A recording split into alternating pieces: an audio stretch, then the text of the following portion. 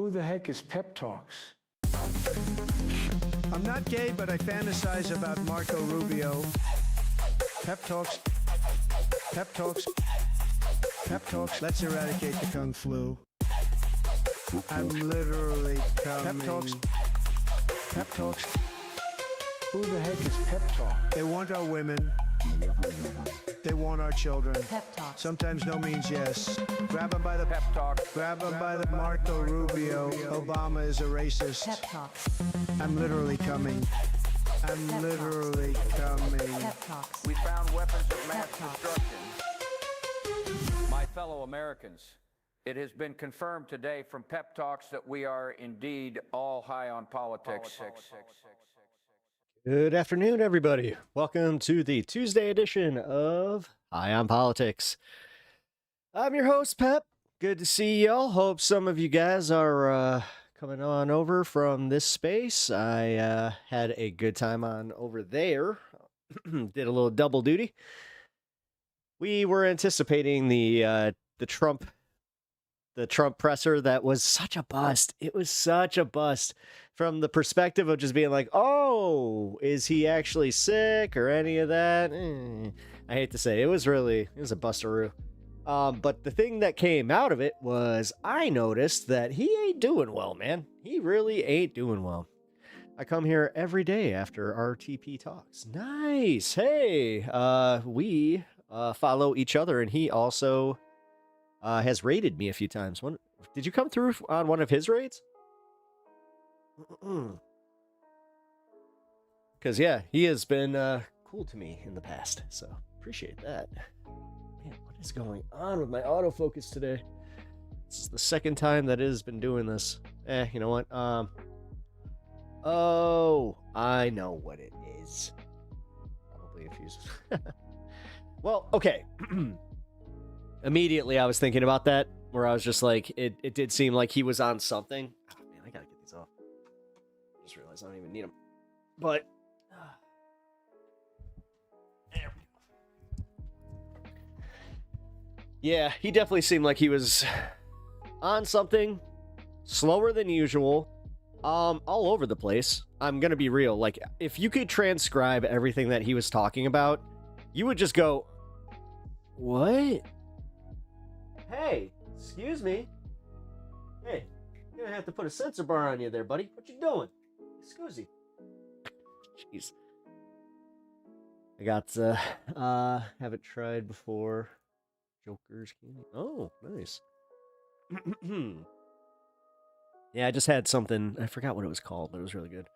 Anyway, so the Trump presser, like I was saying, it was kind of a bust. He was definitely slower than usual.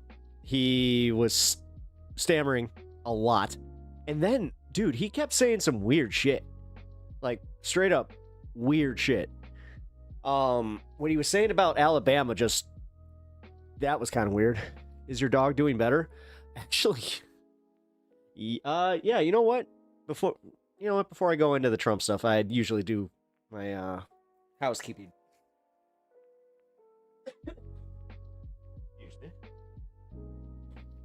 Speaking of housekeeping. No, yeah, my dog is surprisingly doing pretty well. I'm taking it day by day. I have to be completely real here, where it could happen tomorrow. But yeah, she's given me a few extra days.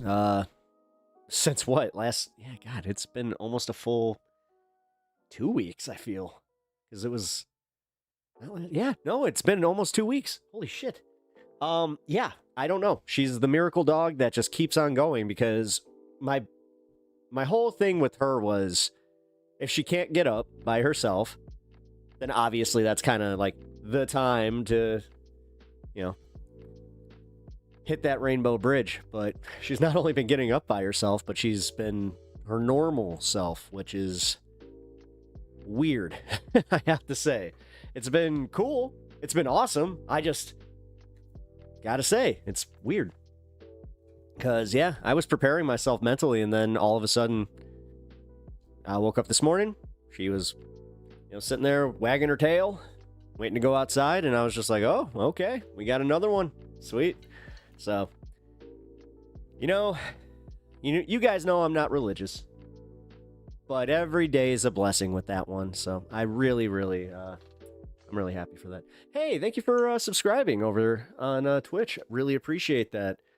Did you renew? Oh no, that's a new subscription. Thank you. Wasn't me. Appreciate that. Also, do not forget, you guys can help support the stream over on Twitch by doing just that. And it's the Bezos way. Come on. I know that we established that TYT was the one that kind of established that whole thing, the Bezos bucks, but hey, it is what it is.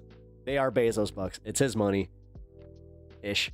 It's like you do kind of give it through the subscription, but you get a free one if you have your Prime. If you got Amazon Prime, that means you got a subscription. If you're not using it, come use it over on Pep Talks. I really appreciate that. Also, guys can get memberships. That's also a good way to support the channel, but the biggest one, and you know what I'm going to say, especially if you're a regular, what is it? Like button. Hit the like button. The subscriptions, I'm sure that you guys are already subbed. Come on, I can let go of that, but like button. Hit the like button. Smash it. Just one of these days, somebody has to just like send me a video of them smashing the like button, a la, hammering their keyboard. Why not? I'll just play it as like whenever I say smash the like button. Sure, somebody's already done it, but oh man. Yeah, I already did 2 hours today, by the way. Ugh. So I'm kind of just like, oh yeah, but really quick. Like I said, dog is doing well. So my personal stuff is, you know what? I've been feeling all right. Kind of sucks. Still says 0. Yep, that's been happening. I mean, it says I have 2, but yeah, 0 is no bueno. No bueno. Come on, guys. I don't even. I don't want to do the beggy shit, so fuck it. But yeah, the Donald Trump thing was it sucked. Let's be real. Why am I beating around the bush here? It sucked. He wasn't strokey, for lack of a better term. If he was, it was very subtle. So, but it is also weird how, number one, the announcement wasn't that big of an announcement. Like, I don't think that needed an Oval Office announcement, but whatever. He's done weirder shit, to be completely real. I think part of it, because yeah, usually his other Oval Office announcements are from the desk. So, wait, was it an executive order? Did he sign an executive order? God, it's all becoming a blur again.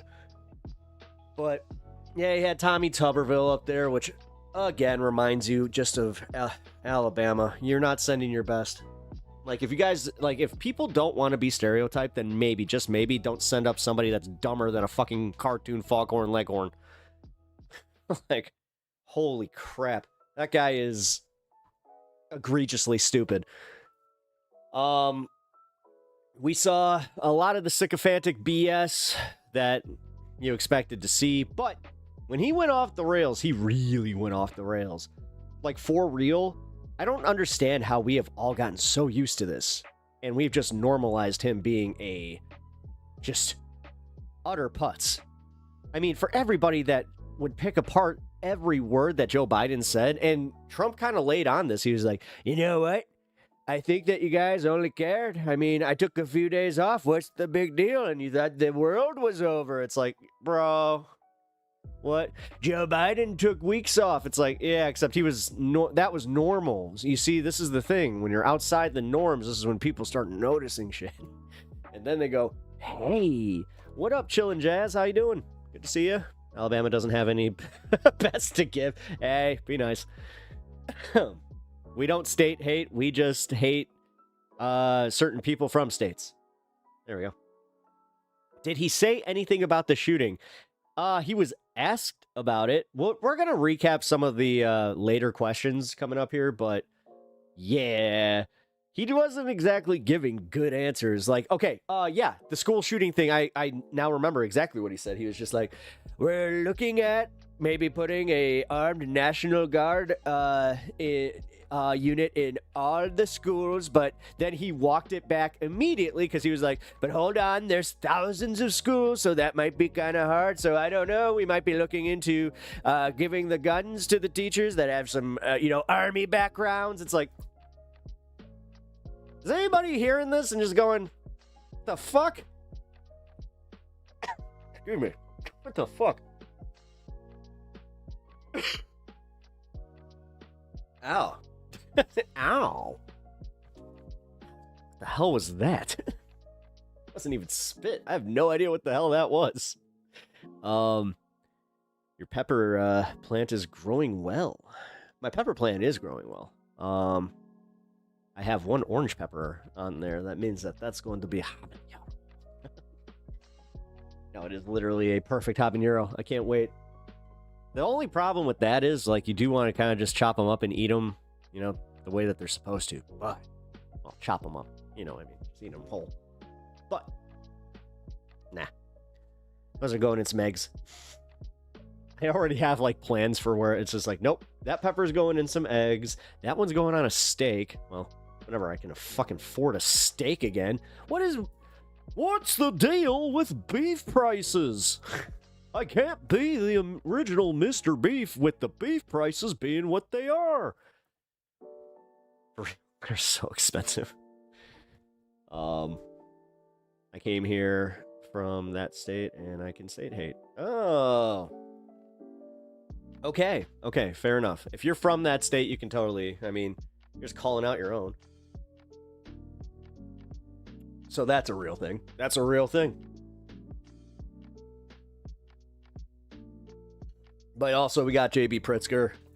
He responded to this in kind. Well, actually, hold on. I have to say, it was kind of funny because JB Pritzker had this presser already scheduled because Trump scheduled his. He was expecting something different because the media is out there saying Trump says he's sending the National Guard. Okay. But he's not doing it because he kept doing this thing, and you guys need to I think that I might be becoming a Trump whisperer, which is a problem because I speak Trump. Literally, I can speak like the man there, so that means I can think like him. For real though, he kept saying this thing where he was just like, the governor's got to call and ask me. If they call and ask, then I'll send them. It's like, nobody called that and saw it for what it is. It's like, no, that means that he actually is going, oh, it's fucking illegal for me to do this. I can't do it. So, we're sending him in. Yeah, we're sending him in, but I didn't say when. Like, he kept doing that. And then Pritzker came out, and essentially, like, long and short of it was he's going to send them, and it's going to be at the federal buildings, which, oh my God. The big one is, and this has been conflated by people who are not from my fucking city. They're like, oh, he's taking over Navy Pier. No, he's not. He's taking over the naval base on Lake Michigan, which is not fucking Navy Pier. Navy Pier is a tourist destination that was an old naval base. So, now, is that annoying? Yes. Is it exactly what I thought it was? Just all a performative show? Yes. Because he can't do anything about the crime from the naval bases or any of the federal lands. What crime will be committed there? It's almost like he's trying to instigate protesters to commit crimes on federal land so he can then declare a state of emergency on these cities. Which, I'll be honest, I was really disappointed. Because, I don't know. Maybe the gangs of Chicago do need to pay attention to politics because it's like, hey, stupid.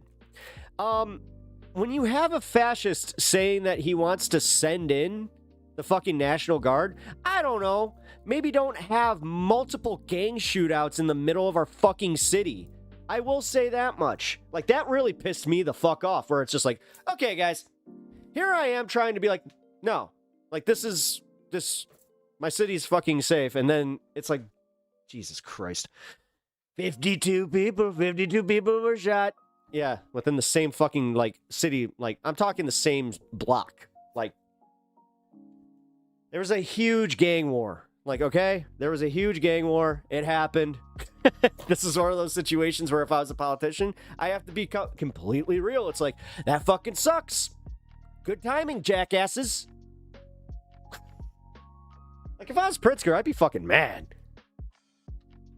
I really would. Because it is also like, hey, we're not exactly trying to, like, support you or nothing, but if you guys really want to do this thing where you fuck around and find out.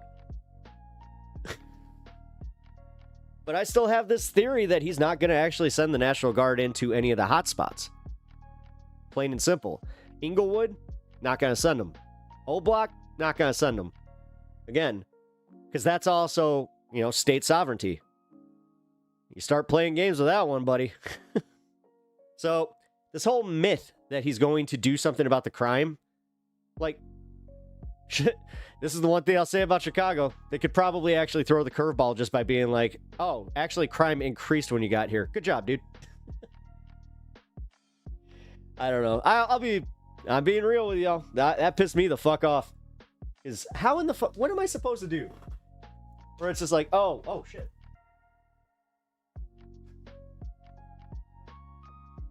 Trying to adjust my light and turn the whole thing off. My bad.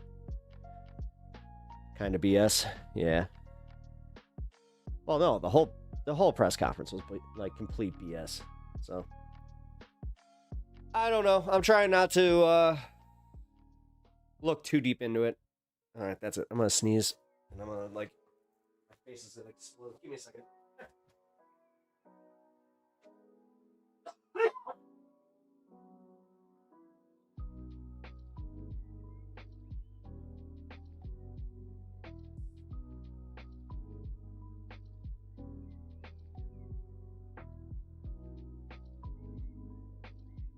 Okay. Whew. That's rough. Yeah, my allergies are killing me today. Hope you guys are doing okay, because I'm not. It was not PAX, which, that was so sad. It was so sad to see him go. He's such a good boy. You guys don't know who I'm talking about. You guys missed the show yesterday, which I'm sorry. You missed a very cute dog. Although I got one back there, he's also a very cute dog. Okay. I literally just sneezed my brain, I think, out of my my body, so gotta reconnect here. Oh, I missed 4202. Damn it. Alright, well. You know what it means. It just means that we'll do it again. But oh man, some of the discourse going on right now too. Okay. I gotta address a few things. Because I've been seeing a lot of this on Twitter today. There are a lot of people that because he got up to the podium, they were saying some pretty out of pocket shit. And I was like, immediately like, no, I want nothing to do with this. So, yeah, we'll not be showing that stuff on stream today. But, yeah, if you guys are curious, just look up the original hashtag for Trump dying, or is he? Look at what they're saying now. It's wild, dude. The internet is... I know I'm speaking something that's never been spoken before, but the internet is a wild place. Also, there's a... You know what? Maybe I just want to do this right up front. Yeah.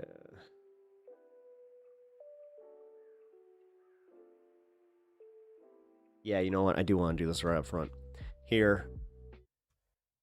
You guys know my whole rule about doing politics in the first hour. Well, I'm going to break that just because J.V. Pritzker, his response, what? just wrapped up. So I wanted to watch this. I didn't get to see any of it. I did see his Twitter response, though. And Illinois. I'm going to do my best to share what we know as of today and speak frankly to the people of Illinois. Rumors have been swirling about what the White House has planned, and sifting fact from fiction has been increasingly difficult because Donald Trump's administration is not working in coordination with the city of Chicago, Cook County, or the state of Illinois. I want to take a moment at the top of my remarks to note how truly extraordinary it is for the federal government to refuse to coordinate with local law enforcement and government. Our state police regularly works with the FBI, the ATF, the DEA to go after I brought that up. gangs and gun runners and drug cartels. Yeah. Under previous White House administrations, we regularly received notice. That's actually the weird part, because I was bringing that up on this space today, where I was just like, hey, if he actually wanted to help, he would send in the FBI and the ATF to back up the police. But that's not what he's doing.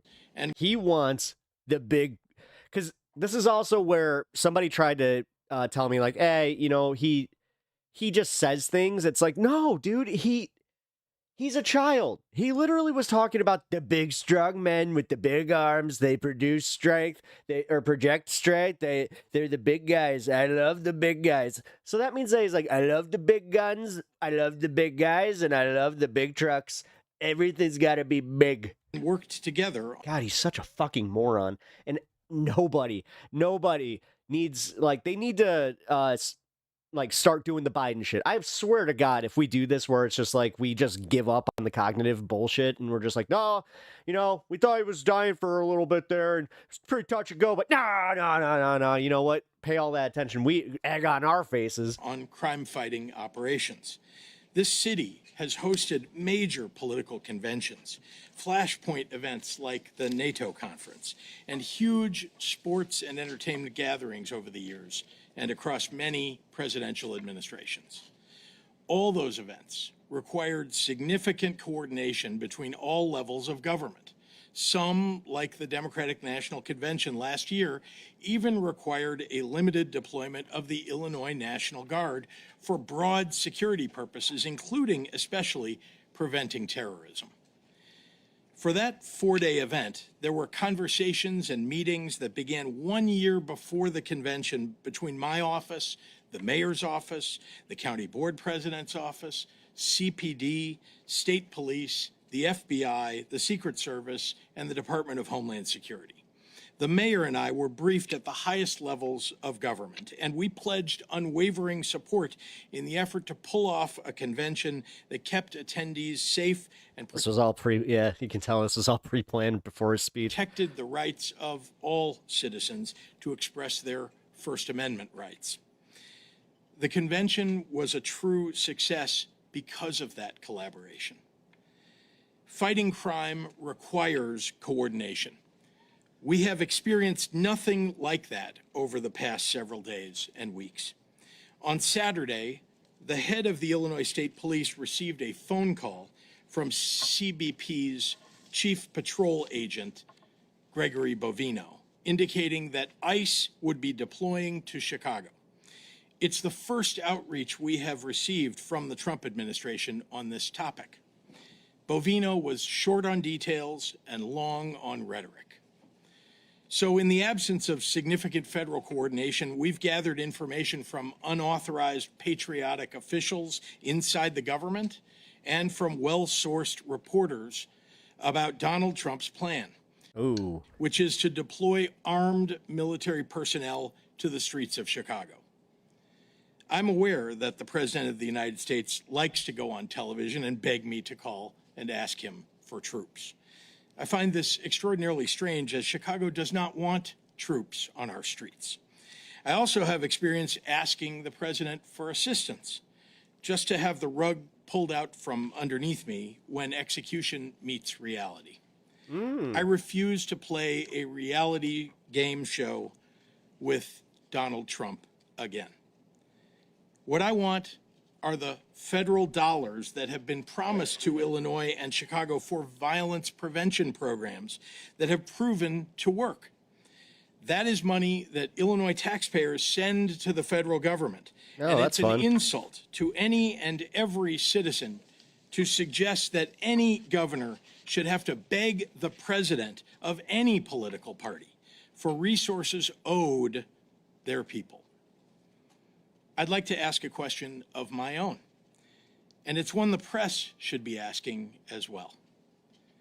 When did we become a country where it's okay for the U.S. president to insist on national television that a state should call him to beg for anything? I mean, again, if I really hate playing this game, but god damn it. We have to. You have to look at this from the context of like, what if this was JB, dude? What if Joe Biden was doing this shit? Especially, like, come on. Something we don't. What is this? We do it too. I catch myself doing it. Why do we grave this motherfucker on a curve all the time? All the time. We're just like, he just says dumb things all the time. So it's like, you want to talk about flooding the zone?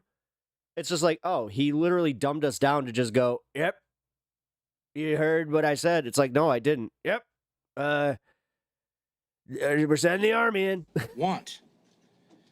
Have we truly lost all sense of sanity in this nation, that we treat this as normal?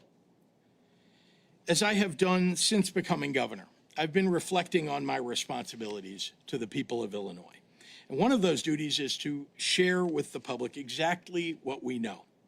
In the coming days, we expect to see what has played out in Los Angeles and Washington, D.C., to happen here in Chicago. First, Donald Trump is positioning armed federal agents and staging military vehicles on federal property, such as the Great Lakes Naval Base. It is likely those agents will be with ICE, Customs and Border Patrol, the Department of Homeland Security, and other similarly situated federal agencies. Many of these individuals are... Again, this is where I hate to say it, but the state police can pull the funniest thing by just blocking them or not allowing them to use the street. And Illinois. I'm going to do my best to share what we know as of today. Oh, what the speak fuck? Frankly to the it people restarted? of Illinois. First, Service and the Department of Homeland Security. Oh my God, did he really speak? The mayor and I were briefed at the highest levels of government. Oh no, this was from the live feed. That's why I went unwavering black. support in the effort to pull off a convention that kept attendees safe. Here. I'm going to do my best to share what we know as of today and speak frankly to the people of Illinois. Those 12 minutes. Rumors have been sworn coordination. We have experienced nothing like that over the past several days and weeks. Way better audio here, though. On Saturday, the head of the Illinois State Police received a phone call from CBP's Chief Patrol Agent, Gregory Bovino administration, on this topic. Bovino was short on details and long on rhetoric. So in the absence of significant federal coordination, we've gathered information from unauthorized patriotic officials inside the government and from well-sourced reporters. Do you think Trump pulled that thing where he's like, he can do that? About Donald Trump's plan, which is to deploy armed military personnel to the streets of Chicago. I'm aware that the President of the United States likes to go on television and beg me to call and ask him for troops. I find this extraordinarily strange, as Chicago does not want troops on our streets. I also have experience asking the president for assistance, just to have the rug pulled out from underneath me when execution meets reality. I refuse to play a reality game show with Donald Trump again. What I want are the federal dollars that have been promised to Illinois and Chicago for violence prevention programs that have proven to work. That is money that Illinois taxpayers send to the federal government, and it's an insult to any and every citizen to suggest that any governor should have to beg the president of any political party for resources owed their people. I'd like to ask a question of my own, and it's one the press should be asking as well. When did we become a country where it's okay for the U.S. president to insist on national television that a state should call him to beg for anything, especially something we don't want? This is weird. Have we truly lost all sense of sanity in this nation, that we treat this as normal? As I have done since becoming governor, I've been reflecting on my responsibilities to the people of Illinois. And one of those duties is to share with the public exactly what we know. In the coming days, we expect to see what has played out in Los Angeles and Washington, D.C. to happen here in Chicago. First, Donald Trump is positioning armed federal agents and staging military vehicles on federal property, such as the Great Lakes Naval Base. It is likely those agents will be with ICE, Customs and Border Patrol, the Department of Homeland Security, and other similarly situated federal agencies. Many of these individuals are being relocated from Los Angeles for deployment in Chicago. We believe that staging that has already begun started yesterday and continues into today. Yeah, we kind of noticed that. Second, unidentified. Specifically the naval base, because they started bringing out a whole bunch of shit, and then there was like over by the train yards, there was just tons of military equipment. Viable agents in unmarked vehicles with masks are planning to raid Latino communities and say they're targeting violent criminals. As we saw in Los Angeles, a very, very small percentage of the individuals they will target will be violent criminals. Instead, you're likely to see videos of them hauling away mothers and fathers, traveling to work or picking up their kids from school. Sometimes they will detain, handcuff, and haul away children. They are law-abiding individuals who pay taxes and contribute to the communities who feel safe going to work and attending mandatory immigration check-ins. In other words, they're following the law. We have reason to believe that Stephen Miller chose the month of September to come to Chicago because of celebrations around Mexican Independence Day that happen here every year. It breaks my heart to report that we have been told ICE will try and disrupt community picnics and peaceful parades. Let's be clear, the terror and cruelty is the point, not the safety of anyone living here. Third, as lawful... And honestly, at some point, like... I keep saying this, but you know what? Maybe this is cope at this point. Because I keep thinking about this where I'm like, oh, it's gonna be a bridge too far, and they're gonna piss off the Trump supporters, or they're gonna go into the community where, you know, again, the Trump supporters, they take away their lawn maintenance, and then all of a sudden they get it, but citizens exercise their First Amendment rights. Trump and his team will be looking for any excuse to put active duty military on our streets, supposedly to protect ICE. We have reason to believe that the Trump administration has already begun staging the Texas National Guard for deployment in Illinois.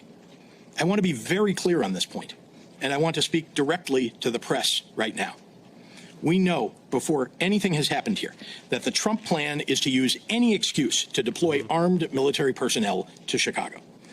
If someone flings a sandwich at an ICE agent, Trump will try and go on TV and declare an emergency in Chicago. I'm imploring everyone, if and when that happens, do not take the bait. Lastly, after... Yeah. Have you seen the... about 30 days or so, we believe that they will pick up all of those resources. We had a fucking protest here where we had 4 people arrested because they didn't talk to the protest organizers, and they started pushing cops literally right before the march, and they almost canceled the march. That they send here to Chicago. And to this day, we're still arguing over whether or not those were just, plants or something like that. But send them. I don't know. One of the guys just straight up owned it and was just like, "No, this is how we solve this problem." It's like, okay, to the next city. Cool. So you're literally like going to be the cause for a violent crackdown just because you don't know how to control your fucking emotions and protest like a fucking normal person, where everybody else was doing just that in a blue state. Cool. Ignoring cities in red states with higher violent crime rates than we have. None of this is where community policing does come in, and it's like, if you know people like that, don't bring them to a fucking protest. This is about fighting crime or making Chicago safer. None of it. For Trump, it's about testing his power and producing a political drama to cover up for his corruption. If you need any proof of this... I mean, the fact that we're not talking about the Epstein thing that's happening, like they're setting up for it tomorrow. That it's all... We have a little bit of that to get to later. A big show. Well, look at who they're putting in charge. Gregory Bovino, a guy who desperately wants to be a reality TV star. He led the cruel adventures of ICE in Los Angeles, and he's been sent here to do the very same thing. Go look at his social media. He terrorizes innocent people and then posts on TikTok edits of himself. Apparently, this is a Trump administration norm, because the last time we saw staged major ICE raids in Chicago, they sent Dr. Phil here to embed with the agents so he could get views and likes for his social media. When Bovino pulled these stunts in LA, people got hurt. 2 innocent people died trying to flee his masked agents. ICE opened fire on a vehicle without dangerous provocation. They detained a disabled 15-year-old. And where's... Okay, so now, are those agents being held accountable? Because if that's not happening, then guess what, guys? That means that these people can kill us and have no repercussions. I'm not sure if you understand what that means. Threw their guns on him. They have ripped mothers away from their babies and handcuffed 10-year-olds. In Washington, they pulled over firefighters headed to fight an actual wildfire and detained 2 of the firefighters on duty in that effort. And they want to bring all of that to Chicago. During one of Bovino's raids, U.S. Customs and Border Patrol's own data indicated that their officers had no prior knowledge of criminal or... Like, does Trump really think that, like, J.B. Pritzker could have just, sent the cops or whoever into the neighborhoods where these shootings were occurring, and all of a sudden Pritzker could just be like, guys, stop, otherwise the feds come. Immigration history for 77 of the 78 people arrested. Again, this is not about crime. More and more reports around these raids include people who were stopped or detained because of how they look, and not because of any threat to the public. If any of this was about dealing with the complexities of a broken immigration system, then Trump would have had the Congress Trump Republicans control write and pass a comprehensive immigration bill. Not only has that not happened, there is no talk of any such effort on the horizon. I know how Donald Trump thinks because I've been governor during both of his terms. He has surrounded himself with groveling yes men who are too weak to restrain his most violent and unhinged impulses, or who share those impulses. As a governor who cares about the well-being of my people, I can't live in a fantasy land where I pretend Trump is not tearing this country apart for personal greed and power. I have to deal in facts, and here they are. Crime is down in Chicago. Murders are down by almost 50% in the last 4 years. Shootings are down 57%. Robberies down 34%. Burglaries down 21%. Motor vehicle thefts down 26%. One violent crime is too many, and we have more work to do. But we have made important progress on safety that Trump is now jeopardizing. That's true. Yeah. We don't negotiate with fascists. Leave this shit. Oh, man.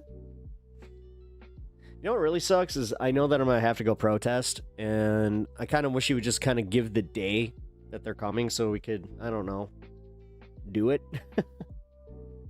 Oh, my God. Fucking L is going to be packed. I just have to drive in. Or not. Damn it. I really hate when stuff like this happens.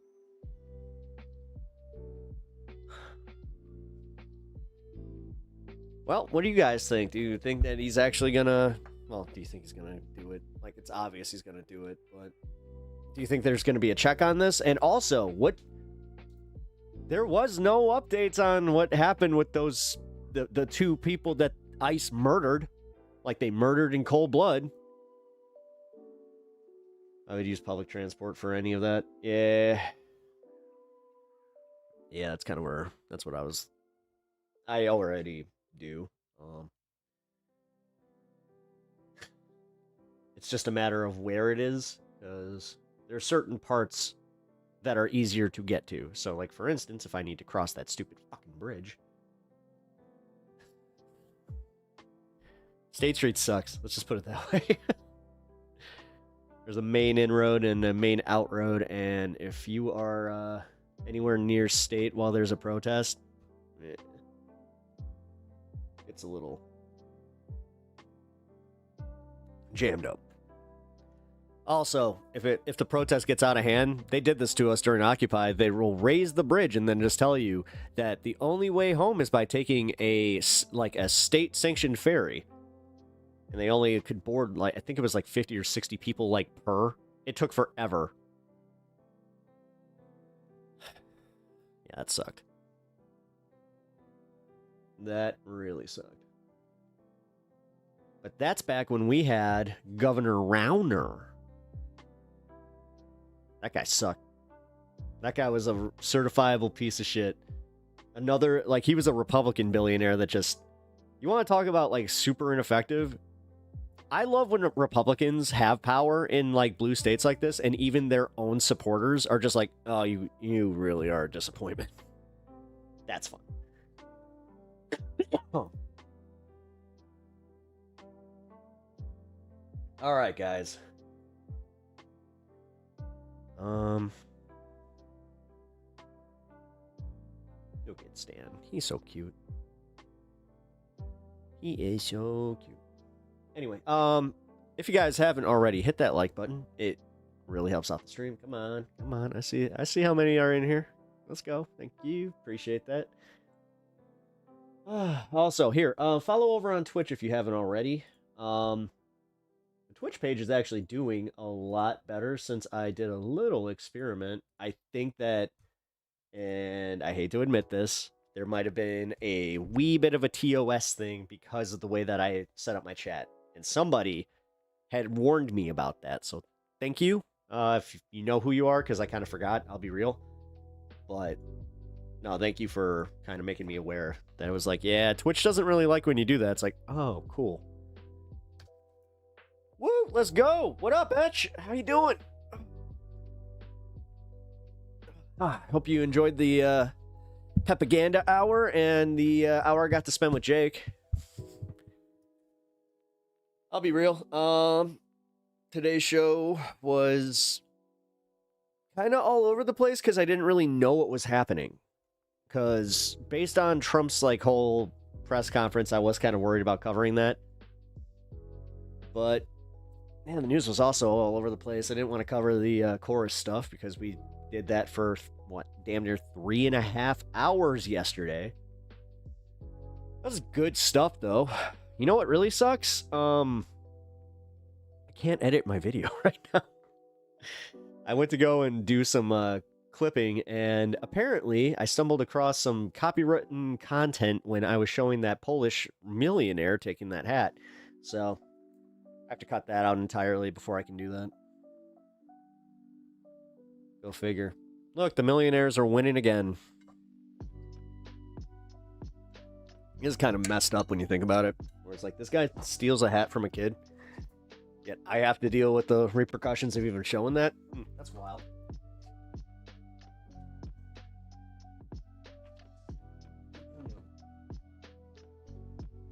All right. But, like I said, if you guys haven't already, hit the like button. It will help me out. And let's get to segment number 2. 3. I don't even know anymore.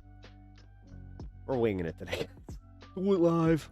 We always do it live, but holy shit, today is live. Like I said, man, I might need to take some allergy meds. Oh my God, I can't take Benadryl while I'm on stream. I did that one time, never again. That was a big mistake. All right, guys. Lawsuit for defamation from Mr. PACKMAN. Etch, you might want to cover your ears for this one. It's a quick 10 minutes. But I do have to talk today about a defamation. Yeah. Well, I hate to start a show like this, but I do have to talk the show today about a defamation lawsuit. After Wired published a piece last week that made a number of... Oh, my God. Here, I hate that I started a segment. Give me 1 second, literally. I gotta go. Get down. I'm dying down here.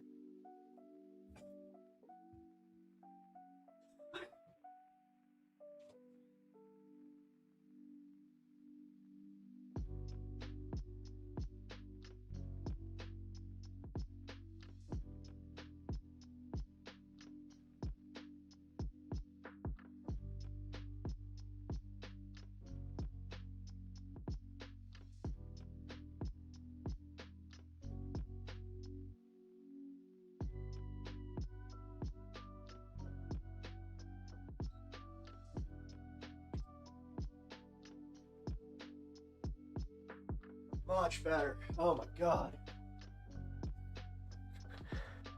Also just did a deep cleanse. I'm freaking blowing my nose. It's just like, that's it. All right, let's go.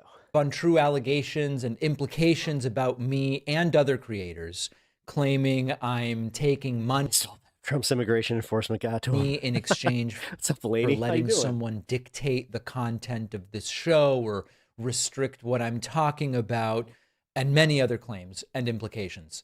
A whole bunch of you wrote to me and said, David, are you going to sue for defamation? Suing for defamation and winning is really the way to take control back and to prove that you didn't do the things you're accused of. By the way, guys, Now, it's a fair we're going to be covering the whole application to chorus after this. question, and I want to talk about that today. I didn't even Someone plan on was mentioning tea. this entire fiasco again, but it really is Samara taken Chance, welcome, welcome. How are you? If this is your first time, it's nice to meet you. on a life of its own. So I'm going to get to the am I suing for defamation question in a moment. If it is not your first time, well, hello. But I also want to lay out a few other things. You know, the saddest I'm pestering the governor of Chicago. Who, me? part for me in all of I am the governor of Chicago. this is that even though, you know, after the first 48 hours, the overwhelming Just more like the governor from Walking Dead. Oh my God, that's an old ass reference. At this point. majority of my audience members and fellow creators and others realize Solidarity, there's thank you. really no story here. Like it's not even just the allegations and implications are untrue. It's just there's not even really a story here. Most people realize No, there's definitely a story. PACKMAN, like, no. The fact is, 1630 is, by all means, a fucking dark money super PAC. That was the number one thing that they were talking about. that. 1.25 speed? All right, fine. He talks so fast, though. All right, if Jeff Curry pops up and says that he's talking fast, then you get to deal with him. Way more people always see the original allegations and they never see I'm not kidding about that, guys. If Jeff Curry pops up and says, oh, too fast, on you. the corrections. And that's something we're going to deal with in a moment as well. The hardest part Caught me on this space. Oh, thank you. I really appreciate that. is I that hope you enjoyed the show. some people who have trusted me for years have now canceled their memberships on my website. Yes. Oh my God. It actually got to him. No, dude. Okay, so that means that it worked. That means that a lot of people, and it wasn't because they tried to claim like, oh, they're going after bots and, you know, my social blade is telling me that I'm still okay. Yeah. Because they wrongly Need my believe autofocus. the DNC tells me what to say, or that Chorus makes me get permission before Does anybody know how to turn the autofocus feature, like, not off because I need it, but anybody know how to tune it? It's a lot. I don't know the exact model, but it's a Logitech. I cover a topic, or that my opinions 2 years ago were shaped by Chorus despite Chorus being spun up like 2 months ago. There are people who will not be satisfied unless I file and win a defamation. That's not true. Honestly, I would be very satisfied to know that you aren't part of Chorus in the getting paid aspect, because you don't deserve $8,000. You get paid enough from your memberships. You actually have a community that you can just build off of and actually support yourself. Suit and other It's the other ones that didn't, and it's you being part of this that really kind of made this a shit show. Let's be real. People looking at you and your takes on Palestine, for instance, immediately made them go, huh, that makes sense because PACKMAN doesn't talk about Israel and Palestine. That must be part of that whole dark money thing, and that must be the part of the contract. Otherwise, they have just said, this must be true, and haven't even come and asked me about it. Well, oh my God. If you're going to threaten defamation, then you better read that fucking article line by line. Now, I don't know that a lot of people Just I'm hearing saying. from were really my core supporters anyway, and we're going to get to that a little bit later in the show. But I want to again say, Chorus is not involved in content creation. They're not involved in content creation. They don't direct content. They don't pay for content. They don't subsidize content. They don't sponsor content. They don't. Bullshit. See, right there, you're actually lying. You are lying. They subsidize content. That's exactly what they do. By paying content creators, they subsidize content. Don't restrict content. They don't require anything in terms of content of creators. They've never suggested, David, why don't you do the story? Or David, why don't you stay away from this? That's also because you're big enough to not have the same thing where we learned from that one creator yesterday by her own admission that they have daily meetings, except for Friday, Story that she doesn't attend. that it just doesn't exist. It's a scholarship and support incubator for creators. There are very small channels. There are larger creators like Aaron Parnas and I. The idea here is grow the left-wing ecosystem. Now, because of a misleading article and even more confused commentary from other creators who simply read the article, in some cases misunderstood it, went on and did stories about it, some people have decided to cancel the David PACKMAN show. I don't know how to fix that part yet. What we Be better at your content and don't be such a dishonest douchebag. have here is Brian Tyler Cohen coming out and raising money for a project he doesn't take a penny from. It's not nefarious subterfuge of any kind. It's Brian. Of course I supported it because I know Brian and I know his intentions, and it's a great thing. Now, maybe the worst part of this is that other creators, some, although most now are Mara, I don't think I need to remind you, but hit that sub button if you haven't already. like there's no story here, but some Enjoy the creators in the content. first 48 hours took the Wired story and expanded it with even more outrageous claims, suggesting that Misleading my ass, more like damning article. It is a damning article, and I'll be real. Like, after reading the thing line by line and then watching that Taylor Lorenz video, again, not being a Taylor Lorenz fan and being as... Guys, seriously, was I not as hypercritical as I could have been? Or I try... Somebody in chat said that I was almost both sidesing. It's like, listen, I'm just trying to see this from both. I am literally trying to see it from both sides and then come to a conclusion. Like, I was trying to be as fair as fucking possible. it's a But I was also all over the place because even when I was trying to clip it, which then I found out I couldn't, that was fun. PAC or IPAC. I don't even know how it's pronounced. IPAC, that is funding this show or other creators. Of course, not true. That the DNC is involved, not true. You know how to say APAC, really? The result is that a lot of people in my audience have become confusedly furious with me, and some have canceled memberships. It takes years to build enough trust with someone that they say, I'm going to pay for this, and it takes seconds for them to cancel it.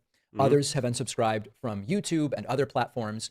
There are people now, not just hoping for us to fail, but monitoring to see if we do have the failure.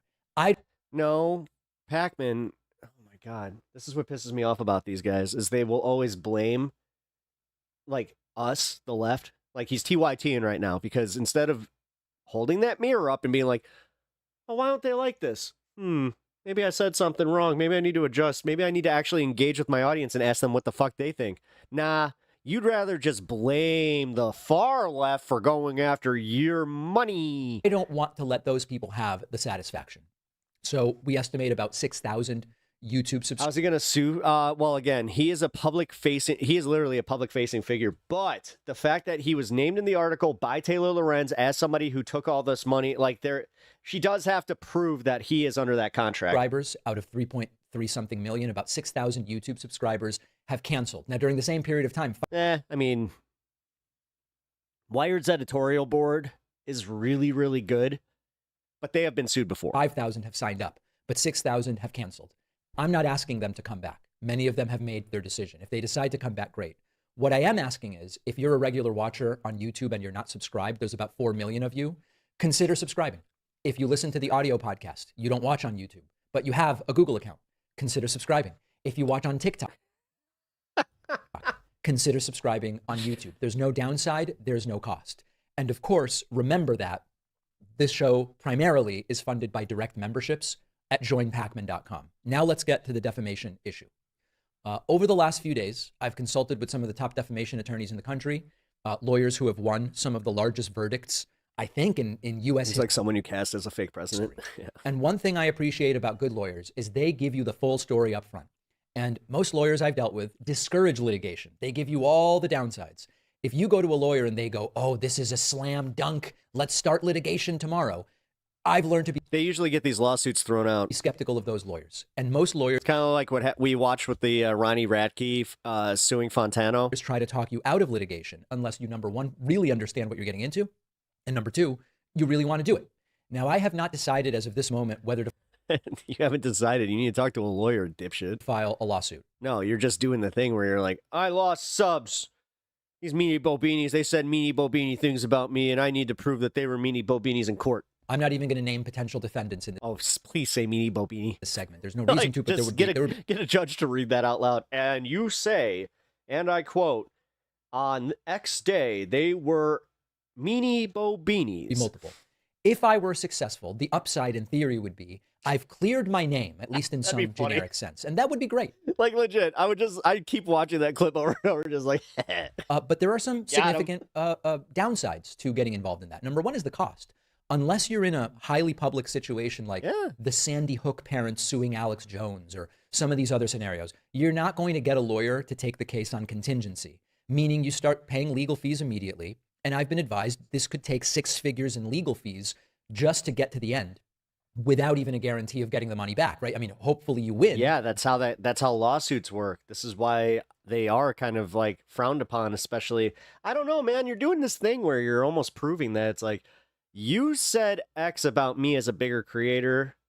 You said that I had such influence. Well, guess what? You're such a liar that I'm suing you. All right, Ethan Klein. But winning can depend even on technicalities like what states are these lawsuits filed in. So that's the first consideration. Secondly, a case like this probably takes 12 to 18 God, I wouldn't be surprised if he lived in Delaware because he's got the personality of someone who lives in Delaware. months.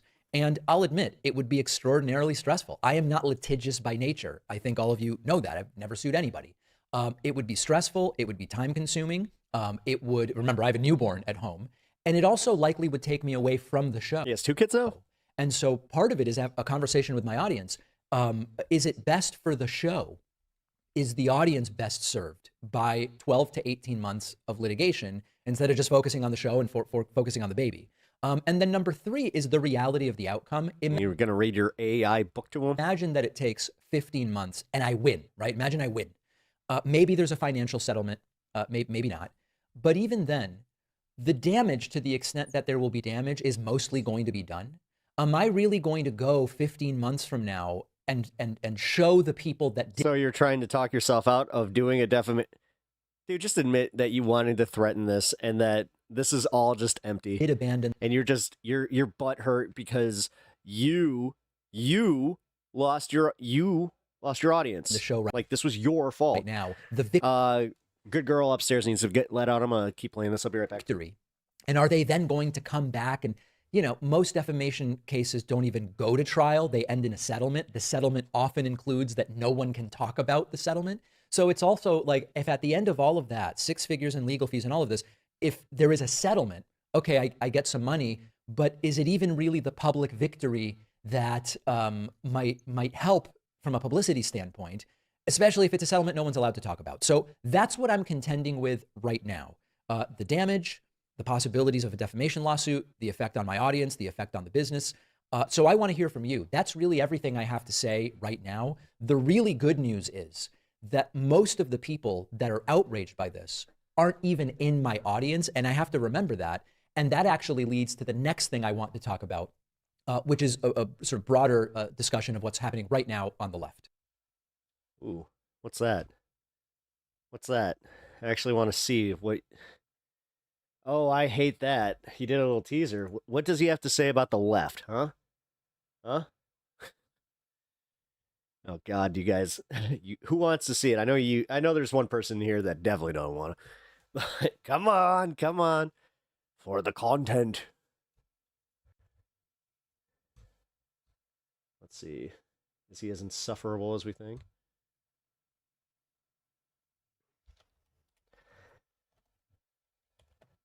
That's right. I'm not subscribing to you. Shut up. No way Trump makes this mistake.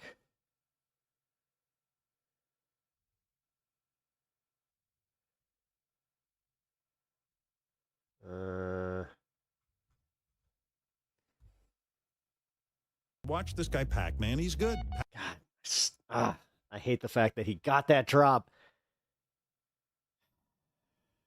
Oh, I guess that's going to be Patreon content. Good for him. Good for him. Also, a little bit of a coward, eh? Don't want to say it out loud because you might want to, you might offend some of the other parts of your audience, and then you're going to blame everybody else, right, for you losing your audience. Pathetic. That was actually, pathetic. I'm going to sue. Wow.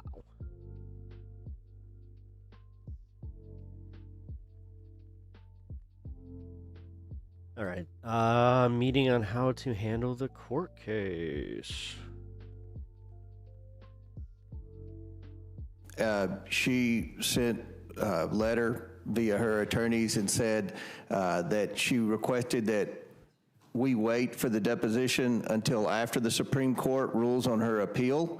Talking to Elaine, huh? We're interesting. That's all right, this well, I'm going month. to keep this up. I'm going to go. As soon as the Supreme Court rules on her appeal, we'll go in and do a formal deposition. So Mr. Garcia will be there. I'll be there if he wants to be there. I'm not into And those questions can be asked. Those are legitimate questions. Well, but I don't think Ms. Maxwell can answer those questions. I mean, I listened to some of her interview, and it sounded like there was no cross-examination. I'm just curious why, after she said what she said, was she moved? So it's not about Ms. Maxwell. It's about somebody made the decision to move her, which I don't think was expected. Mr. Garcia? Yeah, I mean, look, let's be really clear.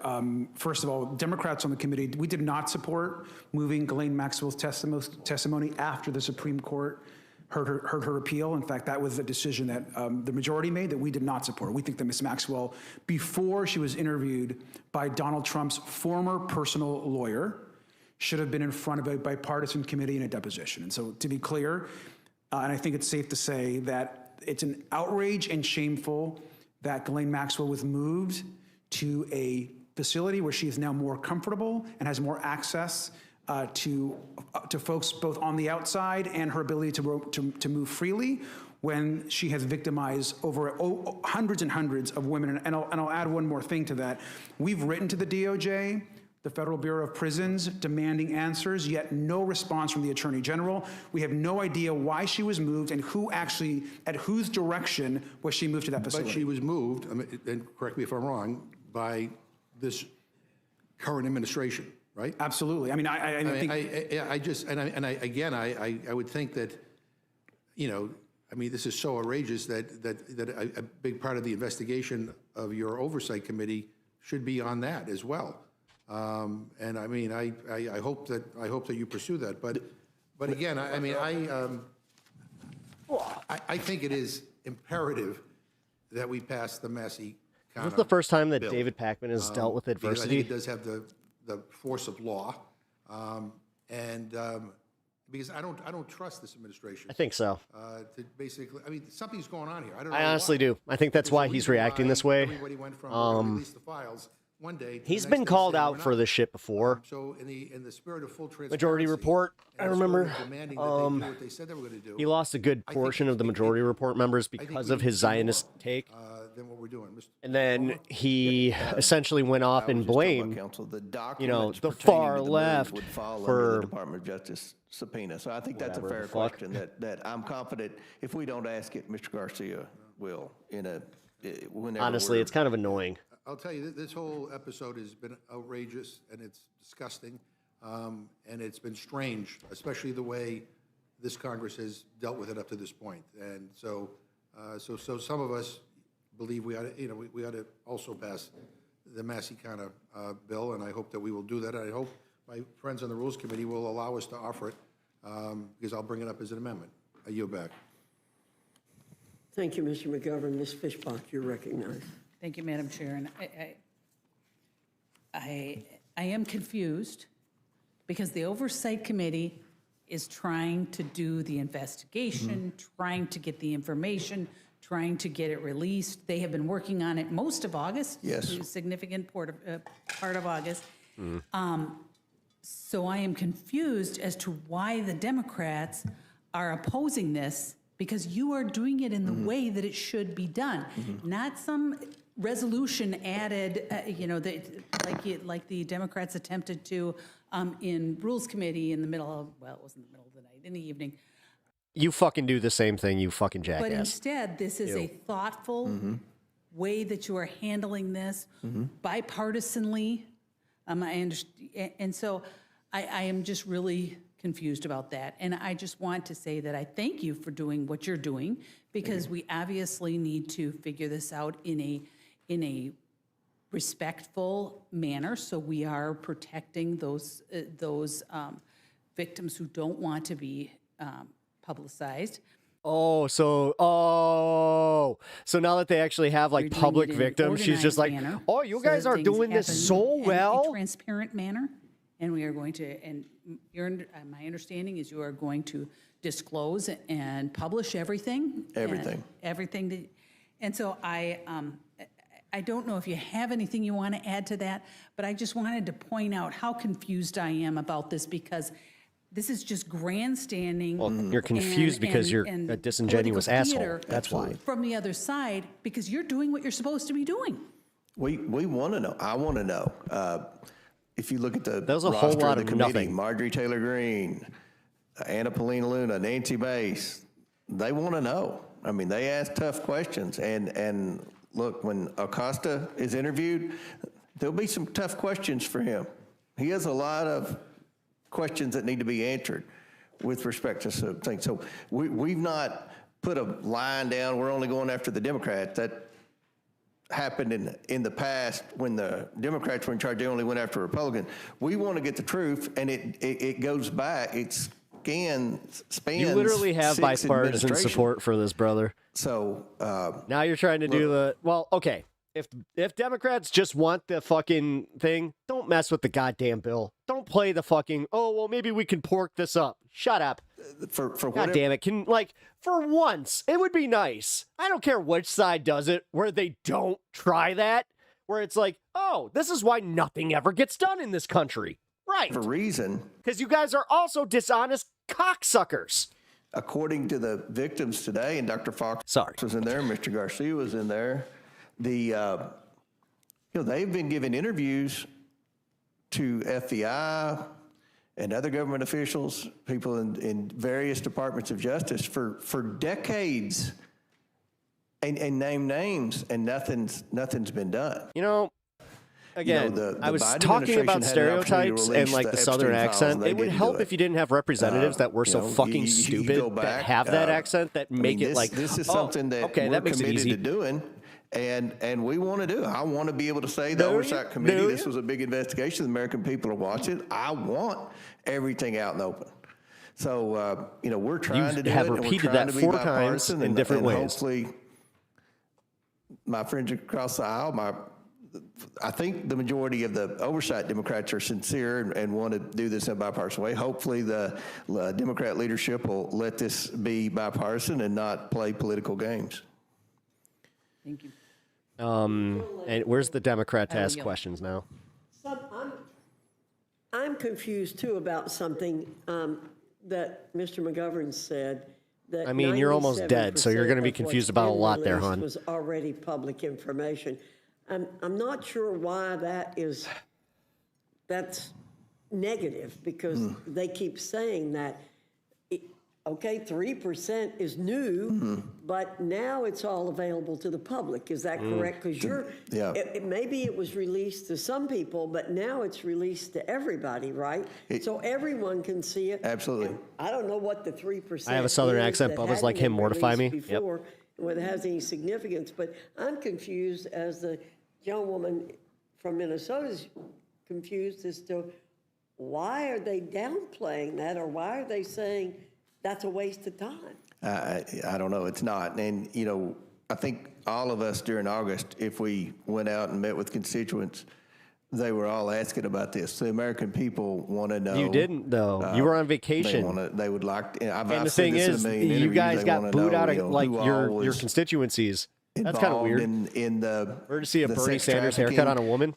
What big names? You know what? Were taking advantage of those girls, And was the government involved? Those are the three questions, and I hope we'll be able to get as much information as possible. Look, this dates back, according to what we heard today from the victims, as far back as 96. So, you know, let's hope that there's still documents around. I've always had a huge distrust. Oh my God, they're doing the thing. The FBI literally got rid of documents, guys, and he's setting up to tee off and just be like, they were never even there, and even if they were, we got rid of you. Accident, time. He moved from Mar-a-Lago how many times, man? FBI and the Department of Justice under various administrations, and I've always had a he's totally setting up for it. He's totally setting up to be like, the Barack Obama's administration got rid of a whole bunch of documents pertaining to the Jeffrey Epstein, and you know what? Based on that, we cannot come to a conclusion. Theory that sometimes documents don't survive from one administration to the other. We're going to do. Look at this guy behind him that's like, oh, you're doing this a little too obvious there, brother. Everything we can to get that information, and I think this resolution's a step in the right direction. I don't think the other thing's needed. I thank the lady for yielding. Thank you. And just to wait a minute. Where the fuck is the where's the Democratic representation on this oversight committee? Is this just a bunch of Republican, asking Republican, and then going, why are the Democrats being so weird about this? reiterate, this is kind of fucked up. I just hope that the Democrats will stop the grandstanding and okay, you're repeating yourself. Really, what the fuck? Are they trying to run out of clock here? Work on the bipartisan oversight committee and making sure. Bipartisan, maybe we all can join on a bipartisan appeal to this administration to find out why Ghislaine Maxwell was moved to a cushy facility after she exonerated Donald Trump. So I'm sorry. I mean, we've lived through the last several weeks as Republicans have tried to avoid dealing with this issue. And so I hope, and I trust that there's bipartisan cooperation on the Oversight Committee, and I want that investigation to move forward. But for the life of me, I do not understand why the administration, after promising to release all the files, has chosen not to. So that's what I'm confused about. I thank the gentlelady for yielding. Thank you. Mr. Comer, I think in your introduction, just for folks who are trying to play catch up here, because there's a lot of details and a lot of names being thrown around, you said that one of the issues here is that the U.S. attorney who initially handled Mr. Epstein's case gave him a sweetheart deal. That's right, isn't it? Was the initial U.S. attorney was who? Well, you didn't name him, but it was Alex Acosta, right? I don't know if he was the initial, but he was one of them. Yeah, he gave him. So he was the U.S. attorney appointed Why are you by getting George weird Bush about that? in One of Florida, them, whatever yes. district, and Why is he's he the getting one who weird gave about the that? deal to Epstein, where he served a couple months, but basically got out on release every day, despite all the horrific crimes that we now know occurred. Huh? Right. And in his later career, he became Secretary of Labor in the first Trump administration, right? And he had to leave after reporting disclosed this sweetheart deal. Is that right? I don't know what caused him to leave. Oh my God, how can a grown-ass man look like such a confused little boy that just asked, did you poop on the carpet? I don't know. But It was about that time. okay. So, Mr. Garcia, I know we've heard that you've received some materials. Are there redactions in those materials? There are appropriate redactions. We will be able to review the full materials. There'll be some opportunity to review the materials. That guy looks like he's rocking back in from taking a nice hefty crap. Without some redactions. Whew, that was a big one. Damn. Whew. Man, do not eat the chorizo. From the committee staff and committee members that don't put Oh, sitting down's gonna hurt. the victims in harm's way. Oh boy. But there are some, again, Oh, boy. the reality of the Excuse me. materials, though, is Excuse there's me. nothing Oh, buddy. really with a small amount, a couple Wow. thousand pages That of worked new too well. information. And all the information was first given to right-wing influencers back in February, and then has been released to the public, whether it's been through the media or other ways. And so We can get the full files today. We know the DOJ has them. They're not answering our questions. We're Are they making the pedo apologists squirm? I don't have faith in Dems to do this job properly. asking when are we getting the rest of the files. We'll see. We get no response. And to clarify one thing, Ms. Gallen, I think it was said earlier by another member of the committee that we're somehow opposing this resolution, or we're not opposing anything. We want full disclosure.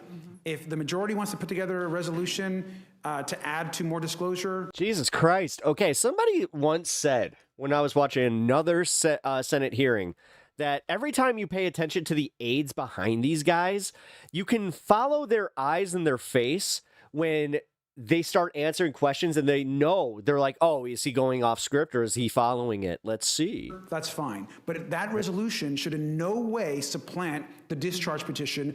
If I do that to the camera, I'm just trying to adjust. Or serve as some kind of distraction to not get the full Congress on record to release all the files. Yeah, because like somebody tried to say like they look like they're giving like, you know, psychic info to, you know, Garcia here. I mean, I guess I was asking about the redactions because there's been reporting that under Attorney General Bondi, hundreds of FBI and DOJ man-hours have been dedicated to redacting all references to the president. So is there anything to indicate that the materials you've received thus far contain some of those redactions? So we believe that the materials that we've received so far there are redactions in there. We are reviewing some of those redactions currently. The team still is, but we believe that again that a vast majority of those documents are actually not presenting any new information. And we do believe there are important and critical documents that we have not yet received from the DOJ that contain important information to this investigation, and we have yet to see those. Do you have explanations Robert Garcia, he's for the head of the committee. redactions He's that the you have he's the seen head thus far? Democrat on Have the those oversight been committee. provided by DOJ? We do have some explanation of some of the redactions, but there are no documents in what we Look at the guy behind him. It's almost like he's answering in his head. have been presented that are of concern as it relates to redactions. I'm just concerned because that is one of the pieces of the Massey underlying legislation, which is that to the extent the DOJ turned over any materials, it would have to explain any redactions or claims of privilege or whatever. But that's important, certainly in future documents. So Yes. as more documents come forward, ensuring that that is a piece of it is going to be important. And I guess Look at the guy behind him. Isn't that weird? He almost looks like he's mouthing shit. going back to this issue of Ghislaine Maxwell getting this cushy assignment, my understanding is that when she was moved to this new facility, that was against Bureau of Prison regulations, and someone higher up from the White House or the Attorney General's office would have had to excuse that normal Bureau of Prison rule. That is right? correct. Okay, that's what I thought. Okay, thank you. Anything else you want to add? Just that I think that Republicans should join Democrats on the Oversight Committee and others in demanding answers as to why Ghislaine Maxwell was moved and who gave the orders to move Ghislaine Maxwell. We still don't know that answer. I think that's an important part as well, and pleased to have been able to sign the discharge petition before we came up for this hearing, so thank you. Thank you, Ms. Scanlon. Mr. Norman, you're recognized. Thank both of you for coming. You know, I think what's interesting about this hearing, The grandma from Happy Gilmore had more gusto than that lady. Mr. Governor, you've been kind of very critical of everything that's been going on here and about you need answers, and some of it we do need answers on. But the biggest, and you said things were outrageous and whatnot, you're, you know, confused. What I'm confused about, you were elected to Congress in 1997, 28 years. You were chairman of this committee, the Rules Committee, from 2019 to 23. Now, if this is all of a sudden so important, when you as chairman, you had every right to bring up everything we're talking about now. What did we hear from you? Crickets. So that's the big confusion I have. And Representative Comer, the thing about political grandstanding. You feel like shit and you still got service to do? Oh, no. That's all this is. Hope you're all right, man. I don't presidential campaign hold on, saying it was a I'm not release to talking. Epstein files. If I've got the floor, I recognize you, but we're not going to talk over each other. Have some decency. This is an anti-Trump. You're asking all these questions, Yeah, it's almost like he's implicated in this, and you guys don't have any good answers except for it's bipartisan. This was supposed to be bipartisan. You're just doing the Democrat thing. You're just trying to go after Trump. Police Ghislaine Maxwell. It's gross. When you had the opportunity, you didn't say one word. This isn't the argument you think it is. It's coming out for that. Let me ask you this: how many victims were? This one's not going to fly. Today? 6. And you think it's hundreds? They said it was hundreds. Hundreds, like close to 1,000, but hundreds. It's what the attorneys for the victim. The attorneys were represented by 4. The victims were represented by 4 attorneys, and they said as many as 1,000. Well, the process is moving forward. Right. We all know the discharge petition. And I don't mind having 2 tracks, but the bottom line is, Mr. Governor knows it has to go to the Senate. I don't know what they'll do with it, but it's going to take time. You're not waiting on anything. No. You're moving forward. We're moving forward. And like Chairman Fox said, everything's going to get released. Now, let me ask you this. Are the flight logs public information? Who flew on the planes? Yeah, all you're doing is covering up for the most notorious pedo in modern history. And covering up for the fact that they gave a cushy deal to Ghislaine Maxwell to move to a prison. Like, you didn't answer. No one answered the question why that was a thing, and you're just sitting here, clutching your pearls. Okay. Some are, but the state subpoena should cover more of that.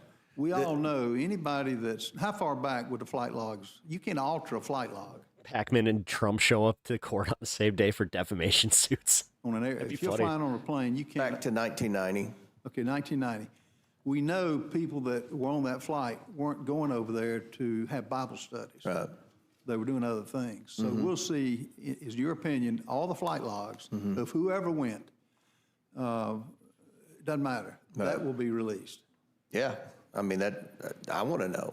I think everybody wants to know. You hit it on the head, James. I mean, people want to know the names. Yeah. If a crime has been committed against thousands of women, young girls, this transcends politics. That's why I don't understand. The fact that you're politicizing this is not right. This transcends. You're the one who's Oh my God. How is this not something that it's like, dude, you deal with this daily. How is that not the number one thing that, like, you can just push back against? This is young girls getting abused. You don't give a fuck. Shut up. Shut up. Actually, going to your point, where were you, dude? Why were you asking more questions? You apparently have been part of Congress for a long time there, Mr. Norman. How come this wasn't an issue for you either, to point it back to you? So the fact that the flight logs will be released, we'll know the names of who flew over there. And then the public, I think that's the big name. If crimes have been committed, who did it? Right. And then let them face a trial, let Absolutely. them face a jury of peers. Now, I think Ms. Scanlon said the redactions by Attorney General Bondi contained things with President Trump. Now, what did you say, Representative Garcia? That was not right, correct? I think, well, first, to be clear, I think the Attorney General herself has said that President Trump is in the Epstein files, to be clear. That's been reported. And as far as what redactions include the president, we don't have the files yet to know what those redactions actually are. But when you get the files, y'all both. Their outright lies and gaslighting just nauseates and enrages me. You will ask the question. The fact that this is what Congress, like, they took all of August off and this is it. Why were they redacted? Who did it? And as far as who put Ms. Maxwell in another prison, I assume that will come forward. Well, and to be clear, our request has been to redact the names of the victims. There shouldn't be circumstances, nor would we support redacting the names of the perpetrators or anyone that actually committed the harm. And so that would not be our expectation. And so we think the full release of the files is important to check that work, of course. Okay. So so it's not, nothing with President Trump has been redacted to your knowledge of what's been released so far? If anything with President Trump's name has been redacted, it has not been, it's not something that's been in anything new, it's not any new information. Okay. So that has not been presented to the public. So this just further illustrates this is just a hatred of a president who has got support of 77 million people. I mean, sir, I mean, it's the president that actually campaigned on releasing the full files when he was running. I mean, he had made this the central issue of one of the central issues of his campaign. What the fuck is going on with this guy behind him? It legitimately looks like he is fucking controlling him with mind control. I don't play this game ever, but what in the actual sci-fi hell is going on here? This guy is literally doing this like scanners.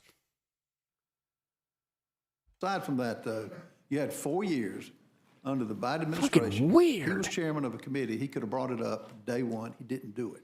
So if all of a sudden the interest, to be honest, I'm glad it's coming out now. There's been a lot transpired with Ghislaine Maxwell, the death of, I don't even know, when did Epstein die?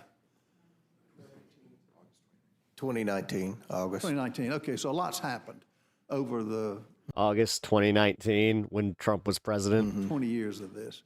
Well, thank you for what you're doing. I think that the public needs to know, as they do on most everything. There are a lot of questions of the government involvement in the shooting of President Trump. I mean, that's going to come out at some point. Wait, did he, what? Not only Butler, Pennsylvania, but the golf course. So Wait, isn't that playing politics? Isn't that doing the thing where you're trying to politicize it? When you're trying to literally somehow peg this on the last president? What?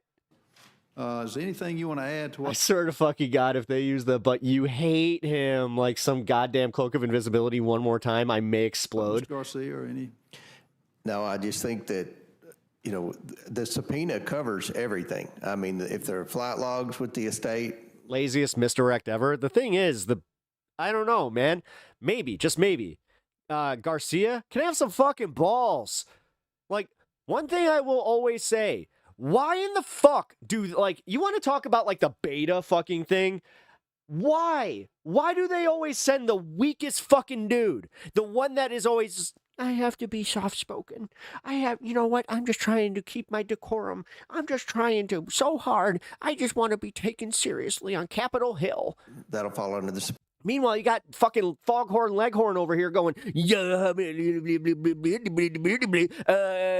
just don't like Trump. Subpoena.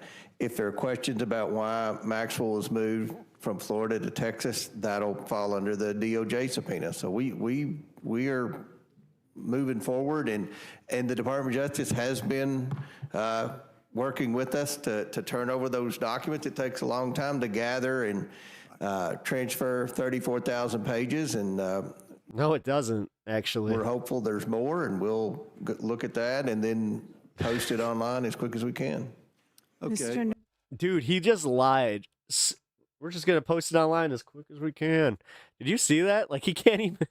Wow. You'd think that these guys would actually be somewhat decent at lying? Herman, would you yield for a minute? Pardon me? Would you yield for a minute? Oh, yes, ma'am. I'll yield. Sure. I just wanted to seek unanimous consent to put in the Newsweek article from August 1st of this year, so just last month, in which it talks about the fact that Trump's name was in the Jeffrey Epstein files and that 1,000 FBI agents were redacting those files to remove his name and others. So it's an August 1st, 2025 Newsweek report. It was also in Smart. Bloomberg and several other things, but I know we were on break, so you might have missed it. I yield. Without objection. Oh, and she played the, like, well, I know that we're using bipartisanship here, so you obviously won't play a partisan game here, Well, right? What you just said, y'all will be able to get into that, won't you? Mm-hmm. So you'll be able to answer every question. Now, Mr. McGovern, in fairness to you, you want to answer why, when you were chairman of this committee, you didn't bring up anything about Jeffrey Epstein? Yeah, I mean, one is I didn't campaign that I was going to release the Epstein files. No. Donald Trump made it into a big issue, and then we all expected it was going to be released, and then Well, them our dadgummit Hunter Biden laptop Space Force decided at the last minute to change his mind, called people, said it was a big hoax, said Republicans were stupid for going along with it, and so those are his words. And by the way, Nice. Ghislaine Maxwell just got transferred like a month ago. Nice. So Using his I own wasn't words chairman against him. then, Smart. I mean, Donald Trump does bury himself a lot. 2019 to 2023, you were chairman. I would have. Yeah, I mean, if people had brought to my attention that there was something there, I would have demanded that they be released. The victims, no. That doesn't Well, I hold mean, water. if the victims came to us, That didn't we hold would've- water. Yeah, but the victims want the files released, and Republicans have been frustrating that effort for months and months and months. Again, this And isn't you the thing. even Like, adjourned dude, get early better at pushing back. Just be like, where were to you? avoid having to vote on it. Where were you? Where were you? You're the ones who were denied that wanted this shit. God damn it! Taking Better my at this. time back. Fuck. I'm reclaiming my time.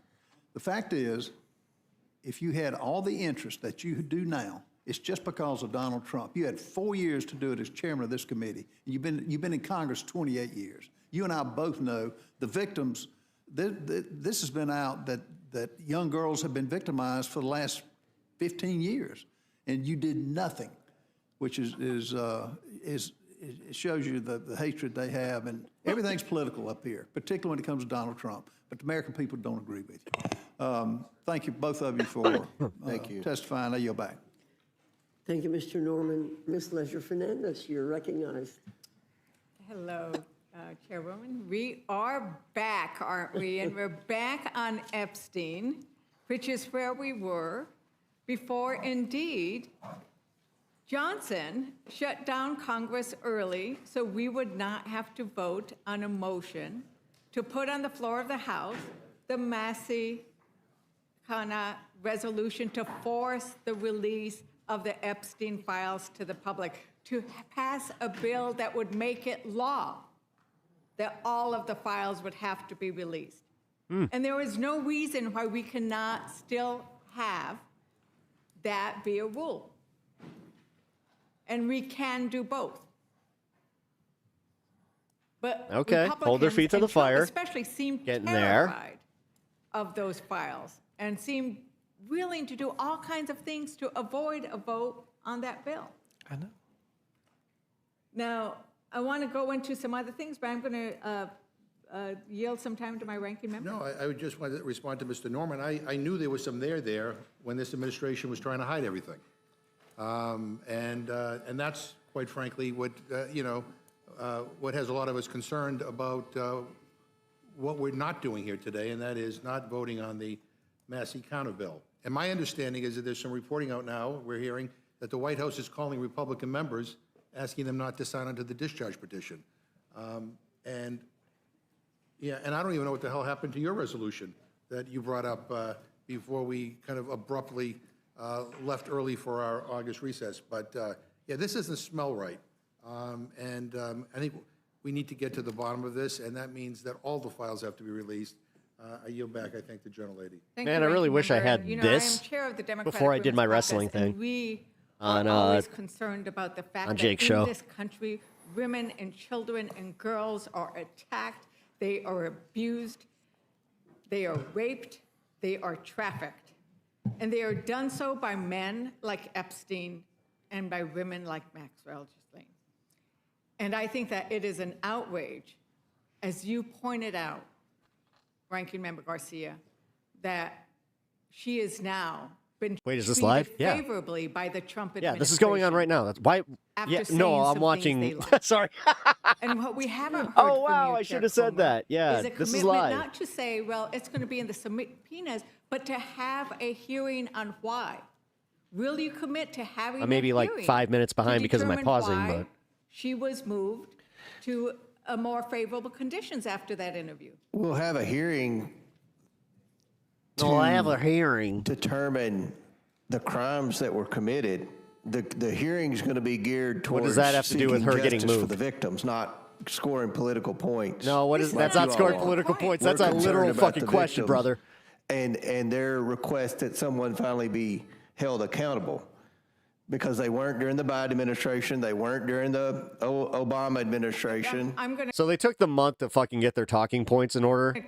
That's what this during was. the Clinton The administration. question was whether you would hold a hearing as to We'll have why a she hearing. was transferred, why she was transferred after that. We'll have a interview. hearing, and if so someone the wants to answer is ask no. that So question, the they can answer is ask no. it. You can The ask any answer is no. question. We'll have a hearing. But it wasn't a hearing on what the question was. And Ranking, You want to have a whole hearing, a whole entire hearing, not about the victims, not about a government cover-up, not about human trafficking, but about Maxwell, who you all were like begging to be deposed, and I did the subpoena. Now you want to, now you're mad because she exonerated Trump. We brought in Bill Barr. who is I don't think it's any secret that he and because Trump she's, are again, a best very of friends. And you can trust her testimony. I mean, she's literally... The question wasn't about shouldn't we do all these things, but this is something very specific that indeed, as I understand, the victims raised today, they're outraged that this has happened. And it is indeed a re-traumatization when somebody who has done such horrible things Speak into your microphone, please. is then treated favorably under these conditions. And I think that's where it's at. And I really want to thank you, Ranking Member Garcia, because you focused in your opening remarks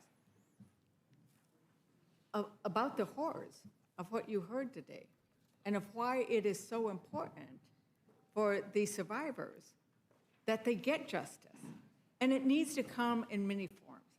And I think the fact that Trump doesn't want Are Republicans dumb enough to buy into this? vote on Yes. this That's the bill problem. tells you a lot. Just think. They're saying this because they think their base is that fucking stupid. So we have to get better at pointing this out to Republicans and being like, hey, they think you're stupid. Right? Like, they think you're really stupid. They do not respect you. It's actually kind of funny. And why are Democrats worried? We are worried because Trump keeps distracting and lying about things, right? Anytime he doesn't like something, he distracts and he lies. He claims inflation is down, but America's working families who are paying more for energy and groceries know the truth. Or She didn't exonerate him. She said she didn't see anything. small businesses are Yeah, that's closing also a because big of this difference. error. Trump didn't like the fact that Americans are losing jobs, so he fired the person who gathers the data. And with the Epstein files, he's terrified of what's in those files, and he knows his name will keep coming up again and again. And it is tied to the fact that Trump himself, Representative Garcia, you know that he's been accused of sexual misconduct at least 28 times. He's found liable by a jury of his peers for sexual abuse and defamation. Well, this, So again, this, what we're does this not have to gonna do be with the releasing of the files and when we the find out Ghislaine that- Maxwell When we thing? found out that his name has been in his files. And I have we a feeling wanna that this see guy's what they coming are. in Is because that correct? they're like, hey, give her I one think we more want to talking know, point because honestly, what she's not Attorney doing General great. Bondi told the president as it What relates is to up his with fucking name Democrats? being in the I mean, I files, know what's up, and but- it has been widely reported. And I think the Oh, he's American doing it public again. they have a right to know. Look at his eyes. And I think that Americans are worried about trusting Republicans on this because now Chairman Comer is saying we're doing all these things. Had they done anything at all before Democrats forced the vote on the subpoena? Had oversight done anything on Well, this? I think before? that's a good reminder. I mean, the vote was a forced vote by a subcommittee of Democrats on oversight, where we got not all, but some Republicans to join all Democrats to subpoena the Epstein files. And had Democrats not taken that action, we'd have no subpoena, and we'd still be much further back in this investigation. Right. And there were 2 Democrats who voted against that subpoena. Is that correct? All I Democrats. mean, sorry, 2 Republicans, all Democrats. Democrats forced the vote.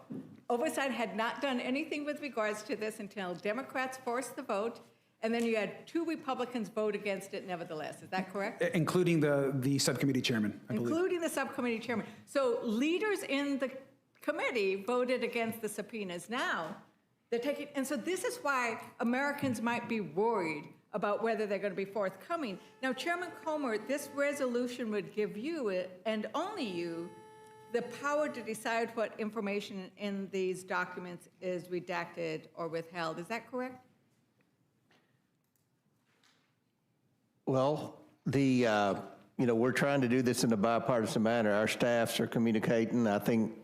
Oh my God, I hope he's Mr. getting Garcia would tired, and agree. now I he's think just our like, staffs, well. he's new to the job, and I think our staffs are working together really well, and hopefully we'll continue to work well. Like I said, I want this to be bipartisan.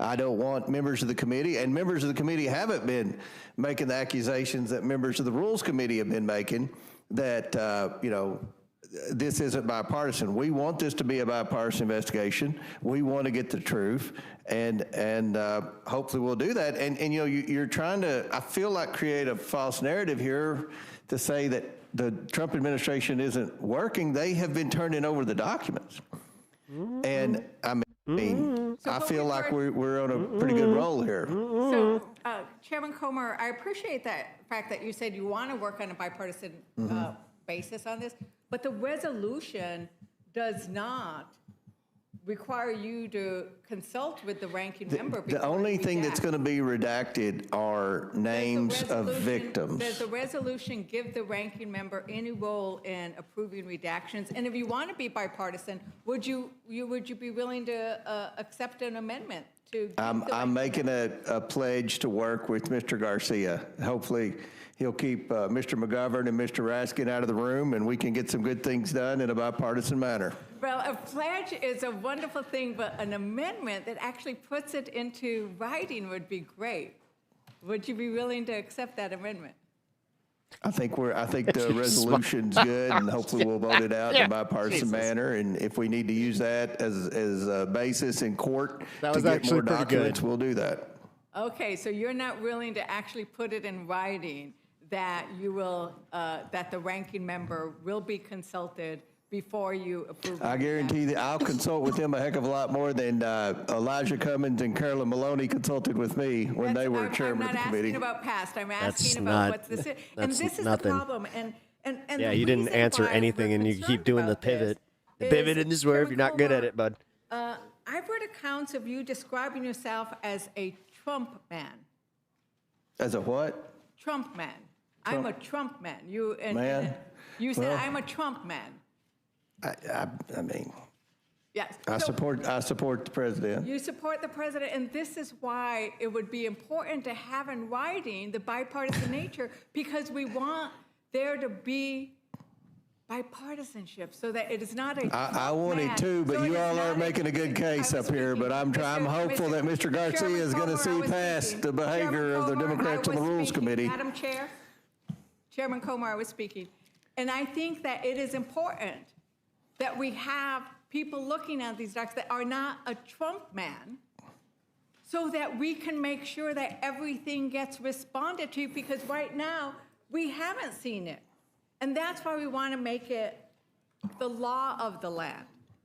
We want to make sure that all Republicans vote on the Massey-Connor resolution, so that they can say, we want to make sure it becomes available to everybody without it going through any process of redaction. I think that's the key. It's good to have your investigation, but it's good to have other things too. Ms. Ledger-Fernandez, do you want to vote tonight? Would you like to vote tonight? They're going to call the vote at 20 minutes after. And so I don't know if you want to finish before I'm going to make a recess. I'd still be down before 20. I think I have less than 40 minutes. I'm going to call for a recess in about 3 minutes so that we can go vote. Okay. Okay. I wanted to see if there was anything else that the ranking member wanted to add to this discussion. And I think the only thing that I think is important is all Republicans who support transparency and accountability should support the Thomas Massey resolution. Uses that as an intimidation I think tactic. it's clear. It sets up here, puts everyone on record. First time. Nice to meet you. One would actually be a law versus a resolution. And again, we're happy to support any resolution or any effort to support transparency. And I think the same should be said for the other side of the aisle in support of this resolution, which is bipartisan. Right. We can do both. We can do both. So if we can do both, I look forward to everybody on this committee doing both, voting for this and voting and signing on to either an amendment or the discharge petition. With that, Madam Chair, I yield back. Thank you, Ms. Ledger-Fernandez. We were warned that they will close the vote after 20 minutes. I don't want anybody to lose the chance to vote. We do have members who have a conflict right after the vote. We're back to work now. It's time for recess. Yep. And for a little bit, so that those members can get to the other meeting where they have to vote. But for those members who do not have to go to the other meeting, I ask that you come back at about 7:20, and we will proceed. And then those of you who cannot be here will take Ooh, this your is place interesting. when We'll you see get who back. votes nay. We'll reserve your time for you, okay? I think it'll it'll take us to about where you want to be. Adjourn. Thank you very much. 7:30.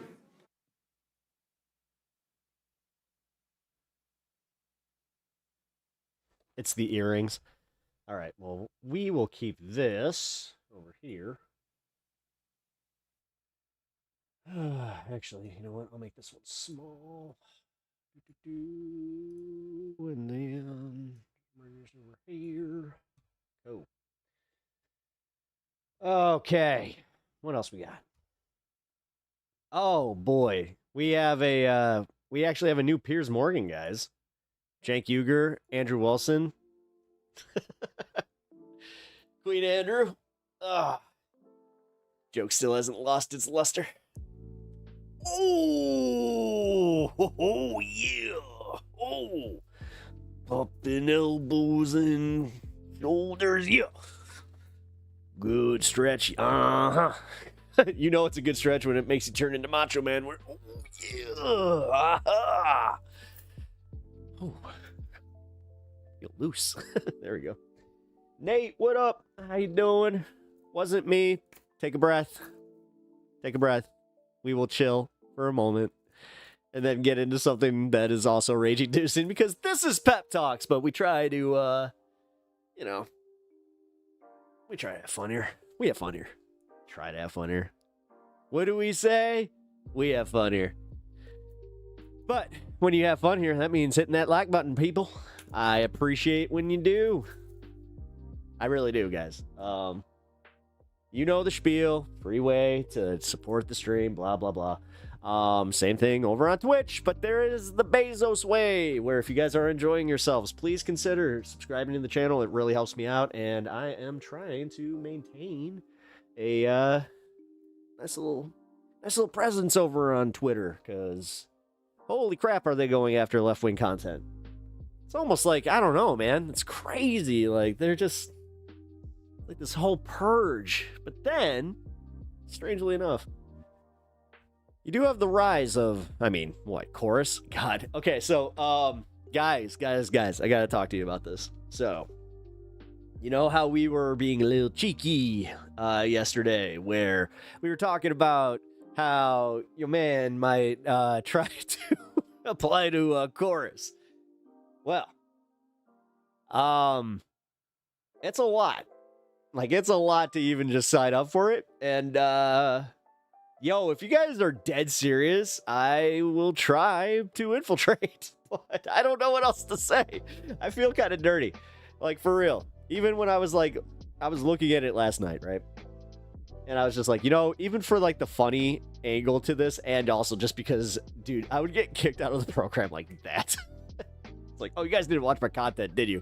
It's like, you have so much. It's like, yay, flood the zone. But, yeah, I was kind of, like, looking at it. And I got to, like, the front page where they're asking, your basic info. But then they're also looking for, like, channel numbers and shit like that. I was just like, man. Yeah. Don't really want to put my name on that. Not right now. Especially with all the shit they're going through. Although I have heard that there's sorry, when St. Louis on you. Over there. Turn into Nelly. No, we're gonna have an interesting discussion coming up here. Because I have a few people that I look to for information on this type of stuff, and I had somebody tell me that they are more than willing to come on stream and talk about this, so it'll be interesting. Because I wish there was a way where I could just, like, do the application. Obviously, I'm not doing that shit. It's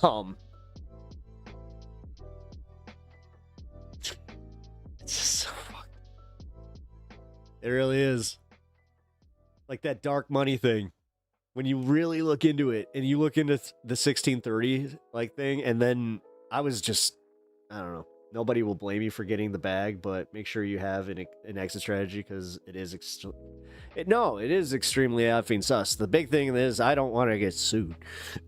So You know, this is something that comes with signing contracts like that every once in a while. Every once in a while, you don't read something in the fine print, and they threaten lawsuits. You know, you want to be careful with that. You want to be careful with that. You know? No, I'll be completely real with y'all. It's something that I would not sign without, like, talking to an entertainment attorney about. Like, now I kind of understand why people get management like that, because that's, I wouldn't even, because that's a lot. Like, and on top of it, like I was just saying, I don't want to get sued. It's my biggest thing. Why won't it read? Why won't it read? Come on, man. We all know that answer. Damn. Man. Back started hurting. Oh, you know what? I just realized that's probably my kidney telling me I gotta pee.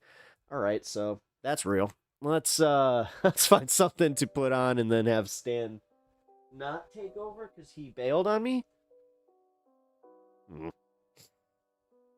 It's kind of a disappointing way to find that out. I thought he was behind me this entire time. Well, ain't that kind of a bitch? Fucking dog. All right, so they're coming back at 6:20.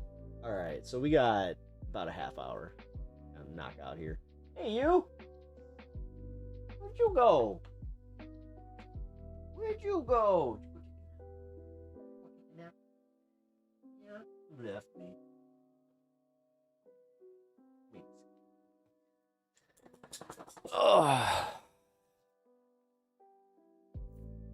Oh boy. No, I know you guys, especially you guys here. Southern accent. Stop. I should probably stop. Especially because, you know, I am such a Yank. Just realized I'm like, wait, be a Yank, that could. Never mind. It's devolving. No, I was just saying that I know you guys wouldn't, like, begrudge me for possibly doing something like that, but let's be real here. There's a lot of shit that comes with that, especially now. Like, I know that there would be a degree of credibility, especially, like, with me and you guys, like, if they did, for some reason, go, like, yeah, Pep Talks is definitely on brand for us. It's like, what? Like, nobody would be more surprised than me.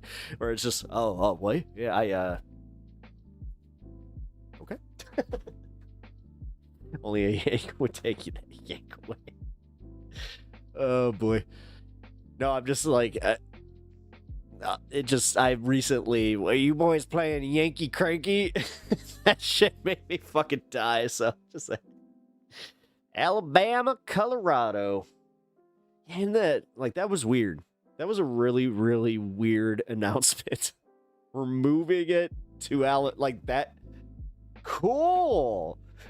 Cool. I mean, awesome. I don't know. Are they trolling the left? Is this a troll the left situation? Like, is this the real troll where they just confuse us? Because I'm not outraged. I don't care. I do not care about the Space Force base being moved to Alabama. I'm not even sure if Colorado cares. Which I actually would like to know if, like, Lauren Boebert is going to have anything to say about that. Because, I mean, is this about jobs? What is this about? This is a little weird. Just a little weird. I'm going to be real. Like, did they give it, like, because I'm thinking that, like, Trump's health is bad, obviously. I do think, my theory is that he either had a mini stroke or COVID, and that he got, like, a little bit better. I'm thinking mini stroke, though. I really am. Because that would explain why they waited, but they were also touting him the way that they were, because, like, they knew he couldn't speak. If he spoke, he'd be like, "Thank you for coming." Like, he would sound like Janine Pirro. And that'd be giving the game away. Unless Elon funds one. Dude, Elon's funding is fickle at best. He lost a Wisconsin election. Okay? I hope you understand that that's actually, like, a special loss. Like, yeah. Wisconsin's pretty red there, brother. and he somehow made it to, like, he made it a point to actually, like, engage the other side because of his shenanigans and because he's such a hateable douche. I found that kind of hilarious. That's also why I think Trump realistically was just like, we're not renewing your contract, Elon. Notice how you don't hear about Doge anymore. That's where they put Werner von Braun and the rest of his Nazi rocket scientists, Alabama. Oh, that's true. That is true. I do remember knowing about that and learning about that. Interesting. I probably learned about that on some fucking YouTube channel. Do you know how much I can just not remember what I learned on YouTube or high school? Which, that could be an issue. That could really be an issue. But it does help when you watch just general educational content, which I know I've literally been made fun of. I'll never forget one of the times. I'm sure we've all been there where you turn on YouTube at a friend's house or something, and they're just like kind of looking through your stuff. They're like, "This is what you watch?" I remember I had a Tunshi was like, I was really big into a Tunshi at that point. I was going through like a huge like Civil War arc where I was just like, I'm learning about the Civil War in detail. 3-hour, 4-hour videos. Let's go. Yeah, I was really big into that. And then I got really, really big into, oh my God, I forgot the name of the channel now because I haven't actually watched it in a while, but it's like Animated History. And somebody tried to point out that it was AI, and then I was like, no, it's not. And then it turns out, yeah, they've been using AI. That was a little disappointing. Not gonna lie. Dude, what is up with my camera? Why is it turning red? This is so weird. And it's always like, if I do this, shadow it a little bit, boom, back to blue. Back. What is, or orange? You know what, here, let's try this. Pep Sweet Summer Child. Whoa! Remember, text your inner rage. It does. Don't like that. I like the warm light. Also, that last one I looked up, I was like, wow. It's like having a xenon ball. Dude, all right, I had some douchebag, like, have his xenons on, and, like, not just his xenons, he had his brights on. This was one of those fuckers that I probably shouldn't have fucked with, because he did have one of those, like, giant light bars, but this was really funny, because when he blinded me, he blinded a cop, and he got pulled over. So, if you like Insta Karma stories, that was pretty fun. But my eyes legitimately hurt, like, from it, and I was kind of like, man, like, if I have permanent damage from that asshole, can I, like, sue him? Because, you know, I'm so litigious. Oh, hey, guys. This is actually a big deal. Like, nobody's talking about right now. Gee, I wonder why Trump didn't bring this up. I didn't get invited to the party, that's why. Come on, guys. All my friends, all his friends are getting together. I like broke from the Trump impression into myself right there. That was weird. He really is, though. Like, China, Russia, North Korea, and Iran gathered in Beijing for a huge military parade to challenge the West. It's almost. Guys, I'm going to go out on a limb here. Like, they don't respect Trump the way that MAGA thinks that they do. Gotta say, Pep and Pack holding hands on the courtroom steps. Oh, how dare you defame chorus? We are the chorus. Hear us sing. Why am I doing Southern accent? Stop it.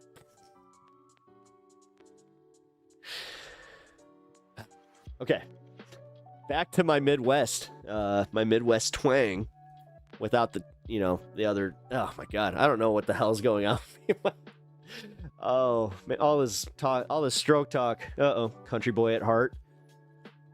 No, what's really funny? I think that I've talked about this before. My sister, she moved to Tennessee for a little bit, and it was very funny. She came back. I went and visited her, and she's just like, oh, we gotta go try some barbecue. I'm like,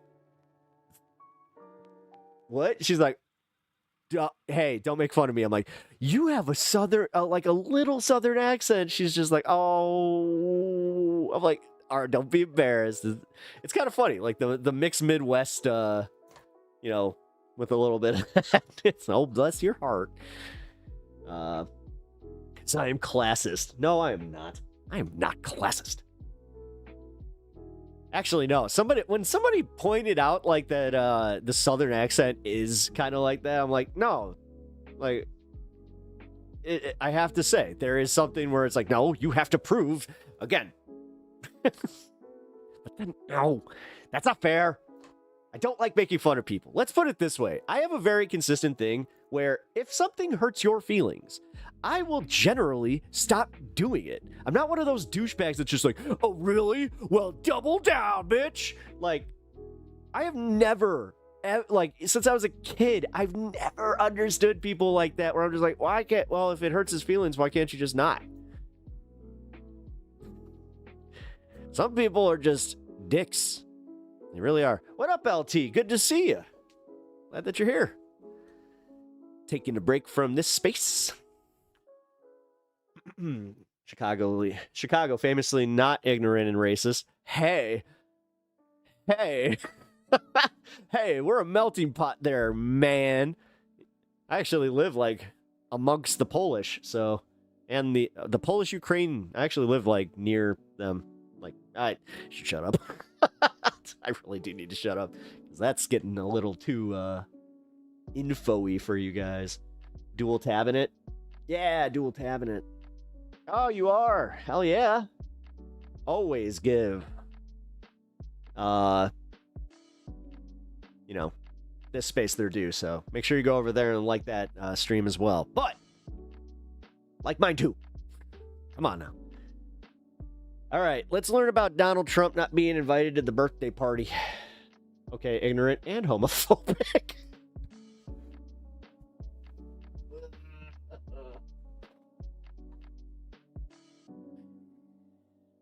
Sean, I feel like you putting me on.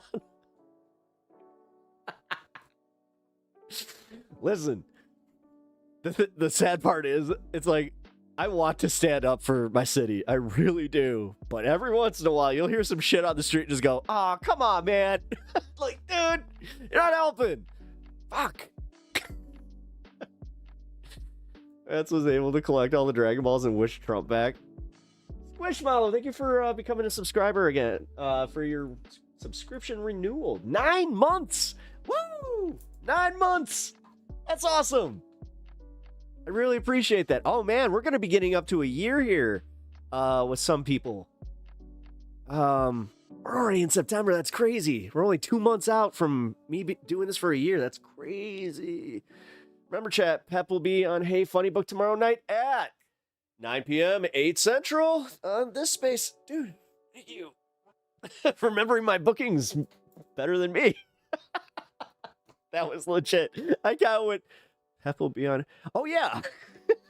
No, I knew I was, but yeah, I kind of have this thing where I kind of like disassociate what day it is until the day actually comes. So like you say Wednesday, I think for some reason it's Monday or Sunday.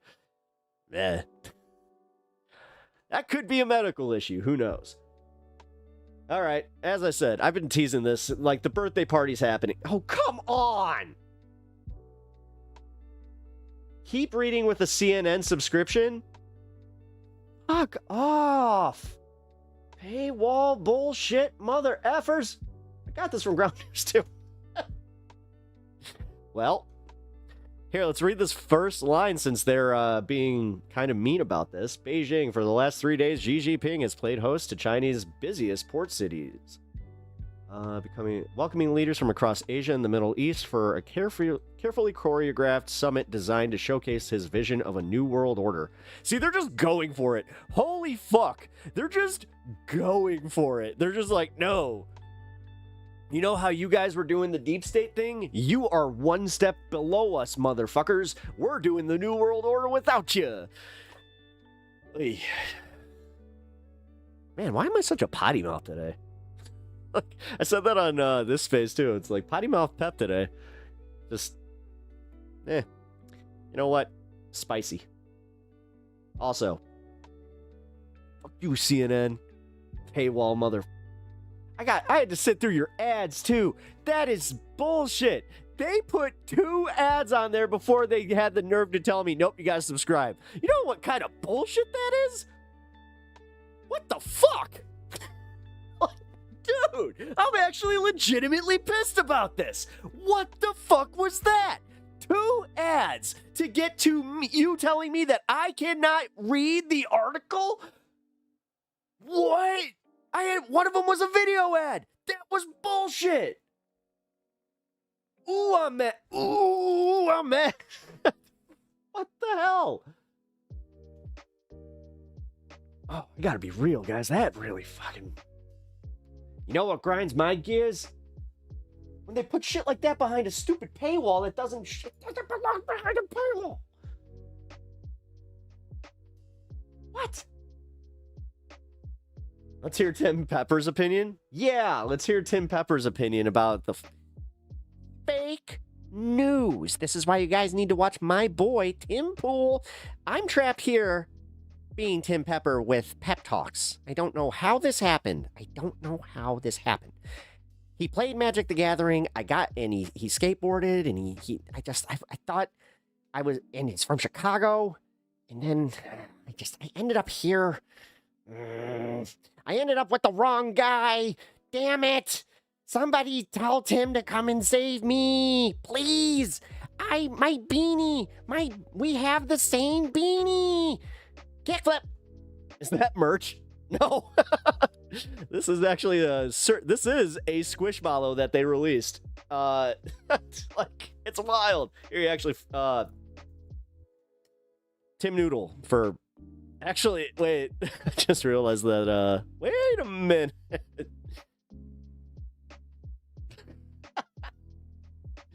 That pepper is so cute. Yeah, no, that's Tim Pepper. You guys can hop on over to Twitch to redeem a Tim Pepper appearance. Only 1,000 channel points. Getting better at that, guys. Remember, mix media. Yeah, he does little kick flips and stuff because, you know, skateboarder. I'm an actual skateboarder. This guy's a poser. Fuck him. Oh, God. Yeah, if you guys don't, I always forget that some people might not know what that is, so they come here, they're just like, what the hell is that? What's going on? And then, God forbid that they don't know who Tim Pool is. Because then that makes it really weird. Wow. Not the most well thought out bit. Just kind of realizing that, but hey, we have fun here. What can I say? God, the things that I say that I've caught. This is one of the most, like, I'll be real, like, this is gonna be a little sappy with you guys. I had a moment where I caught some chat like using pepisms that like I just say in my everyday life. I gotta say that was kind of an honor. You know, if you guys are taking a little bit of my vernacular, hey, that's it's kind of cool. Dare say an influencer. Oh, I think I just popped my back doing that. I don't want to be an influencer. I only want to influence, you know, when we hang out and do the celebration. Like somebody said yesterday. Oh, so if Pep joins chorus, then we'll just have to change it to circle. I liked that. That's high praise. No, I gotta say, guys, use your powers for good, Pep. Oh, thank you. I try. Also, again, it's legitimately funny when somebody just typed out, "We have fun here." I'm like, yes. That definitely made me happy. But all right, let's see. Where was I going? Because man, that's right. Psycho Taco Tits. I've had it. It's literally called the I've Had It podcast. I need to remember that because I keep calling them everybody's like favorite lib moms. Oh! I actually had a legitimate question for all you fine folk in the audience. Can somebody explain to me why Hassan can do this thing where he'll pick and choose certain liberal like creators, and I'm not standing up for that, trust me. But he'll even like pick like a PACKMAN or something like that. Well, not PACKMAN, bad example, but like a Dollamore. But then I've heard them say some just libby fucking, just like the libbiest takes, and then you just kind of, you're like, yeah, but they are funny. You know, they live in a deep red state. They're pretty based. You know, I just have a few disagreements. But that's where I'm like, wait, legitimately, how come, like, we're so willing, like, or, I'm not going to play that game, but how come, like, people are so willing to, like, not forgive other people for some of that shit, where I'm like, it's literally just a little thing I kind of noticed. And I was like, I kind of want to know, like, what's going on. Like, Denims and the chubby stoner girl. The chubby stoner girl. That's a hell of a way to talk about Casey Tron. I mean, let's put it this way. When I'm coughing pretty hard, I call it Casey Troning, so that might have become a mainstay. What's up, bud? You good? Oh, I didn't realize you're back on your bed. Here. Stand cam. That's pretty funny, Jazz. Yeah. Oh, God. The Denims thing. That's going to wrap up soon. We're going to find out if the judge is actually going to throw it out or not. I'm interested to see what happens there. All right, come on. Come on. Fix the fucking autofocus.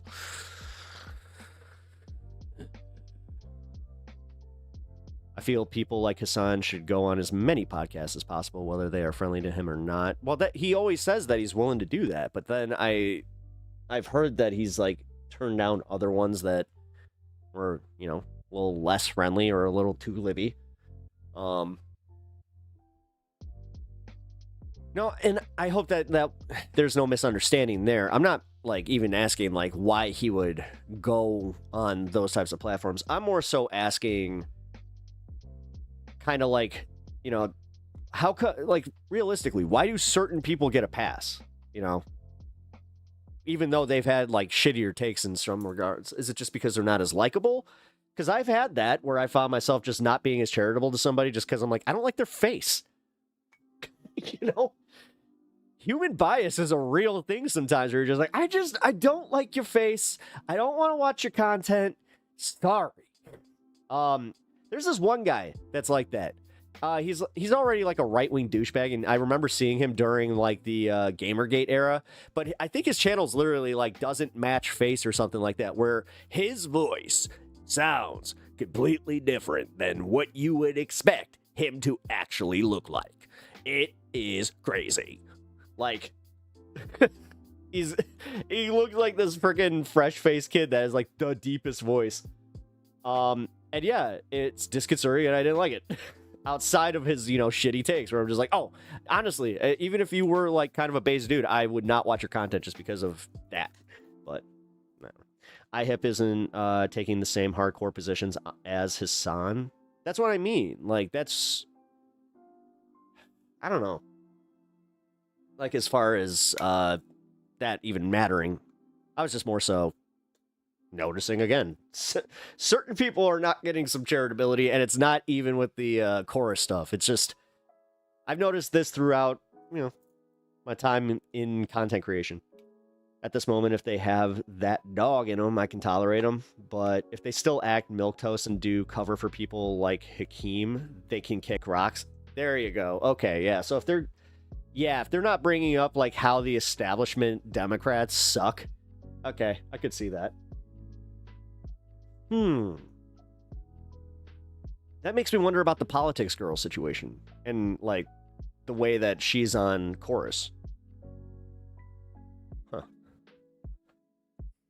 Because, yeah, she tends to have pretty, you know, hardcore, like Chuck Schumer, especially. Like, she rips on Chuck Schumer pretty hard. I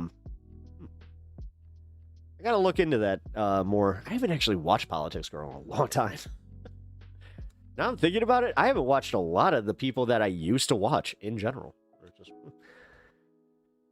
Some of it is just like organic, like, yeah, you change your content preferences, but some of it really is just like, oh, I guess this is just what I cover now, so I see a lot more of that. I'm gonna try and fix this. Let's see.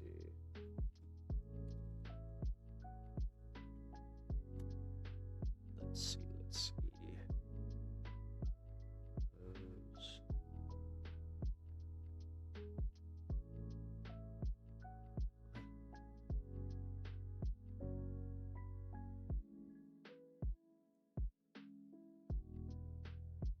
Oh, shit. I didn't do... Okay, I see what's up. All right. So my camera's just going to be fucked for the duration of stream. That's fun. Cool. Well, that's okay. Just get used to the funky coloring and the terrible autofocus. Sorry, guys. I'm going to have a little bit of a, scuffed stream today.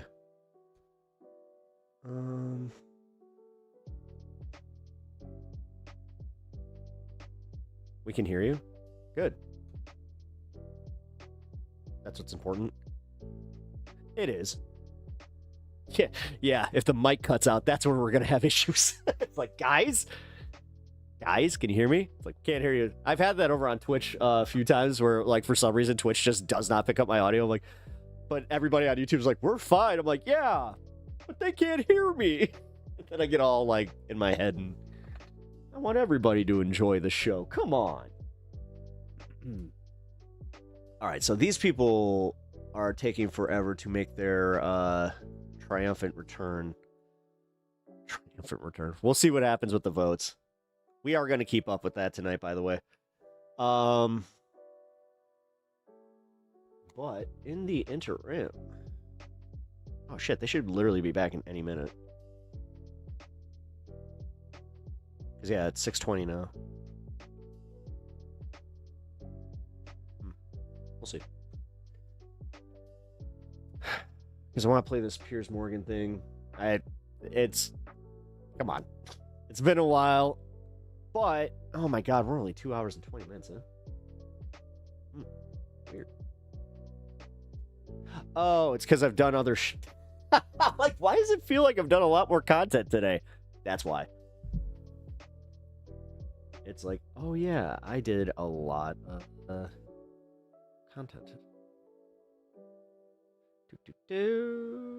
Alex Jones won't stop crashing out. Oh, that feels like something we should just do on another one. Man, Sabby Sabs. Sabby Sabs is killing it. 1.8K? Dang. We need to reach out to her for this space. Somebody make a note of that. And it's almost like somebody should tell Matt. Who is the number 3 for the day? I don't know. Who's number 3? What up? Just got out of work? Hell yeah. Oh, god damn it. I missed the smoke. Shit. Well, it's just one of those days, guys. Hold on. All right, so while I pack up, did Trump ever make his appearance today? Yeah, Squishmallow. So yeah, he made his appearance. He had his cabinet plus some Alabama. It was a weird press conference, man. Like, in retrospect, it was weird. There's really no good other word for it. Good other. I can speak. But yeah, there really isn't, because it was just odd.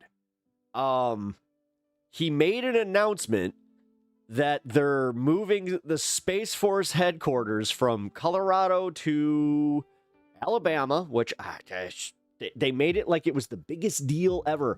I still have a fuck to give about it, so I'm trying to literally figure out what it's like. Okay, MAGA, why is this a big deal?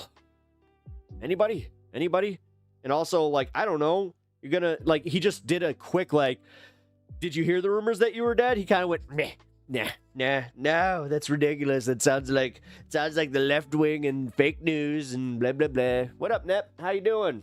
Good to see ya. Been a minute. Also, Squish, glad that you're here today. It's always good to hang. All right, well, now that I don't have to wait. All right, I'm gonna smoke. I'm gonna take a quick bathroom break. To be honest, I've been not focusing on politics, so I missed the big story of Trump being dead. Really? Yeah, it was pretty funny. I want every damn federal agency in the southern states, not in the woke northeast states.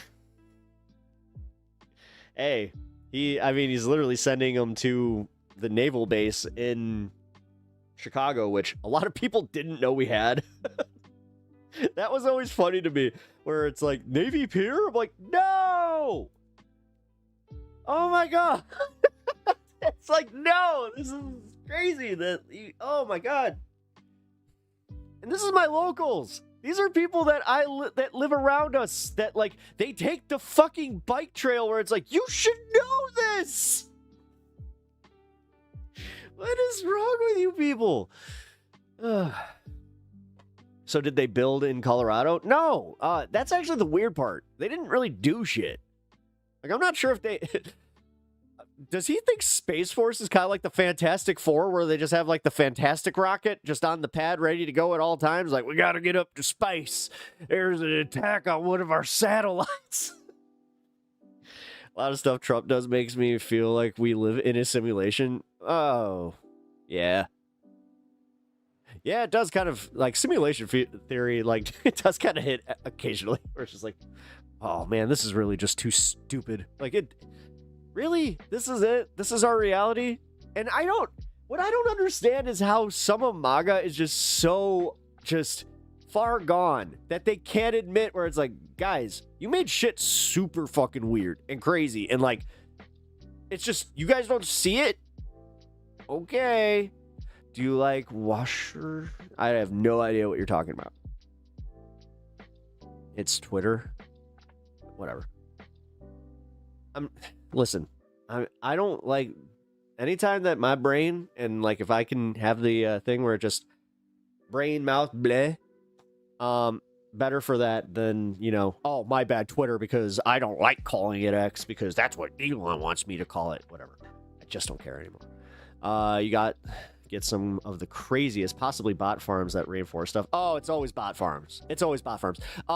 So I actually thought about this with the PACKMAN thing that we were covering earlier, where he was talking about how, like, 5,000 people plus had dipped off, and, like, these were paid subscribers, and I was like, haha, those can't be bots. But then he started going into his and I've been taking hits in the algorithm. It's like, yeah, because you disappointed a large portion of your fan base because you posited that you were independent media while you were in fact taking dark money, especially, like, and this is maybe because I'm a smaller creator that this is actually more egregious, because it's like, dude, you were taking money from smaller creators when you just didn't need it.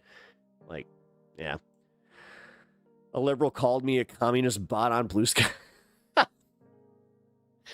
Guys, one thing I'm always going to try to tamper down here is the liberal communist civil war. Let's stop.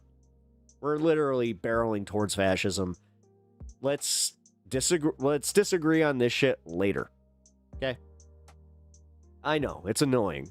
It's very annoying, but that's why I was bringing up the ladies from oh my god, IHIP. I've had it. IHIP. I don't know why. I can't remember the name of their podcast ever. It's like my brain is just a block there where it's just like, nope, you will not remember. You'll just call them the liberal ladies that had Hassan on. Yes, no classes. We need to be classless. Stand the man. Easy, you good boy. He's also itchy. Look at you. Yeah, I mean, well, classless. We need to go classless. You're just like, wait a minute. You want classless? You want classless for pep talks? Uh-oh. Now you're getting yourself into dangerous territory there, sir. If you thought my southern accent was bad, I've had it with Pep. Not remembering I've had it. Uh-oh. Oh, God, Sylvie. Oh, no. It's kind of fun. I kind of read that, like, seriously, but I'm like, uh-oh. What did I not remember? But then I'm like, oh, you were joking. I hope. I said the other day Trump was a bit communist, totally classless. He is. I mean, he was doing the communist thing. I mean, buying out a public company like 10% and putting that equity into the government is kind of what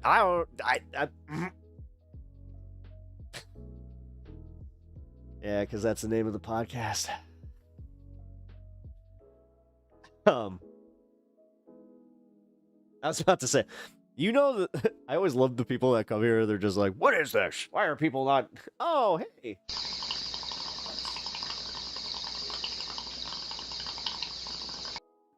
HBX $5. It feels like treat time. I'm gonna get a cookie. He does. Thank you.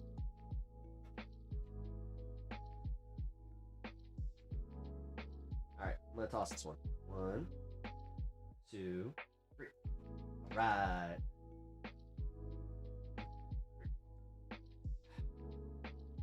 Almost. Almost. All right. All right. Suspect the 10% of Intel will go into a slush fund for Trump. Yeah, that's the thing. I actually suspect the same. I think that it is going to somehow go from being government owned to just, yeah, Trump. Which kind of... I had this argument with somebody where they were just like, yeah, well, you know, Trump, if he does that, then I have to kind of give him some credit. It's like, you are... No, listen... Don't jump to give him credit for something that when you understand how he's going to cynically use it, then you're going to go, oh, that wasn't communism.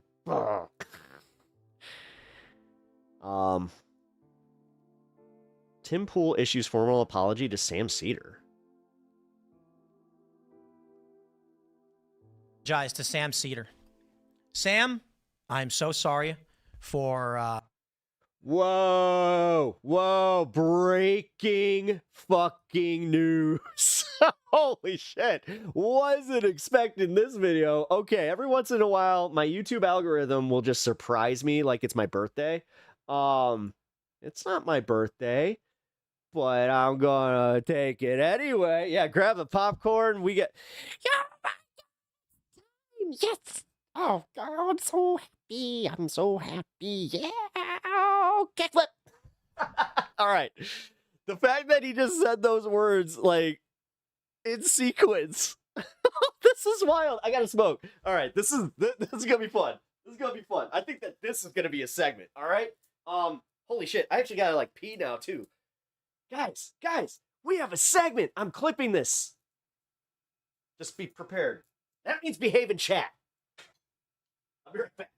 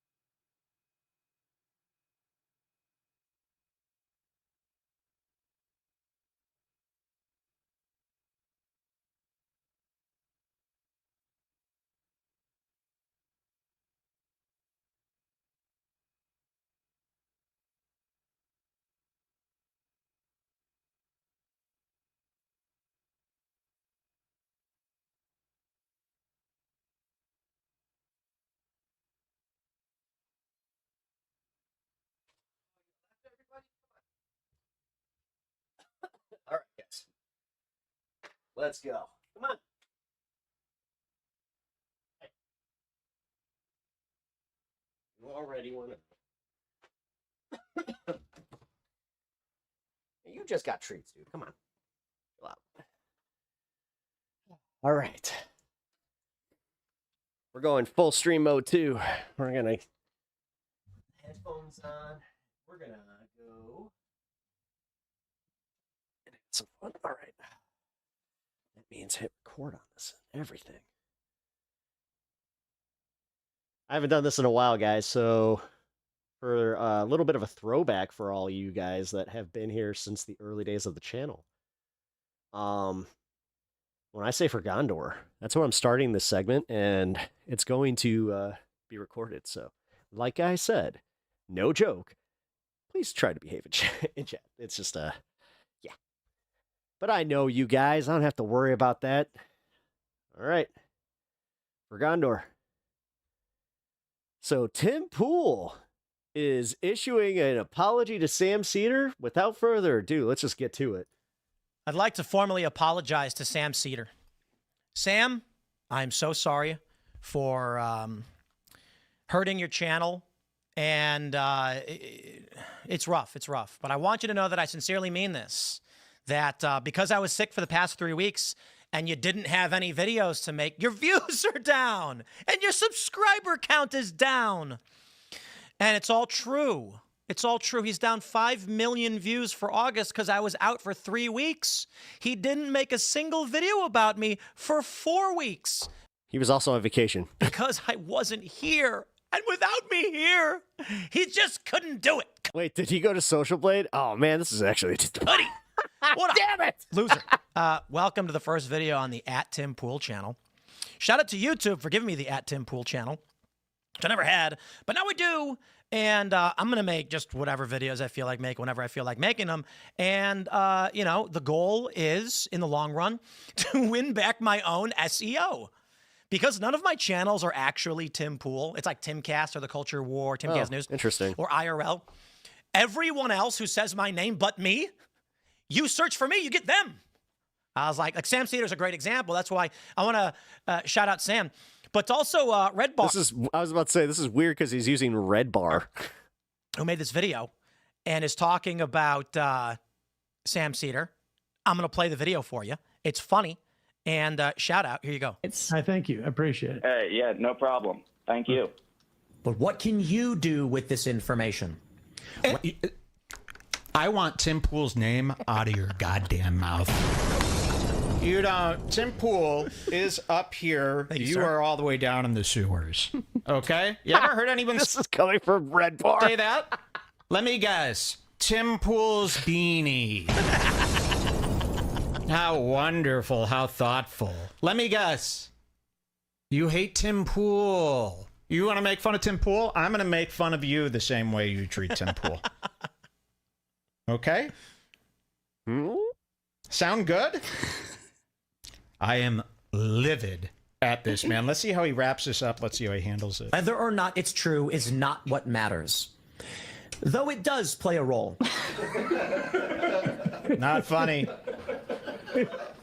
Don't show me your teeth. I'm getting ideas. So this is what Sam Seder does. Let me just address these clips, right? I mean, if you guys watch my content, you must... I'm actually a little confused about Red Bar because Red Bar doesn't really like Tim Pool.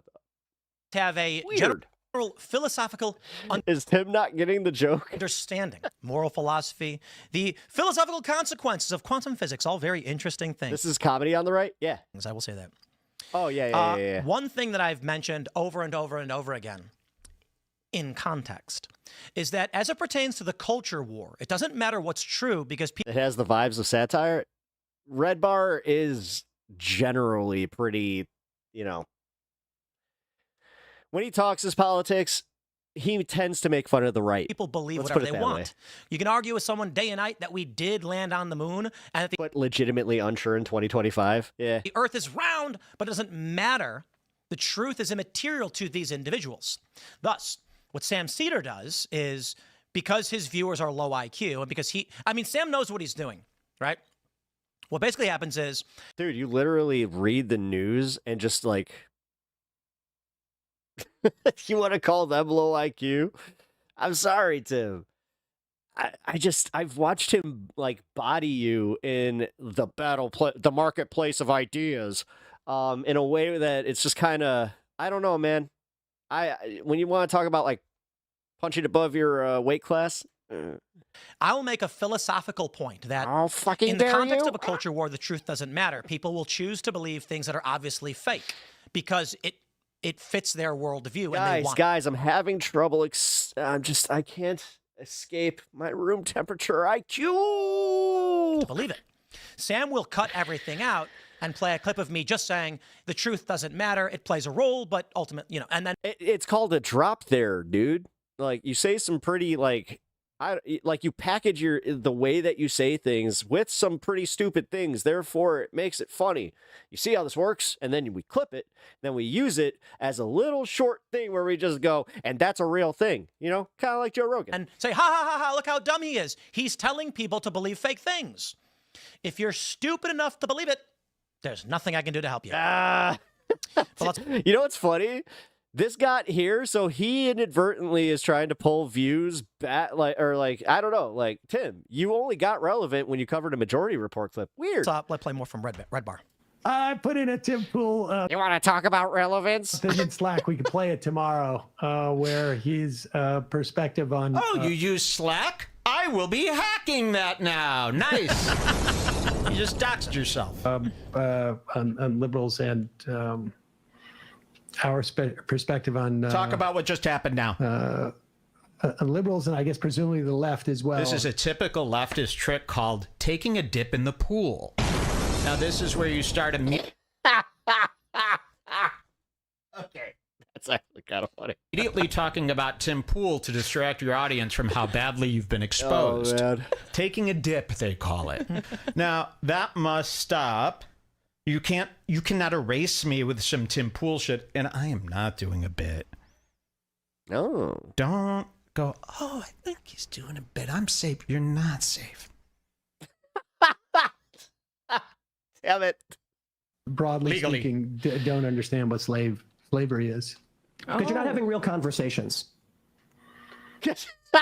Again, great use of that drop. Because they're not having real conversations. Let's take another call. Calling from Unbelievable. There he is, Sam Seder. Bro. Give him a light scare. Get in those comments there. Wait. I gotta bring up my thing here. Hold on. I gotta get it.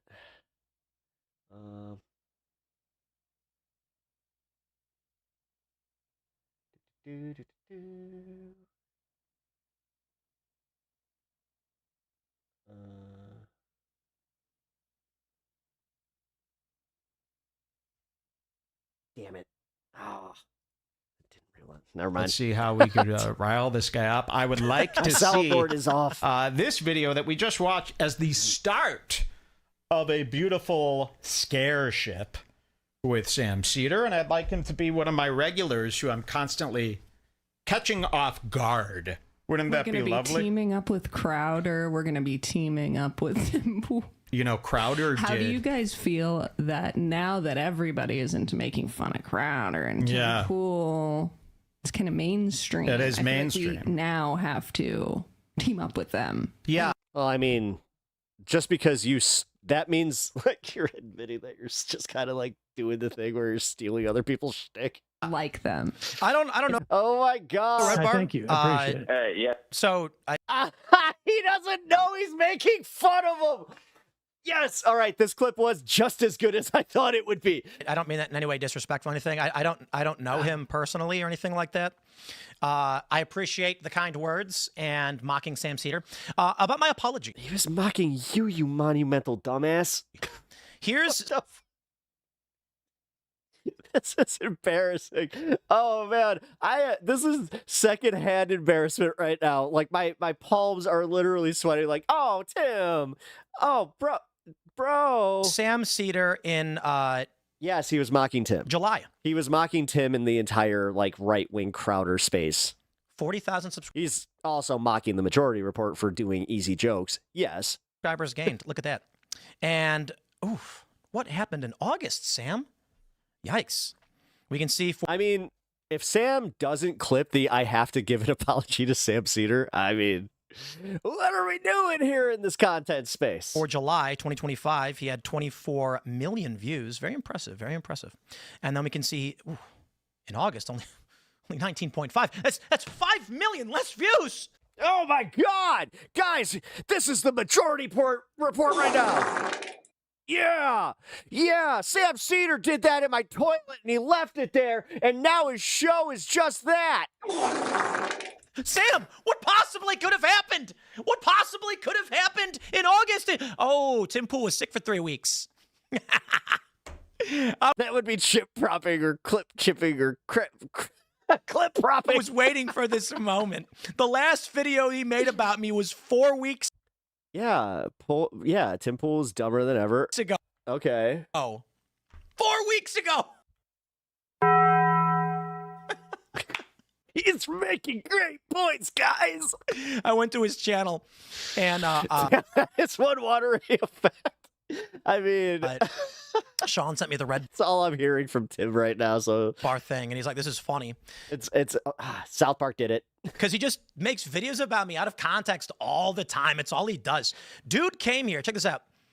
Sam Seder came here, asked me a hypothetical about abortion for which I don't actually. Tim acts like the kid in school that Tim acts like the kid in school that thinks he knows everything, and that is the shit when no one wants to hang out with him. Have a stance on, and then pretended to get really angry. And once he was done, he goes, "Okay, that's the clip I was trying to get." And I was like, "Oh, okay," because I'm pro-choice, right? I'm like old school pro-choice. I think some of these states have gone crazy with it. I don't here to talk about abortion. But I'm like, I don't know how the government just outright bans this when there's medical procedures. So you're going to revisit this without him here? Okay. Just involved, and doctors sometimes have to move quickly. It's a big challenge, right? And so he tries taking me out of context, what he does, saying that, like, I'm calling for rape victims to go to prison. No. I'm sorry, Tim. I'm so sorry. Okay. Stop. Oh my God. And I'm pro-life, and I'm like, I'm none of those things. It's the one I can't stop. But this is what he does. It's all fake. It's all fake. And so this is another really great example. I have 2 videos on South Park. This is why we do not give Pep a soundboard. The first was, I want them to make fun of Trump, but their jokes are old. They just took the Saddam Hussein joke from the 2000s, late 90s, and then put Trump skin over it. So it was like dejected. I'm like, guys, can I help you write an episode making fun of Trump? That'll be epic. Let's make fun of Trump together. When did you become a fucking comedy writer? Together. And then Sam Seder takes it out of context and he's like, Tim's mad they're making fun of Trump. What? No, I'm glad they're making. I want them to do more. So then they apologize in a fake apology. Okay, dude. And so I made a video saying they nailed it. They're not going to apologize. They're going to do whatever they want, and that's fantastic. But the funny thing about Sam Seder is both videos were wrong. Me saying, guys, make better jokes. Tim's a moron. Me saying, guys, these were great jokes. You nailed it. Tim's a moron. Oh, Sam. I mean... Sam, I'm so sorry. You nailed it, Tim. Sorry, I wasn't here for a month, and your views are down. How are your kids going to go to college? You know, I'm half expecting a phone call from one of Sam's kids being like, Tim, please make videos again. Because, you know, that's a 20% loss in revenue. He actually has, like, they've been maintaining over 5K on their lives, just aside. For the month because you weren't here. You weren't there for us. Oh, Sam, tell your kids they can call me anytime. And they can let me know that they need, you know, Tim, you got to make more videos that we can lie about you so we can make money. That's the Sam Seder.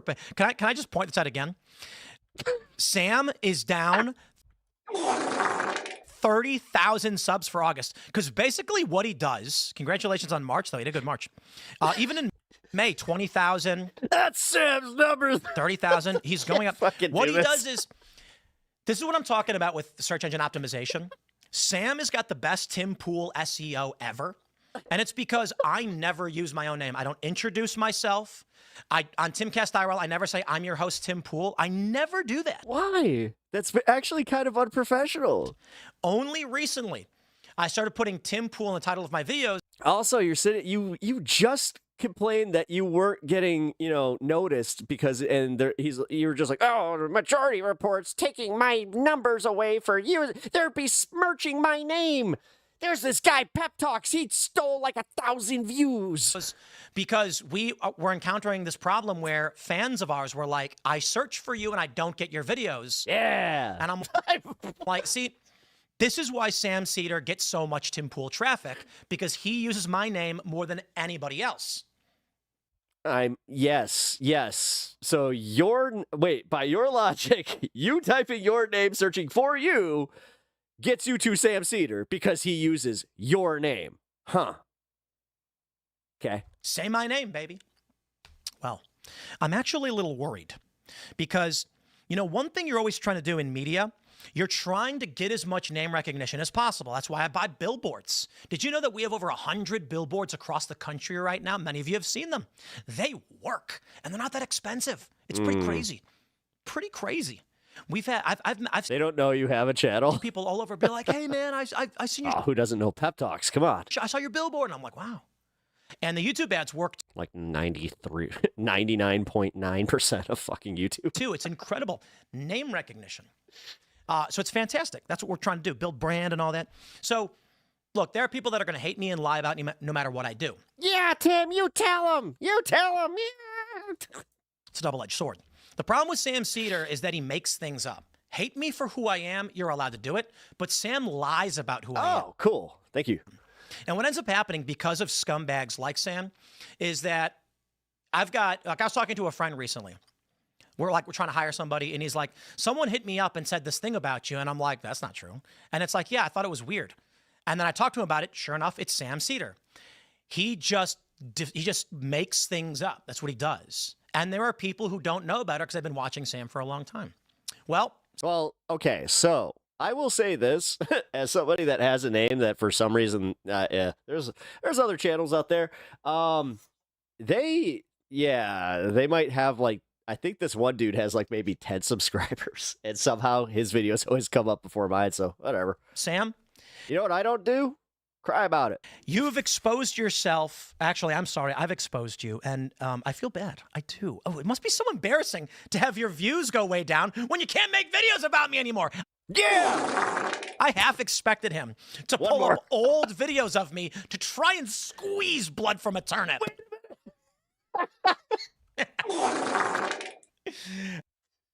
Oh, man. He gave us that one for free. I love it. Don't you love the data, Sam? That when Tim Pool is sick for 3 weeks, your views and your subscribers go way down. Wow. That was him. Yes.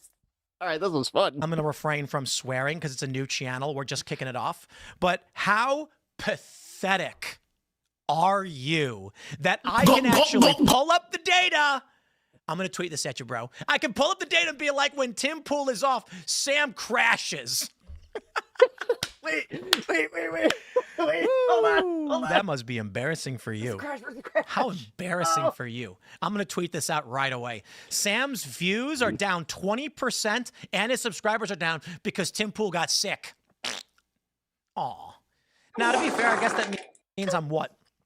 You could do better. It was only 3 weeks that I was out. So we could call it what? I'm 25% of his views. I'm everything you've got, Sam. I know you want me. Bro, I feel bad for you. You know what Sam's excuse was? He was like, if I want to talk about Social Security, saying Tim Pool gets me more views instead. Uh-huh. He didn't say that. As a frequent listener, I think you got Sam Seder derangement syndrome there, Timmy. Bro, he knows what he's doing. You know what was also kind of funny? Watching Tim kind of back down from this tough guy, this big tough guy, talking about Sam Seder when Sam was actually in the room with him. I'm glad I can butter your bread, baby. You're a scumbag. I don't know how, some people don't have scruples. Do you think it's because people love drama? Yeah. Do you think Sam? And it's also you could, what's funny? If this is true, that just means that this right here was like the peak of when he was saying his dumbest shit. Cries at night when he's like, "Oh, this is all I am." He's like Tim Pool review channel. If like let's take a look at his views, right? Tim Pool 187,000 video views a month ago.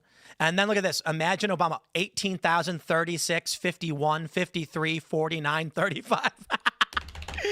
Yeah, how about the Bassem Youssef? No views. How about the Bassem Youssef that doubled the one with you? How about that one? How about that one, Tim? How about that one? Okay, wait. The Bassem Youssef one he did got 247,000, so that ain't bad. But here you go. Yeah. Theo, talking about Theo Von. Hey, he gets more. But look how very few views. He gets no. It's called political content. Here, let's play this game. Actually, what's Tim Pool's little channel here? At the Tim Pool Show. Let's go to his channel. Let's see his now we know that he probably has more views, but if we're gonna play this game about the whole social thing, by the way, the whole social metrics, I love how like older creators that are larger just figured out that they can look up, Social Blade. It is kind of cute because like they just got on that. Tim Pool Show. Tim Pool. Oh my God, dude! Seriously? So he's got 9.5K, 8.1K, 13K. That's interesting. 14K. Wow, he actually isn't as popular as I thought he was. Huh. Interesting. No views. He gets nothing. Here's one where he finally hit it, right? Actually, like, dude, even again, your averages aren't this. They're averaging better than you. Why don't you show your Social Blade there, big man? Americans are fed up. But after his video, it's in the gutter, dude. Let's look at this. Where is he without Tim Pool? 55, 66, 27, 35. Yeah, it's called consistency. 2.9. Fighting against the GOP's war on voting rights. Ari Berman. 15,000. He's breaking news, guys. Sometimes Sam Seder does some NPR type interviews, and sometimes they don't gain traction. 7,000 views. Oh my. Yeah, these are literal. I hate to say it. My God. It's the ones where people are like, I'll come back. They usually go like dip out and come back for the fun half. Here you go. At least you got a Democrat senator on. Or no, it's Crystal. Is that Crystal Ball? 225 a day ago. That ain't bad. And the generic, this changes everything, got 116. See, I'm not saying he gets no views. I'm saying he's down 20%. He had to walk it back in real time. Oh my God, dude. Tim, this is why you are a gift, is you clown yourself with this shit. And it's because you have no humility to admit these types of mistakes that makes this hilarious. Without me. Come on, Sam, make another video about me. But you just proved he didn't need to. He can make one about Crystal Ball and quadruple the views. Say my name, bitch. Was that all you were trying to get out of this? That's literally all he was trying to get out of this. Say my name, bitch. I'll say it, Tim Pool. I love him. Shut up, you jackass. Oh yeah. TDS people. See this weird channel. They make fun of me, guys. Dim fool. Oh man, the fact that his own father is like, you do know that's why he does not like Sam, is because his own dad's like, I'm one of Sam's biggest fans. I'm in chat daily, and yeah, you get slammed. It's like, it is kind of funny to watch there, Tim. I've actually spoken to his father in chat. Nice guy. Mike Poole. Nice guy. We literally talked about like the neighborhood that Tim is from, and I mentioned a skate park, and he was just like, oh shit. It was pretty funny. So of course Tim has daddy issues. Oh yeah. He also doesn't have exactly a great relationship with his family. Kicking his sister out to, I don't know, Tim. That kind of sucks. Yeah, I think he at least pays his father's bills. I mean, making that type of money. Isn't that like the whole goal? I mean, he's very family first. He is a conservative after all. So, but if you guys enjoyed this segment, leave a like on the video here and check out my streams. Thank you. There we go. Wrapped it up. Haven't done that in a long time. I don't usually like doing that, but that was fun. I'm definitely not going to use that bumper though. That end bumper was stupid. That's literally the whole thing. Yep. And clear. Yep. All right. Everybody can relax. You guys could go say what still chill. Chill. When is this committee coming back? Oh. Wait, they're on. Wait, what? Shut up. They're on my time? Oh, they're back.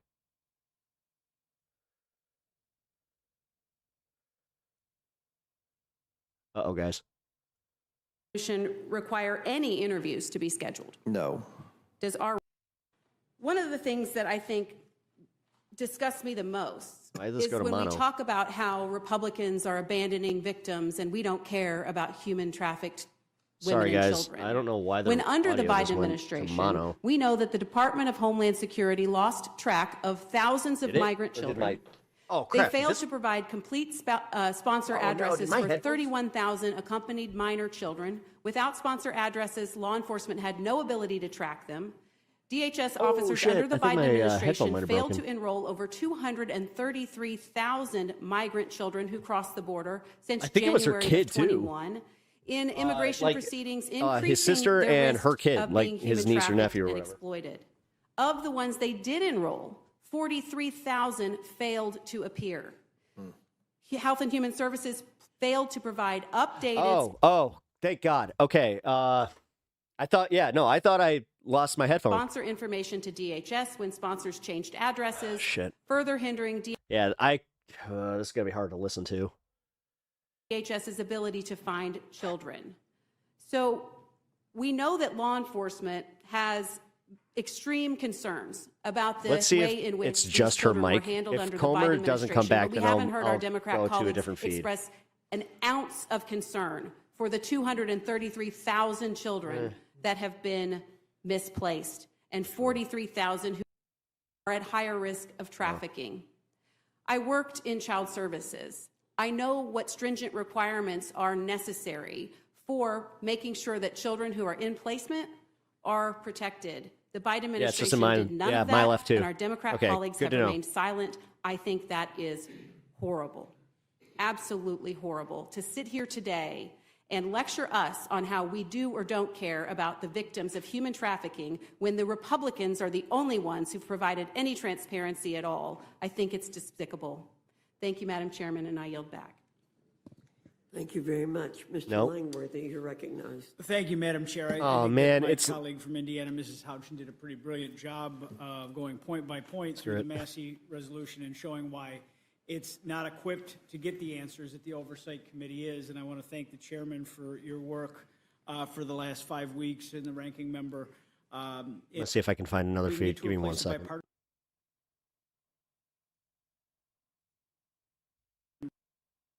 Epstein over the last 2 months. These files sat under lock and key, and they stood by and did nothing for the last 4 years, as many of my colleagues have pointed out here. These sudden calls for transparency only Crap. came This is it? after the Republicans you gotta be in the kidding majority were achieving the All right, agenda guys. that they ran on. We're They, just they gonna- look for a distraction. They look for a political tool. And this is a pretty craven political tool to question the character of your colleagues. This actually isn't that unnatural for me, but I feel bad for you guys. Individual member character because of this issue, when it was actually your party, when it was in power and had the opportunity to do something with it, and you did nothing. They keep The okay, fact so is that's the buzz Republicans line. have led the way That's on literally the buzz line. They're transparency just from the very they're beginning. that It was isn't the that House doesn't Rules do Republicans anything. That's who not first advanced what you meaningful think it calls is. to release the Epstein files. And since then, Chairman Comer. Okay. So by his logic, why care? Why even care? I mean, you guys didn't care, so why care now? What? I salute you. You've already publicized 34,000 plus documents today from the Department of Justice. And you sound annoyed by that somehow. Subpoenas and subpoena the Epstein estate. I think that's a huge step towards transparency in conducting interviews with key officials, with many, many more to come. And meanwhile, the Democrats have Can't you go into my OBS filters and some of the mono to audio channel of the video? I don't know how to do that. been all over the map. First, they demanded the release of files with no protections for the victims. Then they scrambled to backfill safeguards and then flip-flopped on whether or not things even matter. This approach is not grounded in principle. It is grounded in pure craven politics. We've heard a lot of fear-mongering, misinformation. Chairman Comer, is there anything you'd like to respond or clear up on the last? Nope. I think that just can't. Nope, I canceled the audio. State again, I really believe that this can be a bipartisan investigation. This is a bipartisan issue. The American people, whether you're liberal or conservative, whether you're urban or rural, they're interested in the Epstein tragedy. They want to know who all was involved. They want to know if the government was involved. They want names. And they want some accountability. That's okay. I was just trying to help. Maybe I can teach you a couple things about OBS sometime and help with the flow. Yeah, no, I appreciate that, but I don't think there is any way to, because this is on AP. This isn't on YouTube. They want justice for the victims, and I hope that's what we can do. And because what that would do is that I think that would double up my my audio on my microphone too. So that would create like an echo effect. We're well on our way. I mean, I think because that's what I'm seeing right here. I could do that, but yeah, it's for the whole stream. That some of the Democrats on the Rules Committee are trying to create a false narrative that nothing's been done and the Republicans are against releasing the Epstein files. We just released 34,000 pages. Dude, you guys you keep doing this thing where it's like, you're making this political. We've already deposed a former Republican Attorney General. There we We're fixing go. to bring in Give me another 1 second. former Let me fix that then. Here. U.S. attorney who served C-SPAN. in I the didn't think Trump about C-SPAN. administration as a cabinet secretary. We haven't heard back from many Democrats Usually yet that's the that first we've one I go subpoenaed. to. So I think the Republicans have stepped up, not just in Congress, but also in the Trump administration, releasing the Epstein C-SPAN live files. feed. I expect to have 100% of the Epstein files. And look, as soon as we get them, we're going to look at them, and we'll make sure that no names of victims are published who don't want their names published. If Mr. Garcia sees something fishy, I'm sure he'll cry foul, and I know that the media will pick it up. So we're going to do everything we can to be 100% transparent and expeditious. And I think that what we're doing tonight will help us. Covering something else. If we end up in court with anything. But the discharge petition and waiting for the whole process, that just slows us down. And we're moving at a rapid pace, and hopefully with this resolution we can keep moving. And like I said, we've already got scheduled dates for more interviews and expect to receive more documents. So September the 8th is when the estate is going to turn over the document. We'll be hopefully looking at bank records very soon. So I think you're going to see a lot. We've already. Just from the optics alone, it's like, why do these guys look so fucking, why does he look so nervous? Moved quickly over the last 30 days, and I think you're going to. He's been twiddling his pen the entire session, and it's like, and then he gets asked a pretty hard question. He's like, why weren't you asking these questions before? We'll see a lot more movement over the next 30 days. Thank you for your leadership, Mr. Chairman, and Madam Chair, I yield back. Oh, we get it. Thank you very much, Mr. Langworthy. Gentlemen, I believe that concludes the questions. My God, if she was a dog, I would question whether or not to put her down or not. Holy shit. And answers. He literally looks like that dog that has the eye that's just constantly goopy. And even my dog doesn't have that. I appreciate your coming. You are dismissed from the committee. All right, now take the vote. That's the one thing we're here to see. And if you don't do that, I'm going to be freaking mad.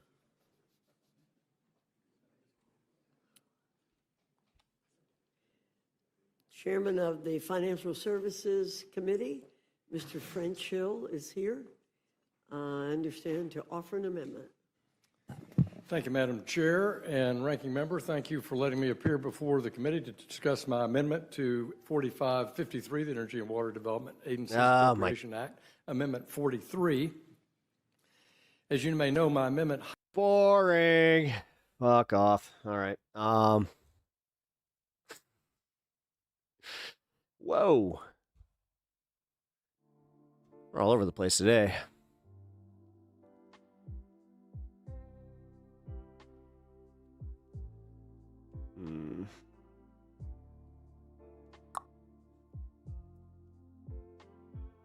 So that's it. Okay, we're back.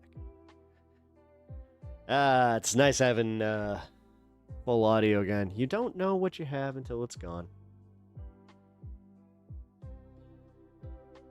Alrighty, let's go. That was a fun little Tim Pool segment that was unexpected.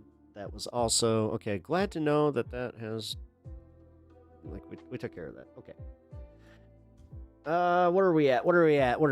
We got an hour until fun half.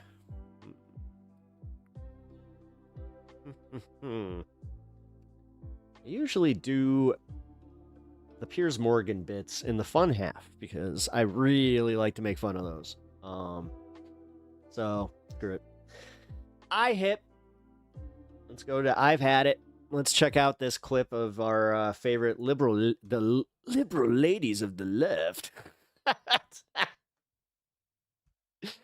Or our favorite liberal grandmas or moms, or I don't even know anymore. Let's just try and be nice. They're awesome. They actually have some pretty good opinions, and the fact that she coined Kinkle's McTaco Tits is pretty funny. Well, went from working till 10 p.m. to being off. Shrug. Oh, buddy, you good? Are you feeling okay? Because I don't know. I just want to make sure that you're not like sick. If you want to get spicy, watch Dollamore. What's going on with Dollamore? Wait, did he make a follow-up video? Hold on. If that's the case, then hell yeah, let's go there.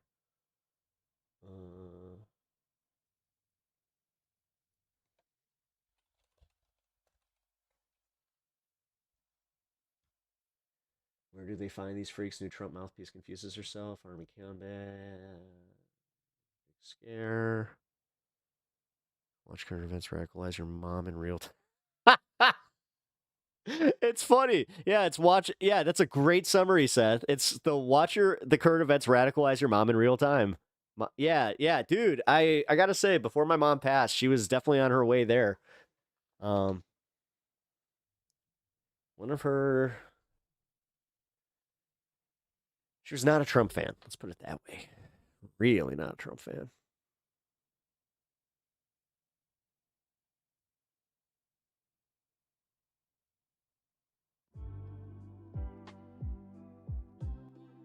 There we go. I don't see any spicy takes from Dollamore here. Except for the am I involved thing. They hate Dems as well. Oh, good. Our favorite liberal wine moms who sometimes don't have good takes, but damn, do they got fire. Yeah. I'll see myself. Waka waka waka. All right, I'm not seeing anything from Dollamore, so we're gonna go with them. Although, wait. Welcome to episode 35 of the Scaling Up podcast. Ooh, we got a juicy update here from the guys that were right up front in this. Is that his merch? Oh my god, I'm pretty sure that's his merch. I just realized that. That's his wrestling merch, is that shirt. Doug Malo confirms Roger Jackson is getting arrested and sued by Psycho Stu. If you guys do not know the whole thing, it's about the wrestler that got attacked in the ring that we talked about last week. Let's go. And then we're going to also watch this Alex Jones Can't Stop Crashing Out. All right. Algorithm. Speaking of which, feeding us good today. We actually scaled it. We finally did it. At least, kind of. YouTube did age restrict the video. I can't even imagine how much we would have actually scaled up if that didn't happen. But still, a combined 1 million views, even with the age restriction, is nuts. Insane. But that being said, make sure to like this video and also hype it. YouTube has a new hype feature. Make sure to hype. Yeah, there's a hype feature. I don't know how that works, guys. How does it work? The video. Also, in case you guys weren't aware, we have a channel called Scaling Up Catches Official, where we catch child predators every single week with Doug and Ian. And also, Doug, you made a YouTube channel yourself, right? Yes. And what is it called? Doug the Epic. That's not what it's called. Yes, it is. It's Doug_Mallow, I'm pretty sure. I know what it is. I'm the smartest man in the room. Doug_Mallow. At Doug the Epic. Oh, shit. Oh, my YouTube channel is Doug_Mallow. Which one do you search up? At or the? Damn it, Doug. I don't fucking know. Which one do you... Oh my God. The early days of having a YouTube channel. I feel this I'll one. help you change it. I'll put the right link down below. See? At Doug the Epic. Yeah, but I'll help you fix it. I'm special. All right. So, it's okay. So we are here today to kind of follow up on the whole situation from last week, kind of talk about new updates. So first things first, Raja. What's on his head? It's tied into his braid. Jackson. Actually, when I do my braids, I'm probably going to do something a little bit like that. Like there's this, it's like, what do you call it? It's like fake hair, but it's, color. Has not been arrested. What the hell is this? Oh, so this is a follow-up on what happened last week with Raja Jackson. I spent a lot of time doing the content. It's the guy that jumped into the wrestling ring and beat that guy. These guys were in the ring. Doug there was the guy that bit him, bit Raja. So they have an update on what's going on with Psycho Stu. Yet. And Doug, you've been talking to detectives. So what can you tell us? I have hype emotes, but not a hype button. From those conversations that you've had, any updates? Will Raja Jackson be arrested? Thing over on YouTube. From what you're hearing. Yeah, there's not a doubt in my mind. Everything's on tape, on video. It's premeditated. Just LAPD tends to drag their feet. So the detective asked me a bunch of questions. I even asked about my implications, just because it's, you're involved and whatnot. And he goes, no, there's nothing to worry about. Like, you're just trying to get compliance. Everything was towards Raja. He asked a couple other questions about the other. Oh, no, apparently there's a hype button over on YouTube. But if you guys can't see it, then I guess I'm not hype enough. Videos involved with the people in the back and this and that. Not for implications, just because he's just trying to get information. He's building a solid case. I say a lot. So there's that. I cut it out, don't worry. Yeah, thank you. Yeah, say it as much as you want. Yeah, perfect. So I talked to a detective friend of mine. Pause real quick. People, it's rubbing off on me, but people were like, oh, why is there so many jump cuts? What did you cut out? Well, it's literally, if you watch Doug's other podcasts, you'll know. Yeah, that's so good. Doug. You know how it's Seth's freaking raw. No, the thing is, you're playing into the old game. No, I miss the old times where I started discovering streaming and I loved the fact that the audiences don't care. You should be Doug. Nah, dude, nah. You're playing for the TikTok audience there, bro. And honestly, you're doing the thing that happens when you have one video catch traction. You're gonna dude, you're still at 17.9K. That's good, but you didn't level up the way that you thought you did. Mallow. Yeah, I like that. You're just getting a good payout from your $1 million or your 1 million video, where that is a good payout. Doug Mallow. Yeah, Doug Epic. All right, this is a serious topic, though. Okay, yeah. So, it's so good. The detective I talked to outside of the case, just to ask him about formalities, what I should look at, what not to look at. He was saying that this is just how LAPD works. They drag their feet. So they're building the case right now. They get all the evidence. The state's going to pick it up because there's so many people, so many witnesses. Heck, even that's crazy. My little brother saw it. My girlfriend, my mom, all the kids that saw it, all the people there. So that right there, they have the evidence enough to try the case. And then what they're trying to figure out is what level of premeditation is, from my understanding, is why he's trying to figure out what conversations took place, what conversations mean. He was asking me what specific terms mean exactly, and what they mean to the person they're telling them to. Thankfully for live streaming, they have a lot of that to look at. It's so there, and I don't want to speculate, and I don't want to, say anything else because it's all there. I do want to draw a parallel. There was a situation, I don't know how many wrestling fans are aware of it, earlier this year with this guy named Wes Watson. If you guys watch John Bravo, you know what I'm talking about, where he beat up the 7-foot monster, and he wasn't arrested on the spot. It ended up. The problem is, like, most of his other content is like working out content. So I got to be honest, it's like taking several months for the arrest to happen. He just talked wrestling and like the behind the scenes of wrestling all the time. Then I'd probably be cool with that. Happened. That was in Florida. That was in Miami, yeah, where I would assume they get shit done faster than LAPD. So just because it hasn't happened yet, I still expect it to happen. And it sounds like you do as well, talking to the detectives, right? Yeah. And another big question that people have is that when you went on TMZ and you did an interview, apparently you switched up a bit and you said that Raja should not be arrested. So were you paid off? I never said that. Well, that's what people heard, and they're saying you were paid off by Rampage Jackson. So is that accurate? Were you? So if Rampage, you want to pay me off, I'm open to it. You know what I mean? What's your It's kind of like, hey, chorus. price? A couple million, you know? $1 million. $1 million. All right. I got things to do, you know? It's a lot of gold chains I could buy. No, the point was this.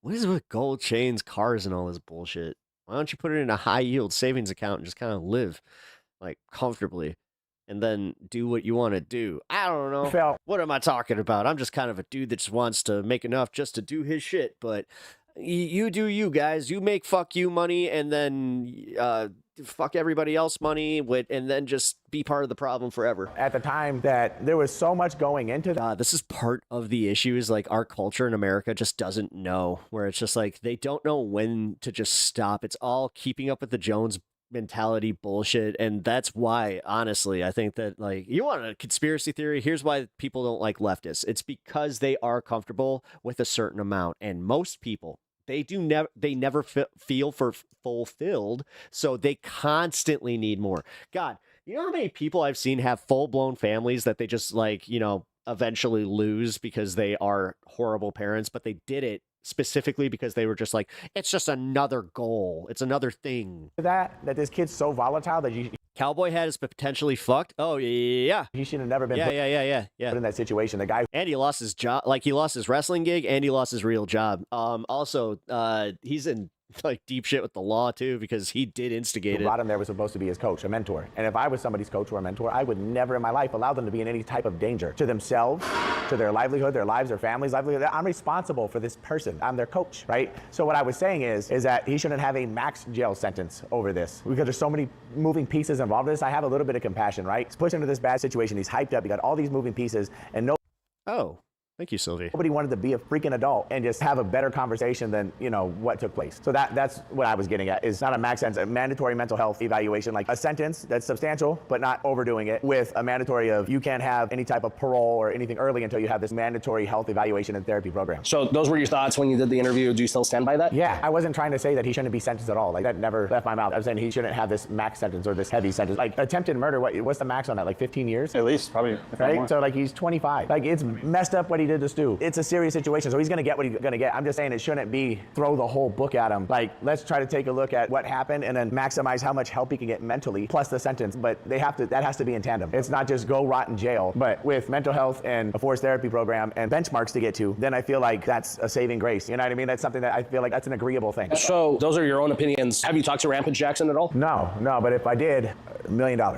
And then you'll change your opinions to Raja doesn't need any jail time. No, I won't change my opinions. So what's the $1 million for? Just because I want $1 million. I just would never change my opinion for money. That's the stupidest thing I've ever heard of. I don't know if you guys want to see my bank account and how broke I am right now. No, we believe you. But what I wanted to point out is just knowing Doug. I think in that situation, he was just trying to see everybody's side of it, but that's just the person Doug is. Obviously, he's not been paid off. Speaking of Stu, he's out of the hospital as of today. I saw a post. Now, how aware is he of what actually happened? Because at one point, I saw something about they said they don't want anybody to tell him what happened and to say he just hit his head in the ring. So at this point, is he fully aware of what happened? Well, medically, when you have a head injury, you can't stress that person. So depending on where he's at in recovery, they have to break it to him slowly. So if you're hearing that he doesn't know exactly what's happening, it's because that's doctor's orders. Any type of stress that he goes through, anything that causes him sadness, anger, grief, or any of those things can actually set him back mentally. He's going to be in like the state of fog, you know, and when you already have PTSD, you already have trauma kicked in, and now you're adding another traumatic event to the brain. It's a perfect storm for all types of bad things to happen. I believe he's aware of the basics of the situation. I'm not sure he's aware of how sensationalized it's become and kind of the gory details that we're all aware of. But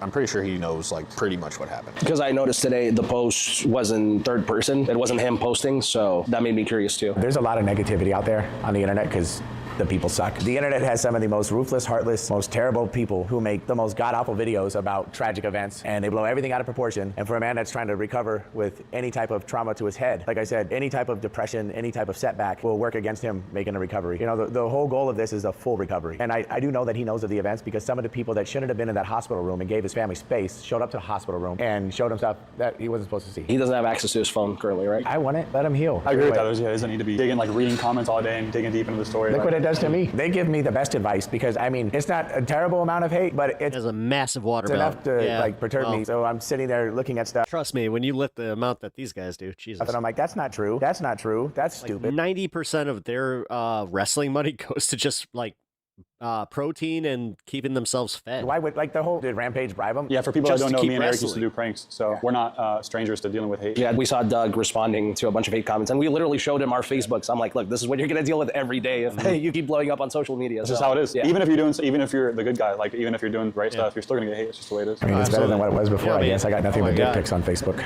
God, I have...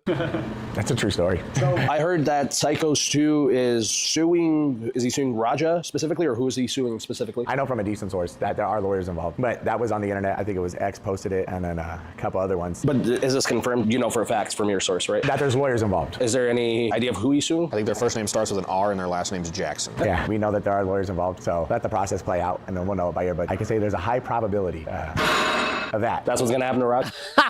They kept that. Yeah. That literally sounded like a jail door.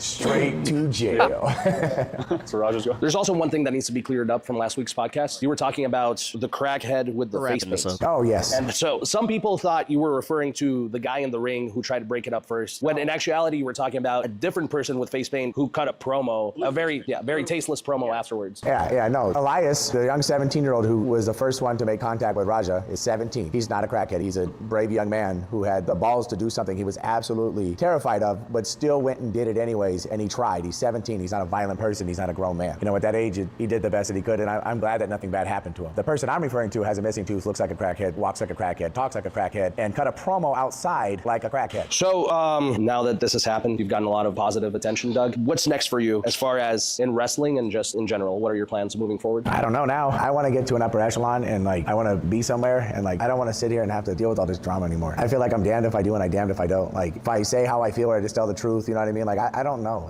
He's definitely gonna get bookings, but he does have to also it gives me a bunch of anxiety dealing with this whole situation. I want to get work on that character, bro. I want to go somewhere. I'm cool with AEW, MLW, WWE, anywhere, right? But all of this shit leaves it up for everyone to speculate on, and the truth always gets buried. You know what I mean? And then years later it might come out and it's like, oh, that was the truth. They were right. They were this, right? But I feel like right now it's the best thing for me to do is just shut myself in a room and be quiet because this is a lot. I didn't ask for any of this shit. All I did was break up a fucking fight or attempted murder. It's a lot. I put the video out there. I was upset, and I just wanted to tell the truth, and I feel like it's turning into everybody just wanting to fucking set shit on fire because they're angry. If I don't get fucking signed because I'm telling the truth, then fuck it. Truck driving's a great career for me, you know? But it's just at the same time, I want that thing. I want what I...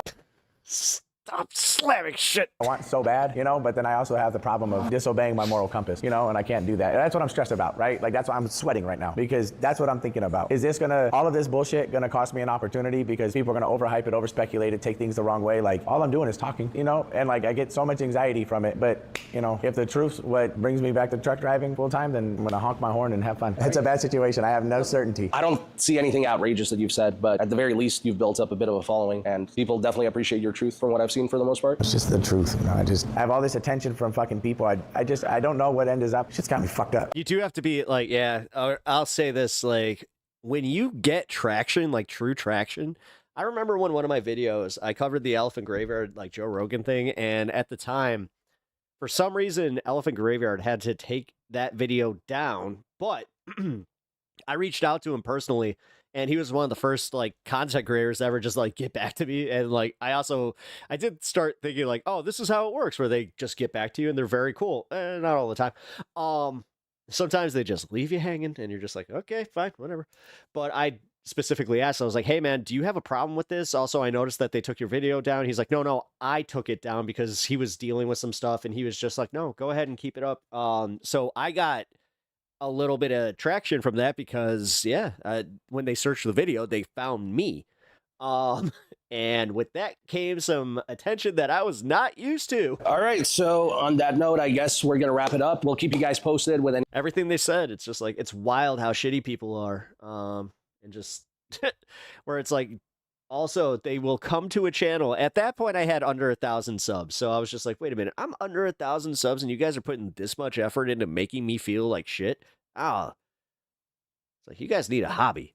All right, here.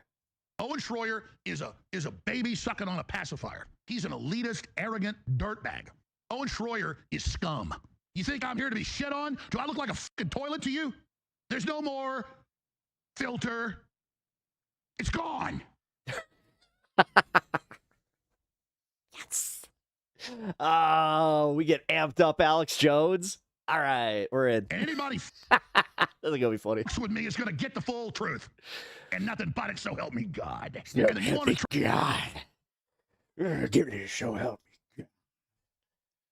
try to stab your mother in the back because you're a big boy leaving the nest. Do I need to do that more? Well, do I guess need to what? like stare at the cam? Listen, and this is why you can only trust pep talk. So help me God. Know what your mother is gonna do?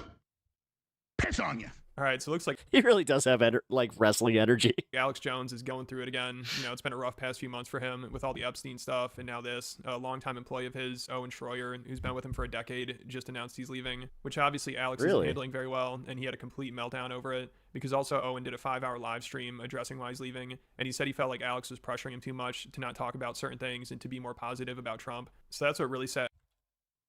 Really? He did a 5-hour. Oh man, here, hold on. I'm gonna look up Owen In the middle of another show Schroyer. on Infowars, he crashed it just to start flipping out about Owen, and it was really awkward. I mean, Alex was having a complete breakdown here, and you could tell he's actually really pissed. You know, this isn't an act, and he said he even started breaking down crying when Owen called him and demanded a raise to stay with Infowars. I'm here to censor. Oh no, he's here. We've crossed the line. You should launch a new independent show and claim that I censored you for years and get 1 million viewers. And betrayed me. And you're allowed to lie about me any way you want. You know I love you. No, Look, let's reject the let's reject the grabbler. This is a. I'm using this as a case point. You understand that? Mm-hmm. How much have I come in and censored you over the years? Yeah, not enough, frankly. I'd say some we things missed Have you. I ever censored you? Never once. Literally never once. Hey, but hey, if you want to quit and have a publicity stunt and lie about me, I forgive you. Okay? Well, that's I know. I'm very just saying I expected. Hey, David and I did it. Owen's done it. And I said I was taking the high road until I actually started watching it. And it's like Anakin Skywalker's become. This is uncomfortable. Can we sing a? Oh, anybody else like, this is, oh God. You ever like been in class and like you watch two of your friends, not even your friends, you just watch two people get just roasted by the teacher, but the teacher is like saying some really just weird out of pocket shit. A song. Hey, when I go on the air, I'm letting you have it, Schroyer. You stabbed your brother in this operation in the back, and you're a fucking liar. Can we sing a song? Fucking asshole. Can we sing a song? Shit. I don't ever get involved in infighting, but I've known somebody 10 years, and they've been my friend, but he's gotten really dark, didn't talk to the crew the last 2 years. And Good God, I saw this on the service today, and being honest, Lance's impersonation of Alex Jones and Jordan B. Peterson always cracks me up. so it's like a different person. I'm not here to be the villain. What do you mean about mean? What is the meaning of mean? For somebody's lie. So, wait till you hear his phone call to me yesterday. He literally talked to me like I was a crack whore. He was a pimp. He's like, yeah, well, if you... You're talking to me like I'm a crack whore. If you're desperate, pay me more, I'll stay. But I'm going to promote my new show on Infowars, huh? Oh my God, this is fun. The high road. Really nice. I might do a week. I was like, man, this is really hurting my feelings, dude. No, it's all right. You don't have to come in. Dude, Bald Dude is not happy. He's like, you just derailed my whole show. I hung up, started fucking crying, and then he goes on fucking air and lies about me. Fuck you, you fucking piece of shit. I won't fucking take people stabbing me in the back anymore. Fuck you. Get ready. Yeah. What an exit. Then he went on his own show and kept going off on him. I think the live stream Owen did is what really got to him because it got a lot of attention. A lot of people took Owen's side. Oh my God. Why I'm leaving Infowars is literally the video. All right. And he talked about how Alex kept telling him he's too negative and anti-Trump and anti-Israel. Also, he felt like Alex was trying to influence his show too much. So when Alex saw that and all the people supporting him, he just snapped because also he thinks Owen is doing this to drum up attention for himself and his new show. And, you know, Alex had been coming into my show and talking about how I'm negative and calling me a pessimist and all this other stuff, which is fine. You work for Alex, you're going to get hit with it a lot. Alex is not easy to work for, and that's fine. You know, that's okay. But, okay, he says I'm too negative. He says I'm a pessimist, whatever. I'm too anti-Trump. So I just said, all right, you know what? I'll just take some time off. I'll just disappear. And if Alex thinks I'm too negative, then maybe he's right. And it's not to say that I didn't have creative control over the InfoWars war room. But I mean, imagine it's like somebody staring over your back 24/7. And so every single day that I came back, it was either a guest that I was told I had on at the last minute, or it was, him coming into the studio. He wants me to cover this. He wants me to cover that. Or I have to host his show for him because he's not in. So there was just... And then I'm sure when Alex saw the tweets supporting Owen, it just made things even worse. Also, people are reporting that Owen... It is. It's literally an exclusive show. Huh. Left InfoWars because Alex was trying to censor him about Trump and Israel, which is obviously a bad look. So when Alex got on air, he just went absolute apeshit over it. It was hilarious. Like, this was a generational crash out. Even for Alex Jones, this was wild. I've never seen anything like it. And it's just funny, Owen leaves and is like, yeah, my boss was a bit much. It was difficult working with him. And then his boss responds by calling him a piece of shit, traitor, scumbag, and just goes berserk over it. Like, I don't know if this is the best way to win people over if you're trying to prove you're a good employer. But I guess the gloves are off here. And Alex said he's using this to level up. And I will no longer let lesser men try to build their resume by claiming I'm a traitor when they're scumbag Benedict Arnolds. Pieces of shit. Want to be elitist. Arrogant. Actually, you could argue that Benedict Arnold was scumbags. not necessarily wrong the way that they treated him. Not arrogant. I'm on a power trip. I'm in a total commitment against evil. I'm pouring out my guts, my soul, my family, everything I got committed to this, and I will not have pieces of fucking shit. Oh my God, how does this guy not have a stroke? Lie about me and say I'm not true. I'm getting amped up just watching him, just like, whoa, my blood pressure just went up. I will fucking destroy you, scum. All of you. Fuck you. I have sworn on the altar of God, total resistance against every form of charity. Oh my God, possessed Alex Jones is back. We haven't seen this in a while. Because he's faking it? No. When he has this level of outrage, bro, no. And I told everyone 2 weeks ago. I watched enough of his content back in the day to know when, like, he was kind of hamming it up and, like, he was doing something for that. No. Oh, this is bad. Leveling up. And it's scary. Because I'm a scary person. I can outthink and outmaneuver all these people. And I just keep trying to get the general society to wake up and win. Damn, I guess he does lie to me. I guess I am the smartest. This is legitimately like the biggest crash out I've actually seen from Alex Jones, and that's kind of saying a lot, guys. I'm the best. I am the fastest.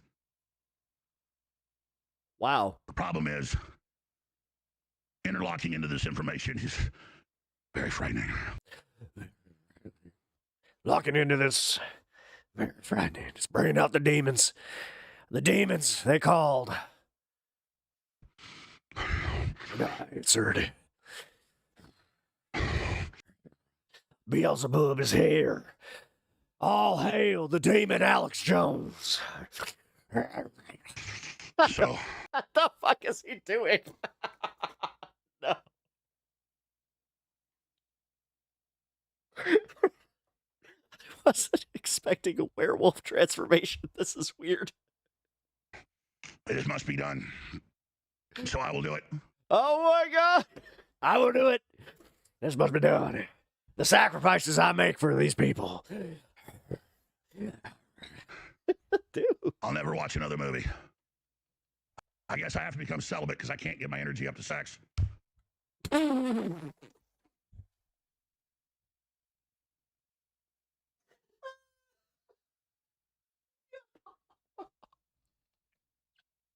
Self-burn, that's rare. That's the biggest strain on. Oh, fuck. Woo. Okay, who wants to go back and say that this is a fake crash out? Who the fuck admits that in the... What? Yeah. There is no more pleasure. There's no more pleasure. I can't watch movies. I can't even jerk off. I live in Texas. There is no more pain. There is no more art. There is no more culture. There's this is what happens when you get rid of prawn, guys. Only war.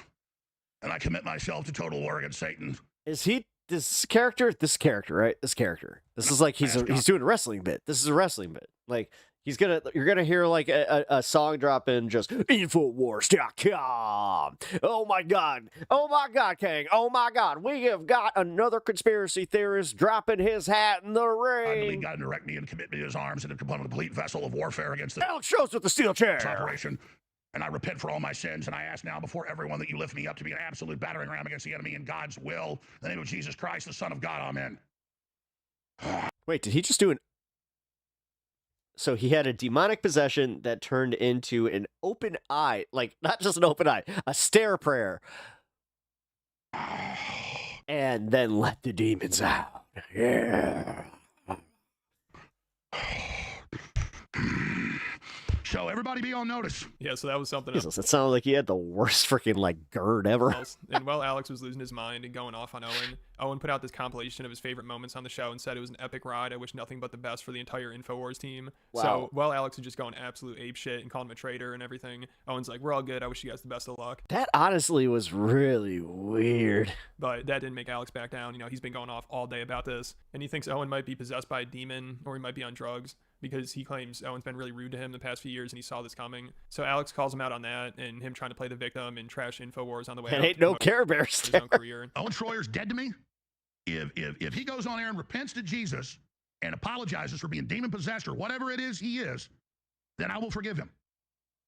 But he thinks that he would like absorb us as a launch pad and lie about us to make himself a victim so he could project himself and launch his own show. And then as all the articles come out and Jones censored Schroyer on Trump criticism and Israel, you are a snake.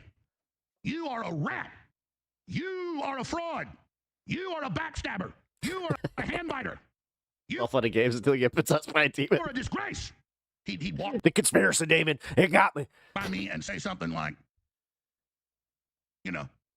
start laughing at me. Like, again, I'm not in junior high, so it didn't hurt me at that level. It hurt me that he was just like, The demon Tonkin. yeah. Yes. Stuff. And then All right, that right there just needs to be clipped. we're back the next day, and Owen just shows back up and does his show and walks in and just looks at me with hatred and like slinks in there just because he really wanted. Oh my God, man. Tell us that you were in love with Owen, like, more. Come on. Me to fire him so he could be a Oh my God, is he gonna like do the full Ethan Klein crash out? Like, do you think that this is gonna be like months long? Do you think there's gonna be a lawsuit? I'm going after the Owen Schroyer, the Alex Jones snark page. You don't understand. They got these mods over there that they went after my kids, and I confided just in a few of the producers. I said he wants to be a victim. I said I'm going to have love and say prayers for him that he gets better. Be really nice to him, give him extra bonuses. Maybe he'll pull out of it. I tried to talk to him. He's never wanted to talk to me. And I said, he's going to stand. Owen broke his stone heart. Back. He's a new person. The stone heart. That's what I had the demon locked in. And then when he broke the stone heart, my demons came out. And I don't know if it's his personal life. I don't know if it's stuff he's smoking. But I've seen a lot of people get paranoid. They smoke pot and go nuts. Oh, yeah. They also do this thing where it's like they have enlightened discussions and also see through bullshit. But But I can just tell you this right now, brother, you could use it. You could use it. That I'm not here to be shit on or stabbed in the back. This crew isn't your punching bag, and we did nothing to you but be loyal. And your little 5-hour extravaganza of little puppy dog that doesn't know why, and he just wanted to come back and shake my hand and be nice, and then I kind of censored him and said, no, you don't need to host your show. You want to hear what he said in the phone call to me? I didn't record it. I was in the pool with my 8-year-old daughter playing with her Barbie dolls. So I guess Owen quit and Alex had a breakdown crying while he was in the pool playing with Barbie dolls. What a sad scene. Hopefully he didn't start throwing up too. Oh, dude, if you're a dad, come on. Because last time he had a breakdown like this, he started puking. So I just got to the office. I'm going to go throw up, actually. And this only happens every few years when something really, really bad happens or something. I'm physically going to puke probably right now. My mouth is watering. All I see is that men that get like this about other men are gay. Tim, Alex. Yeah, I mean, it's just, yeah. So between the Epstein files and now this, I think Alex's head is going to explode soon. He's going through it, but also apparently he's leveling well said. up. So I can't wait to see what he's going through it. The next level of Alex Jones will be. The deadpan. That was also funny. Let me know what you guys think. And I just too lazy to try. I'm too lazy to no, I'm not.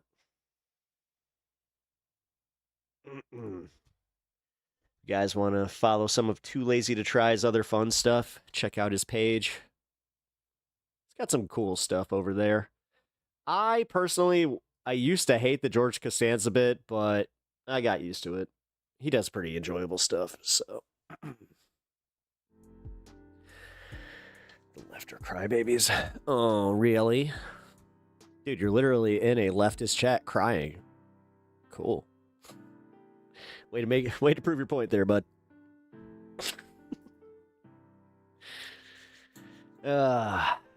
Ain't guys like them fun? So fun. The dude crying in a pool isn't a crybaby. I mean, literally. with his kids' Barbie dolls. That is kind of funny, or he's just like, oh, you don't understand. I could only get Skipper for my daughter.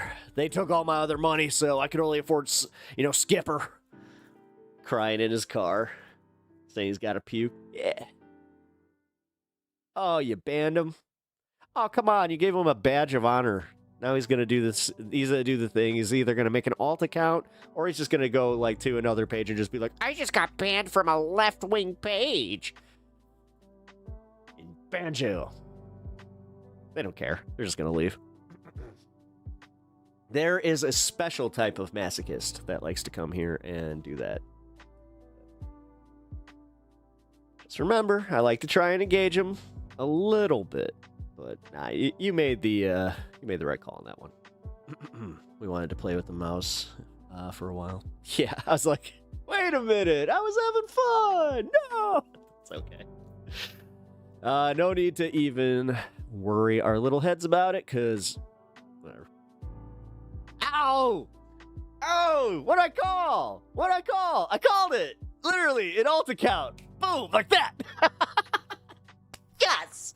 All right, guys. Who owes me what? Because I should have actually stipulated, if he shows up with an alt account, you got, somebody's got to, give the pupper a dono or something. No troll will ever get through me. Meanwhile, Needle Dick is here. Oh, wait. You've been... God, now I can... Thank you. Meanie peenies. Yes, we are the meanie bobini left. You must know thy name. You guys are an interesting crowd. We'll say that much.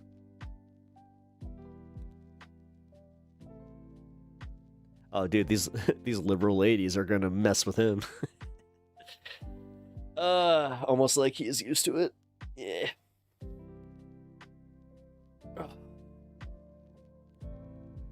Man. Today was doing that extra little hour with Jake today. That kind of pushed me into that bit where I was like, oh, I was on a really good stride, and then restarting, I was just like, oh, damn. And then, yeah, I need to eat. I just realized I never ate today. Crap.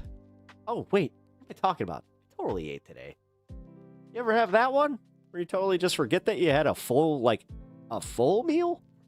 Oh, not a full meal. I'm just actually hungry. Is that what health is? Where you go for a few hours and then your stomach starts telling you that it's hungry again? I don't like it. Anyway, jokes aside, the left causes butt herpes. That's a new one. Okay.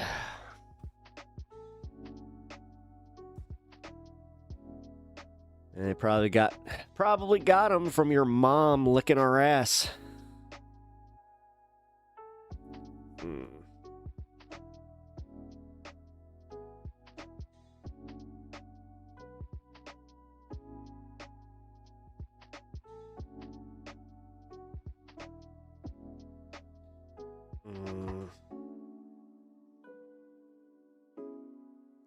No, I'm not going to be off in time. Damn it.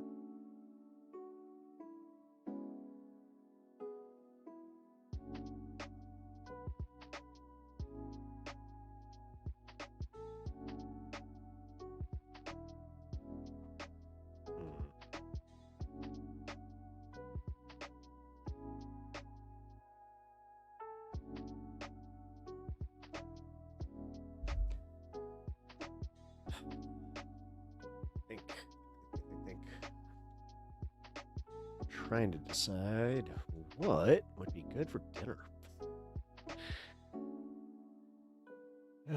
All right. So we are getting dangerously close to the 420 fun half, which healthy poop smell like broccoli. It's awful. Broccoli smells. Yeah, I hate the smell of broccoli. I like.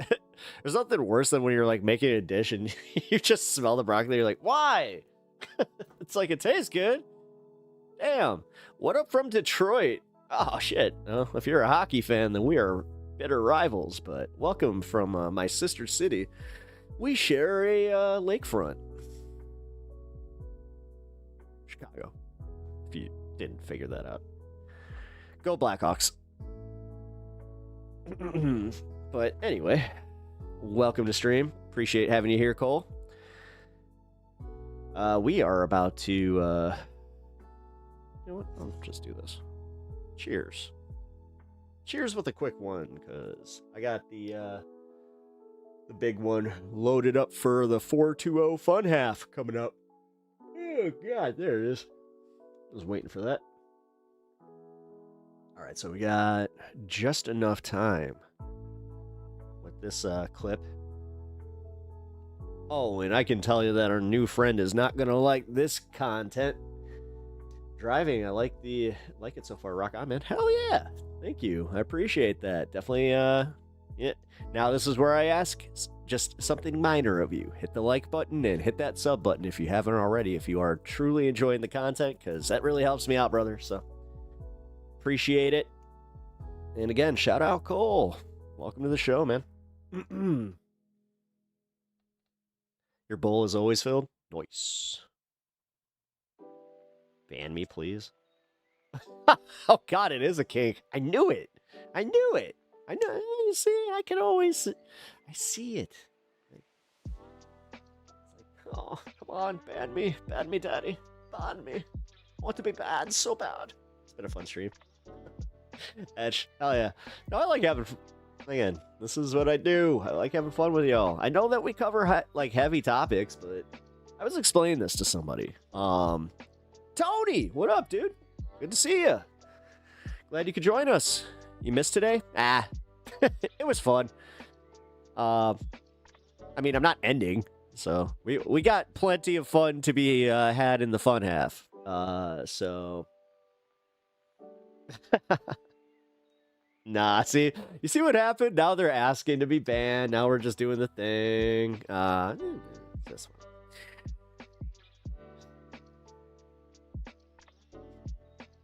But no, like I was saying, I like to have fun. Like, somebody was kind of saying, they're just like, yeah, you know, like for a political show, you do like a mix and appreciate that. But then I had somebody else chime in and they were just like, yeah, but you could be a little bit more serious with this stuff. And it's like they were essentially doing like the, oh, come on, not enough theory. I'm just like, your wish is my command. Nah, just fucking, yeah. Well, I mean, you know what to do if he gets too annoying. Like, not trying to tell you what to do here, but what is it with, no, I'm genuinely curious. Like, what are you doing? Is this like is this a bit? Is this just something that you do? Is this like your hobby? Like, even if you don't like the left, like, isn't this a lonely life? And like, isn't this kind of sad? I don't know. How do we fix the border crisis? It's already, like, the thing is, the right wing is, like, you want to talk about the lefties. Dude, Donald Trump is in office. The border is shut. What border crisis? What the fuck are you talking about? Do you need to manufacture, like, more stuff? Because, like, you do realize that this is the bitch of it. Oh, I said this earlier about the dog that catches the car. They don't know where to go with it, so they're just like, oh, I need the same car. And comfy and such. Hell yeah. It is kind of lonely, not gonna lie. It's kind of exhausting, but it's repetition for me. Well, what's the repetition for? I don't know. you kind of do this thing where like you lock yourself in from learning the perspective of other people because you have chosen to separate yourself that much. This is why it's kind of weird that like, and people are always kind of weirded out by me, where I'm genuinely curious about your positions and how you got there. May disagree, but the second that I start engaging, all of a sudden they're just like, oh, I'm not used to this, because usually they just ban me, and like this has become my thing. Like, you're supposed to ban me. You're supposed to ban me. I said something mean and said Donald Trump based. You're a leftist content creator. Ban me. What's wrong with this? And like it breaks your brains, and you guys are just like, oh. And then I do this where I just constantly engage, and you're like, wow, that's true. It's not that I don't want to learn. It's more about being uncomfortable, being wrong. Learn how to be comfortable being wrong. Also, just admit that you don't know everything, dude. You're just a human. We're all from the same primordial ooze, and trust me, we all think we're a little bit smarter than we are. This is the nice part about being so stoned and self-aware, is that I don't think like that. I had the opposite problem where I had to stop constantly shitting on myself and constantly doing this thing where it's like, well, I'm not very good at comedy. I'm not very good at talking. I'm not very good at reading. I'm not very good at politics. I'm not very good at stuff. And then I got good. Now, the fact that it comes effortlessly, I don't know.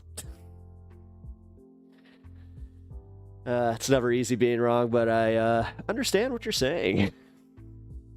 See? Well, I hope that this could give you that little extra, bit for you to start questioning and take it. If you can take anything from this stream, I don't care if you stick around or whatever you do. If you do, cool. But always be respectful. You gotta respect my mods. You guys definitely will always disagree a little bit harder. I know that that's one of the fine lines here on my channel. It's just like, okay, like the second that the mods start getting disrespected, that's where I'm just like, do it. But yeah, as long as you're a respectful person, if you say I respectfully disagree, or you just like, you have some points instead of, hey, Trump based again, or like left wing has anal cancer, like that's getting clipped. Oh God, God forbid Kirk shows up right now. It's just like clipped. And that's in your new show, buddy. Or in your new show, bumper, or whatever the hell I'm making. My intro rules, so I'm not gonna... Butt herpes. Oh, butt herpes. I'll admit that was a little funny.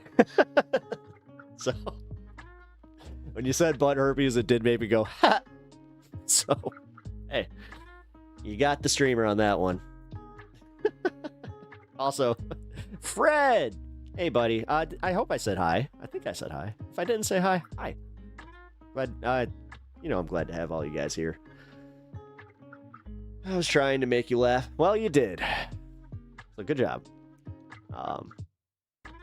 See? You see how I could see where other people would read that immediately. Like, I know other content creators that the second you said that, they'd be like, ban. It's just like, hold on.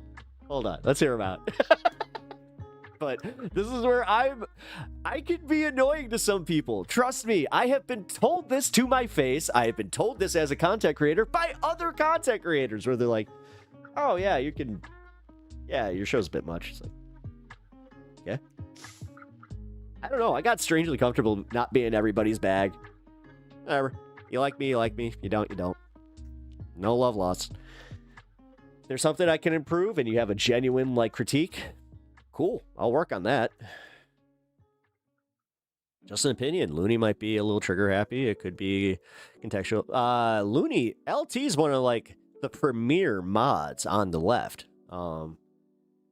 They are pretty well known around the leftist community, and I can also say that, you know what, I really appreciate what they do here. So just be nice.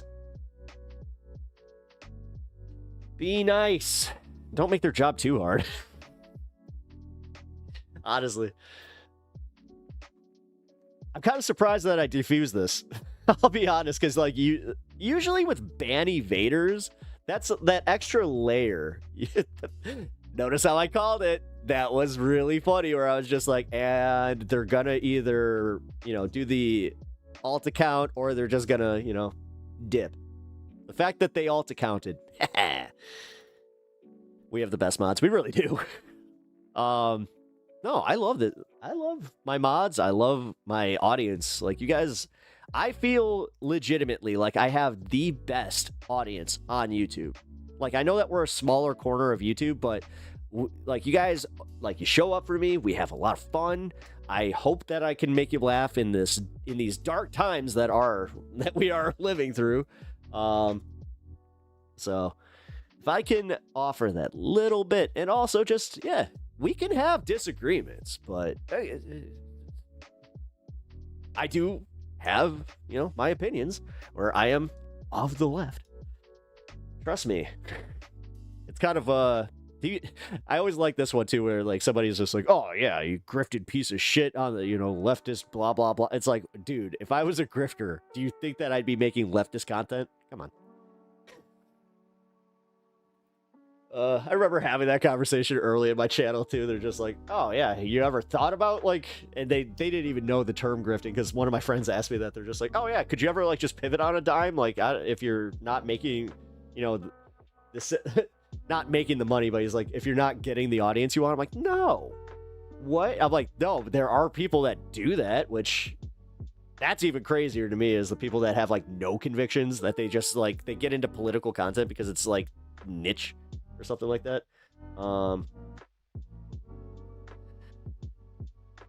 Yeah, they seem cool. I will be back another day to troll you left-wing crazies. I hope you all have a decent night, though. Thanks. That was... Hey, where else on the internet do you find someone, like a troll, leaving in that manner?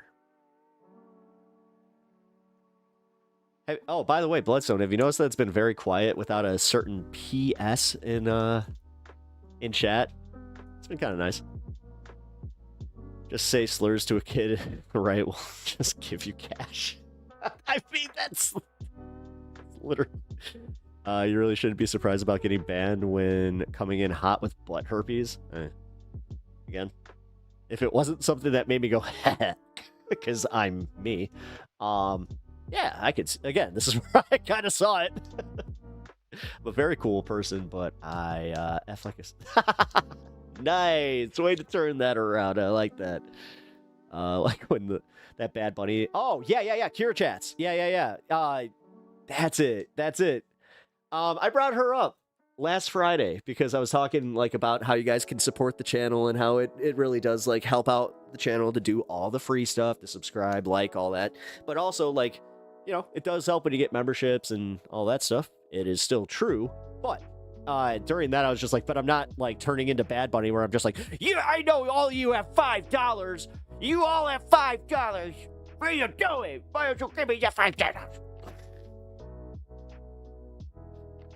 That was a great example of troll diffusion. Oh, thank you. I appreciate that. Hey, I always take the constructive criticism. Isn't that called a compliment? Oh yeah, that's what it is. I'm a broken man. What can I say? Blame my parents. I was like, I need to go right into. I need to go into right-wing chats. Jesus is a lie and rack up pants. Wait. I didn't even think about that we could actually just do, like, yeah, Sean, let's see how many you can get. I don't know, you want a merit? You'll get a Pep Talks merit badge. Chat, by the way, great job being chill. Yeah, guys, thank you. No, you guys handled that really well. I have to be honest. Like, because when when the initial ban happened, I was just like, there it is. Most trolls are lonely and want friends. We are not in a loneliness epidemic. It's just, or not just men. Or we are in Reset. We are in a loneliness epidemic, not just men. I love when my brain does that thing where it's just like, cannot process words.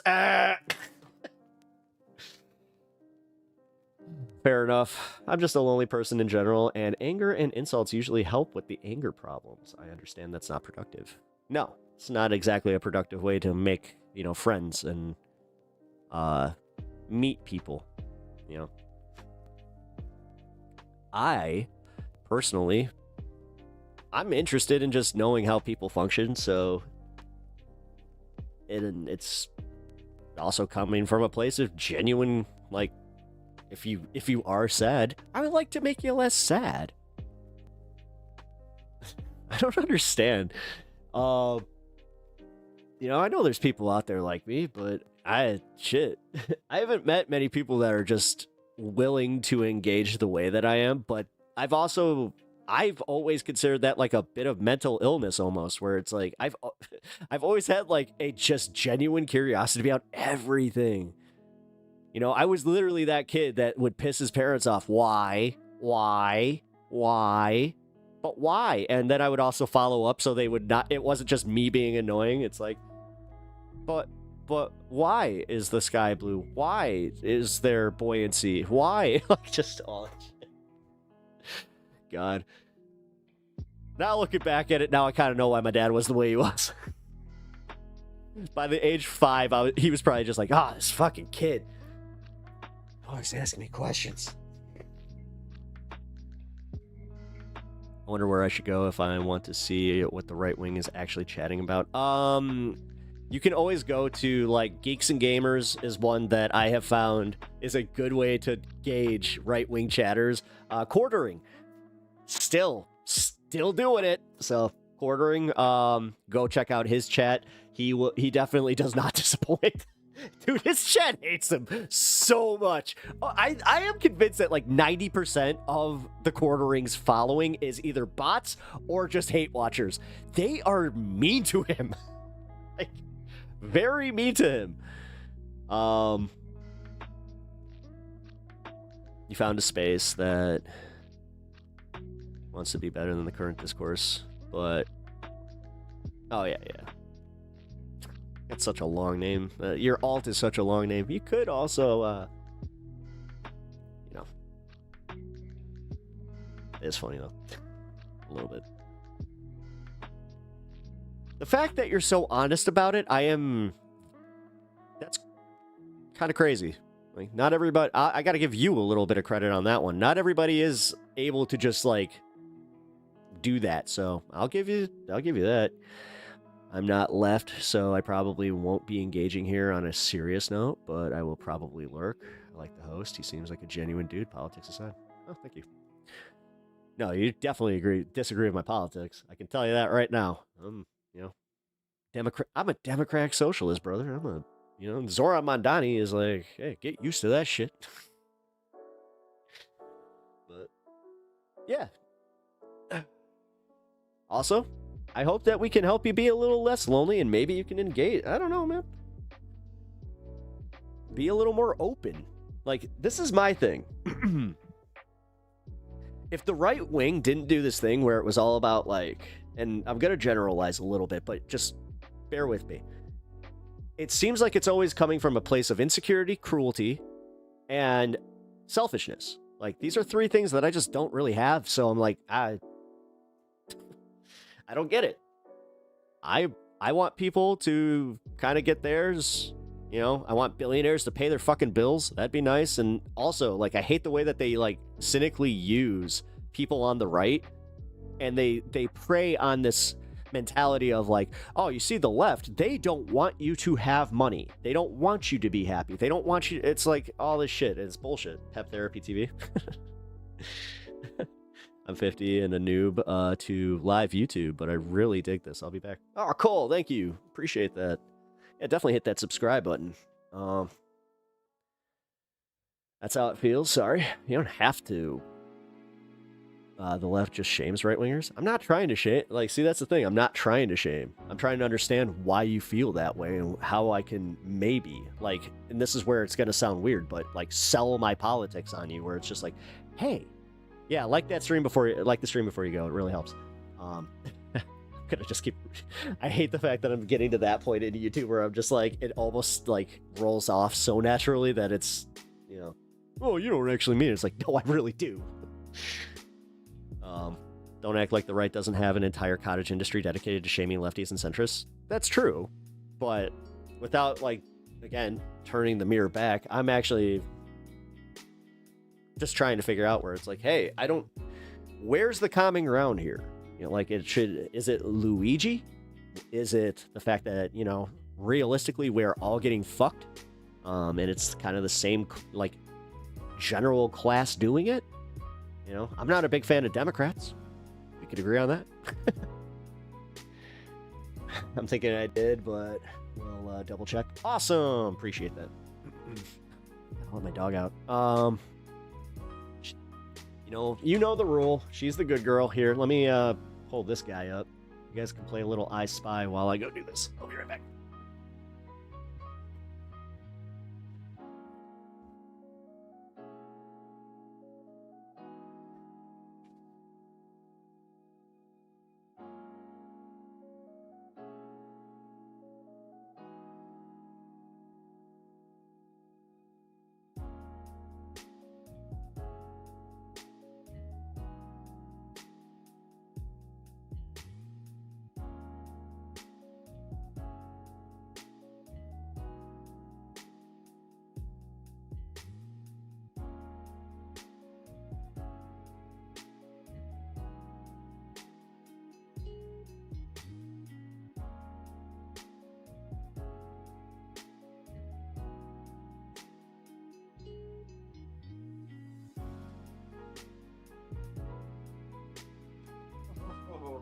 Come on.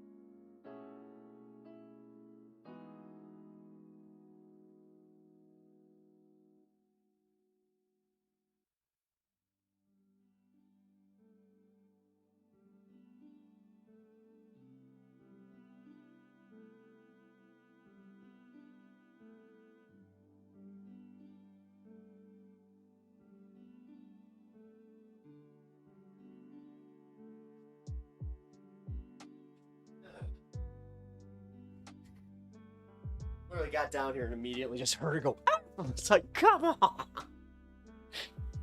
All right. Whew. I see doggo. Yeah, you do. It's the big camera now.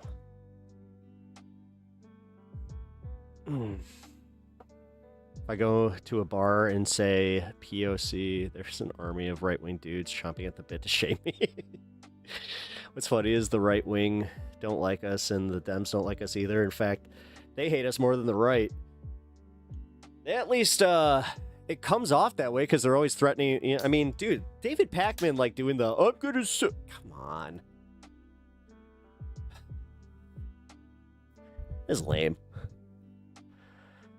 Absolutely, it's a self-fulfilling prophecy. Well, again, it's also this whole divide and conquer strategy that, I don't know, like, it's almost like this is going to sound a little conspiratorial, but it's almost like the elite class want to keep the lower classes in these constant internet battles, just arguing about little semantical differences to keep them from actually coming to the conclusion that they're getting, like, systematically ripped off on everything. Whether it be healthcare, whether it be groceries, whether cars, just anything. Everything is more expensive, and I hope that you can at least admit that, because that's one thing that I'm seeing that's a sickness. It is a sickness. That's an Evelyn Preach thing. But for real, it's bad when you want to talk about TDS, like the people that love Trump so much that they just can't think objectively.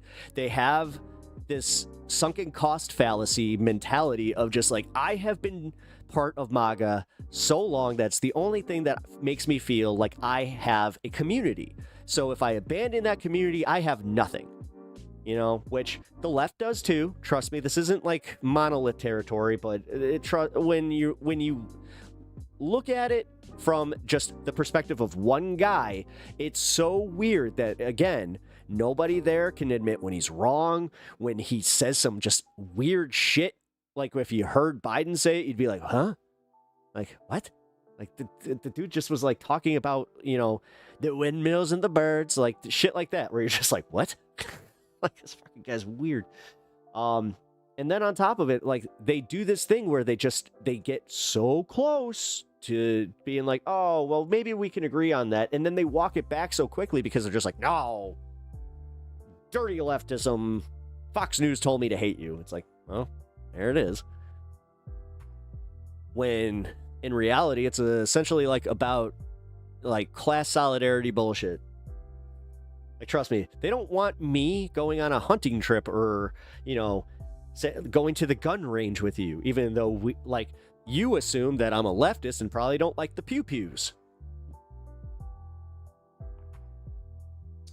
Just like they don't want you coming to the dispensary with me and having a little bit of smoky to chill yourself the fuck out. Here's the thing that drives me crazy. My parents go to the grocery shopping every week and complain about how much more expensive everything is. And then we'll parrot, prices are down when talking about Trump. That's the sickness. That is a sickness! Like, it is. It's a mental disorder. Because how do you do that? Also, you live in fucking Texas. How expensive is your energy? My God, my energy bill's insane. It's insane. Now, I have the curse of running a little hot. So, it's not just, you know, my demeanor. It is literally like, yeah, for some reason I remember talking to my doctor about this once because he was just like, yeah, what's your temperature? I was just like, oh, sort of, around like 97. He's just like, what? Like, yeah, it's like 97. He's just like, huh. Do you feel warm? I'm like, a little bit. He's like, huh. Okay. So like when I have a fever,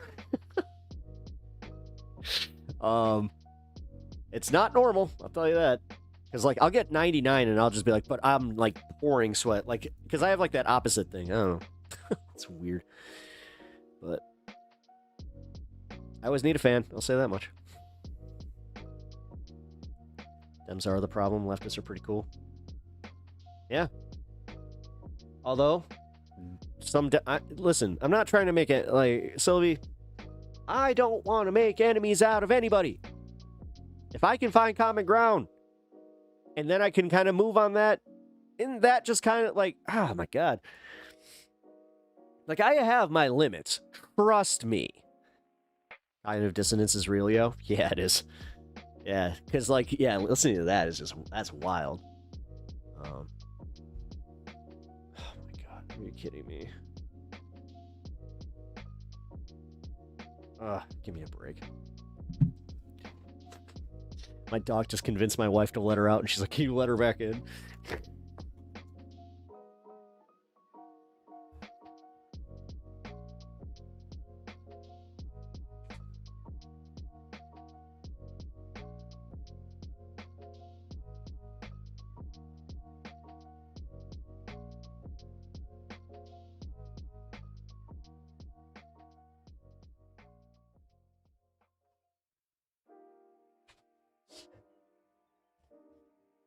Oh, she being a putz. Those are the problem because they keep backstabbing us. We want to work with them, but they won't. Well, we're also kind of bad in our strategy because, like, I'll say this much: watching MAGA, so organically watching the Tea Party take over MAGA and take over the party and become MAGA, because that's what happened. It happened in a way that nobody that cared about Trump cared about the Republican Party. They cared that they kind of leaned that way already, and he co-opted that bullshit. Because, believe it or not, he was a Democrat up until that point. And then all of a sudden, he was just like, you know what? He said it on Howard Stern. This is all out in the open, man. He said it on public radio where he was just like, I'm going to register with the Republicans because they're a little bit easier to manipulate. It's like, there it is. He doesn't respect you. He doesn't give a shit about you. My temperature was 91 at the dentist today. No, isn't that wild where you're just like, huh. Anyone on the left seems crazy to me, but that's because I've been fed nothing but left-wingers being wrong or owned. It is a sickness. No, that's called an algorithm. No, that's called algorithmic, like the way that you have confirmation bias, like that's algorithm bias. Like, trust me, I do it too. But I also do a show where I'm, again, curious and I want to learn other people's, the positions of this shit and also understand my opposition. A lot of people don't want to understand opposition. But again, it's almost like everybody that is in politics has just skipped the whole reading The Art of War and then applying any of that to their life. And I know it's not always healthy, but where are these leftist-owned things? I can never find them. Well, it's because they'll see leftist owned and then they'll see like an emotional argument. Usually it's, I've noticed that Dean Withers, he's always featured in that where it's like they get him yelling and they think that they're owning him, which that's just Dean. I was never a right-wing chud, but I remember hearing Jordan Peterson and Bill Maher thinking he had a point. Yeah, same. And that's how I found, oh, really? Yeah, I remember hearing him say like the whole, like, clean up your room, like the drop from Lance. I remember hearing that and actually being like, okay, that kind of makes sense. Because like he made one specific point where he was just like, if you're having a bad time and your brain is telling you that you are miserable, that you haven't accomplished anything, then make your bed, clean up your room, because then you can say that at least you did one thing with your day. That was the one time I was like, that's not bad advice. The rest of it's a little quacky, but overall, that was not the worst. Also created a kick-ass drop for Lance, because, again, love the clean up your room. Oh, by the way, we are at the 420 of the show, so I'm going to dip off camera here, join in smoking, and I'll be right back.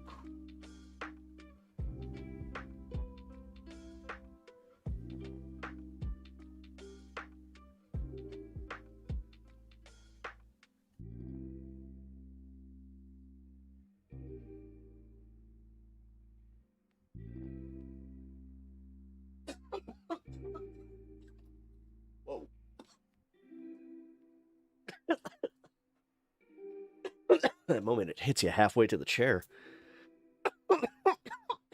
Woo. Woo. Pep's on the moon. Pep's on the moon. Bring it back down, guys. Pep's on the moon. As I cough into the mic, breaking broadcasting 101. That's literally one of the first things that are just like, and this is your cough button. It's like, Gotcha. You guys are smoke friendly? Yeah. Did you not get that vibe? Do you watch small right-wing YouTubers or do you stick to the big ones? Yeah, you know what? That is a great question. Bloodstone. No, genuinely. What is your content consumption like? Who are your biggest follows? Like, who do you enjoy?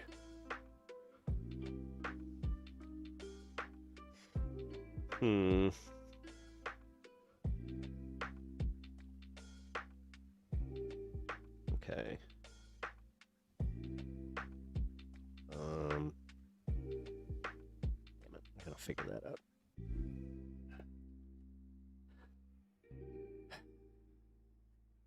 This is the nice part about living where I live.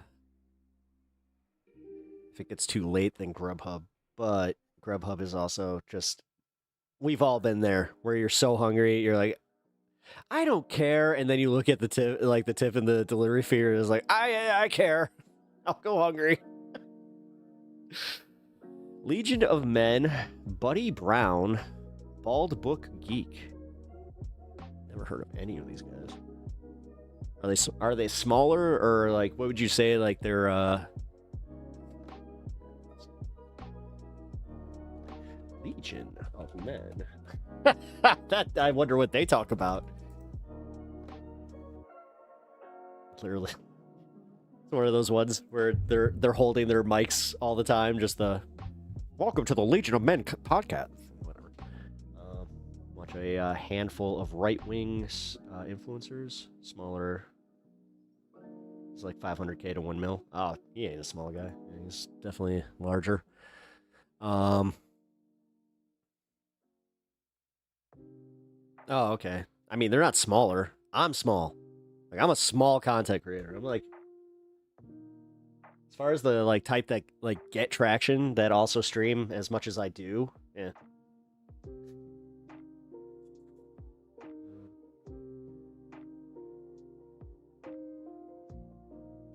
Looking for this other one though.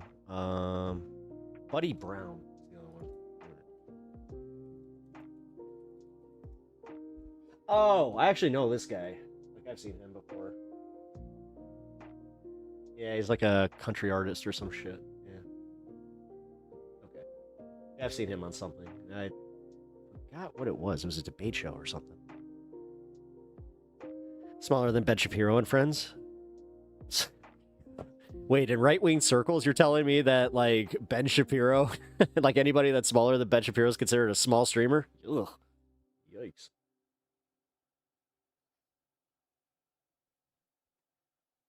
Interesting.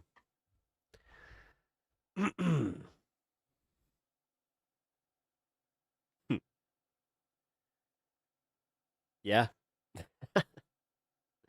And yet you think that the left has a lot of influence? I mean, did you see how many subscribers I have? Which I'm happy to have.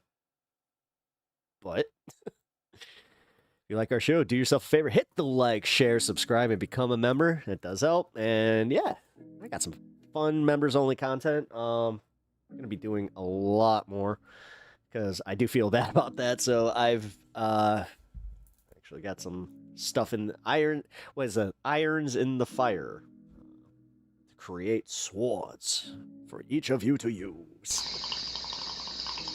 Oh, thank you. Actually, that helps. Just in case I get my food. Gladstone by stars $10. Falling leaf emoji. Just in case you get food delivered. Thank you. I appreciate that. You know what? You might have just made that that decision for me. Thank you. Because that helps. You do know the struggle. Got his 2, by the way. I just realized the camera wasn't on. Thank you for the $10. Hell yeah, thank you. What's on your rule? I mean, wait, either way, nothing I have said can make up for the trolling, but I do have to leave. Thanks, guys. I'll definitely be joining. Oh, thank you. Yasmin Gold, the big yes, the big content creator. What will do? Thanks, bro. Hey, look at that. Look at that. It may not have completely changed their opinions or their content. Well, we've changed their content consumption that much. We're doing the Lord's work, people. I'm on a mission from God. And make you see the merits of the left wing. And also, I'm unbanning that guy's main. Yeah, please do. He deserves it. See? That was fun. I hope you guys had fun. That was a good time. Also, I gotta add that. I forgot. YouTube. Gotta add that to the tip goal because it still doesn't work. Oh, thank you for doing that. Also, ooh, cozy Pep. All right. HBX $5. More cookies. Also cozy Pep. Here we go. All right. doing the toss. We're doing the toss. My God, you have had a lot of treats today, dude. We're have to get you a new batch of marrow snacks. Boy. All right. Thank God I turned the AC on. Otherwise, I'd be sweating my balls off. This is wet.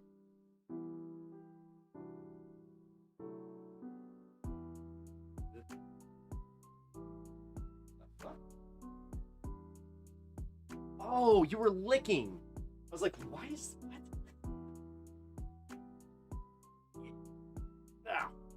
Ow, I lost my glasses.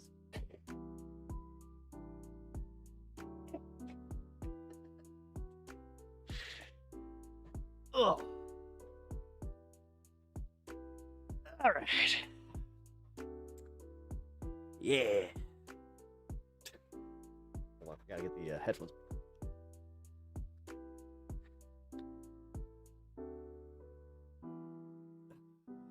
That's the nice part. The hood big enough to actually fit headphones. Not bad. Not bad. All right.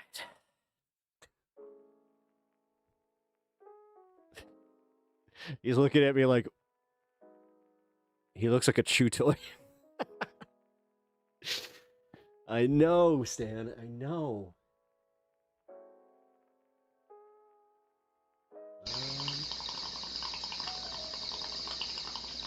Oh, shit. Well, Needle just became a member. That's dope. That's... this has been kind of a wild night, gotta say. Let's go. Oh, thanks. I appreciate that, Edge. Try to have fun here. Try to have a good time with all of y'all. Oh, that's awesome. That is crazy. Okay, so here, let's do the adjustment here. So we got 15. Man, thank you so much.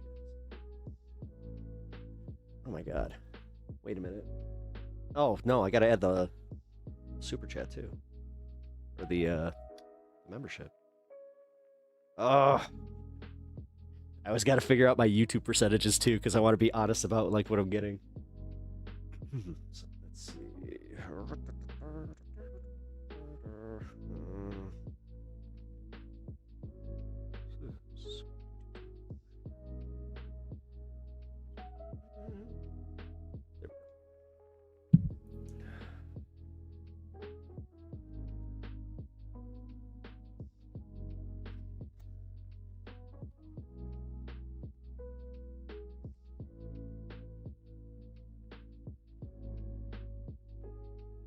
Oh, wait, I got 10 memberships yesterday that I forgot to add. One more. Yeah, you guys are cooler than I thought. See? It's almost like we need to calm down. Let your preconceived notions of just set aside your preconceived notions and then try to chill, find common ground. Then we can do this. Browns. It's not a Snuggie. It's an Uggie. It's a giant hoodie. Look. You see? Not a blanket with sleep. It is a full. It goes down all the way. And then it has this. It's an Uggie. Not a Snuggie. Snuggies are bullshit. This is awesome.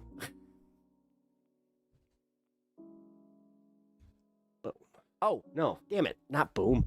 I didn't finish doing my math.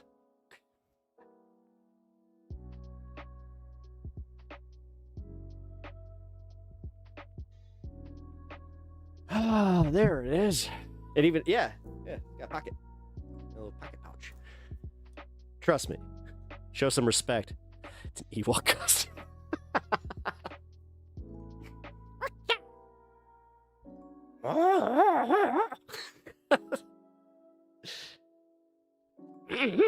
I always liked when Wicket did that.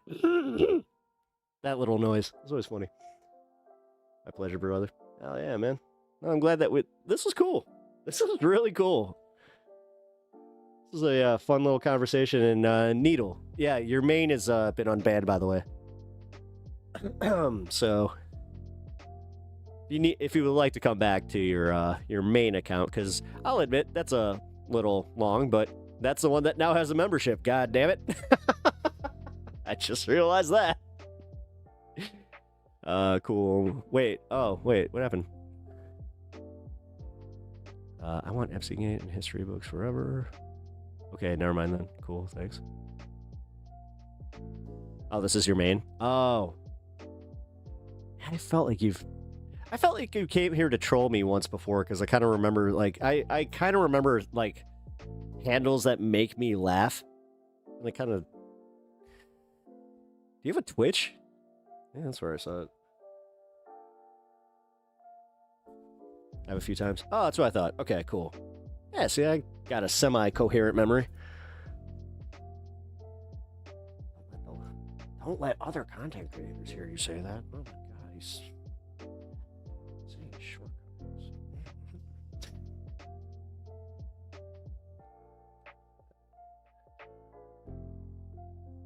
There we go.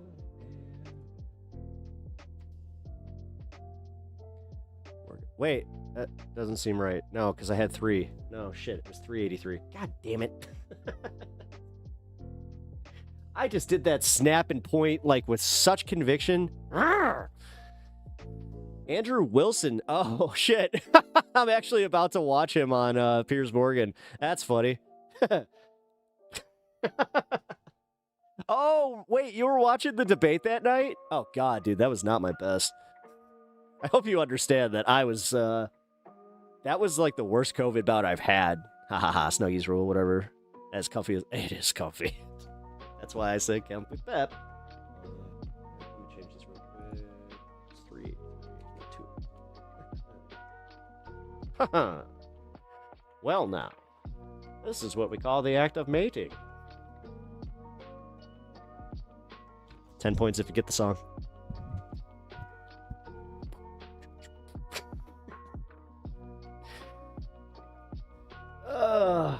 Oh, that song probably... You follow Andrew and it was obvious you were sick, no harm. Such is life. Yeah, dude, I sucked. The funniest part is they threw him in. I wasn't booked against him. I was booked just against Speakeasy. So, like, that was a surprise. They were just like, oh, and here's your debate partner. I was like, oh, hey, nice to meet you. They're like, and this is who you'll be debating. I was like, wait a minute. And immediately my brain was like, oh, no, I watched you debate Vosh. Oh, no. I was like, I'm very sick. I'm very new to this. Oh, boy. Yeah, definitely thrown to the wolves on that one. But that was I had my one moment. I had my moment where I did throw him for a loop, and I've watched that back, where he wasn't expecting me to just be like, Andrew, you gotta be a dick. It's just like, what? It's like, dude, I'm matching energy. You're being a dick. Stop. Does he still chain smoke cigarettes? Does he? That's gonna, you know, let's like catch up to him. I hope it doesn't, but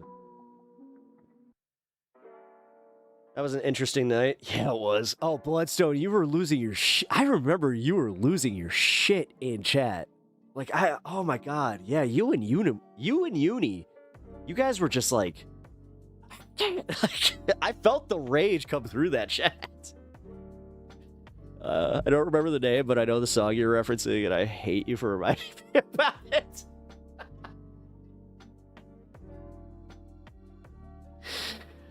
Gazaja! Uh-oh.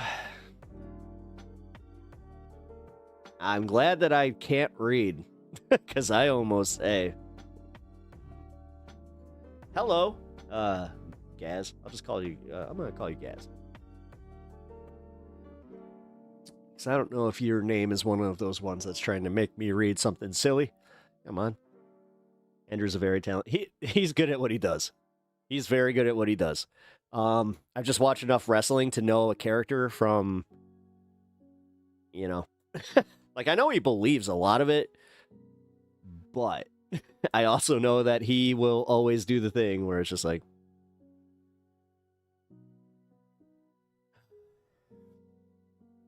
Whoa. It takes time to get to that level of debating anyway. You did call him out. It was very funny. He was noticeably stunned. Dude, because I was like, I'm sick. This is my first time, and I'm a new content creator. Whoa! No, the fact that, like, that opened some doors, but it also kind of made me realize where I'm like, oh, if I'm going to do that, maybe I do want something.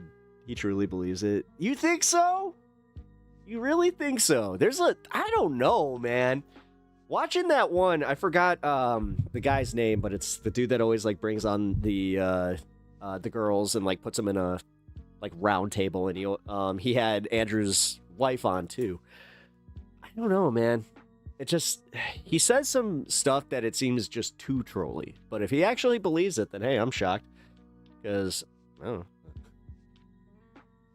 Of the people here, I will say this. I have had an off-air conversation with the man, and he seems like, he didn't seem like a bad dude. Like, actually, I'll be real with you guys. I was having a trouble getting my OBS working, and he helped me, like, reset it. So I was just like, oh, this is a good start.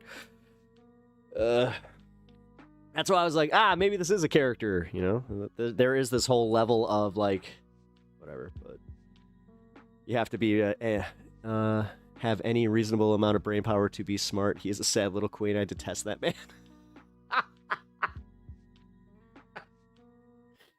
Tell us how you really feel. Whatever podcast. Oh, that's what it is. Yeah, the Whatever podcast. No, thank you for reminding me. No, that's exactly what it was. Yeah, I've watched him, again, I saw him debate Vosh early on. That's why I again, tried to be as real as possible. That was fucking wild. When I saw that screen pop, I was like, what? What? Actually, you know what? I need to hit up Speakeasy. He still does stuff. Vosh bad. No, he is.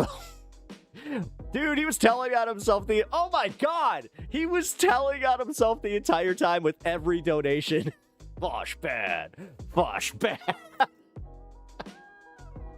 Never saw it. Didn't think we'd see it, but we did. It's one of my favorite lines. Was from Avengers. That man's playing Galaga. Didn't think we'd see it, but we did. The hell, really? I mean, yeah. Did you not know that that was his dono sound? Was literally him. I think wasn't it? Yeah, Vosh bad. Where like every time he would get a donation.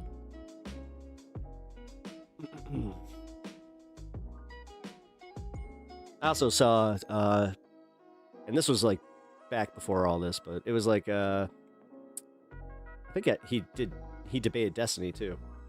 I just remember seeing him pop up. Oh, you didn't know that? Yeah. For real. Yeah, I always remembered that too because, God, I think this is lame to admit, but I had to like Google that and just be like, what are they actually saying when he gets his donations? It's Vosh bad. No, I'm just repeating myself. Unimoogle, I watch him every day. That's my perspective. Hey, listen. This is also where I try to say, to each their own. I know that there's people that hate the content that I consume. Trust me, I'm not a fan of all of it. You think that I actually like watching, like Piers Morgan as an entity, as a person, don't like. But I'll be damned if he doesn't make engaging content and brings on like good, interesting guests like Cenk Uygur and Andrew Wilson, like I'm about to bring up right here. Funny enough. Hold on. Before I do this though, I'm going to figure out my dinner situation. I don't need him or any man, which means I have issues with his core beliefs. Piss Morgan. I just call him Pigeon Lady from Home Alone 2. And that makes me happy, because every time I see his stupid, like, jowl face, I think of the lady from Home Alone 2. And they look almost exactly like here. Let's bring up a picture of Pigeon Lady. I like how that's literally the first one. Yes! Woo! Piers Morgan. We know. We see it. We see it, Piers. We know what you're doing. We know that you're just mad that Kevin McAllister never came back. You have your little turtle dove that you just keep in your pocket, always angry. Once you saw a picture of Macaulay Culkin, and then it just made you smash that thing in your pocket, and now you have scars all over your hands. Look, it's uncanny. It is fucking uncanny how much they look like each other. I can't fucking... No! How in the hell? How? And this lady, like, when she's not her, looks like the that singer, the Susan. He was part of Susan Boyle. You know, the one that was like, "Don't cry for." Was it Argentina? No, it wasn't the. Not Evita. I don't know. She sang some opera song and was like the first like true America's Got Talent. Like, whoa, look at her. She's frumpy and she can sing. Wow. Just look at taking a piss, Morgan. Fucking Christ. As I said, this is where like his whole, salty demeanor comes from, is just because he was traumatized. You can't unsee it. Yes. All right. My goal was met then. All right. I've been putting this off long enough. I mean, I'm having a good time chatting with you guys, but should probably get to... Oh, wait. Makes me want to hurt things. Ask Pep. I can't even... Oh, yeah. Oh, yeah. See, this is... Oh, yes. Hold on. I would like to keep Uni in chat for a little bit. Because the second that Andrew comes on the screen, she's just like, I can't. I'm not... I can't. I can't. One of my favorite moments, too, was after I got off stream, I go upstairs, and she's just like, do you need a joint? I get it. I'm the same way. Like I said, I have a visceral reaction to some people. Andrew used to kind of, I don't know. Again, before I saw through the persona. At the end of the day, it's all pro wrestling. At least with me. Because that's how I think about everything. It's just like, how is this a storyline? Because I'm a fucking uber nerd. So I get the same way. Oh, Steven Crowder. Oh, Tinkerbell. You got mine. Steven Crowder actually, like, he gets... I do not like that guy. I do not like that guy. And when I heard that, well, I don't want you to go. I need the car. What if I need the car? What if... How did he retain an audience after that went public? How? Like, hearing his co-host talk about just how shitty he was, too, as a person was kind of funny. Gotta say, I think I was yelling at... No, you were. Like, I remember, like, I was so tired, and you're just, like, you're shouting, I'm like, oh, I mean... I've told the story numerous times. I got off that debate, I clicked off, and then I puked. Like, thank God I had the garbage can down here, because I was holding it together just by going like, no. I also did the thing where I put, like, my tongue against the back of my teeth, and I was like,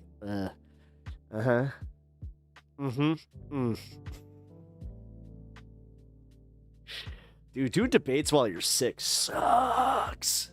And the only reason I did it was because I took the booking 2 weeks earlier, and I did not want, like, I was so early in my career that I didn't want to burn that, like, any of those types of bridges. So I was just like, man. All right, everyone, have a nice evening. Hey, thanks for joining, man. For real. I'm glad that you became a member. I'm glad that we could have this pretty cool conversation. It's been an interesting night. It's been fun. He's a whiny little bitch. I can't laugh at him. Queen Andrew makes me literally get mad. Yeah. No, you do. Can't stand certain right-wingers that are smaller, like Right Corner and J-Man. I have no idea who these people are. Oh, my bad.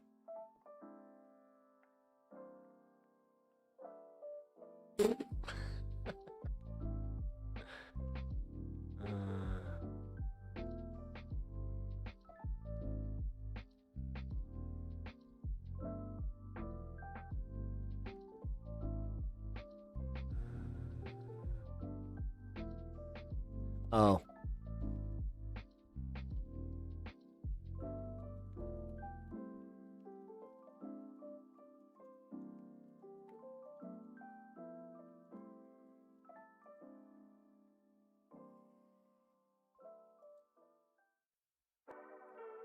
There we go. I saw your message. We're all good. Alrighty. I just realized that I didn't even have my chat, my Discord up. I had this Spaces. That's why I wasn't seeing anything. Sorry, guys. Usually better about that, too. Oh, wait a minute. My Discord alerts are off. Oh. That's no bueno. I don't like that. Secret chat. Mod chat.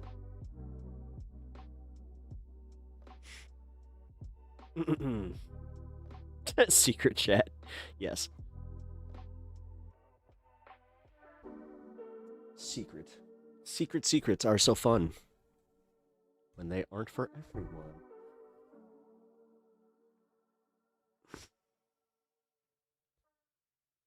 Some are big, some are small. Don't you want to know them all? I made up all the rest of that, so if that is what it is, then that came back to me like, but if I just made that up, that was not that bad. I see the privileged chatting behind the disenfranchised backs. Well, I also do have a command structure here. Let's put it that way. Where I have people, my mods, that help me out, so they need to have a way to get a hold of me. I know I'm taking this too literally, but I'm also just like, nah. I get mad about that.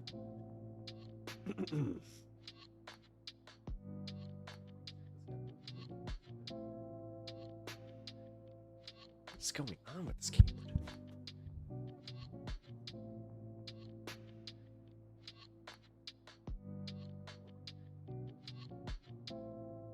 Oh, there.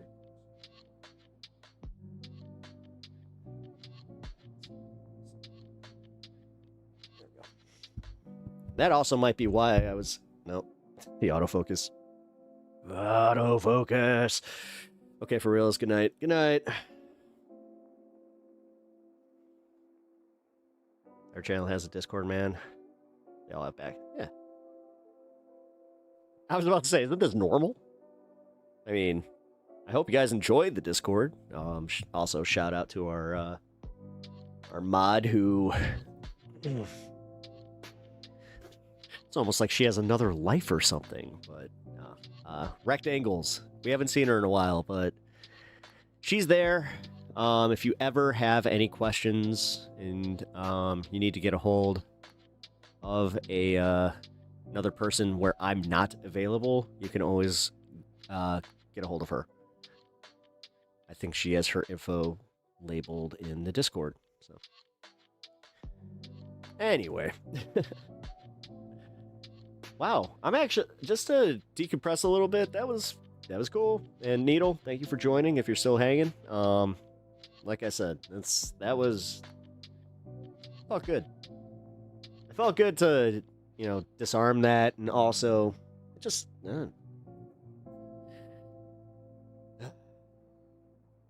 I just needed that.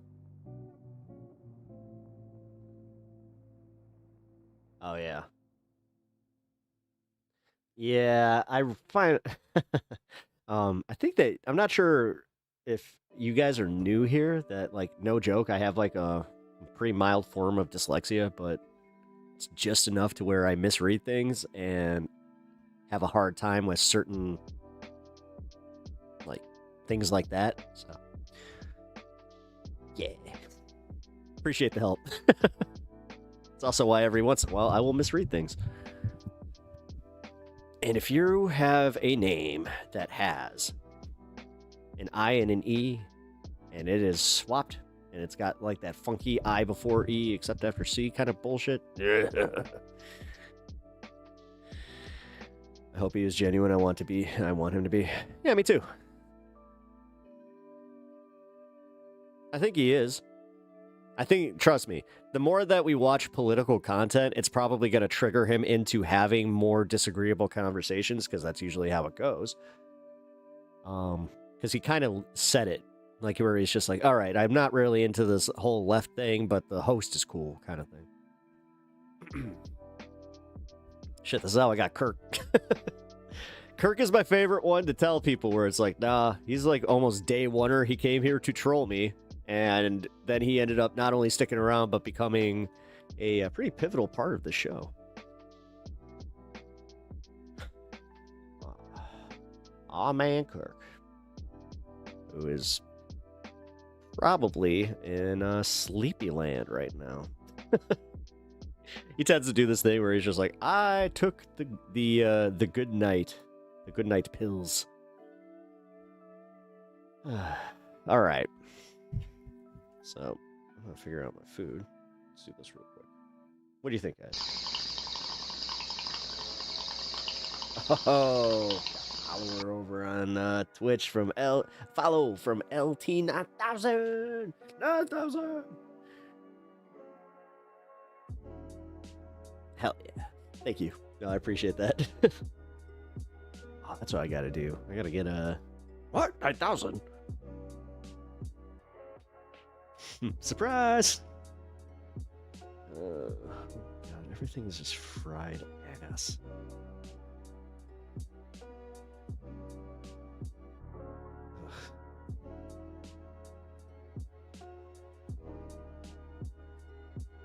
Man.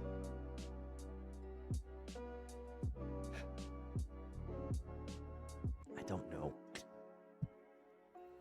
People are more nuanced than we want to believe. Yeah. Oh, no, especially online.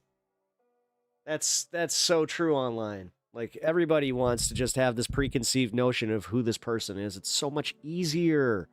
Because it's also you want to have, like, a punching bag for your hatred, you know? Trust me, I get it. I've done it.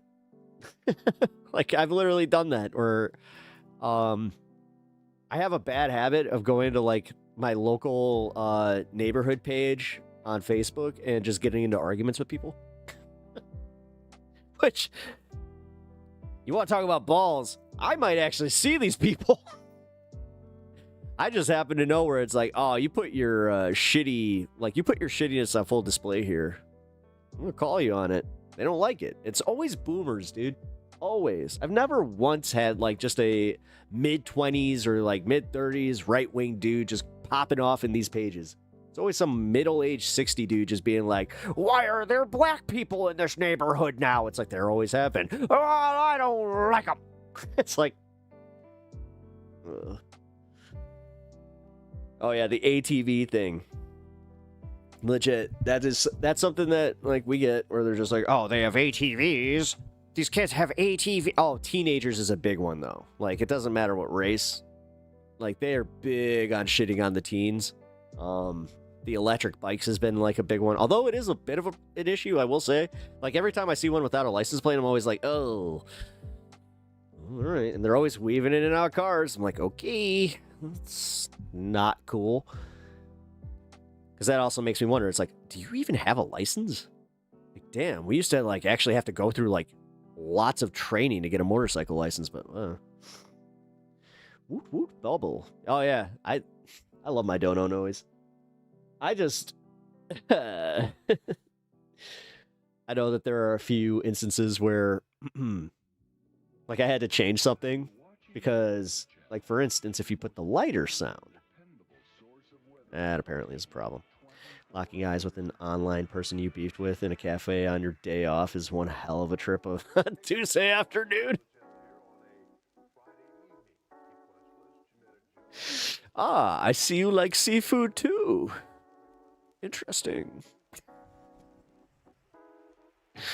Tell me more about how much you love Donald Trump. And how you're going to hell for eating shellfish. Hmm?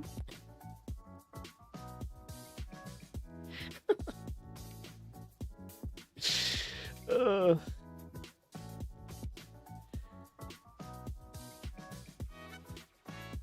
say that because that's where it happened one time. We got this pretty bitchin' shrimp joint that I was like, I recognize this guy. Where do I recognize this guy from?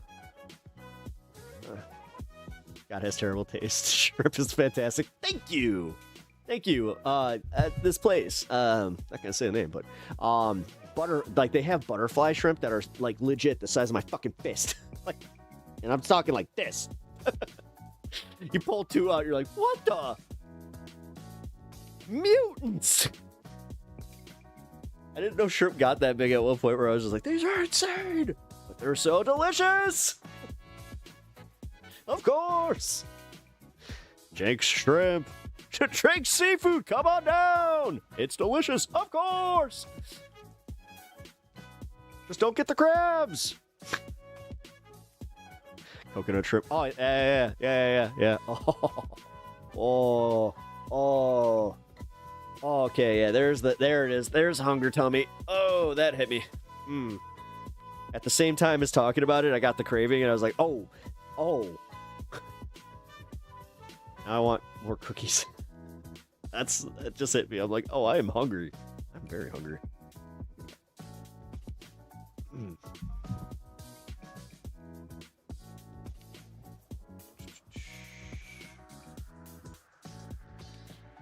Of course.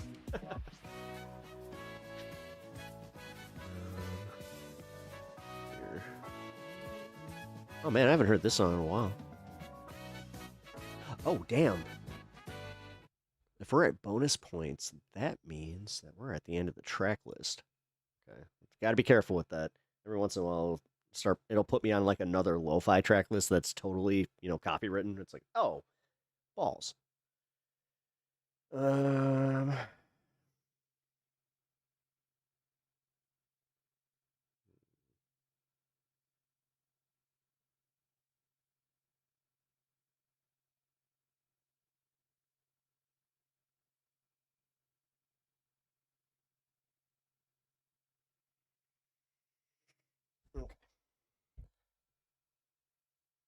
Let's do this. Speaking of course, and Cenk Uygur, and just, I don't know. This is going to get us into a rage. You made some banging cookies the other day. Time to make some more soon? Hell yeah. I always love hearing about what you guys are like baking and making.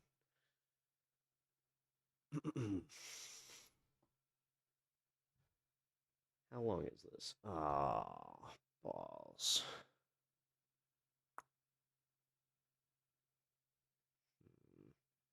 Screw it. We're gonna go for it. People go to these protests with these flags to remind the authorities that this is England. That does seem intimidating. Why? Because it's being done in a way, it's being waved flagrantly in a way. Oh my God, they got their own Confederacy situation going on? To intimidate. No, it's not. Everybody on this side of the pond is looking in absolute horror at the state of speech in the UK. It's absolutely abhorrent. Every day there's a new monstrosity. You've also got at the same time President Trump wanting to jail people who burn the American flag. What do you feel about that? Are you allowed to burn one? Yes, of course you are, because that's part of what's great about this country. You have freedom of speech. We have the Stars and Stripes, which men have died and bled for hundreds of years. Immigrants don't get to come here, many times illegally, and burn it on the cameras as part of a demoralizing system for the public. I don't think a single one... It doesn't matter, though. Like, honestly, if he was... This is where I always get confused by, like, people that call themselves constitutionalists and, like, people that truly believe in the Constitution. Also, I think... Did Andrew's... Family members fought for the right of people to burn your nation's flag that does they he were not fighting. have I think they a did. first light anymore? It says a lot about the national mood in the UK that the simple sight of national flags waving from lampposts and houses has become a major flashpoint. Operation Raise the Colours is a mass movement of ordinary people flying, and in some cases painting, the St George's Cross and the Union Jack across their neighbourhoods. Many people see it as an act of patriotic defiance, a peaceful protest against an asylum system which just about everybody agrees is out of control. But others see it as a far-right dog whistle, organised and amplified by nefarious people who are fundamentally... Kind of ironic that England doesn't like, I don't know, having a lot of brown people, just, what's this, I was going to say colonization, but that might be too generous, but... mentally racist. It's almost like you guys got some karma coming back at you. The truth, as always, probably sits somewhere in between the two. More than 32,000 asylum seekers are living in British hotels at vast expense, with hundreds more arriving routinely on small boats across the English Channel each week. Brexit was supposed to take back control of the UK's borders, but migration has simply increased. People have every right to be unhappy about that and to protest peacefully. But daubing paint on war memorials and cars... Really? She looks like your mom's yearbook photo from night. Is it the outfit, or is it that she actually looked like your mom? Racist slogans on a Chinese takeaway, that's wrong. And it's not who we are as a country, or I hope it isn't. There's no question that many people are fired up by what they're seeing on social media. Just as he's doing in the US, Elon Musk is driving vast amounts of traffic to his X platform with stories and stats which paint a vivid picture of chaos and danger caused by immigration. Prominent critics, including Bassem Youssef, say he's deliberately peddling anti-Muslim and anti-Arab hatred with no concern about whether the stories are true. And just as he's doing in the US again, Elon Musk is backing a new political party. Nigel Farage and Reform UK are, he says, weak sauce, and he'll be backing the newly minted Advanced UK instead. Well, tonight we're going to debate some big questions which are pertinent on both sides of the Atlantic. I just don't I've never understood nationalism or this whole, like, again, pride behind our flag. It's like, give me something to be prideful for, and then I'll wear it. But if I'm embarrassed, don't fucking get mad at me because now I'm, like, calling into question my nationalism. Is flag-waving populism a symbol of patriotism or prejudice? It's fucking stupid. Does Western culture have a problem with Islamophobia? And is Elon Musk partly to blame? I don't know. Do you consider it patriotic to fly the ISIS flag? They do. I mean, you could only assume, right? Like, and can a brand new party, backed by the world's richest man, really transform politics in the UK and the US? Well, joining me for the first Uncensored of the new term, Cenk Uygur, CEO and host at the Young Turks, Andrew Wilson, host of The Crucible, Mike Benz, the executive director for the Foundation for Freedom Online, and the former State Department official, Ben Habib, leader of new party Advance UK, which is now backed by Elon Musk, and Ava Centina, political commentator with Joe. Well, welcome to all of you. It's definitely the shirt. Stellar panel to welcome us back on Uncensored in September here. I want to start, though. Oh, you said it's the minimal eye makeup. Oh, gotcha. Before we get into the main purpose that we got you all on, I want to start with this breaking news story today, which in many ways is, to me, symbolic of the mess that honeycomb tie, my country is getting itself into, not just on immigration and asylum, but also fundamentally about free speech. The Father Ted, co-creator Graham Linehan, one of the most popular comedies in UK TV history, was arrested today after arriving back at Heathrow on a flight from the United States. And he revealed in an online Substack article that officials became highly concerned for his health when his blood pressure raised to over 200 and took him to hospital. That's been confirmed by the police. But he says 5 armed cops seized him and arrested him at the airport. And why did they do that? Because... Welcome. How you doing? In April, he did these 3 tweets, or posts as they're now called on X. If a trans-identified male is in a female-only space, he is committing a violent, abusive act. Oh, Jesus Christ, his obsession with this.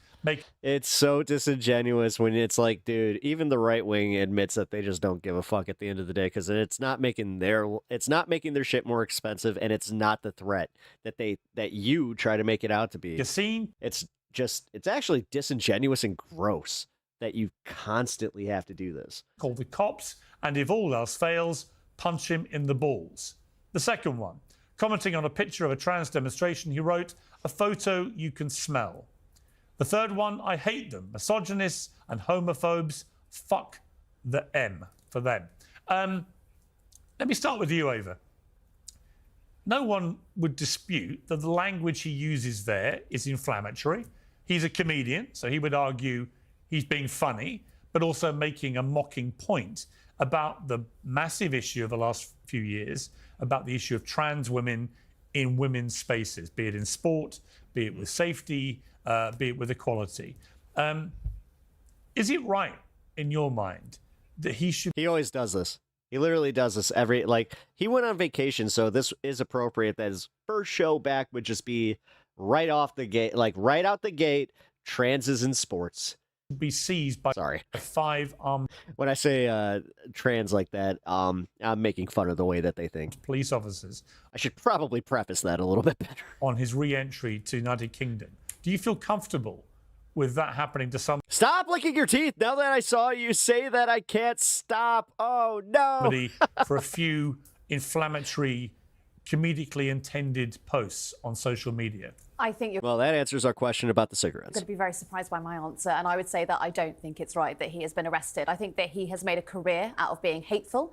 I think that he... Okay, this actually might be the first time where Piers is not the most British person on the panel. What he does to that community is incredibly dangerous, and I worry about the trans men and women who have to experience the fallout of his disgusting tirades every single day. But it does scare me that he was arrested, and it scares me that people are being arrested for what they're posting on social media. And I think that the government here and the Metropolitan Police need to be clearer about what the parameters are. My God, she literally looks like an extra for Austin Powers. Yeah, baby! Of what you can and can't post online if they're going to legislate on it. I think the worry, though, is that many trans people don't know how to deal with the vitriol or the fallout after he's had one of his explosions. I mean, you can't sue him, you can't shut him up, but every single day they have to deal with the tirade that falls on them. Well, his tirades, as you put it, are based on a firmly held belief by him that is shared by many other people. I don't care about his Well, hang on. Let me finish my point. The comments he makes, all right, they can be expressed in an inflammatory way, as I've said, but that actually underpinning it is his argument that the trans activist lobby, for want of a different phrase, but the activist lobby supporting trans rights has spent the last few years traducing and reducing women's rights to fairness, equality, and safety. And I don't know, but watching her do it, it made me realize I have something in my teeth. That it's actually don't agree with that. actually the refusal to deal with Oh, man, that was there the entire stream. Central problem, both in the United States, the United Kingdom, and other countries, that has led to such rage. Oh, I hope you guys didn't see that. Like, there's just this little tiny piece of something that was on behalf of women's rights. The rage comes from trans people existing, which is what I find extraordinarily dangerous. You know, I work with trans people. Friends of mine are trans. You know, the sort of the danger and the vitriol that is spread across our tabloids every single day, I have never ever experienced or seen. And honestly, I just think he needs a new bit. I think, you know, maybe it would be helpful for him if he wrote a new show or wrote a new play and just left these people alone. Let me bring... I'm getting chillies. Andrew Wilson in here. So Andrew, Graham Linehan, I'm not even sure if you're familiar with him, but he's one of the most successful... Thank you, Bloodstone. You actually kind of made that so I could... ...comedy people in the country over here. It's like the only thing open right now. Yeah. But he's been at the centre of this debate for a long time with his very stark views about this trans issue.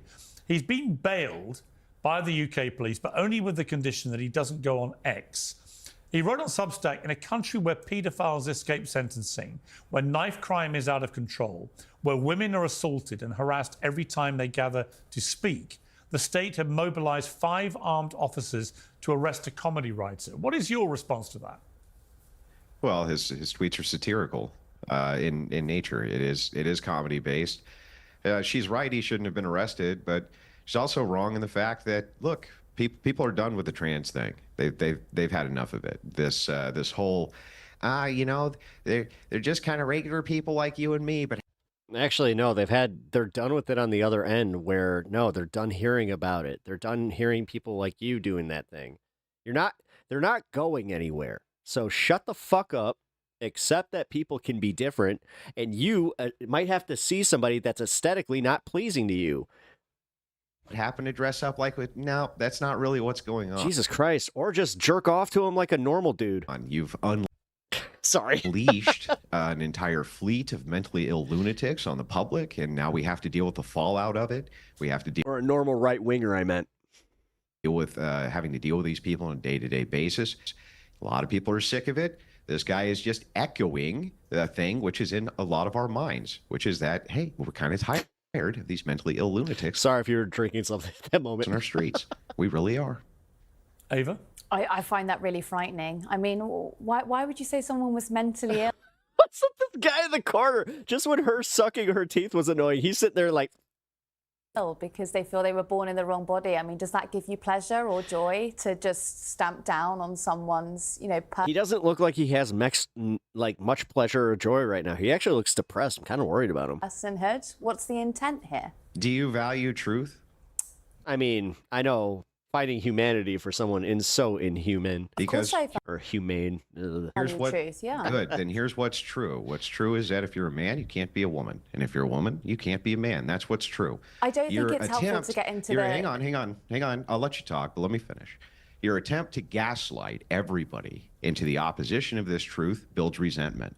And it's that resentment that you have to deal with, and it's you have done it to yourself. Like most of these things, the left does it to themselves. It's very obvious. People are not going to... Or, I don't know, you did the same thing against gay people, then you started doing this thing where you're like, oh, they're kind of... Oh, they're humans. Oh, I know some gay people. Oh, one of my family members is gay. Okay. So you just had to move on to the next thing that made you uncomfortable. And you're like, oh, I don't like this. This makes me more uncomfortable. Yeah, this is what I'll focus on. Accept this. It's weird. It's fucking weird. Just admit that you have, again, this weird thing where you can't let people just be. Like, you want to be the police of everybody else. And that is just, I don't know, some narc-ass bullshit. Trans agenda has... Like, live and let live would be something that if you just actually applied it to your life, you might be happy. Stalled, and it stalled out the LGBTQ agenda with it. Because you're trying to gaslight people into something which is obviously not true. I think that, if you look just 30 years ago in the United Kingdom, we were treating gay men in the same way that we are now treating trans people. The mood does shift and the mood moves. And, I think that the stalwart belief here that we need to hold is that if someone does feel that they are born in the wrong body... Andrew, legitimately, guys like Andrew, he got married, right? And then he saw a trans girl that he did not know was trans. And then the second that he found out, he was just like, oh, she's better looking than my wife. This can't be. This can't be. It does not affect me as a woman. Because immediately then he started having to play like, does that mean that if they decide that they are going to be a trans woman. It doesn't affect me. It doesn't change the rape conviction rate. It doesn't change the... And here he goes. He's going to bring up something about trans in sports and how the brutalized boxer. Rate of assault. Today's show. Pigeon Lady. Kevin's not coming back for you, Piers. I'm sorry. Okay, but Ava, I'll bring Ben in here, but let me just say, as somebody who's always, considered myself to be pretty liberal. You made me spit on my computer screen. No! Minded.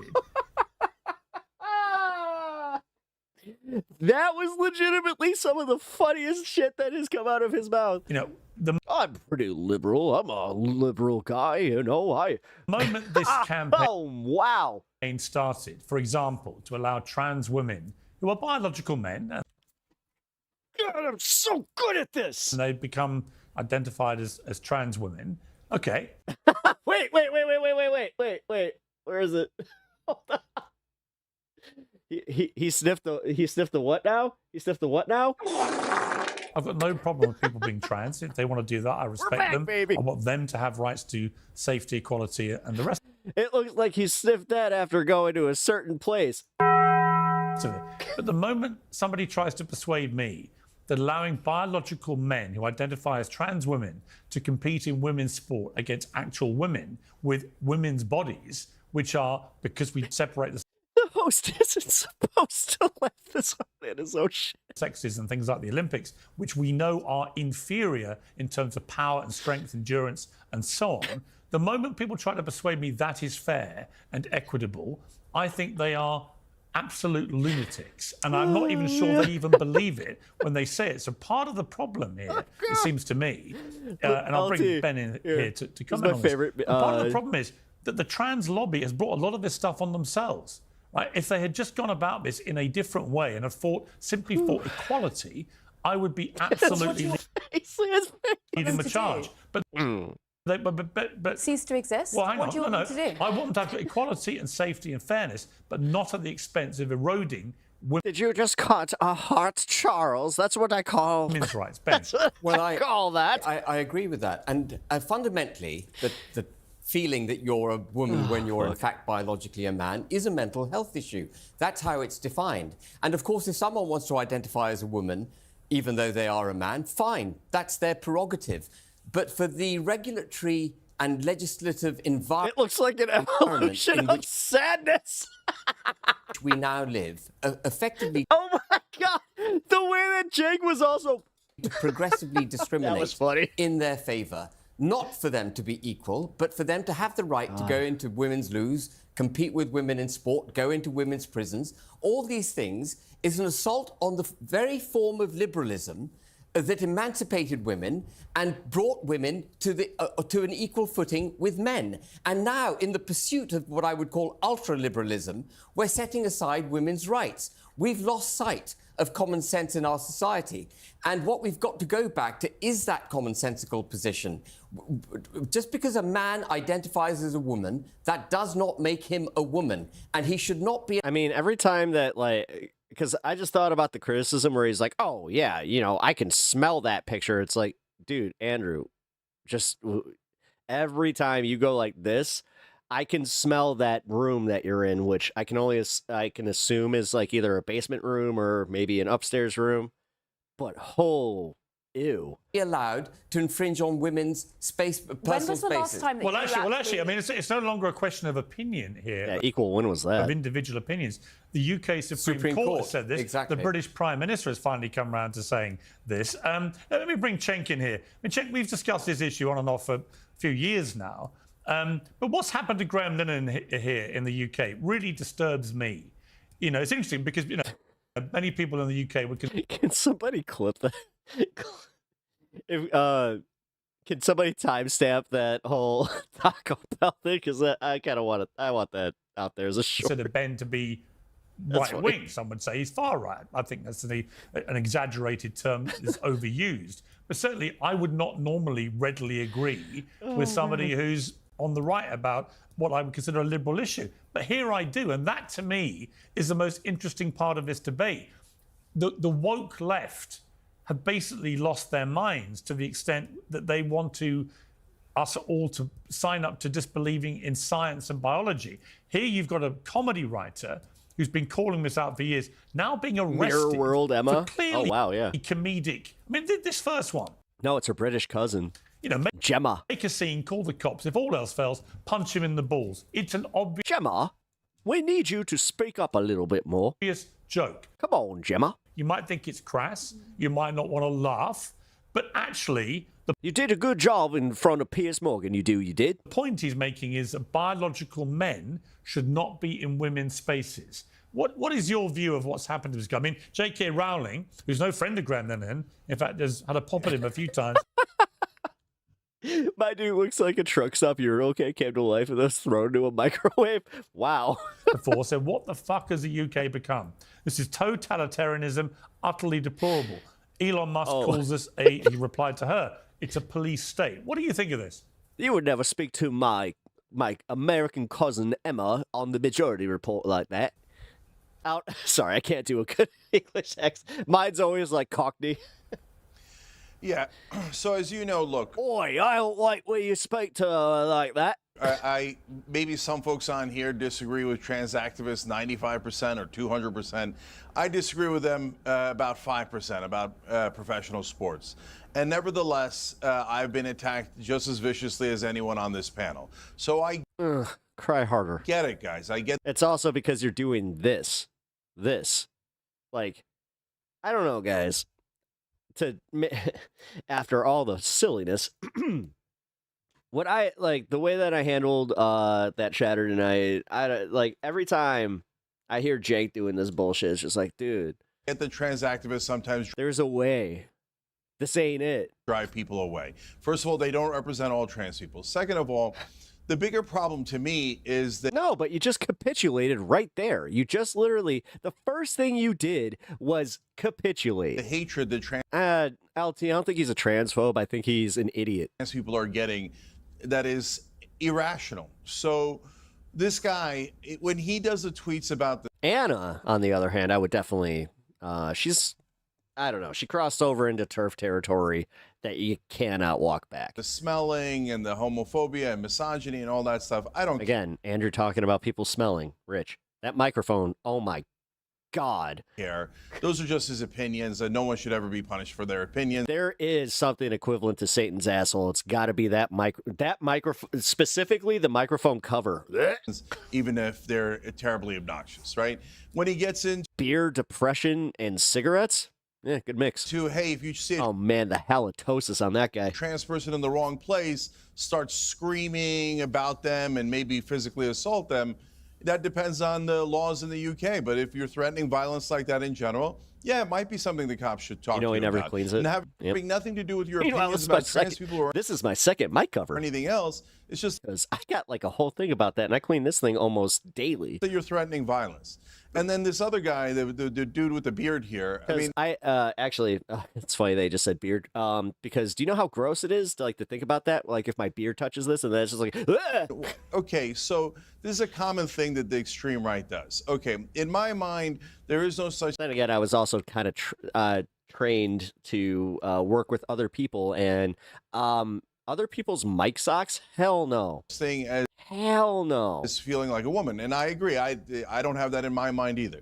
That doesn't mean that other people don't. One of the grossest things that ever happened to me was guy hands me a mic. I was doing an open mic. He hands me a microphone and you could see food in it. I don't know why that's such a hard thing for folks to understand. So you weren't born that way, but they were. You think they're just all lying? And why would they be did the show like this? Lying. And this whole thing of calling people who don't think like you mentally ill is actually super stupid. It's literally unintelligent, okay? That was at an ice cream shop, by the way. So people think in different ways. They have different proclivities, including sexual proclivities and gender proclivities. If you can't understand that simple concept and you think anyone who doesn't think like me is mentally ill, there's actually something profoundly wrong with you. All right, Andrew Wilson, there's something profoundly wrong with you. Yeah, sure. Well, nobody said.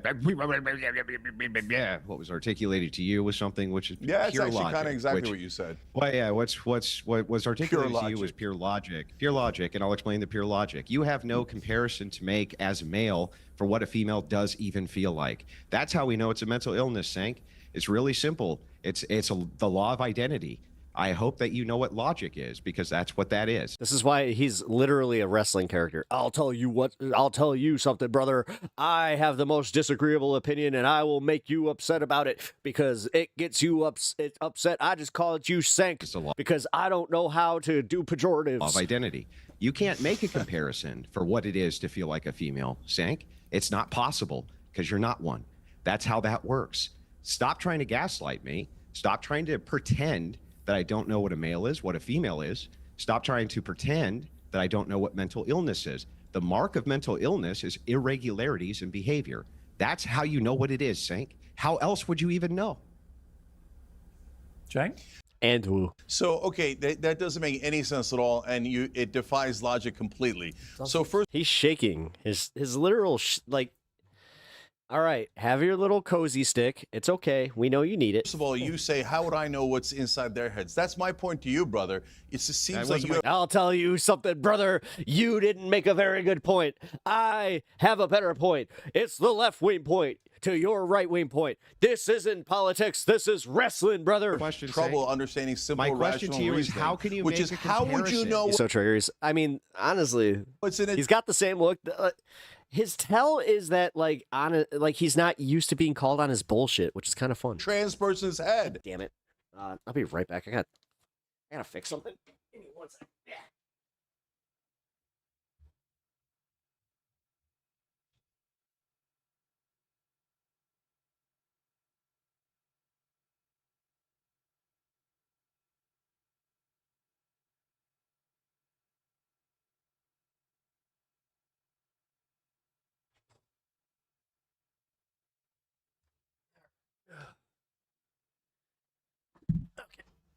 Sorry, I was having an internet blip. You don't know what's in their head. Instead, what you're doing is a simple concept called projection. Hey, since I feel this way, you should feel this way. And then you start talking about irregularities. All better. No, there's a difference between, hey, someone is detached from reality and is committing Hulk Hogan. violence.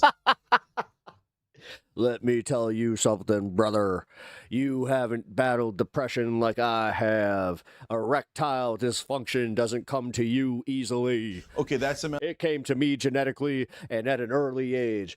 Until male pattern baldness. Regardless of what their background is, right?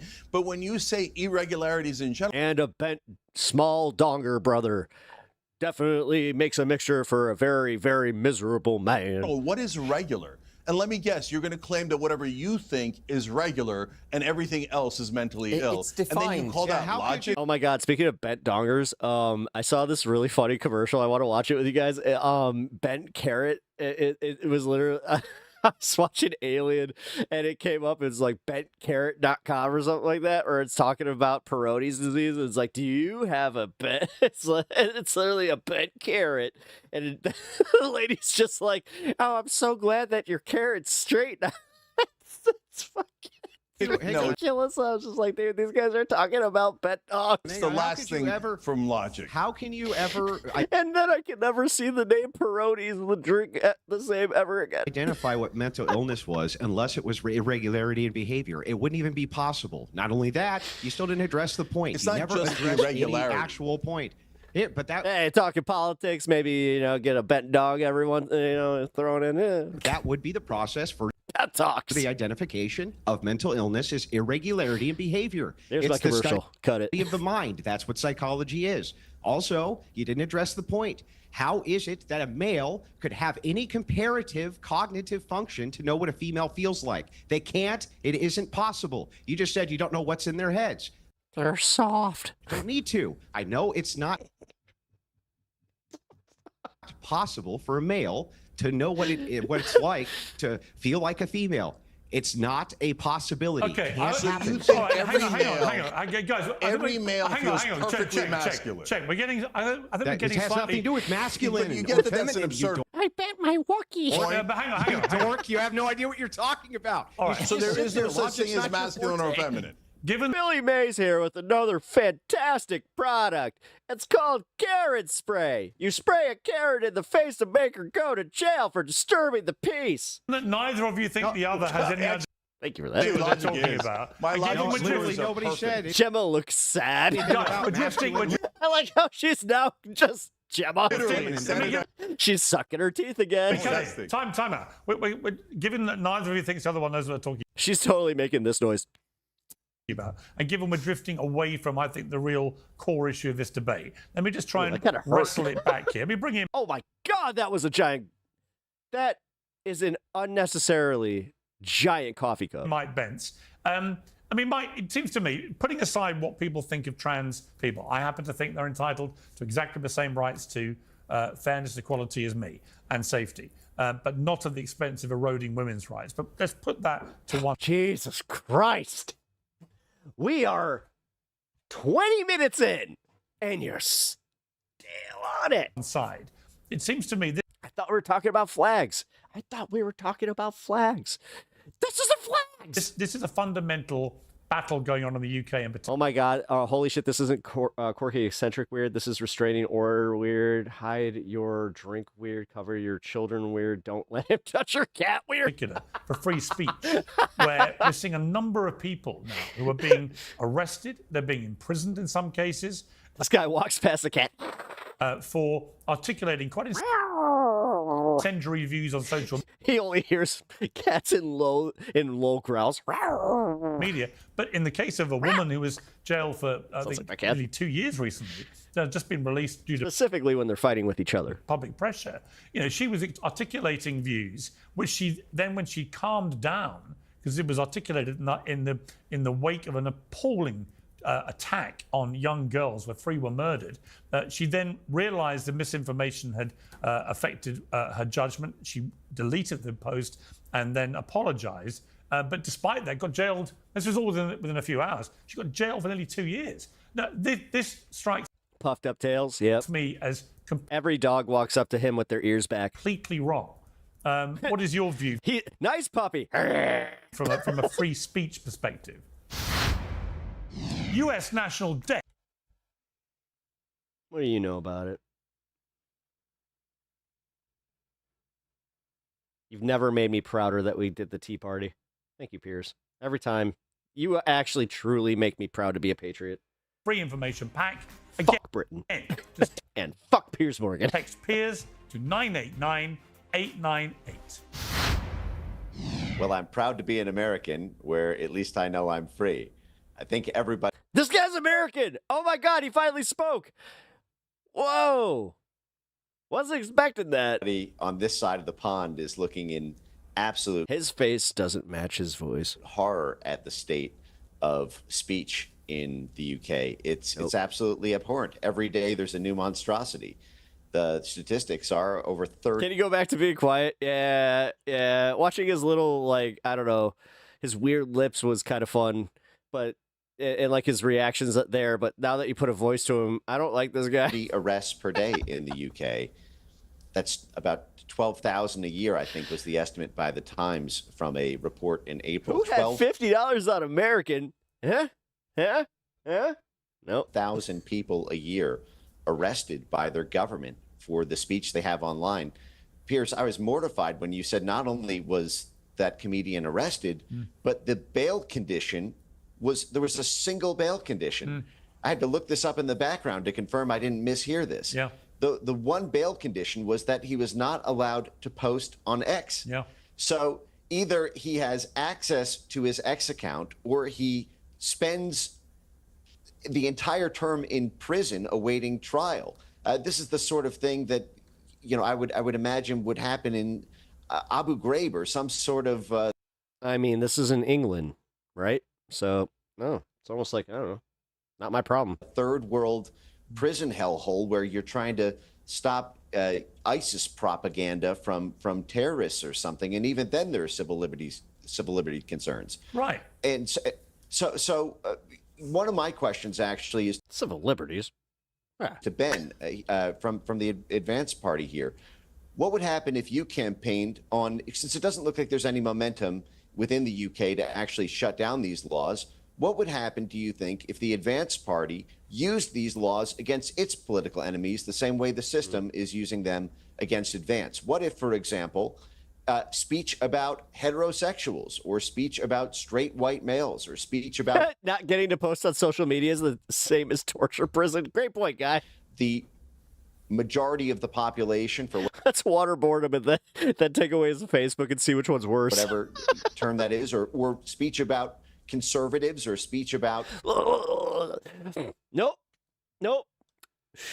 I got to post. Don't ban me on Facebook. People who are patriotic or whatnot. What if it was hate speech for invective to be hurled at them online? I think if oh my God, had to taste the medicine of this from across the different groups in the UK so that everyone had a kind of mutually assured destruction about this, I think everybody knows that if these laws were actually applied with any sort of fairness at all, then basically everybody in the UK would be arrested. Okay, but let me throw it back at you quickly on that point, because very critical of the UK, as indeed most people in the UK are, frankly. But you've also got at the same time President Trump wanting to jail people who burn the American flag. What do you feel about that? Presumably you would be as incensed about that infringement of people's rights. Yeah, I think that I certainly have an issue with that. I feel that that is an infringement on free speech rights. I think that there are some complications about, well, I guess the scale of the damage. When I think about, if you own the flag, if you own the American flag and you want to burn it, why should the state get in your way? Why should you face a year in prison? I don't think they should. And let me be clear about that. I don't agree with Trump's policy on that. I'm simply looking at the scale of damage here in terms of there's You just realized that you're full of shit. With the UK, what I'm trying to say here is you have this. Oh, wow. This guy's floundering. Massive problem in the UK. We have 12,000 arrests. No, a year. I get that. I get that. But I just don't think it's just a UK issue. Well, Andrew, what about the Palestinian protests on campuses? What about the number of college students that were arrested on campuses for protesting Palestine? Should they have been arrested or deported? Well, hang on. Let's just be clear about what was going on those campuses in the wake of October the 7th. There were protests, and many of them were protesting perfectly peacefully. There were others who were genuinely seen. But I'd like to hear from him about the barometer for free speech. Yeah, they were genuinely seen harassing Jewish students who were barricaded into classrooms. Others had Hamas sort of signage and so on. So they weren't all just innocent, peaceful protesters. But I'm asking about the barometer for free speech from your guest, because at what point do you limit free speech? That's what I'm asking. Smashing into lecture rooms is a definite red line, is it not? Was an act of vandalism, stroke violence and threatening and intimidation. It's not free speech. That is just violence. But just going back to the point that you made, Mike, the question you asked me, which was extremely pertinent. When a government practices extreme ideologies, such as trying to convince its population to turn their heads upside down and accept that men can be women, the only way to perpetrate that extreme ideology and to get it accepted is to shut down free speech. And it goes for many other forms of ideology that are being perpetrated against the people of this country, including mass migration, illegal migration, a refusal to detain and deport people who come to this country illegally. So they're now policing our posts on X about our feelings about migration. We've got a whole police unit dedicated to it. It's virginity harder than Chernobyl.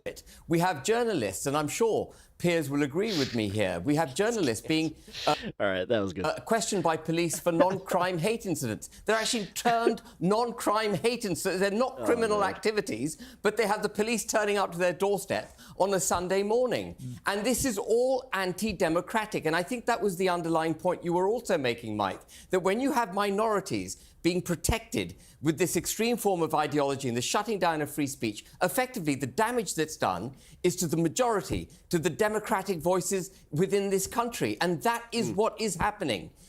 Okay. LT, Blue Sky 2. Andrew Wilson, on the issue of burning the American flag, where do you sit with that? Because I hear a lot of Americans taking a very high moral ground about censoring free speech and expression in the UK. But it seems to me that is a pretty direct attack on someone's right. Believe it or not, guys, I actually post on my Blue Sky more than you'd think. To do that if they wish to do that. Where do you sit with it? Yeah, so a couple things. First, I think it's fine to throw people who burn the American flag in jail. I have no problem with it at all. If you're in the United States, you burn our symbols. And by the way, this has only been since 1989 that this has been a law. Only since 1989. Almost every state had. Yeah, because it was deemed as literally a speech. You know, like money. Laws against this. Why? Because he considered it incitement. Trump's executive order says the exact same thing. He considers it how's it going? Incitement under certain contexts. That's how they're going to avoid the Supreme Court. It's a good law. I support it 100%. We absolutely should be able to throw these people in jail. In some ways, also kind of circling back just very quickly, when you say, oh, the UK prosecutes people for speech, that's true, they do. In some ways, that might even be superior to the system we have in the United States, though, where if you're far right, you're debanked and depersoned with no due process at all, we no do that publicity here too. behind it, without ever even knowing why that was. That's where we got the system from. Was the case. I mean, at least there you're getting some kind of due process. Here, you don't even get that. And so the thing is like, this is everywhere. It's not just there. Wait, now you care about getting due process? Hold on.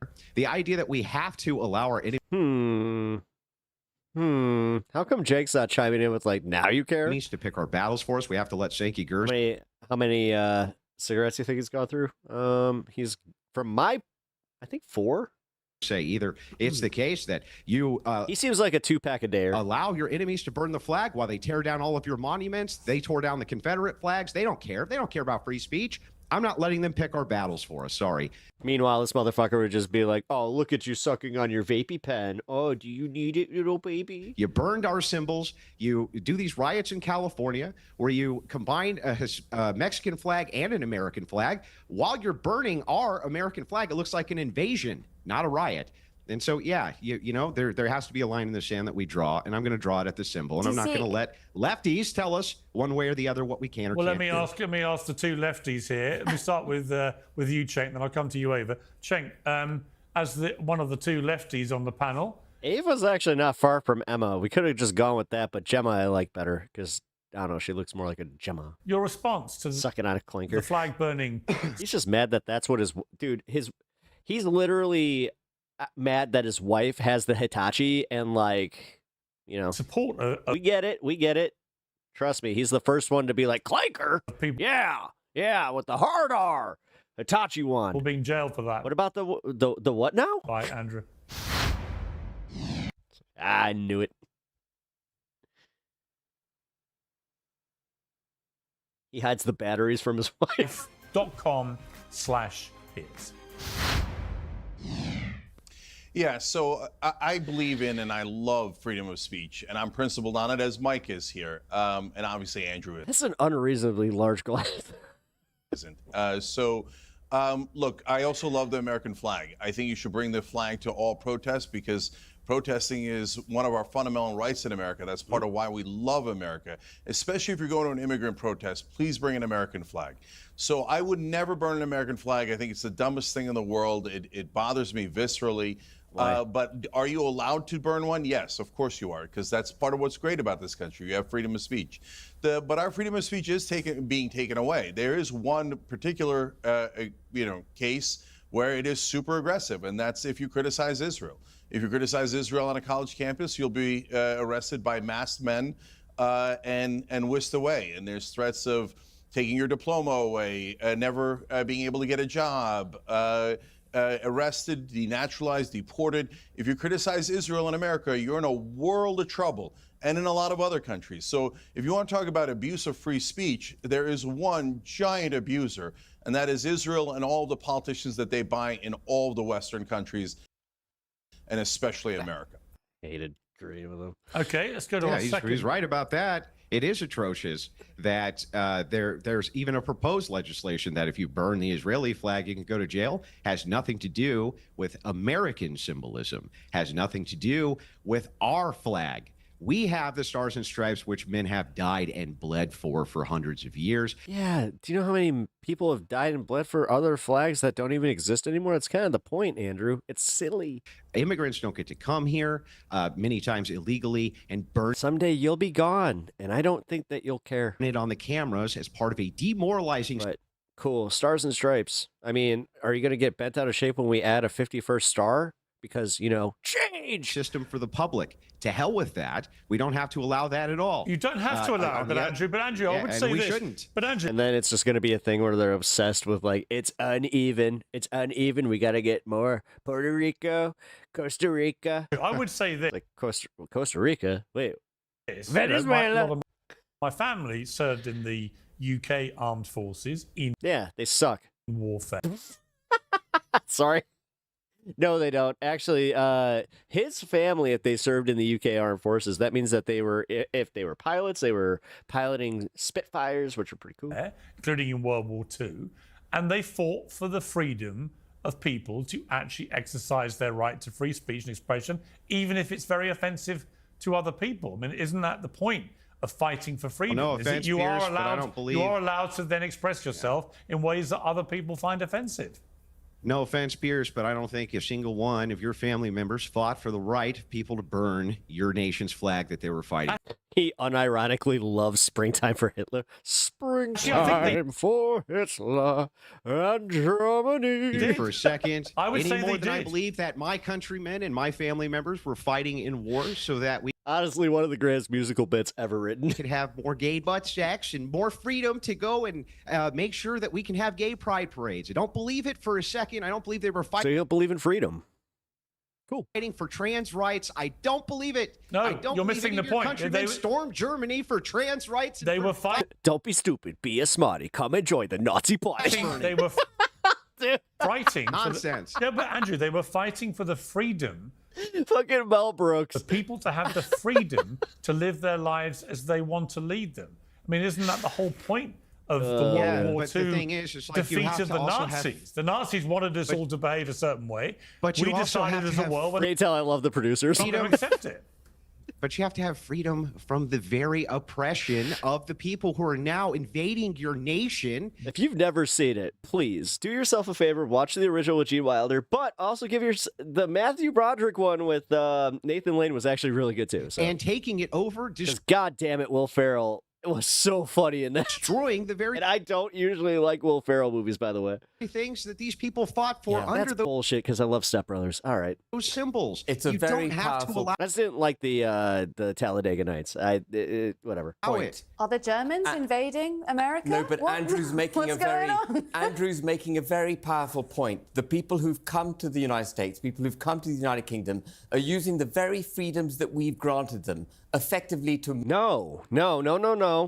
Because most flag burners are white college kids now. Or veterans, because they're making a point. mount an attack on the United Kingdom and the United No, you're actually doing a racist thing where you're just like, the big bad Browns are coming to our country and they're burning the flags. States. That's what's happening. I don't know. Seems like bullshit to me. We have a very delicate, fragile, advanced form of a constitution, a through democratic demoralization, system. through demoralization, invasion, Yeah. and abuse of laws, Sank. It's obvious how. It's so obvious how. I'm not sure if I'm mad that he keeps getting Jake's name wrong or just I love every second of it. I think it's a set. Oh, how can you? I don't want to give him that credit, but it is funny. No, it's not at all obvious. You're just making that Okay, up. well, do you want me to walk you You're through making it step it by up. step? How I just So- watched in California, No. huge amounts of Hispanics, many of whom were illegal, He's shaking burning our mad. very Yep. symbols, doing it with they had a flag which was a combination of the Mexican flag and the American flag. They made it themselves just to do anything they could to shit on our symbols, Sank. It has been a total invasion here and in the UK, and you're full of shit. No, this whole talk of invasion is nonsense. Okay, then let's flip it on its head. How about the invasion of the Mayflower and the Puritans who invaded the Native American land here? Look, I'm not making that point. You're making. So you're that making point. a right to You're conquer talking about argument? like every wave So of that would be my immigrants. argument, So hold Sam. on. Let me make the point. So All right, okay, so then the wave of I can do that too. Italians and Irish that came. Oh, it's an invasion. I'll do the Vash the Stampede laugh. It's an invasion. Wave of Jews that came. It's an invasion. Muslims, invasion. Every time there's immigrants, I don't know about the UK, and UK is not my business. The United States is about freedom, and it's a country built on immigrants. And originally, Yeah, if any of those Puritans and immigrants, white like the people Irish from and the Europe, Italians, and came then over here and Italians, Italians. Whoa. The flag, they would have and gone to jail. Jews and They would have gone to Irish, jail, Sam. and then all across the world, and Chinese, and they've all made incredible contributions to America, and that is why America is stronger than all other nations, because we take the best of the best from the whole world, and they come here for our freedom. So I love those freedoms. I love America. these and are the flag, best of the best but of the people whole who are point coming of that here now, flag huh? is equality and justice. They don't come here for some sort of weirdo white China. They burn it. state that you're they in favor burn of. it. What do you mean? They're burning it. And by the way, the Italians and the No, Irish you you're say talking they. about, The great they would have gone majority of to it. jail No, for you're talking burning about the flag, Sam. no. Guys, I'm so sorry. I had to take a few days off. I got the Chinese sneezies. This is nonsense. They should get a Utter room. That's what I've been calling COVID lately. Nonsense. No, you're China. talking about two nonsense. people You're on full of TV. Let's We're be- talking let's be- about let me- millions of immigrants Let who me jump love in this again. country. The idea You're that everyone, smearing millions the idea of that immigrants. every immigrant in America is out there burning Yeah, flags but most is of those preposterous. immigrants who love let, this let me country bring, let agree me with bring me that Ava she in. should You've go been to jail waiting. for burning its flag. All right, let me bring in Tell you Ava. that. Chinese. Look, you're on Native American land. Why don't you go back home, okay? You're on Native American You're on land. Native Go American back land, home. too, and it looks Okay, like you you- invade. That was the second wave of that. I was like, did I just? You're an invader. You're ruining America by invading it. Get out. And you don't even Yeah, believe in you our already- freedom or our justice You've or our already equality. ruined- you've So why don't already you ruined get out and America. go You're at back the mercy home of the to same whichever argument. cave you You're at the came from mercy in of the Europe? same argument. You're at the mercy of the same exact argument. Then you're on Native American land. And if it's all about the conquerors, No, then my I'm argument rightly is pointing Dude, we're not even 250 years old. I mean, in the context of things, that's. Oh. out that we're Open being and free conquered, and Zach. just and equal. I love the idea of America. That's why You we don't came care here. about You equality don't at love the all. idea of You America. liberals have You never want an cared about exclusive equality. place You tear- based on race you or tear every religion, symbol and that's down the that we have, opposite of Zach. America. Okay, let me jump in. Learn Let what me this jump in. country's about. Okay, let me jump Yeah, in. I think let, you let me need to jump. learn Let what me it's jump about in, and learn what it's guys. not. No, I want it's to not bring your show in. anymore. I want We to bring take- in. Education. I want to Look bring at in me. Ava here because I want Look at me. Look at me, Pierce. My show now. to play a clip. This is Yvette Literally. Cooper, who's the UK Home Secretary, so the Homeland Security boss in this country. Because what's been happening is, as Nigel Farage and the Reform Party, and indeed Ben and his party, they've been banging the drum ever louder about this issue of immigration, with good reason in many cases, because most British people, I think, now accept that the issue of people coming in illegally on these small boats is completely out of control, and no government appears to be able to stop it. In fact, it's getting worse. That the issue of legal migration has got out of control, where we had nearly a net million people come in, I think it was a year and a half, 2 years ago. Not on small boats, though, just to clarify. No, I said legal. So you've got the illegal issue of people coming on the small boats. You've got legal migration also out of control, with all the pressure that's been putting on public services already creaking up the And also seams. alleviating a lot of the pressure. Okay, let yeah. me make my point, then I'm going to come to you. So the point being that more and more people are concerned about this. So the Labour government under Sir Keir Starmer and Yvette Cooper, who's Homeland Security in the UK, Home Secretary, they've now, in many people's eyes, are now pivoting more and more to what is perceived to be the right, particularly over the issue of flags. And it led to this extraordinary interview with Yvette Cooper on the BBC News this morning. Let's take a look. Do you have a flag on display in your home, on your home? Yeah. We actually have Union Jack bunting on our garden shed at the moment. I've got St George's flags, I've got St George's bunting, I've got the Yorkshire Rose bunting as well. I've got Union Jack's flags and tablecloths. We've got the lot. The reason that is so laughable to many people is that many on the left have associated the Union Jack and St George's flag with the right wing. No. Right? If you have a bunch of flags like that in your house, you No, that sounds like you're trying to do the thing that happened in America and you're trying to appropriate it. This is actually really lame. must be a right wing head. This is lame. Banger. Ava, is there not a delicate situation here where the left are becoming the far right? I think it's honestly, it's just not true. I'm laughing of the lunacy. I suppose this is difficult for an American audience because you guys do have flags around, and my partner is American, and he does have his flag loud and proud quite often, but Brits don't do this. They don't sort of adorn everything with a Union Jack. It's just not. Well, something Home that's part of our Secretary does. culture. We just We're heard sort of it. more demure. So it's laughable. Almost to not a me, single but inch it's of her house doesn't laughable seem to have a me. flag. I know. It's that, but that's funny Yeah, but she's a tourist in her own land. That's kind of the thing. to me because they've got Like they actually see the absurdity of this, and I appreciate that. themselves so embroiled in this argument about trying not. Do you guys all have Paddington Bear? Do you guys all have a Paddington Bear as well? To be perceived to hate the Do you all have a picture of the Queen staring at you? flag, that they've actually gone way overboard with it. But I can't even remember what the main point was. What were we Well, the asking point, me? I think the Just whole laughing issue about the flags. Well, the whole issue is whether flag waving, flag hanging, whether it's become a symbol of patriotic pride, Or is it something more Oh, sinister, yes. where it becomes a very nationalistic thing, which, Well, is, which is driven by people who perhaps have a more nefarious intent? I mean, Ben, maybe you're... Well, I mean, the point I was going to make is that the reason people fear it becoming nationalistic, when they do fear it, if they do fear it, it's because the nation state of the United Kingdom is under like me wearing a Sears Tower shirt. attack. That's fucking people. No, absolutely, it is. Like listen. I'll say this much: as far as flags go, I like the Chicago flag because honestly, it's a dope ass design. Like the 4 stars, 5 stars, 5. We are having our or the 5-point stars, 4 or 5-point stars. That's what it is. And then the just the blue lines on just a white backdrop. Constitution and our culture and our people set aside. Mass migration coupled with diversity, equity and inclusion, which we've touched on briefly with the transgender debate. Chicago flag is dope as shit. Thank you.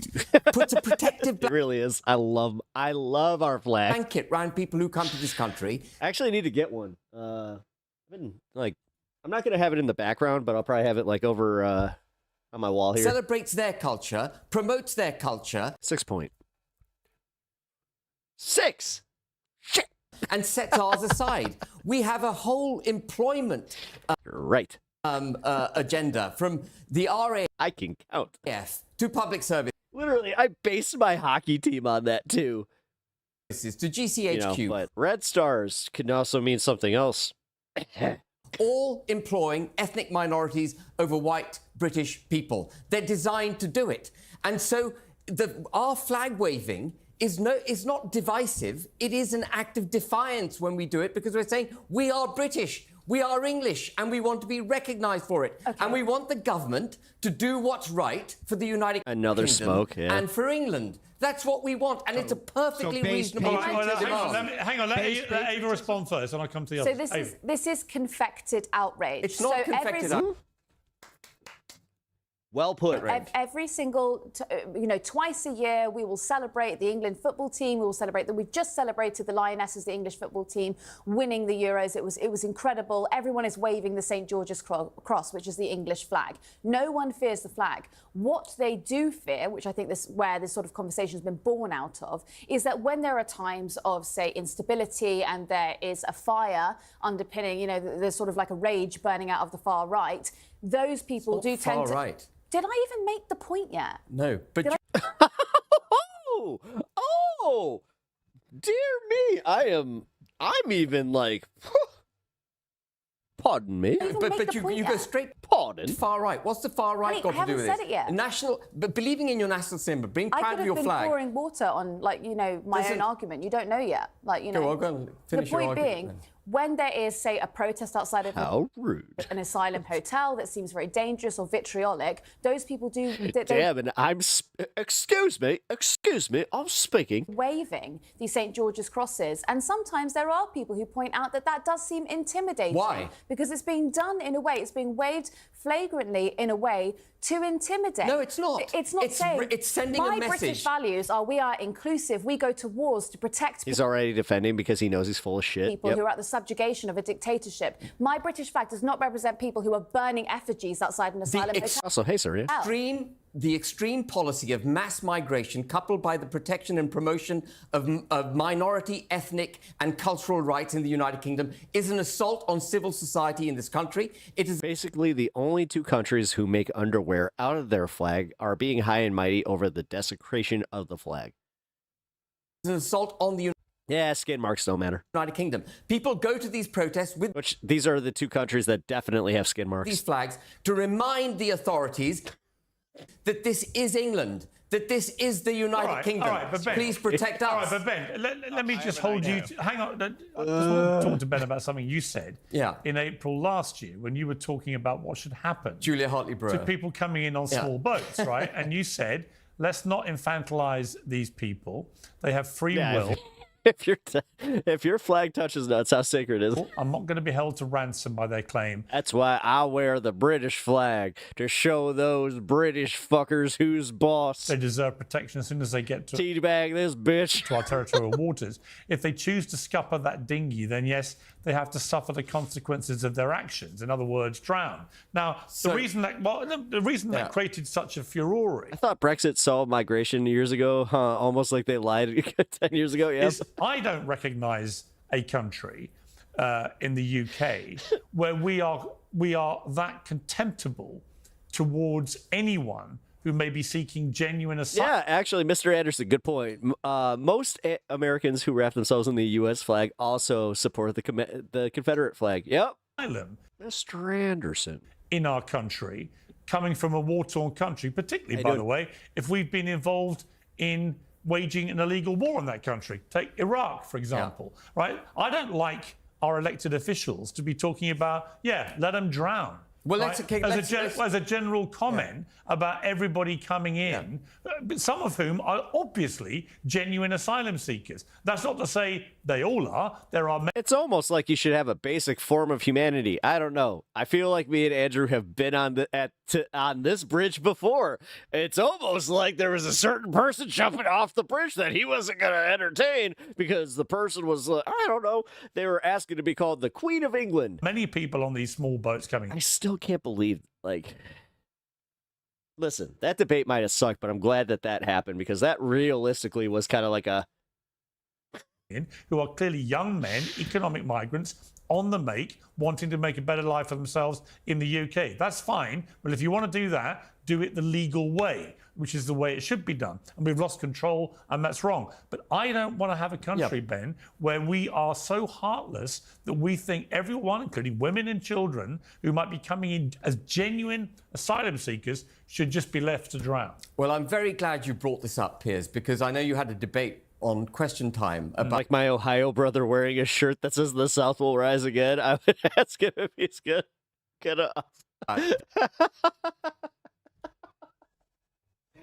I have a friend that's he's a Confederate reenactor, and he lives in a place called Chicago Heights. This comment with Nigel Farage. It's kind of funny.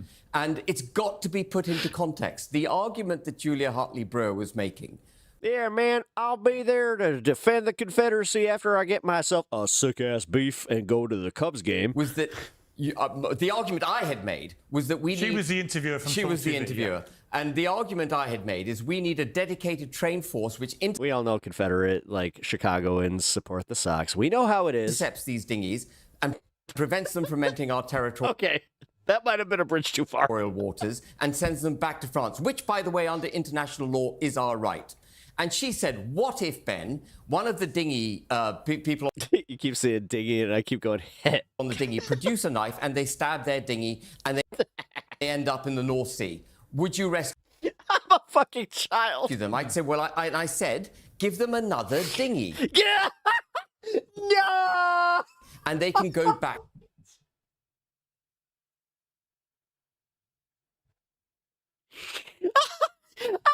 Just put me in preschool where I belong. What the fuck? This is fucked. Back to France. And she said, what if they I feel like Billy Madison just here's that dinghy. Stab that dinghy as well. And at that point, I gave into the gotcha moment that she was seeking. And I said, well, at some point, they've got to take responsibility for their actions. But the really crucial issue here is that...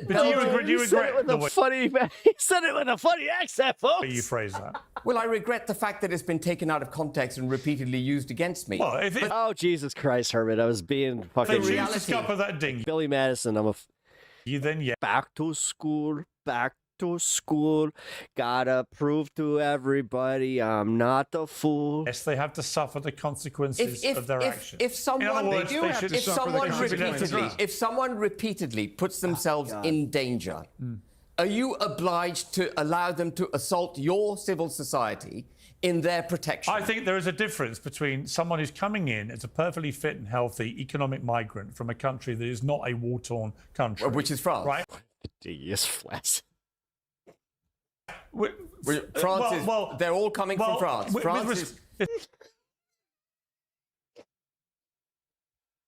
With respect, that is They came in a soft dinghy. I think that is a rather fatuous argument. I'll explain why. No, I'm out. Oh my god, I should just end stream. What am I doing? Of course, they're all coming from France, and I have massive issues with the French not doing more to stop them getting on the boat. Of course you do. You British have always had an issue with the French.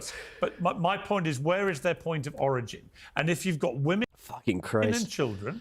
Let's be specific here. Women and children who are coming from war-torn countries, genuinely seeking asylum. Who's the goateed lump on the bottom left? My guy won a contest or something? I don't know, but his voice doesn't fit his face. Just wait for it. Because of the horrors that they've having to endure. And they're on one of these boats. I don't like the language of they should be left to drown. And for that part of it, I think you should apologize. No, I'm sorry. That's derailed. I'm just... I'm not going to in a different world right now. Apologize because you're taking it out of context. But the key thing here is that there's nothing more uncivilized than allowing criminal entry into your country and not protecting civilized society in the United Kingdom. I agree with that. That is a fundamentally uncivilized position. I agree with that. And but it is nuanced. And I think when we don't... I think it was also partially his voice just saying dingy. When we don't allow for any nuance here, when we don't accept that there are certain people... But the quote's taken out. There was nuance in the debate. The quote, and it's completely look, as you put it, you were gotcha'd into basically saying let them drown. I don't think he was gotcha'd. No, he was gotcha'd. Just showed his true colours. No, well, thank you. Wait, Well, now you're projecting yourself into my mind. Yeah, I've got a question. I don't understand. Bring back the circle game, folks. This is the stupidest thing I've ever heard. Yeah, if they stab their boat and they drown, who cares? What are they, stupid? Right? If you're dumb enough to stab your boat and then you go under the water and you drown, why do I care again, Pierce? Well, why do I care? Well, let's assume you want to make a political statement. Well, let's assume you have any basis of actual humanity, where you actually care about people. Doesn't matter who they are. You see somebody that's in need of help, you go, oh, I'm gonna help that person, but you need to have stipulations and you need to have something that it's either a good reason or you need to know that they're not doing something. This is the difference between this is why you lost the morality argument against me, where I saved the dude on the bridge. You were gonna let him jump just because you couldn't say, oh yeah, you're the Queen of England. For a moment that let's assume for whatever, Andrew. We get it. Your morality sucks. Moment, Andrew, that a young child on that boat did not stab the boat and knew nothing about what was happening. Would you feel comfortable if you even have any? Jesus, about just letting them drown? Yeah, sure. Go save the children. Do you think so? You can. I wouldn't doubt it. But the thing is he's absolutely right. Hold responsible who is responsible for stabbing the boat. And let's just say if there was a certain scandal that were to, come out about how he may or, this isn't even alleged. This is literally just me making this shit up. So this is all theoretical where it's just no, could you imagine if he did slide into some girl's DMs and then all of a sudden it became a scandal? Having the boat, how he would handle this. Go down and having these people drown. Hold to the responsibility those who are responsible. Don't hold to responsibility those who you are begging to come save you after you did this stupid thing to yourself. Look, LT, have some respect for our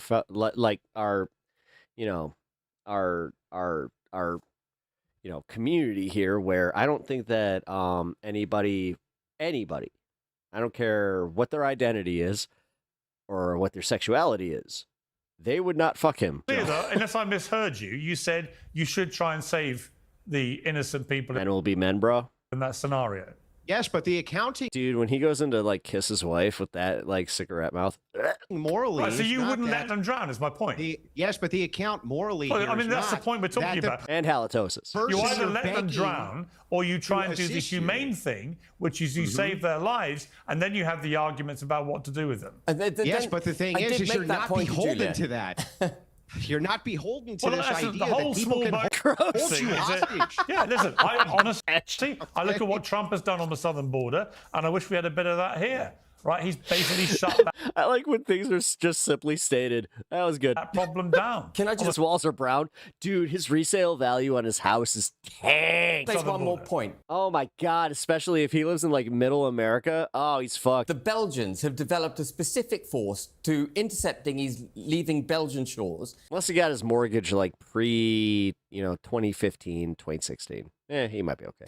And send them back in exactly the same way that I was advocating on talk radio that morning. And it has succeeded. The launches from Belgian shores is almost stopped. But Ben, they do have a returns agreement because they haven't left the European Union the way that we did. The returns agreement is absolutely blooming irrelevant. You might be able to shout platitudes here because these are 3 Americans. They probably aren't familiar with the Dublin Agreement. The Dublin Agreement never worked. Okay, well, there were net 5 people that were ever deported from the United Kingdom. Well, I think the point is none of the government policies from the Conservative right or the Labour left have worked with either illegal or legal migration this century. That is the cold, hard truth. And you can chart it back to when Tony Blair was Prime Minister and suddenly took off all restrictions pretty much on people coming in from Eastern Europe. So it was never even a question of skin colour, as some people have tried to make it. We got a huge number of people coming from Eastern Europe, and that began to immediately change the fabric of the country in terms of pressure on public services and so on. And actually, one of the ironies of Brexit is far from enabling us to control our borders, it led to a more out-of-control border. Well, it's because we had Boris Johnson as Prime Minister, who was incapable of governing anything. Let me bring Mike Benson. Ben, you did actually put Boris Johnson into government. I didn't put Boris Johnson into government. Who put? You actually did. You were in the, when you were part of the Brexit Party, when you were part of that formation, you stepped aside to allow Boris Johnson to get into government. Let's just be clear. You cannot sit here now. I don't care about whether you did or didn't. Let's just be clear. Let's be clear. I don't care. Let's bring in Mike Benson. Mike Benson, you've been waiting very patiently here, but this whole issue of all right, Serena, be ready. You haven't heard his voice yet. It's a doozy. Because I think it's all woven in. Jerry, You're seeing a massive increase. I saw a live taping of Jerry Springer in 1999. In the flag waving, in the patriotic statements and so on, from people who are genuinely concerned about what is happening to their country, I think both here and in... Filmed in the Tribune building. The United States. You're seeing obvious problems with immigration. You're seeing in America, I think Trump's been very successful with his policy on the southern border. I think most Americans agree with him when he says we should deport undocumented people in the United States who commit crimes. Oh, that was awesome.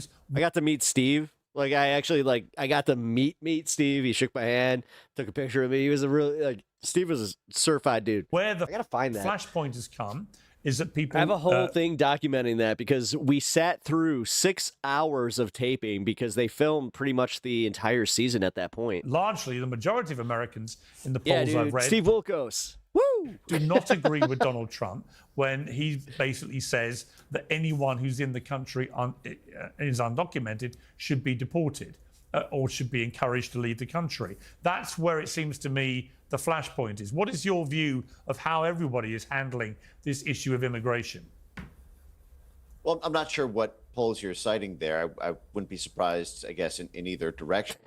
His voice just doesn't match on that. I think that Trump has tried to walk a kind of fine line on that, at times offering the idea that everybody who's here illegally has to go out, but under certain conditions, you could come back in with a letter essentially from your employer.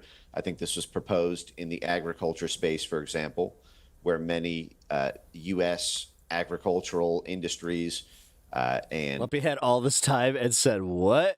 Travel and hospitality industries have become dependent on essentially illegal labor, which is something that unions in America used to be very much against. Oh, it's his mustache to lip ratio. Ah. And then I think as the... man, you need a better goatee stylist. The kind of wokeness took over and military... Dude, his lips look like, you know when they used to do those like Nickelodeon cartoons where they would put the eyes in like, what was that orange show? That's what he looks like. And war refugee policy to help American wars kind of ran over that kind of left-wing union protectionism. That seems to have gone away. But now I think what Trump is doing is kind of the right approach. See you, Sean. In a difficult topic. Yeah, I mean, Cenk, again, we've discussed this before. We brought check out his phone a few weeks ago. But this issue of immigration is fundamentally the core issue. Upside down chin. Oh my God, he does look like an upside down chin puppet. Which has been causing so many of the problems. You know, because of things like the war in Syria, the war in Iraq, the war in Afghanistan, the war in Ukraine, seeing it now potentially happening the same in Gaza for different reasons. But you're seeing millions of people coming over, particularly across Europe, looking for somewhere better to live, fearful of where they are living, fearful of the wars they're having to endure. And the question becomes, how many people should a reasonably safe democratic country like the United States, like the UK, be expected to take in? And where do you draw the line between genuine asylum seekers and people who just want to come in for economic reasons but are coming in illegally? Yeah, I largely agree with everything you're saying, and you're basically citing the polls. We're agreeing with the great majority of the American people. By the way, a lot of the independent podcasters like Joe Rogan, Tim Dillon, Theo Von, almost all of them are on our side. So what's our side? Our side is, look, of course you got to close the border. Of course you got to kick out criminals who are undocumented. That's common sense. And then once you start getting to guys en masse without badges, grabbing people off the streets, that's a disaster. That doesn't feel like America. It isn't America. And by the way, the number of immigrants is a separate issue. I'm going to come back to that in a second. But now, unfortunately, we're seeing in New York, North Carolina, and one other state, it's already happened, mass men with vans without badges, just like ICE, pretending to be ICE, putting women in vans and then raping them. So there's a reason why we show badges and why we don't wear masks in law enforcement in America. We should go back to making America what it was and not this weirdo military, quasi-military state. No one's in favor of that. Now, in terms of how many immigrants to let in, that's a fair question. There's no reason why the UK and the US can't collectively, through democracy, decide how many we should let in. And I think that immigrants are great for America. UK is a little bit different. You guys have to make up your own mind on how you want to deal with things. But part of America is that we are an open society and one that is built on immigrants. And so, you know, we often talk about, oh, immigrants use social services, but they also contribute massively to America, both literally in the taxes that they pay in Social Security and Medicare that they never get back, but also in other ways, like, for example, in all the great things that they create. Steve Jobs' dad was a Syrian immigrant, and now we have Apple that's created so many jobs and an economic boom in America. So immigrants built this country. In America, I would say that we should allow a healthy amount in, and we should have a pathway to citizenship. But that doesn't mean that we have to tolerate law breaking. And lastly, on the asylum seekers, look, there's international laws and U.S. laws about this, and you have to give people a fair hearing. But that doesn't mean that you necessarily have to let them into the country. It just means you have to expedite that process very quickly. And finally, Piers, to your point, it's a really good one. I mean, we start endless wars for Israel in the Middle East, Iraq, Iran, the devastation of the Palestinians in the occupied territories. They just killed the entire Houthi cabinet and prime minister, and Lebanon, Syria. It goes on and on and on, all the wars that Israel's created all over the Middle East. And then they say, okay, now take all the immigrants and the refugees from there, who a lot of them have decent asylum claims. If they stay in the occupied territories, they'll be brutalized by Israel. So now we have to take them. Why don't we just stop the wars? And that's another thing that the great majority of Americans agree with, but unfortunately our leaders don't. They want more wars for Israel, and then we have to deal with all of the different consequences that flow from that. Okay, final word just for you, Ben. Elon Musk is throwing himself behind your party here and being very critical of Nigel Farage and reform. How do you feel about your new backer? Are you happy about this? Are you perturbed that he may find you the new shiny toy and then do a Farage on you? What's your message for Elon? No, I'm not at all. I mean, Elon Musk and I, had a discussion in January, and he said to me in January when he first twigged that Farage isn't the right man, Ben, you know, you should start a political party. And I said to him that I think it's terribly challenging in the United Kingdom to do it, and I sort of poo-pooed the idea. And then, of course, Rupert Lowe was thrown out of reform in the way that he was thrown out, and I felt that opened up an opportunity because it revealed to the world really what Farage was like. And at that point, I went back to Elon and said, I think it's time to start this party. I go back on, I go back on what I said to you in January. I think we need to do it. And I started building this party behind the scenes. And he's obviously been watching what I've been up to. And is he now financially backing you? No, he isn't. And Has he offered to? No, and I'm not seeking any money. Would from you Elon accept Musk. it if he did? Look, it's critical. Well, it's a yes or no. Well, it's critical. He's the richest man in the world. It's critical. He's an American citizen. It's critical. Would you accept money for your party from a non-British citizen? Advance UK stands for the restoration of the United Kingdom. Why wouldn't you answer And therefore, I'm. Well, it is a simple answer. It's yes or no. Well, it depends on. No, it doesn't. No, it does depend. You either take Elon's money or you don't. It depends. It depends on the quantum, whether it comes without any. The quantum or attached. quantity? The quantum, quantity, and the route in which it comes. But well, let me clarify. Would you have no problem in principle with receiving money from Elon Musk? I would not take money from any individual who sought to influence the party as a result of their donation. Wow, this guy sucks. But if money comes in, you've already seen with his relationship with Donald Trump that Elon, of course, would want to have influence. But look, he has his influence just simply by endorsing. This is literally him just being like, oh, I mean, I would take his money, but nah, just say you would. Yes, there's influence there. And, it's propelled. We still hate you, but just say you would. Advance UK forward. Right. So just finally, I've got to move on, unfortunately. Who are you trying to placate to? Yes or no? Would you accept his money? In the right circumstances, I would, yeah. Okay, we got there. Thank you very much. You don't really like foreign money accepting that. What? He's an immigrant from South Africa. Yeah. You're betraying everything you stand for. Why? And he's now an American No, hold citizen.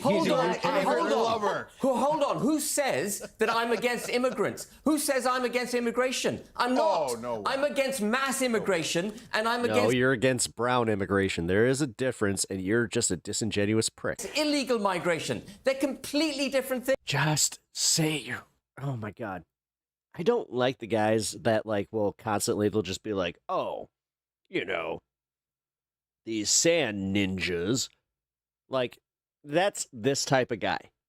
And then they're like, I'm not racist. Things. And to conflate the two is to completely miss the point. You're in favor of I dealt with this with post 9/11ism. his money, right? No, Yeah. absolutely he's gonna nonsense. take his money and throw out the immigrants' sake. Isn't that great? I will never.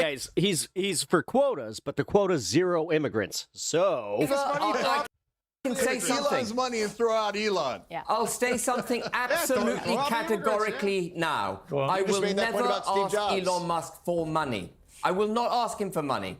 Well, what else can he offer? Steve Jobs is dead. I don't know. Since 2007, 8? That was a really dumb point. No wonder you weren't speaking much. Yeah. No, but I didn't ask him for anything. you've left yourself the wriggle room. Honestly, this guy in the corner there with the fertility doll behind him has been, I like this term, as useless as tits on a bowl. For him just giving it to you.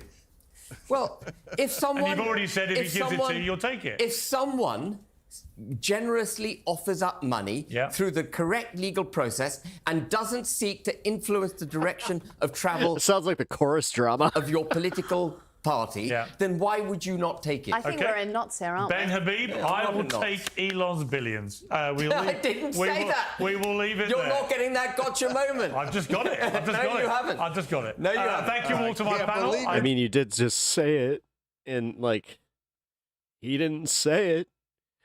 So, no? Taking immigrant money. I appreciate you all. For my first panel back, it was as lively as I Sounds hoped. like PACKMAN. Thank you all very much. I might have to do a defamation lawsuit. God, I almost want to watch that one again just because I didn't fully process what the fuck he was saying. Because thinking back to it, it's like, dude, what the hell, Pac? All right, let's see what he said about the left. Did he post that yet?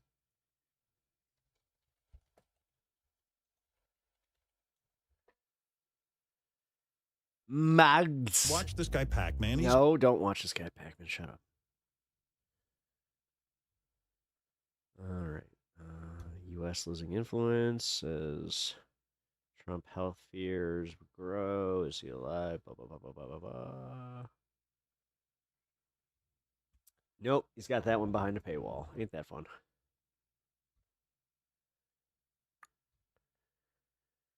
I don't know. I think he's actually going to do it. The left. Oh, they love monolith. They love doing the monolith bullshit. They really do. Where it's just like, oh, this, look, the left is so nuts, nutso, blah, blah, blah, blah, blah. Jake, don't you agree? Like, and then Jake is just like, listen, I kind of agree, but they're not that crazy. Ah, he just agreed, and then he's on the back foot. Yeah, it's not the one he thinks it is because he said, yeah, I'd take the money. Yeah. We all know there's not going to be strings attached, so I'm not taking the money. Fuck it. You know what? I don't do this often. I think this actually might be the first time I've ever done it. But I do gotta see this again, because... Well, I hate to start a show like this, but I do have to talk today about a defamation lawsuit. That's not going to happen. After Wired published a piece last week that made a number of untrue allegations and implications about me and... Which ones? And other creators, claiming I'm taking money in exchange for letting someone dictate the content of this show, or... It's definitely not doing well. Like, I don't know, man. I'm not sure in his position what losing 5K paying subscribers or Patreons or whatever, or patrons or whatever the hell, but I don't know, man. Restrict what I'm talking. Mr. has like 4 sets and about, and many other claims and implications.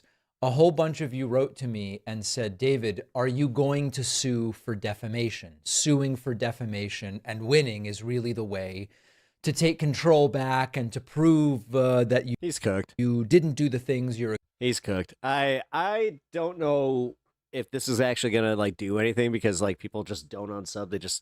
They literally just stop watching content. Accused of. Now, it's a fair question, and I want to talk about that today.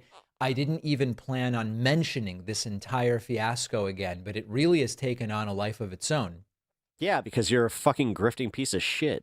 So I'm going to get to the am I suing for defamation question in a moment, but I also want to lay out a few other things.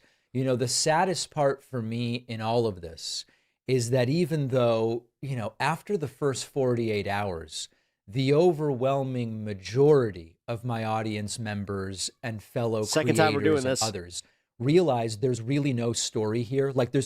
Like so that was normal, by the way. I didn't slow it down. This dude, like David, is going through it as far as finally realizing that, hey, if you try to grift leftists and then you make your whole career being like, well, I'm a little more left than your average Democrat, and then you walk that back constantly, and then you do this thing where you're like, not only am I disagreeable, but I'm going to smear these people.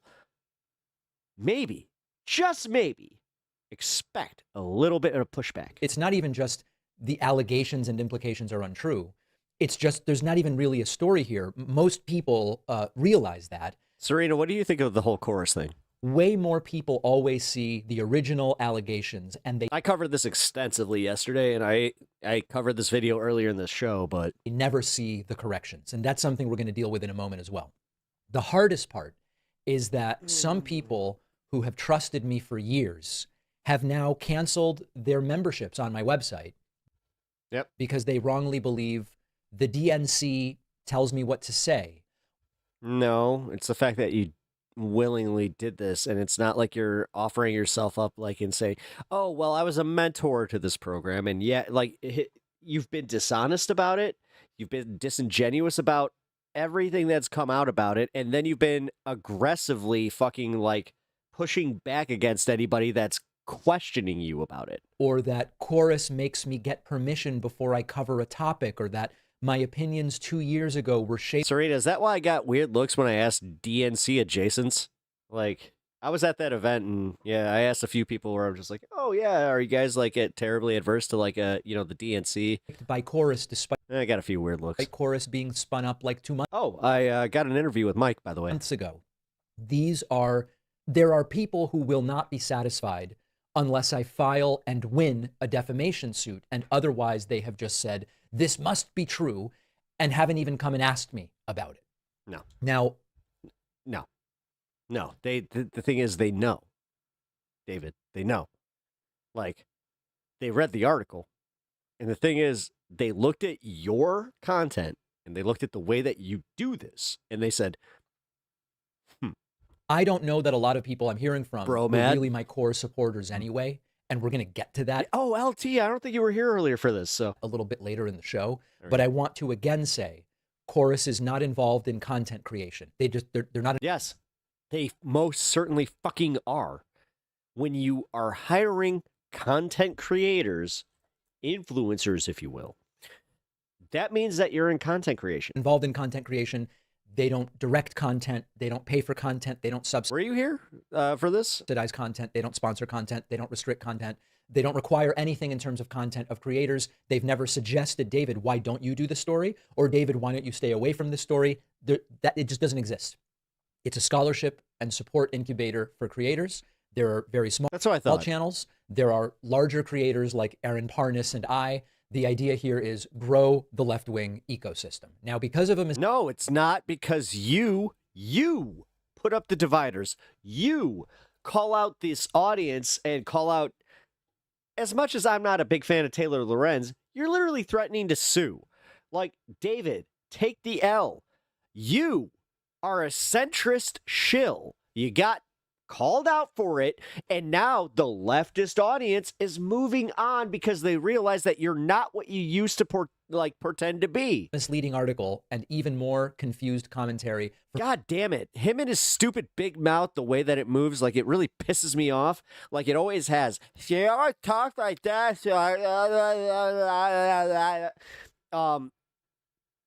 Sorry, that's just like something I've noticed, but I cannot stand the way that he's disingenuously framing this. From other creators who simply read the article, in some cases misunderstood. He does have a huge fucking mouth. Understood it, went on and did stories about it. Some people have decided to cancel the David PACKMAN show. I don't know how to fix that part yet. What we have here is Brian Tyler Cohen coming out and raising money for a project. I don't expect to do any collaborations with David PACKMAN anytime soon. He doesn't take a penny from. It's not nefarious he's a pussy. subterfuge of any kind. It's Brian.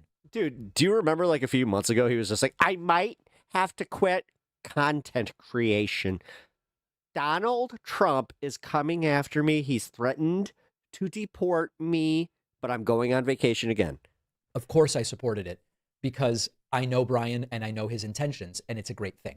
Now, maybe the worst part of this is that other creators, some, although most now are kind of like, there's no story here, but some creators in the first 48 hours took the Wired story and expanded it. Brian Tyler Cohen never said shit about Gaza. With even more outrageous claims, suggesting that it's APAC. You can count his teeth when he talks. Yep. Or IPAC. I don't even know how it's pronounced. IPAC. That is. We're going to play this one again.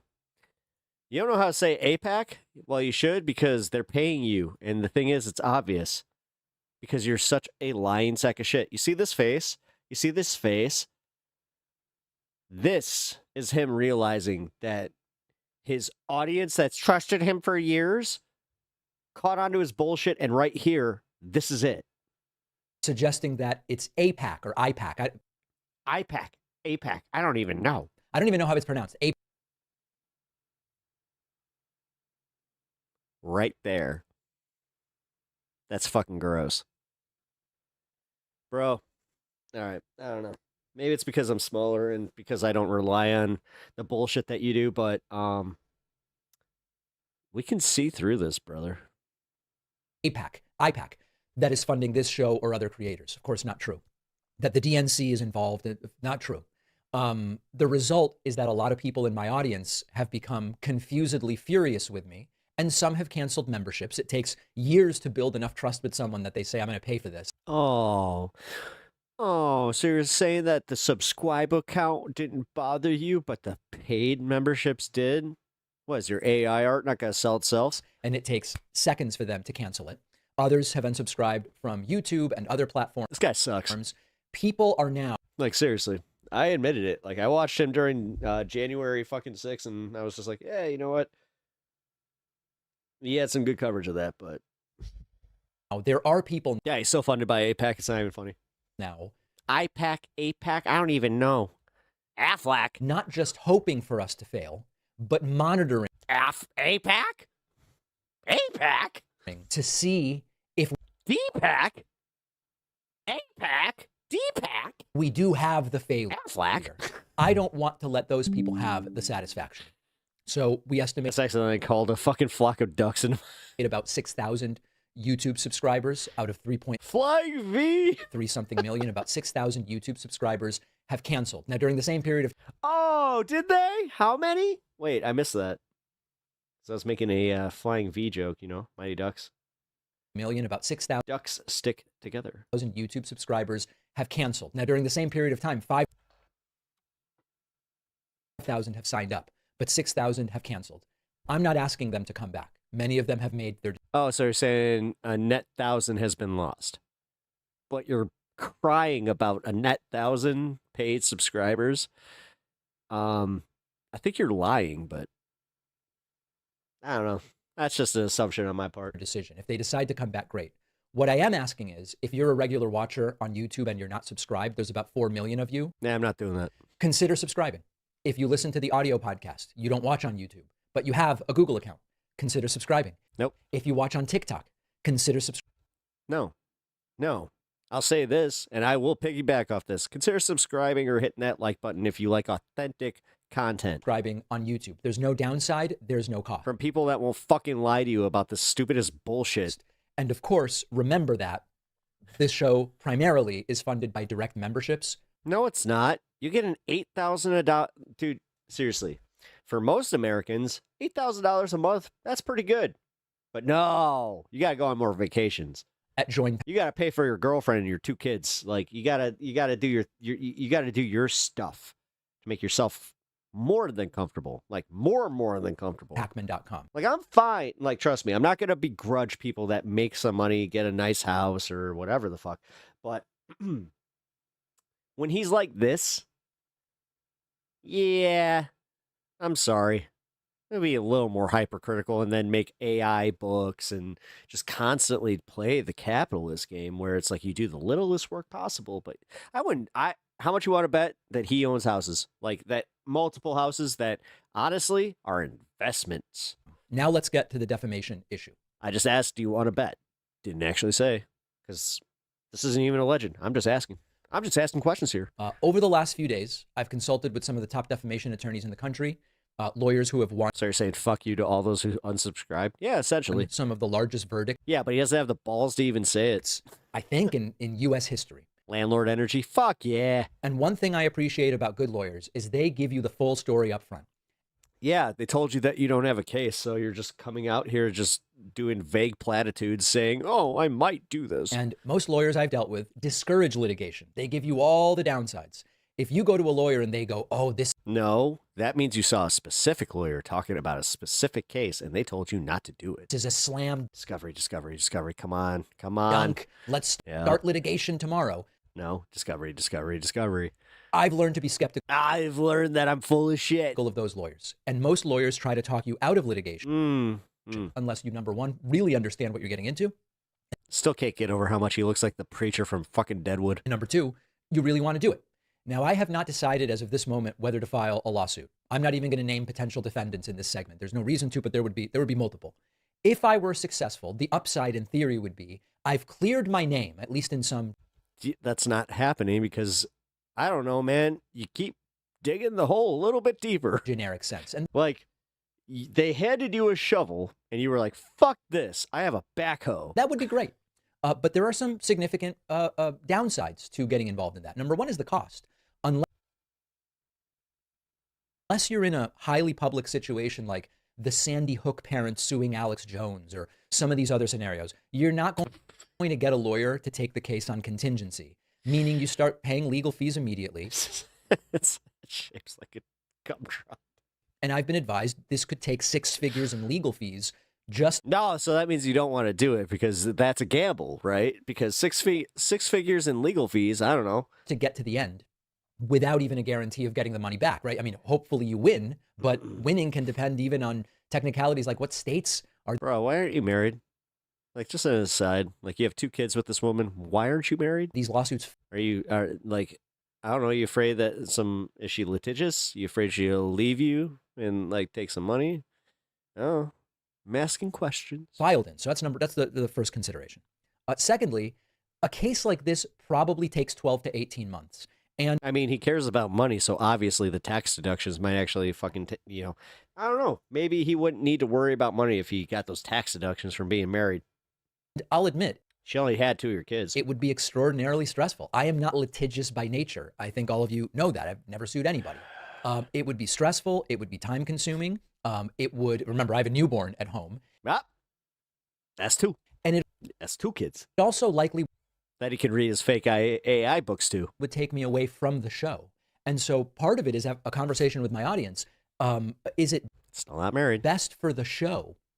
Is the audience best served by 12 to 18 months of litigation instead of just focusing on the show and for focusing on the baby? And then number 3 is the reality. How about your wife? Of the out. Oh, your non-wife. Imagine that it takes 15 months and I win, right? Imagine I win. Maybe there's a financial settlement, maybe not.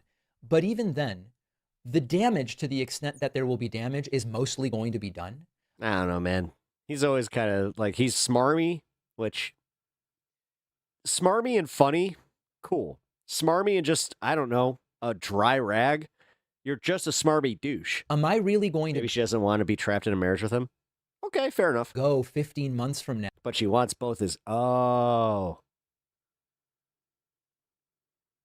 and show the people that did abandon the show right now the victory. And are they then going to come back? And, most defamation cases don't even go to trial. They end in a settlement. The settlement often includes that no one can talk about the settlement. So it's also... No, but for him, he's talking about like financial stuff, all this kind of stuff. I don't know. Like, if at the end of all of that, 6 figures in legal fees and all of this, if there is a settlement... I believed in that once too. And then I saw... How much in deductions can we get?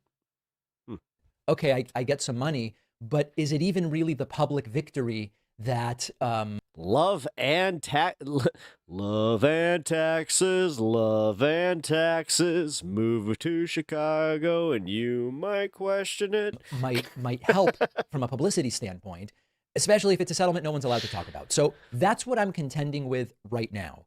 The damage, the possibilities of a defamation lawsuit, the effect on my audience, the effect on the business. So I want to hear from you. That's really everything I have. Yeah, sure you do. You just want people to comment.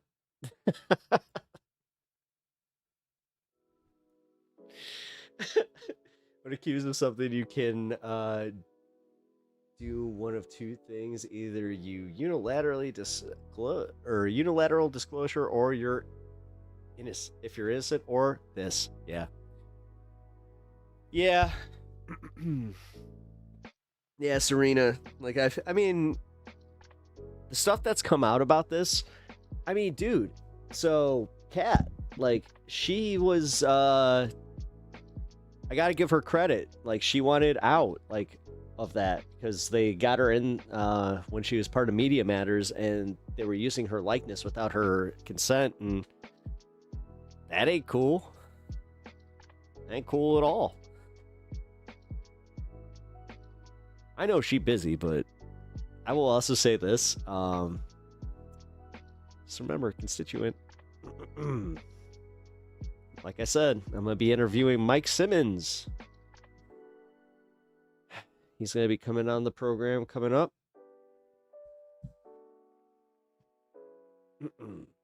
He's a candidate for the Illinois 9th.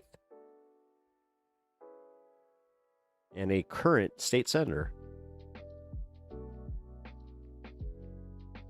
Or representative.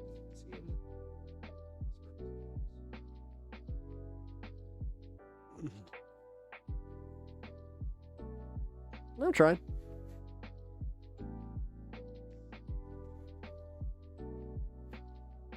It's just the way that I approach things. Apparently, get shit done where you're just like, hey, interview? Our 9th has got like a dozen different state reps and sons. Yeah, I know. Well, it doesn't help that the 9th is insane. Like, the 9th is huge. which I'm happy for, because we actually, like, when people talk about gerrymandering, we have, like, when you go from the lake out to the plains, that's, like, as much as gerrymandering can suck, there are also some merits to it. I don't know. It's almost like I did this whole history lesson. Who am I kidding? I watched a PACKMAN video and then I went, oh, yeah. You know what? Fuck it. I got my food down here. I might eat a few more tendies. Because that's what I got. But here. I've watched this at least like 2 or 3 times on my channel. But I love Can we do an episode this video so much that fuck it. At the risk that you guys haven't seen it, we're going to watch it again. Because I love this video. about politics? All right. What if it's about politics in a foreign country? Oh, that sounds fun. Oh, that sounds Welcome to MAPMEN. We're the men. And here's the map. Here's the map.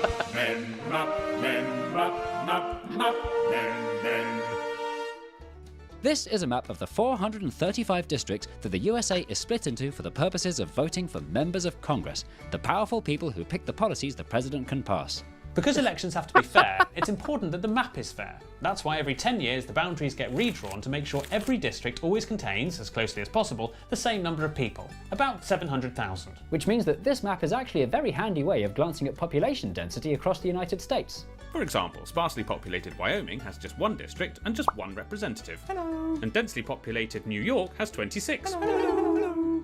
That makes sense, but if you zoom in, some of it doesn't make sense. Lots of districts have very suspicious-looking shapes. Buh? Buh? Guh? Fnr? Do districts really have to be so fnr just to get the populations equal? Nope, there's something more sinister going on. And to find out what it is, we have to go back to 1812. Where are we? We're still in England, but it's 1812. Shouldn't we be in Boston? The story starts in Boston, in the office of the governor of Massachusetts, Elbridge Gerry. With a G. With a G. Story starts. There was an election coming up, and it looked like Gerry was about to lose his job. But his advisors came up with a bill that could practically guarantee a victory for their party without having to win any extra votes. All they had to do was change the map. But how does changing the map change the results? That's what Elbridge Gerry said. How does changing the map change the results? Allow us to demonstrate with the use of state-of-the-art graphics. Let's say there's a hypothetical rectangular state with 2 parties, the Chocolate Raisin Party and the Smarty Party. The Smarty Party is more popular, obviously. Yep. A fair result that you'd expect is 3 Smarty districts and 2 Chocolate Raisin districts. But watch what happens if someone from the Smarty Party is in charge of drawing the map. They can make it so that Smarties control every district. Smarty indeed. But, more sneakily, watch what happens if someone from the Chocolate Raisin Party is in charge of drawing the map. They can mathematically make 3 Chocolate Raisin districts and just 2 Smarty, even though there are more Smarties. Disgusting shrivelly things. But Massachusetts wasn't a perfect rectangle with voters arranged into unrealistically neat rows. Wyoming is. In order to achieve their desired results on a real map of thousands of human voters, Gerry's team would have to draw their boundaries using 2 techniques: packing and cracking. Cracking is when you break up a community of opposition voters and dissolve them into surrounding districts, making their votes powerless. A bit like giving all your dinner guests a tiny bit of vodka in every part of the meal spread across the evening, so everyone gets very, very slightly, barely detectably drunk. And packing is when you do the opposite, and pack as many opposition supporters as possible into just 1 district, making their votes wasted. A bit like giving all of your vodka to just one of your dinner guests, keeping everyone else completely sober except Uncle Steve. Once the concept was finally explained to Elbridge Gerry, he said he didn't like it and thought it was highly disagreeable. But he signed the bill anyway like a coward, and history was made. Gerry's team looked at a map of where their supporters lived, and after a heavy night of packing I do love the fact that we've been mispronouncing it for centuries. and cracking, this is what they came up with, including this improbably bendy, sort of lizard-shaped district. The new map caused quite a stir and caught the attention of political cartoonist Elkanah Tisdale and his editor Nathan Hale at the Boston Gazette. Hey, have you seen Governor Gerry's new district map? Yeah, looks like a salamander. Ha, you mean a Gerrymander? And that's how the process of manipulating I love American history. maps for political gain became known as gerrymandering. And then everyone started pronouncing it wrong. which is how it became known as gerrymandering, which was good news for Gary, who'd probably be delighted that his name hasn't technically gone down in history for this bad thing. Which brings us back to the present day. Anyway, in a proper democracy, such obvious cheating would have been instantly spotted and nipped in the bud. But due to America's quirky, Stunningly undemocratic system, where it's politicians themselves who draw their own district maps, gerrymandering very much continues to this day. And it's more sophisticated, high-tech and openly brazen than ever before or anywhere else in the world, and can be seen in swing states all across America. A shower head, a car with wings, one of those old-fashioned hand drill things, a dinosaur, a water... The dinosaur. Wait. Serena. The dinosaur. One of those old-fashioned hand drill things, a dinosaur, a watering can, the shape on the flag of the Isle of Man, a metal detector, a bale of hay, a knight sitting on his horse the wrong way, a rabbit in a hat and a bobbit and a spoon, super soaker seahorse can, maroon, a plume of steam from a mug of tea. It's like the at least 5th or 6th time I've seen this. Donald Duck being kicked by Goofy. A carpet stain from a naughty pup. A mouse leaning over with a big thumbs up. Snake, dog, bat, dog, snake, duck, snake. We'll be right back after the break. All right, I'm playing this. Hello, is this the travel agents? Yes, we are still a thing. Bonkers. Bonkers! I'd like a round-the-world trip, please. Ah, you want to see such famous sights as bonkers! the Taj Mahal, the Pyramids of Giza, and the Belgian boy doing a wee. Better than that, I want to go to Edmonton to watch Spider-Man No Way Home on Canadian Netflix, which isn't available in the UK. Then I want to go to Aberdeen to watch 24 Hours in Tesco on UK Netflix, which isn't available in Canada. Then I want to go to Baden-Baden in Germany to get a discount not available I want to go to Baden-Baden. in the UK on flights to Baden-Baden. But didn't you know you can simply achieve all this with Surfshark VPN, an app and browser extension that makes your browser think it's in another country, bypassing your own country's restrictions, allowing you to view streaming services and discounts. This is why I was saying, like, before, I said this at some other point in the show, where I was talking about, like, sponsors and, like, how if they're cool, well, this is why Surfshark, at least, where I'm like, oh my god, they let you do that. That aren't available in your country, such as Canadian Netflix from a British computer or Belgian Amazon Prime from a Namibian computer and so on, as well as providing security benefits by masking your IP address and encrypting your data, preventing you from being tracked by advertisers and hackers, all with just one account on an unlimited number of devices, available with a special deal for viewers of MapMen who can click the link in the description or scan this QR code and use the code MapMen to get an extra 4 months for free. Yes, I'm well aware of Surfshark. I've seen 12 adverts for it on this channel. Oh, that was on this space, alone, thank you. And frankly, I'm getting sick of it. Well, what would you rather see an advert for? Crisps. Alright, here you go. Whether you're sharing a picnic with your family, or you want to give your lunch that extra crunch, or you're settling down to watch television with a friend with benefits, there's nothing quite like crisps. Happy now? Yes, thank you. I quite like that. Still want that round-the-world trip? Nah, I'm just going to buy some crisps. Oh, and Surfshark. And Surfshark. No, I'm just gonna buy some crisps. Oh, that's Surfshark. Thank you. Well, that was fun. But gerrymandering... Everyone says gerrymandering. Everyone's wrong. Gerrymandering has serious consequences. North Carolina. In the 2018 midterm elections, Republicans won 10 out of 13 Here you go, sir. seats with just 51% of the votes. Ohio. Republicans won 12 out of 16 seats with just 52% of the votes. And the Democrat Party does it too. Mar-I-Lawned. Democrats won 7 out of 8 seats with just 63% of the votes. So then, why don't they just make squiggly districts illegal? Oh, if only it were that simple. Sometimes a district that looks sillily squiggly has been made squiggly for a good reason. Republican voters and Democrat voters tend to clump together with their own kind, with Republicans mostly in the countryside and Democrats mostly in big cities. This is called self-sorting, and it's only getting more extreme. The problem with self-sorting is, if your district has no opposition in it, your politician won't have to work hard, and you won't have to bother to vote. And so, to encourage healthy, competitive elections, legislators make districts squiggly on purpose, encouraging politicians to broaden their appeal and prevent politics from being polarised.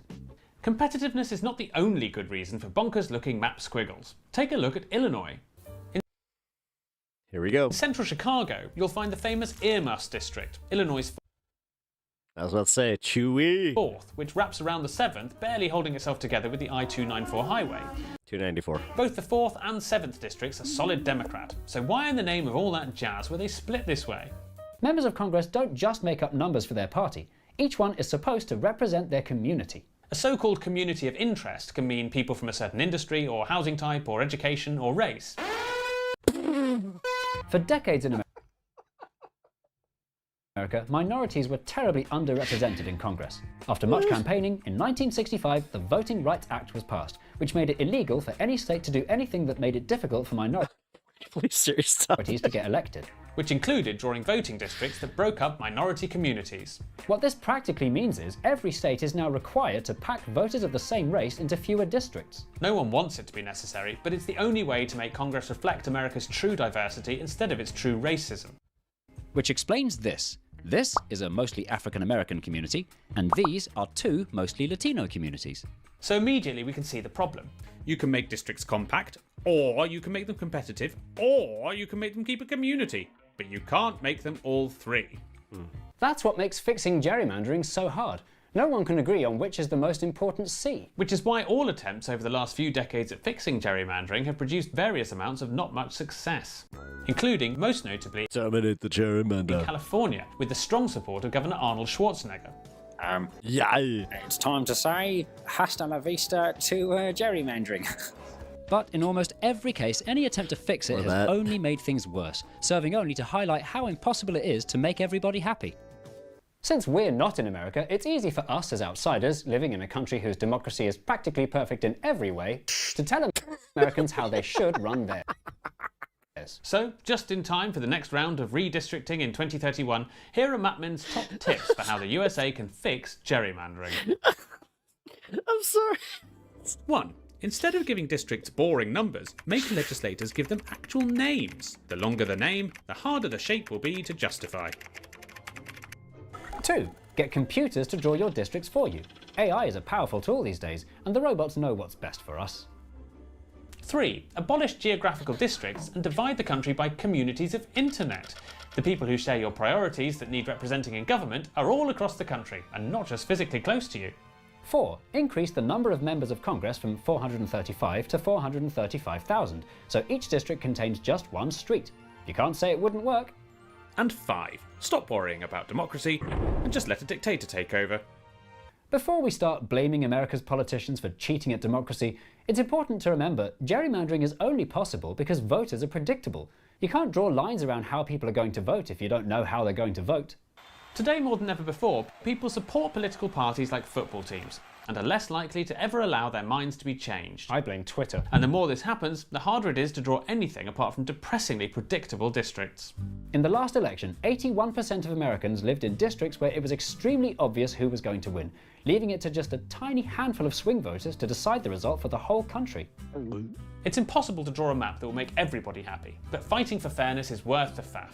If voters can at least feel their voices being heard, they'll be encouraged to turn up and vote, and to vote for their real favourite, making democracy more meaningful. Until then, the American political system will remain an antiquated basket case that enables those with power to rig the system for themselves and block any meaningful progress for the foreseeable future. Glad we don't live in a country like that.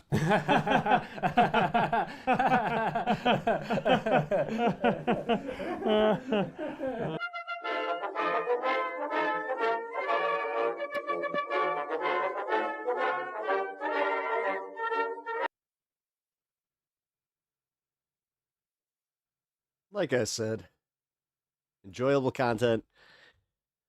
I mean, it's problem with that is that the Jerks constituency has a good 250 reps. Yeah.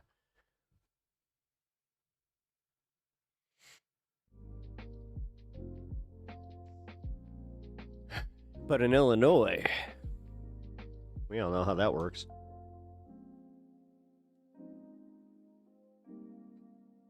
God, is Trump gonna actually like force a secession? Like, are we actually gonna push those assholes into Indiana? I mean, the more that they complain about it and want it, the more I kind of just want to go, yeah, go for it. What do we got? Oh, boy. You know what? I can do one more. Let's do it. Convicted felon American President Kanks has 5 kids, 2 of which I refer to as Dumb and Dumber.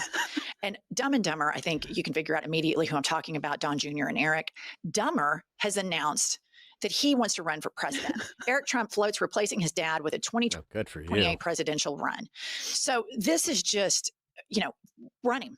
This guy has no riz. He's a complete psycho. And there is news coming out now that the Trump family has enriched themselves to the tune of over $5 billion with these crypto schemes, the grifting, the online flea market, the riffraff, the knickknacks, the Bibles. These guys are absolute They should go on leftist mafia. So why don't you run, Dumber? MAGA, run him. Let's do it. How about Dumb as the vice presidential candidate? Here's what I look at these boys and I think Donald Trump was affirmative action of rich parents. Absolutely. These two, I don't even think that they could bankrupt casinos. That's how I just think they can't. They're so incompetent. I'm surprised they're able to get up and put their pants on. They're so emasculated. Well, let's also be real. They're Nepo babies like a motherfucker. They're pitiful. And on top of everything else, they're meaner than rattlesnakes because they were raised by a sociopath. Yeah, these people are deeply damaged, broken people, as many in the MAGA movement are. You just have a collection of emotionally stunted and undeveloped human beings within the administration. But then if you think down to your personal life and you think about the people that you know that are triple Trumpers, these people are very emotionally immature, emotionally stunted, cruel, black and white thinkers. That's the through line and the common thread in all of this. All right. Sometimes Kanks says the quiet part out loud. Before he went on his weekend at Bernie's, I'm going to hide from the press because I've had some sort of Angela, and I'm going to speak like he does, stroke or quote, medical emergency. We don't know what it is. He did an interview with the Daily Caller and he says the following.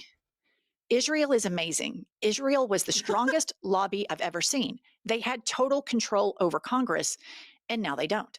All right. I went in, you can go read this whole article and read the whole quote, but this was really interesting to me on multiple fronts. Number one, he's admitting that Israel had the strongest lobby in Congress, and I think has the strongest lobby in Congress. Nobody's received more APAC money. To say that's actually more honest than Biden. Than Donald Trump. So you have this. That's kind of crazy. Organization, APAC. Hey, come on, Jack. That helped and assisted financially to the tune, I think it's over $200 million for Trump 2.0 for him to get elected. While at the same time, these lobbyists have our Democratic leaders shackled. And so how does this help America first? How does this policy go along with you if you're a triple Trumper or if you're a one-time Trumper and you voted for an American first agenda? I read somewhere that it costs around $200 million a day for Benjamin Netanyahu to commit war crimes in Gaza.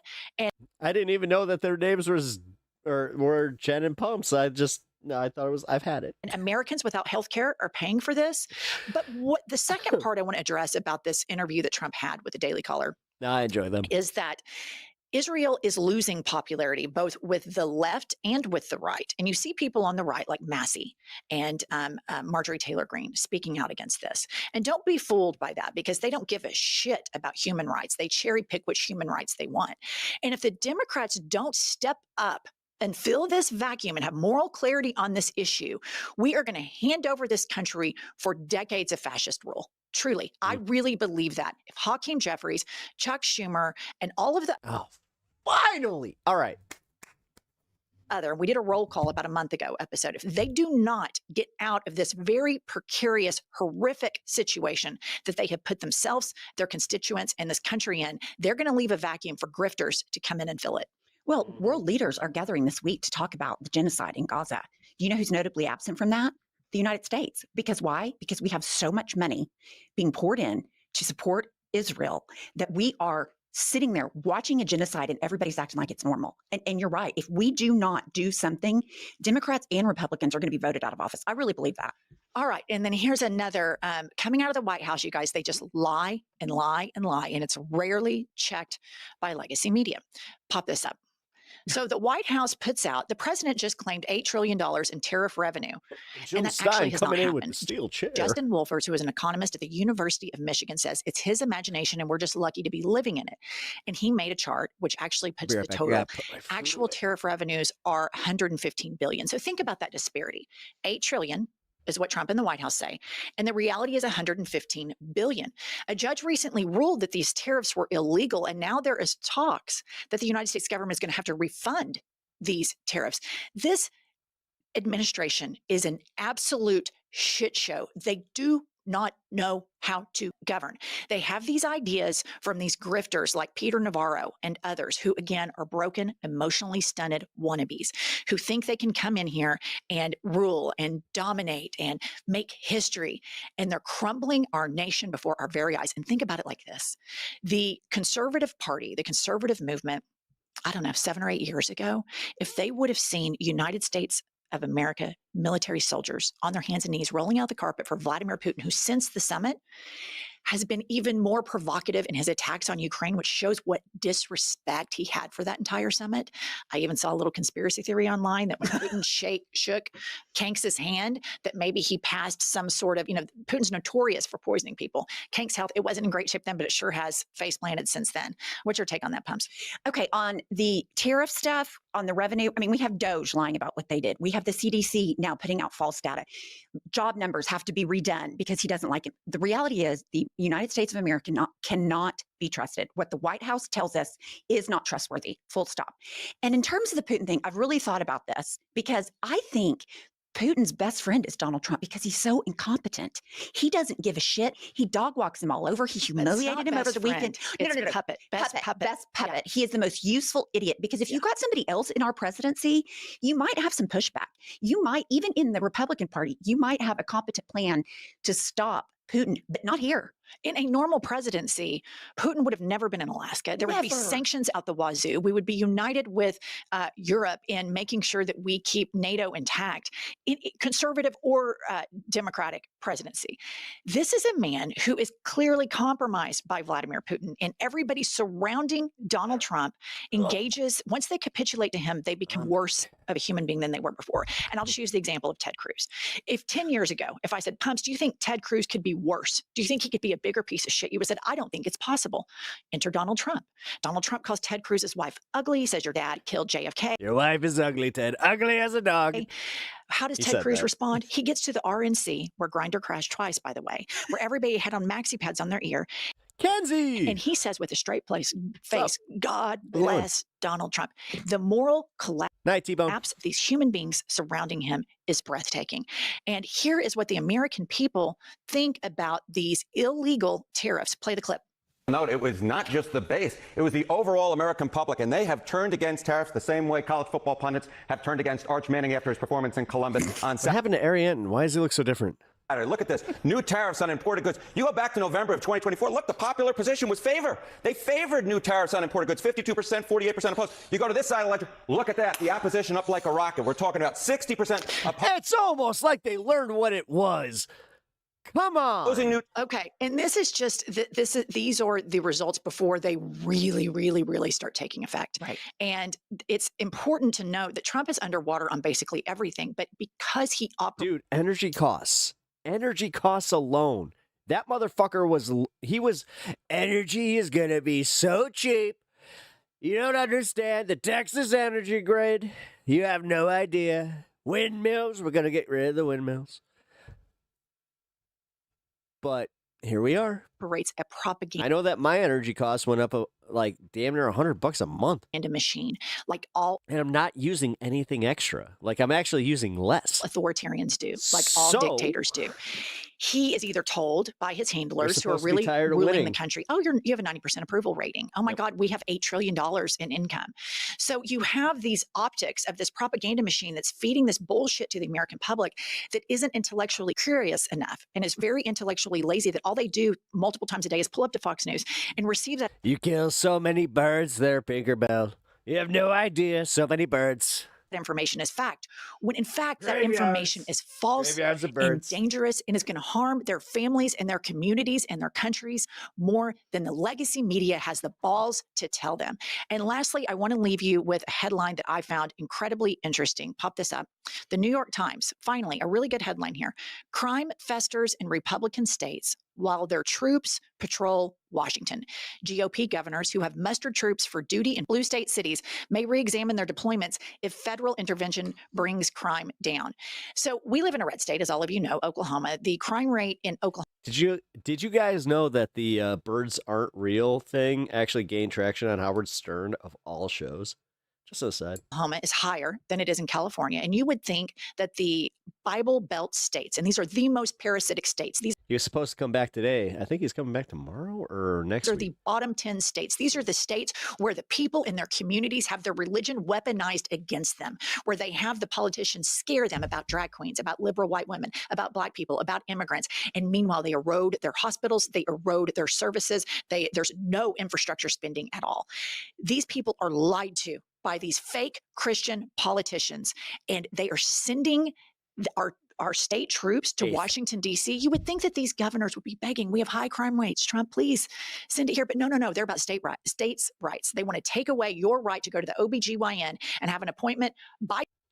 No, they're not, because if they were, then they would stop Trump, trumping on state sovereignty. Yourself with you and your doctor, these freak show. I don't know.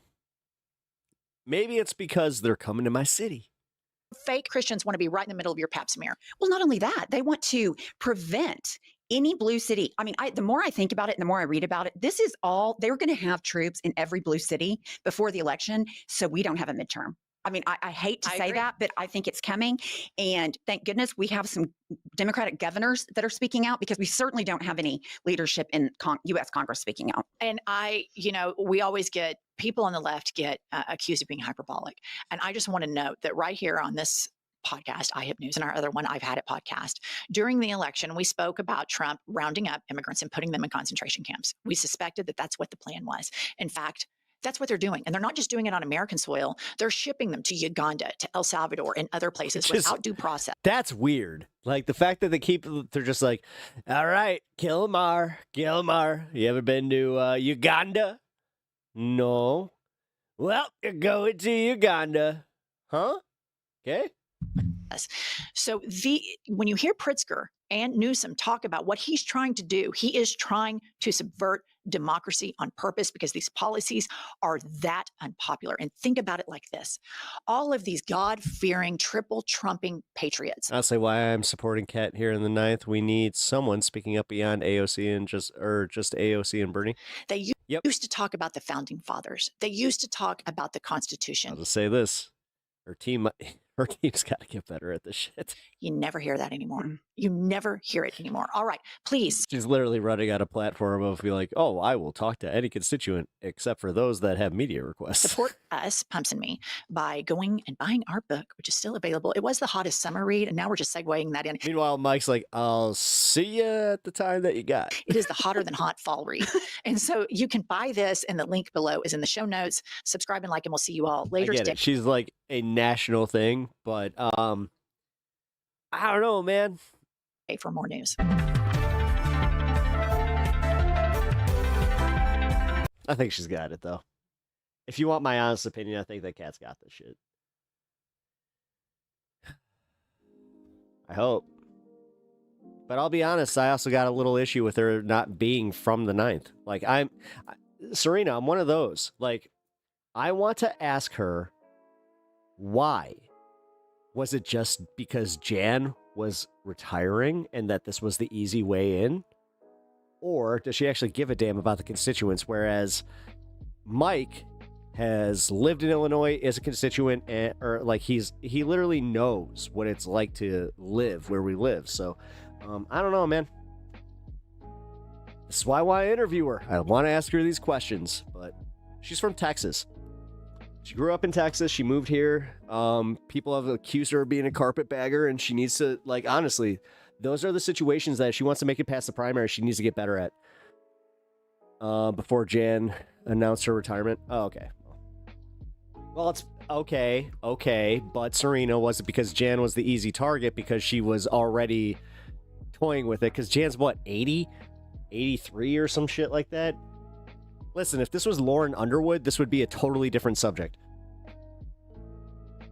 Give me one moment, please.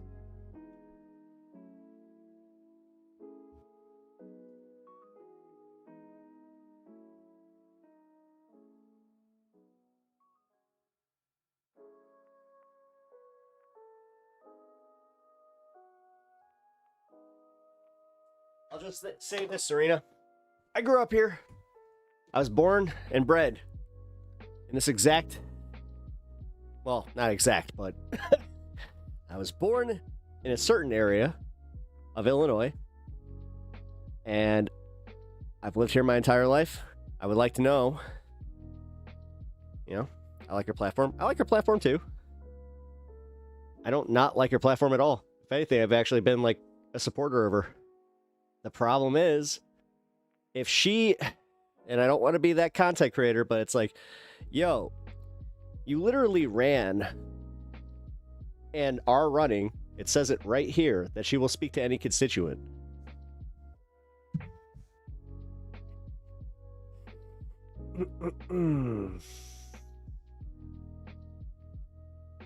And I'm getting involved too. Wait, and I moved here 4 years ago. I mean, go Wings, screw the Cubs, and also I'm one of your fellow citizens. Ooh. Wait, you mean the Red Wings? Screw the Cubs. Wait a minute. Well, if you're Tigers, then whatever. You guys haven't had any traction for a long ass time. But yeah, but Serena, no, for real. Without even trying to be contentious, you literally have to answer to people like me. I was born and bred here. You think that I don't deserve some fucking answers? Just saying. Go Pack, go. Go Bears. Bears, Blackhawks, Cubs. Eat it. And CM Punk. If you don't like CM Punk, and you don't like wrestling, then, yeah, whatever. Yeah, face to face. Yeah, so did I. That's where I met you at the same event. I grew up for a few years in Hinsdale. No shit. You're from Hinsdale? Damn, dude. You grew up not too far from me. That's fucking funny. Hey, Tony. That's cool. She also came from online media. You'd think she was more in tune with spaces like this. I had to put myself out and do it on Kat's terms, but I did speak to her face to face. Yeah. I'm not sure if you met my tall buddy, Kaz, at that event. I think he did. But yeah, he was the reason that I even got, involved. But I don't know. Whatever, man. Listen, this is the part about democracy and the whole, I'm going to be interviewing Mike Simmons. So with Mike coming on, he's giving me his platform. He's letting me know exactly, what he wants for the Illinois 9th. He's a little bit different than Kat, where Kat is definitely the social media candidate. She's gone on Piers Morgan. She's got a bunch of national recognition, but she doesn't have a ton of recognition in the 9th. Trust me. I mean, you kind of get it. Don't forget the White Sox and Chicago Sky. I will totally forget about the White Sox. All right, the Sky's fine. And the Fire. Whatever. I pay attention. Listen, realistically, I'm a Blackhawks Cubs guy, okay? Bulls. Oh, wait a minute. All right, hold on. The Bulls, even when the Bulls aren't good, I still pay attention. Shit. Blackhawks, Cubs, Bulls. Then Bears. Then the rest. The rest could just be lumped in. I got my favorite teams. I grew up a Cubs fan in a Sox family. No, Serena. For real, when it comes to IL9, I embody the IL9. I'm gonna be a little bit of a dick about it. When you grow up in this shit. Listen, if Kat can navigate Lower Whacker without a GPS, maybe, I'll give her some credit. Also, cheers. I'm kidding, by the way. I hope you know that I do support her. Like, honestly, if it comes between her and a Republican candidate and she wins the primary, I'm voting for her. But considering we're in primary season, I'm sorry. Although, Mike might have some answers I don't like. He might be more DNC. I don't know. I actually don't know. Like, I haven't really talked to Mike outside of the event that I was at. So, give me one sec.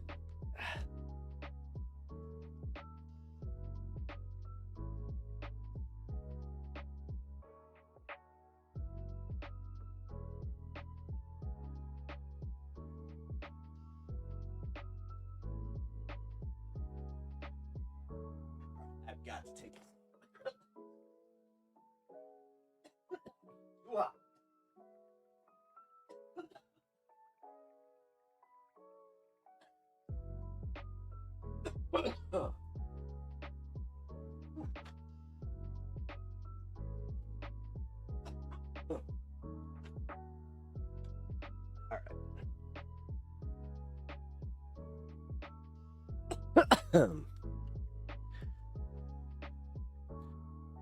I'm working with Political Revolution and run for something.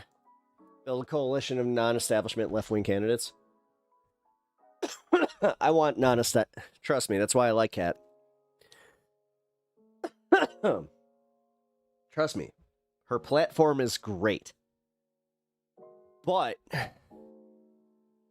knowing the Illinois 9th and how centrist they are, and there's a reason that Jan Spakowski, or Skakowski, I don't know, whatever. Jan has won as much as she has. It's a long primary season, and at this point, I'll just say hard pass on Biss. I really want my representative to be loud, whomever it is. Who's Biss? Wait, Biss. I don't know. Wait, Biss.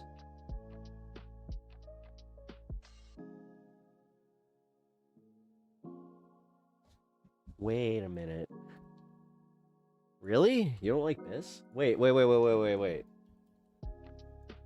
Is this who I'm thinking of? Yeah, Dan? Wait, you don't like Dan?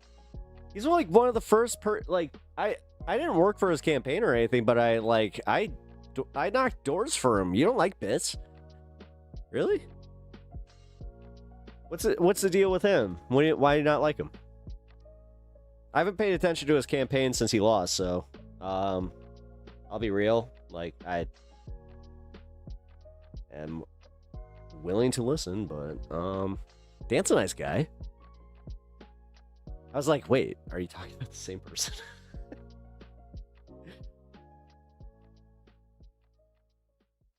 You guys are more progressive than we are. People are getting tired of the Reich wing in Missouri. Yeah, we are. We definitely are. But not as progressive as you think. Like, for instance, before I lived in the 9th, I lived in a district where we had a right-wing representative, right? I voted for the fucker because when I was early in my voting, he was all about lowering our taxes. And I had just bought a home at that point. I was very young. I was an idiot. So I listened to him.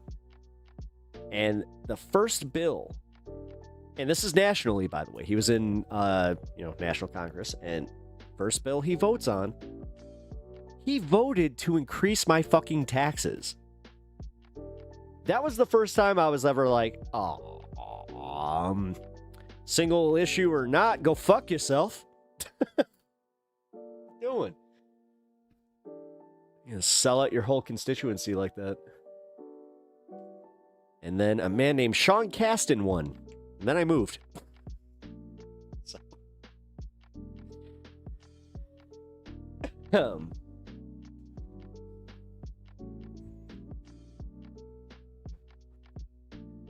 Yeah, Serena, I could probably give you a little bit of a history lesson if you're newer to our district.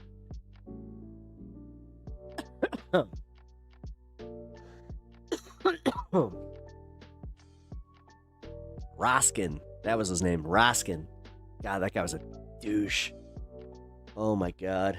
When he got voted out, that felt good.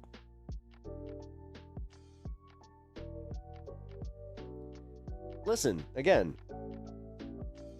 I have 2 candidates right now that I'm going to be interviewing. Well, again, I'm gonna just be real. Fuck it.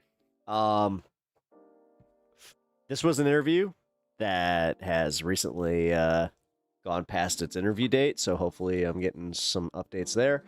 This is a guy that I'm literally interviewing when like he's just gonna get a hold of me like in the next week, and that's happening. So as somebody who is a content creator that's putting himself out there to try and get the national platform, I lived in the 9th since 2013. Oh, you moved to McHenry in 2021. Okay. Well, wait, what district were you in before? Because they redistricted that. Like, for instance, I used to live in the 14th. So, but then they like redistrict, like they did a whole redistricting thing. So there was like, they've been playing those games, and you know, I've had to bounce around all over. The 9th is my favorite though, closest to the lake.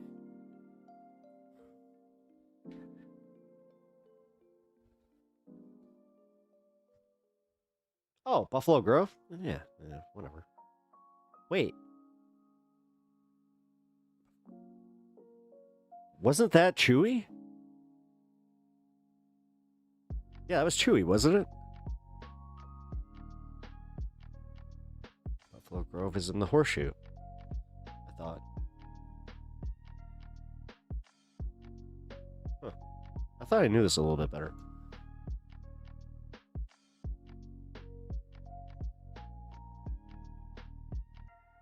Obviously, as a content creator, I can't really say, like, my areas or anything like that. So, you know. I could walk a few blocks over and see Rogers. Oh, really? Okay. Isn't that wild? That shit's so wild to me, how, like, you can literally just be going to a store and you're like, what? But yeah, I don't know. That's why, like, when I found out I was in Kat's district, I was kind of happy about that. Just because, like, I have had a pretty hard opinion about carpetbagging, or yeah, carpetbagging. I think that's what it's called. Specifically with the Wisconsin race, where they had that douchebag come in from Texas and running in Wisconsin. I don't like that. I don't like that at all. And honestly, any fucking middle American should hate that shit. Anybody that, like, I'll give you the state. If you grew up in the state and you moved around, fine. But my personal biggest gripe with Kat is that, no, she grew up in fucking Texas. And, like, she kind of moved here with the intention of challenging this district, where I was like, at least that's my personal introduction to her. I know that she used to work for Media Matters before that. You know, she was like, I'll just say, like, I've done my research, and trust me, I'm not opposition. I'm not playing this game. I'm not paid to fucking, you know, do any of that. I'm not paid to promote her or oppose her. I am a fucking constituent that is genuinely worried about what the fuck the people that are representing me are trying to get. I don't like Jan. Haven't liked Jan. I had to vote for Jan. Like, as a sus move. Yeah, that is sus to move and then run. Because, listen, I get it. She's in her mid-20s. So she's seeing this thing, right? She's seeing a movement where all of a sudden you can start challenging people that are not running again or might run again. If I'm wrong, please, like, explain, because yeah, I've given her the opportunity to do this, and honestly, I'm getting a little fucking tired of it. If I hear one more time that it's like, oh, I have, it's like different campaign managers kind of thing. Come on, man. I've seen your social media. This might not be the best way to like get an interview, but for real, like when you're literally saying the only candidate who will meet with any district resident to discuss any issue. I am not strong-arming. I am not trying to strong-arm a fucking interview. But this bullshit is like, all right, if you're prioritizing MSNBC, that tells me what I need to know.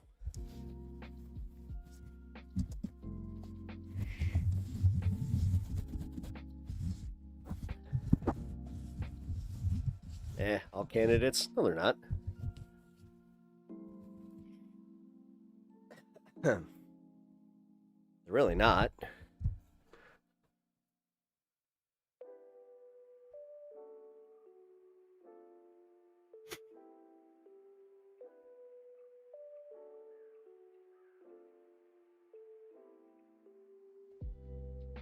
I hope I didn't discourage discussion on this because Clockworks. Man, you're the second one today. Clockworks. All right. That's it. You come to my channel a lot. We've had discussions before. Bro, what the fuck? What is your whole disposition with like hating leftists? No, I know you're just vibing, brother. I know you're just vibing. I'm asking you questions. I'm not even calling you out. I want to know. We're in therapy mode. What's going on, man? Like, why? You obviously either enjoy my content or you enjoy the vibe here, like you were just saying.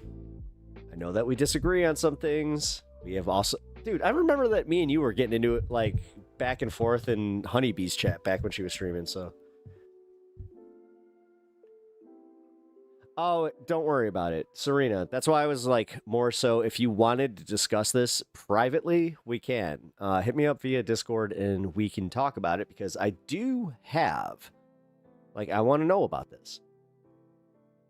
And honestly, not your content percent. Wait, oh, I just find it stupid to an extent. Not your content percent. Oh. Okay. That Twitch stream is in trouble again. No, it's fine. Don't worry about it. Also, Serena, I'm not trying to be like, oh, like, listen, I am not, like I said, opposition. I literally support Kat. I support her platform. I will vote for her if she wins the primary. But as somebody who is a resident, who has also, you know, I'm just, as a content creator, it's like, all right, I get it. Like, I really get it. But I have a lot of questions. Like, I have at least 30 minutes worth of questions that I want answered. And I know that I have somebody that is, you know, willing to come and answer the said questions, who is a candidate for the same seat. So I also hope that doesn't discourage, you know, her coming here. And honestly, even me bitching about this, the only reason that I'm doing that is because, for real, I'm getting a little sick of the fucking, like, run around where it's like, okay, I get it. I get it. You have, like, 8 different political managers. Okay.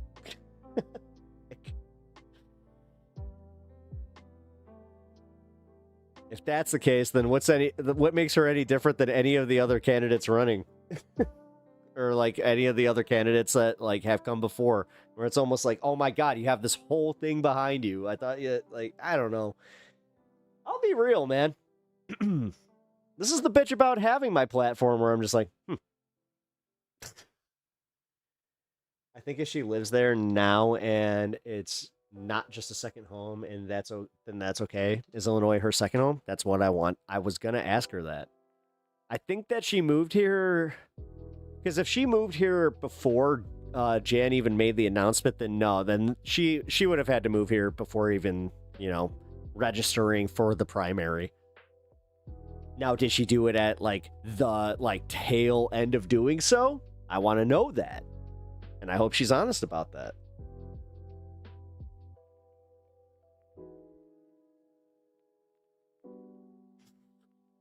Apparently people don't like honest content creators. Whatever.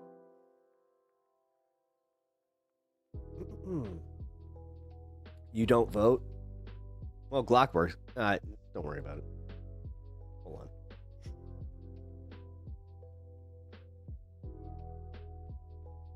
So what other content creator would just do this?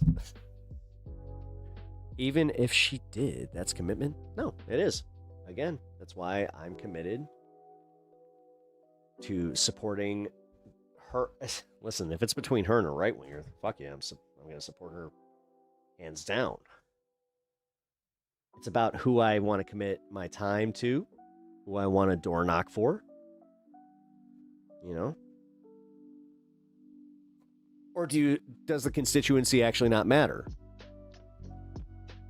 This is an awkward position for people like her and, anybody else running for this position, like Mike. They have to, I'm a content creator that actually has a voice that they technically should answer to. Not even going to be a dick about it. It's yo.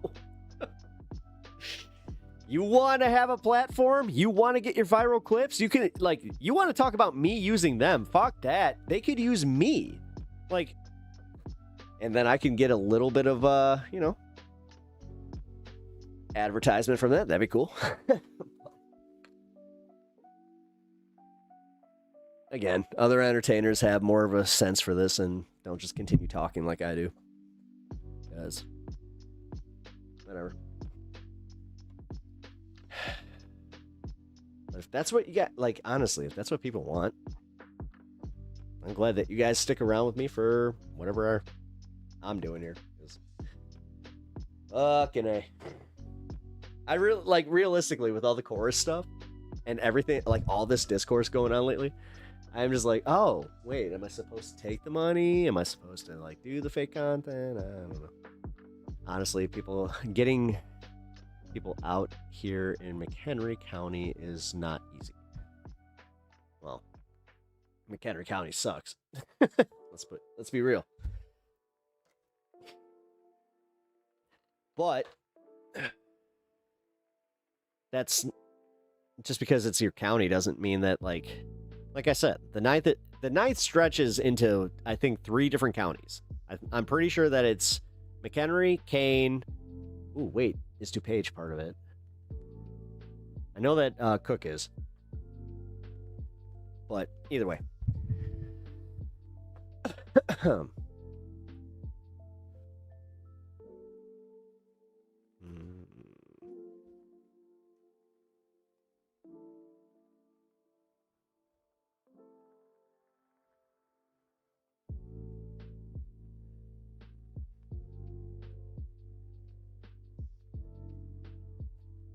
Let's see.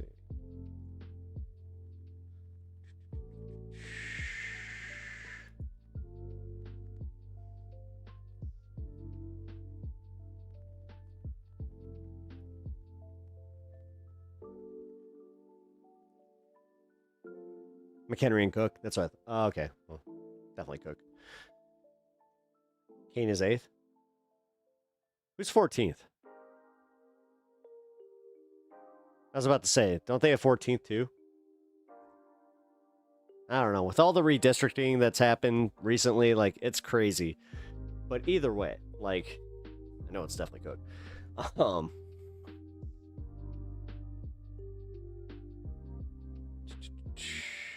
Here, I'm literally looking. Hold on. I'm trying to look into her thing here because the fact that she's part of Media Matters is also, you know.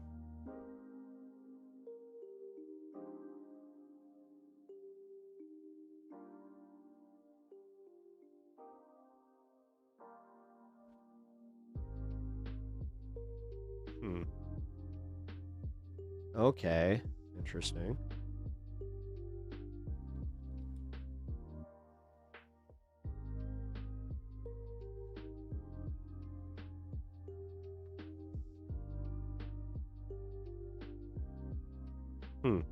Okay. So wait. So Underwood's going uncontested then. Sorry, I'm trying to look into this. About shoot. Well, no. Oh shit, he is. Okay.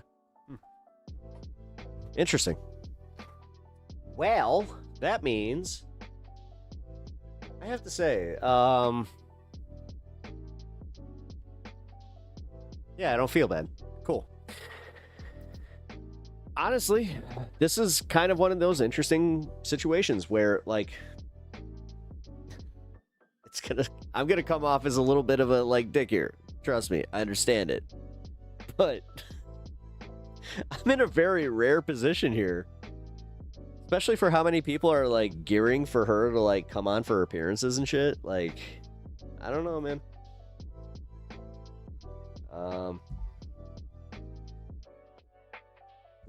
Although this is probably not the best way because it's going to seem like I'm contentious.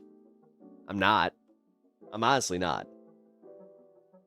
But if she can't answer these basic questions, then how's she going to get past a primary? Like, that's kind of wild.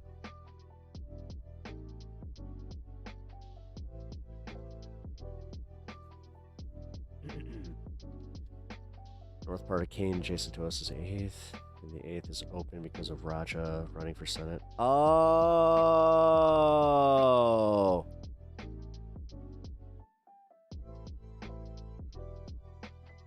Shit. But that's what I mean, Serena. That's bullshit. Like, come on. And I'm not, like... that's what, like, for her to land in. That's where I'm saying the carpetbagging, like, because I saw something recently where she was talking about, like, being accused of being a carpetbagger, where I was just like, but you kind of are. Like, if the term carpetbagger means somebody that moves from one district to another to challenge because it's an easy position to fill, that's a carpetbagger.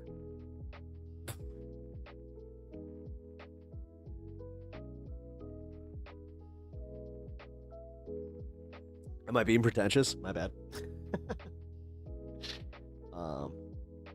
Hey, Serena, can you do me a favor? Actually, I have a few questions. You're in Discord, right? Here, I'm gonna send you something. Because it's pretty much just, like, what I want to ask of any of the candidates. And obviously, you know, I've had a few want to interview. Who's the guy from the 52nd? He got a hold of me. So, I think that's for state, right? I don't know. Nice guy. I just don't know what I can do to help. Here. Yeah, I'm gonna try and send you something. Give me a second.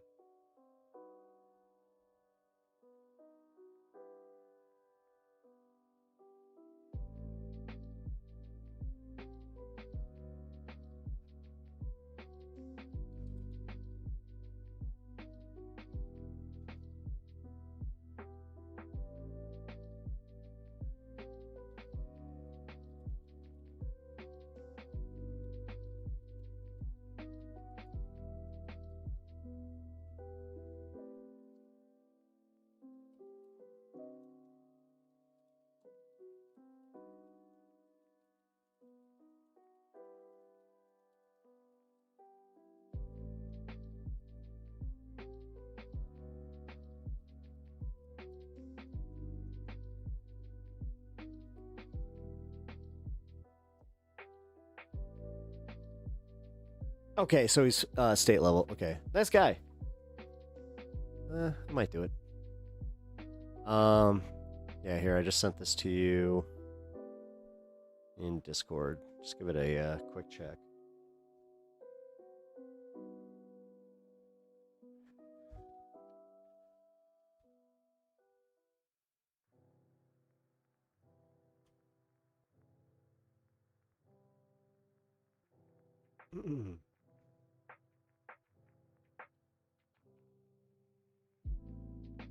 Actually, you know what?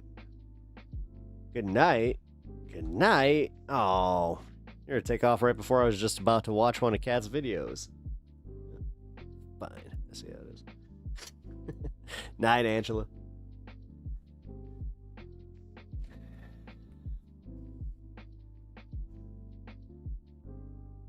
Happy Labor Day. Yeah. Because her content is also enjoyable, regardless.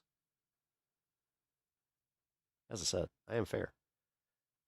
I also like the blue mic sleeve. Despite how we treat it, today actually isn't about barbecues and mattress sales. It's a day to recognize the achievements of the labor movement and see how far we still have to go. My name is Kat Abou-Ghazaleh. I'm running for Congress in the 9th District of Illinois, and I am a proud, now former, union rep. Like many Americans, I grew up in a house where unions were seen as kind of toxic. But as I got older, I realized that almost every freedom and right we take for granted today is rooted in what unions and workers fought and sometimes died for. Minimum wage, workplace safety, overtime, 8-hour workdays, parental leave, anti-discrimination laws, and so much more. But right now, our right to organize, our right to advocate for our own dignity in the workplace, is under attack by the Trump administration. And Chicago, which is home to some of the most important moments and movements in American labor history, is firmly in the crosshairs of these anti-union attacks. It is not a coincidence the military is being deployed here. So this Labor Day, I want to talk about two of the most important labor struggles in Chicago, the Haymarket Massacre and the Pullman Strike, to look at the parallels to today and see how we can use them as a compass to move forward. I am standing in Haymarket Square.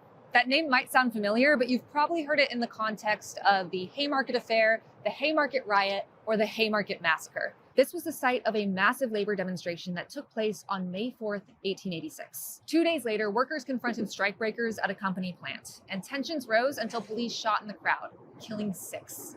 August Spies, who was leading the rally, later testified that this butchering of people was done with the express purpose of defeating the 8-hour movement. The next day in outrage, thousands of people met here in Haymarket Square to protest this brutality.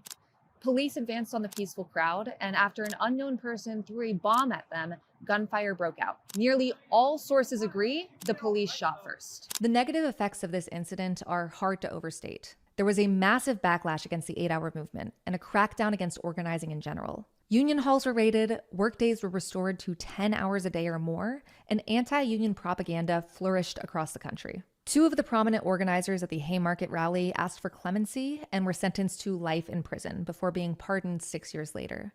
One of them killed himself in prison. And the other 5, including Spies, were hanged on November 11th, 1887. Spies' last words are engraved on the Haymarket Martyrs Monument. The day will come when our silence will be more powerful than the voices you are throttling today. This damn cicadas. monument is located They've been loud as shit this year. in Forest Home Cemetery in Forest Park, about a 20-minute drive from Haymarket Square. There actually was a different monument at Haymarket Square, dedicated to the police who were injured and died at the massacre. And if you're wondering where that one is, well, that monument has been moved to Chicago's police headquarters. To this day, International Workers' Day takes place on May 1st in commemoration of the Haymarket Massacre. But this wasn't even an isolated incident. It's not even She's doing a good job of doing this. unique to I learned this in school. 1887. Surprisingly.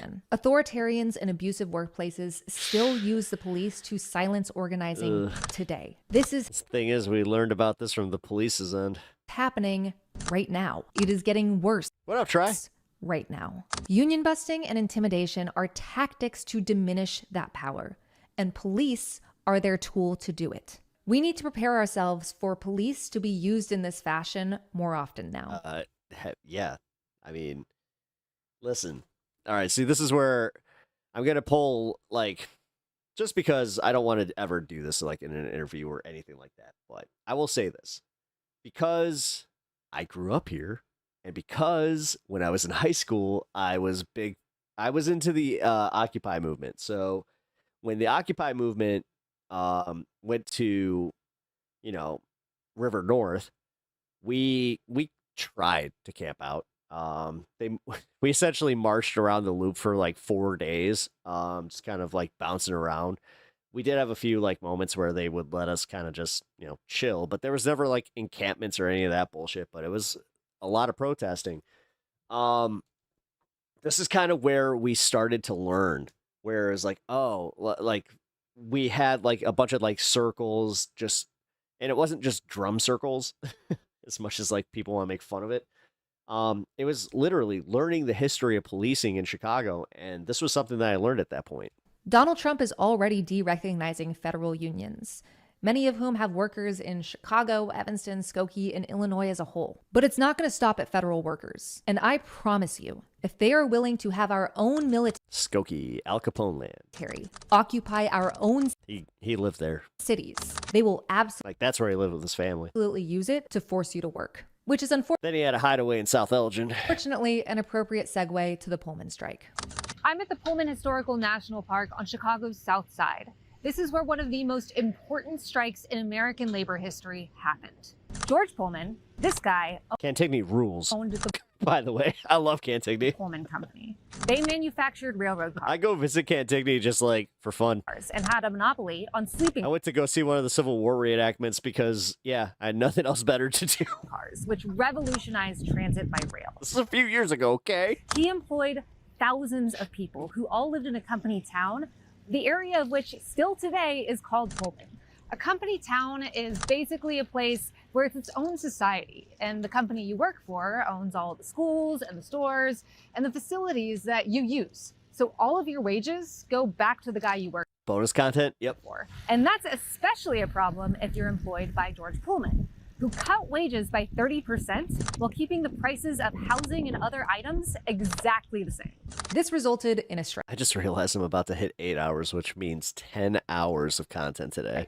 The American Railway Union, which encompassed about 35% I might feel this tomorrow. of Pullman's workers, refused to run any Go like this, space. trains with Pullman cars. This is great, except for the fact that the ARU refused to include black workers, despite Pullman being one of the largest employers of black Americans across the country. This actually led to, decades later, the creation of the first all-black union, the Brotherhood of Sleeping Car Porters. But this type of discrimination was a huge misstep for the ARU, both from an obviously racist, but also strategic point of view. The Pullman Company brought in black workers as strikebreakers, who, after being denied ARU solidarity and generally having to live in 1890s America, had few By the way, that's the link for the original video in the chat. other options for employment. This led to heightened racist tensions and violent conflicts between workers and strikebreakers, on top of the already existing stresses of the strike. But for more than 2 months, the Pullman strike went on. Yeah, try. I know. And not just in Chicago either. At its height, around 250,000 Americans were doing their own sympathy strikes with the Pullman workers. This is despite media coverage portraying these workers as unpatriotic foreigners and disruptive. Which doesn't sound familiar at all. Of course, it was only a matter of time before the federal government got involved. President Grover Cleveland's Attorney General, Richard Olney, who, by the way, was taking a $10,000 retainer from multiple railroad companies, wanted to dispatch federal troops to Chicago to end this rule of terror, which doesn't sound familiar at all. He got a court injunction from 2 anti-union justices to ban any union action that would disrupt railway service. And when it was disobeyed, tens of thousands of U.S. Marshals and Army troops were sicked on Chicago. Strikers were understandably furious at this development. Yeah, but this is why what she's talking about here is why I have so much faith in Trump's like National Guard move not doing well. You don't know who Listen, I don't know who you're dealing with in D.C., and I don't know who you're dealing with in L.A. I know who you're dealing with in Chicago. You're fucking with the wrong citizenry. They overturned railway cars as barricades. We will fuck you up. Against the troops, and some of them rioted. Our own service members opened fire into the crowd.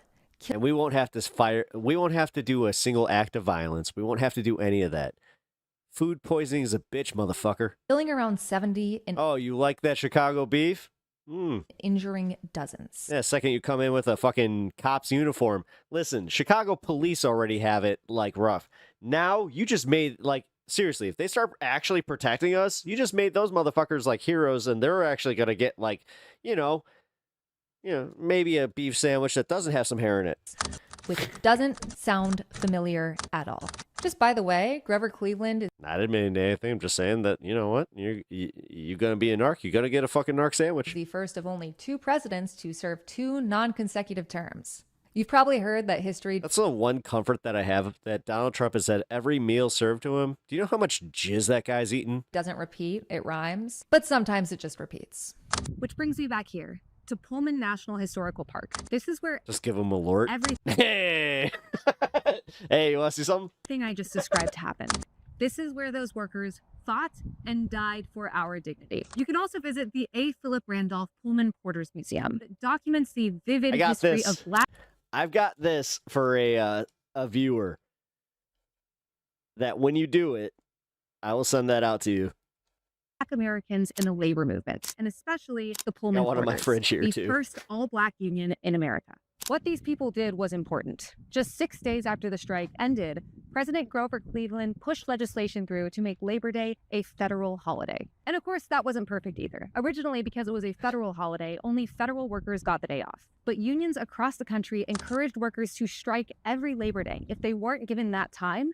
And eventually, every U.S. state and territory New law idea, politicians are only allowed to drink tap water from their constituency. Good idea. designated Although we'd be fine. Labor Day a statutory holiday, meaning that any worker is Because Chicago actually cared about that. entitled to time off or premium pay if they work. It's been 130 Sorry, Detroit.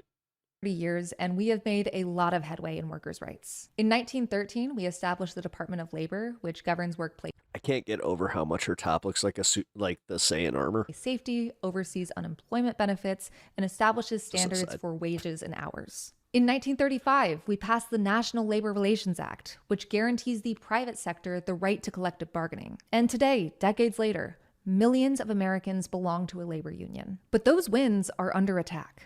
Union membership is at historic lows across the country. This is for a variety of reasons. The rise of gig work, aggressive union busting By night, she's a vampire hunter with blade. tactics Who was actually based out of Chicago. Not sure if you knew that. from corporations like Amazon and Starbucks, and anti-union propaganda across the private sector, often spearheaded by conservative think tanks like the Heritage Foundation, which wrote Project 2025.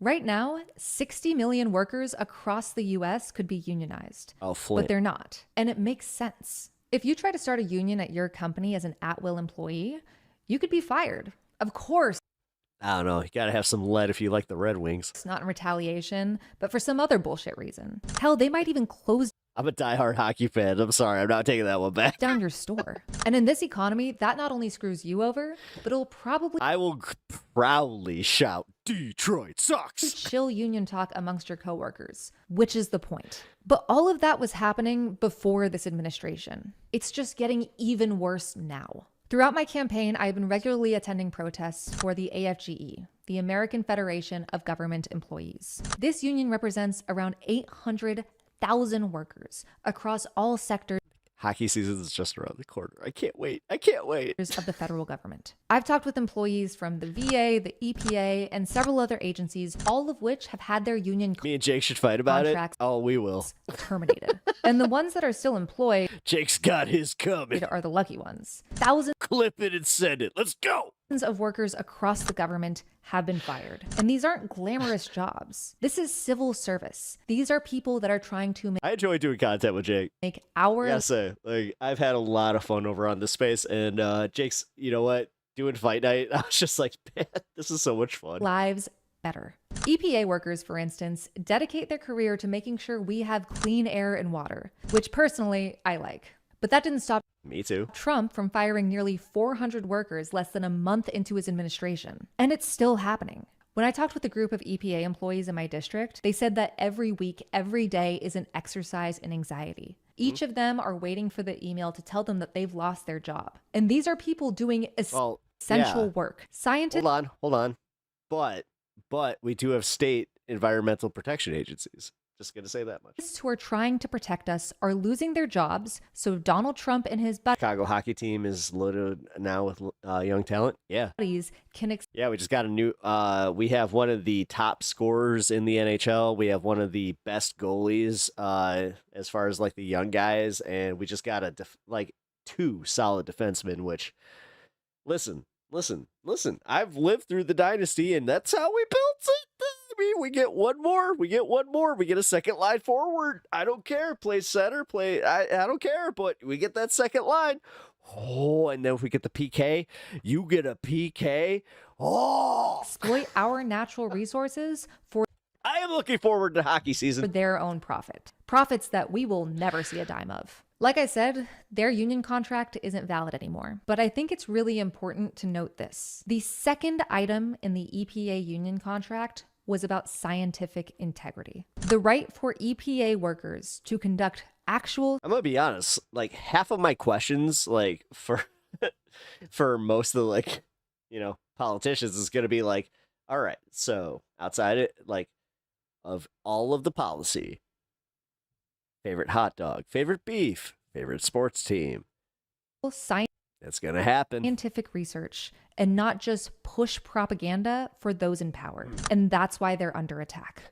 Their own contract, meant to protect their jobs, was focused more than anything on science and how to protect the American people. And if this cruelty feels like it is just reserved for government employees, I have really bad news. Federal employees are just step one. And if we don't hold the line here, the private sector is next. So what can we actually do?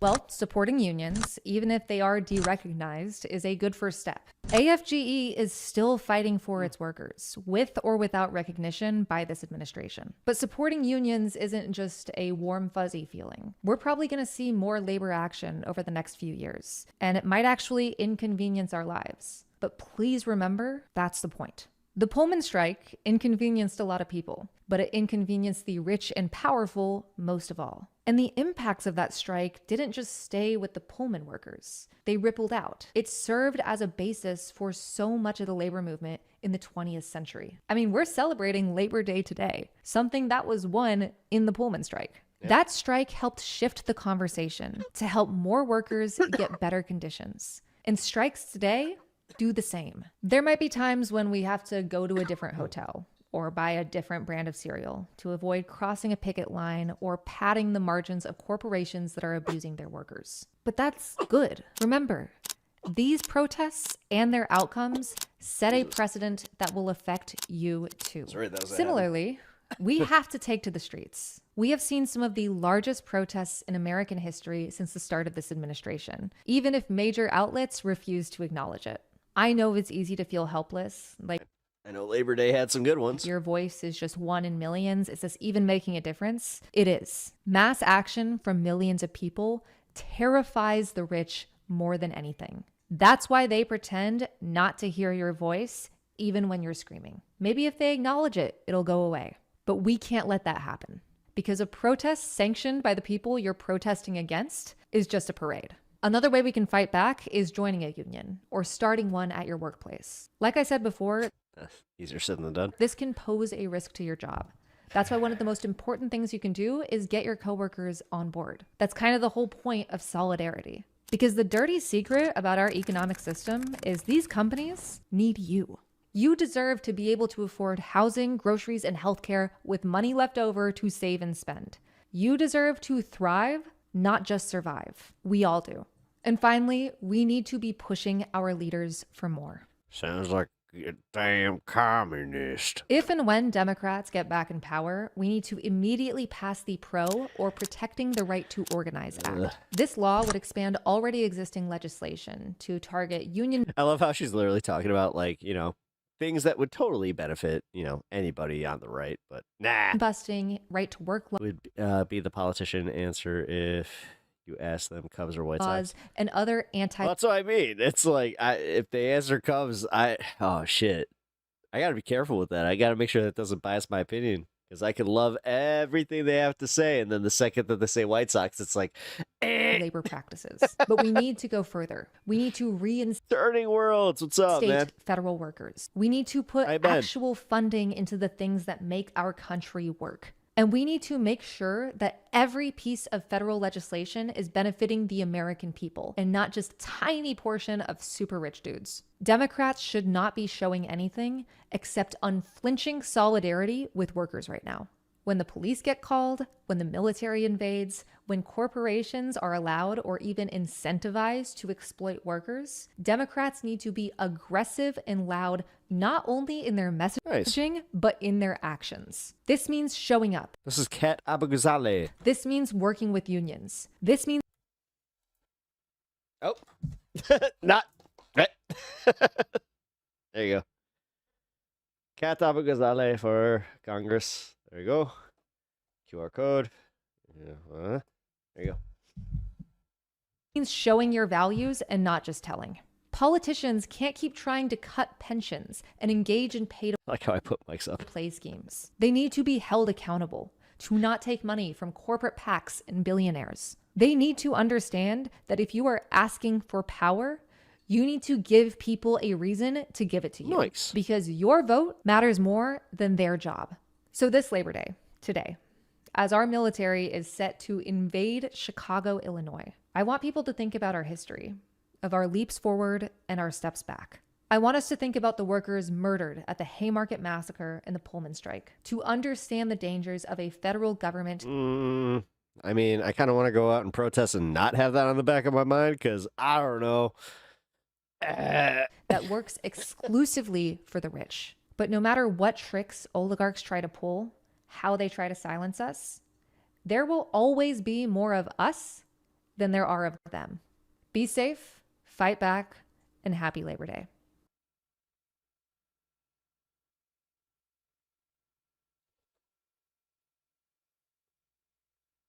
My James Carville video was better because it had me laughing at the fact that he fell asleep. Yeah, you that tense? Oh, no, you're not. You're fine. Man, it's super overtime night. What time is it? Ah, shit. Well, let's see. I think I am doing 2 o'clock tomorrow, right? Alright, so yeah, I'll do 10 or 2 o'clock tomorrow. Yeah, I think it's bedtime. It was fun. This is a lot of fun. I'm glad that we got to end it that way.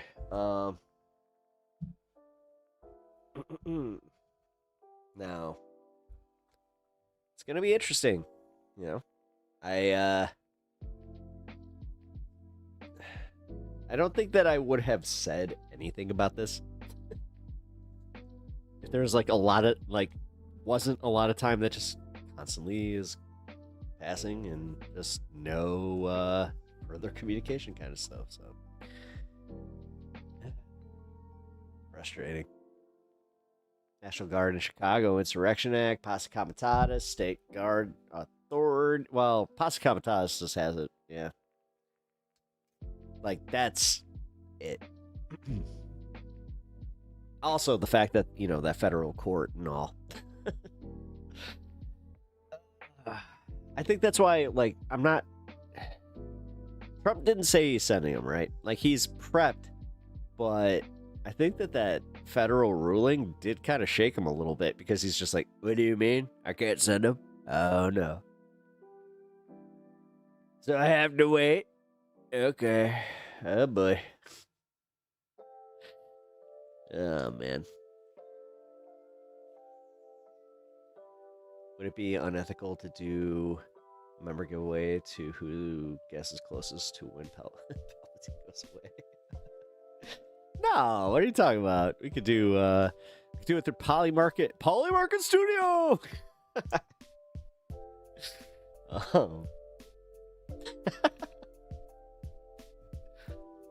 Oh, by the way, guys, I'm not sure if you guys saw. If you are in the Discord, I have my P.O. box listed. Please consider sending some fan art. My P.O. box is far away. For good reason. But I did a lot. But I'm going to go visit it. So that's why I was like, hey, send me some fan art or something. I don't know. Tinkerbell, if you're here. I don't know.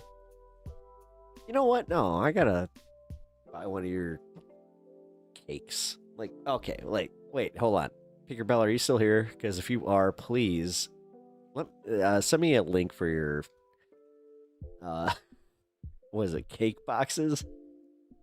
I thought Jake was, I'll be honest, like, because we were doing a wrestling show, I thought he like created that, or I was just like, wait, fake cakes by Tinkerbell? And then he was like, no, I'm like, these are, she makes these. I was like, what?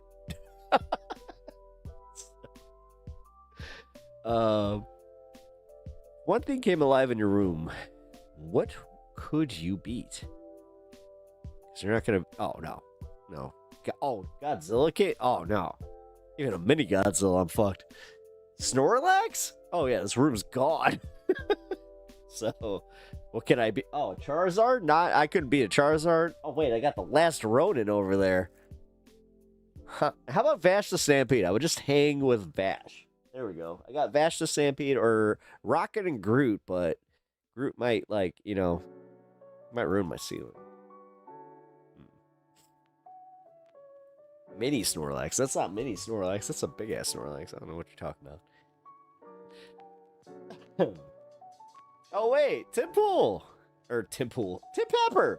Yeah. Wait, what am I doing here? Let go of me. God, I even got to do a Tim Pepper bit tonight. This is how I know I've gone too long, though. Mini compared to the anime size, hyper meme. Hey! Actually, yo! You know what? Screw it. Before I go, I got something I want to do. Not hit my mic. That'd be nice.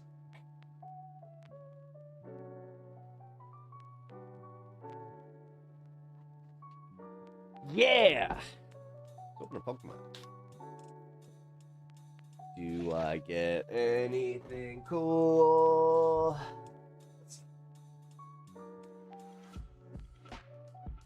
Let's see. Ooh, it's a nice one. It's got Clefairy on it. Alright. Ooh, I like the feel of this one. It's a little heavier than normal. Purloin. Professor's research, okay. Cutie fly. Hello. Winklone. Torticoal. Ooh. Screw it. I actually found some packs. No, not just one pack. We're doing two. I want to try and pull something good, damn it. All of these are actually good. I'll be real. Like, so I'm building a dark deck, so having a Purloin's good. But I'll be honest, this was the card that was probably the best. So, Episonia Hollow. And really cool, my friend is so jealous. Nice. Okay. Meanwhile, I'm just trying to get Iono and her fucking stupid Palpitoad. Would be nice. Did anyone? Yeah, I think they did. I think they actually won it from like a small gas station, from what I was just reading. Which, hey. Good for them. All right. Centric. Ombre. Ooh, Squovit. Nice. Nice. Got a second one. Oh, yeah. Ooh. Lily's Pearl. Oh, fuck yeah. You know how I just said I wanted that Purloin? Got a hollow. All right. Ooh. Ops headband. All right. Not the best, but still pretty good. Ludococo. Or Ludicolo. Not Ludococo. Because I can read.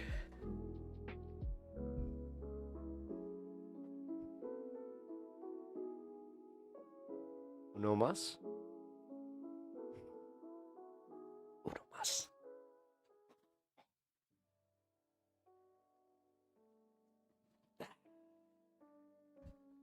obviously I was able to find some Pokemon packs, and I was just like, yeah. I kind of just went viral for a second on Blue Sky for no reason. Really? Oh, man. What'd you say? I always love that. Tag pep talks. Tag pep talks, damn it. It's all right. You know that I love you guys, and yeah, this is why. What other stream? Uh-oh. What sucks? You know what sucks? I don't like when people ask me, you know what sucks? Because, no, I don't know what sucks. Tell me. All right. Joltik. Vesta. Beldum. Tortico. All right, got another pearl.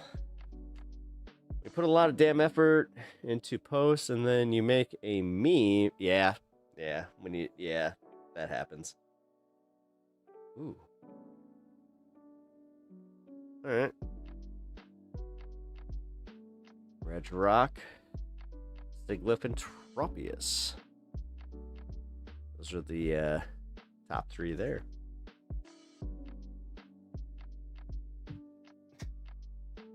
Oh, I don't have to wonder why nature is healing, and I can finally get Journey together.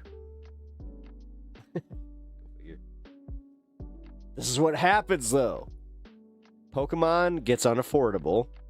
I was having fun building decks and trying to get my nephew into it. It became unaffordable. He wasn't buying cards, so I decided to get back into Magic. And now... I remember the first time I saw Tropius, and I thought it was a legend. He's cool. Scalpers must be scalped. I'm glad that like nature's healing. Like I was actually able to find a bunch of boosters. You know, fuck it. I haven't opened any like in a long time. About 12 of these.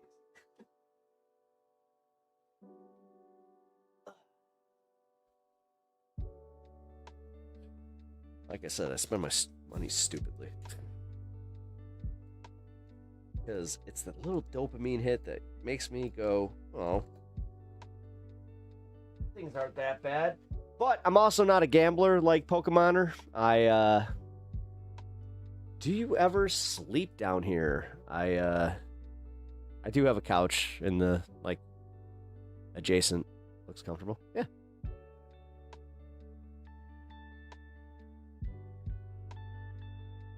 It is comfortable. It's also nice and cold. Just trying to get to another 420. Maybe. Serena got it, but also I do have an excuse to open one more pack. Why not? I haven't been able to find any in for, like, ever, so... There's a reason I have not been able to open these. Because I couldn't find any. Alright. Oh, shit. This guy's cool. What is his name? Morgrim? Let's move to D&D elf. Alright. We got one more minute. Bombardier. Wait. Another Tropius. Oh my god! I got... I got doubles. I got Ludicolo, Combuskin, and then another Tropius, though. I mean, that is actually kind of cool, though. Same type of Tropius, Root Bearing, discard a card from your hand. If you do, draw 3 cards. I like that. Okay, there you go. Have you ever sleep high and actually have a dream? No. No, you won't do that. Because you're not technically reaching REM the way that you normally do, but your body and your brain still are getting the rest that you would, so... No, but I take like a certain amount of like eddies and stuff like that where I do. All right. All right. 4-2-0. Let's go.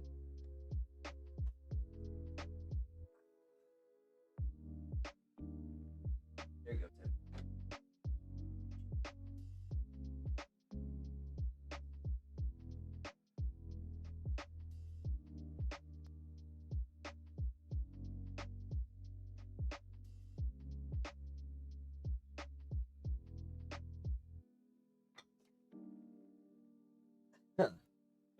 Man, I'm at 8:20.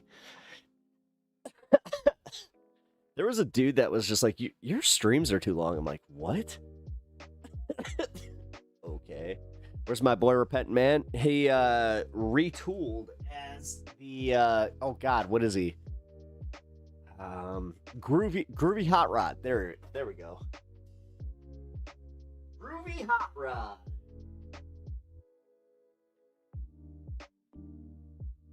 Which again,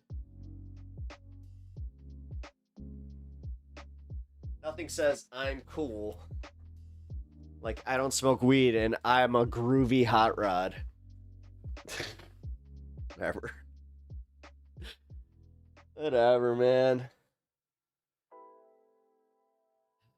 You just gotta love people that are so up their own ass about, like, projecting their whole, not being fun, not knowing how to have fun. They probably don't enjoy music very much. I don't know. Not very chill. I don't know. You don't get this close to 40 without having a little relaxation and looking the way I do. Oh.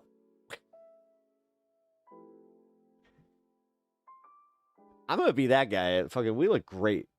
You ever seen Dream Theater? Dream Theater. Have I? I think so. Sounds familiar.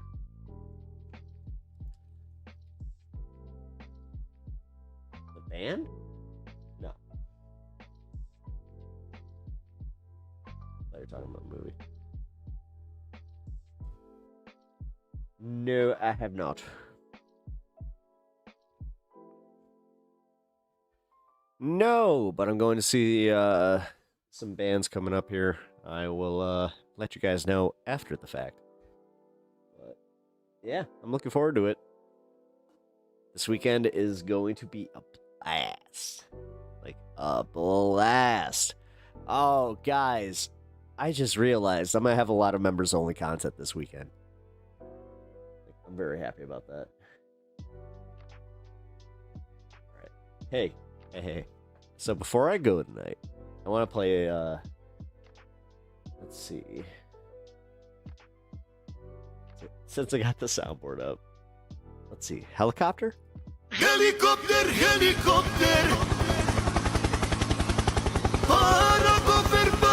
What the fuck is that? Okay. Wasn't expecting that. Wait, is this what I think it is?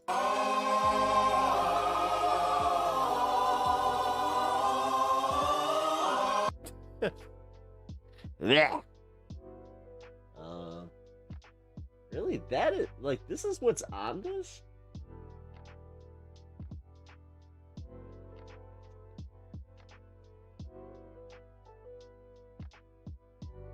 Oh.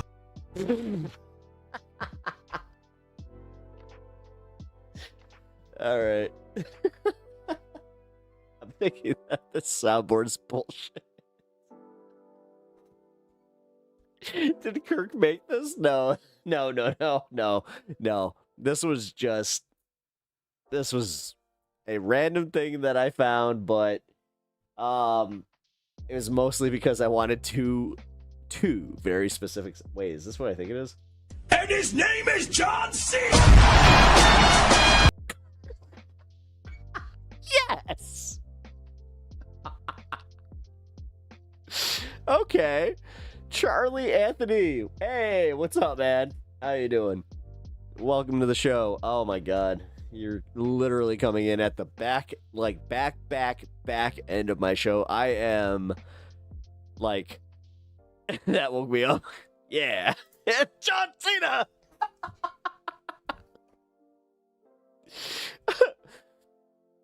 No entiendo ni unda monda.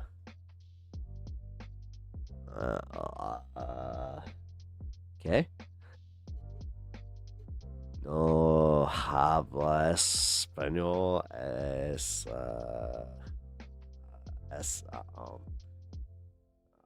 un pequeño.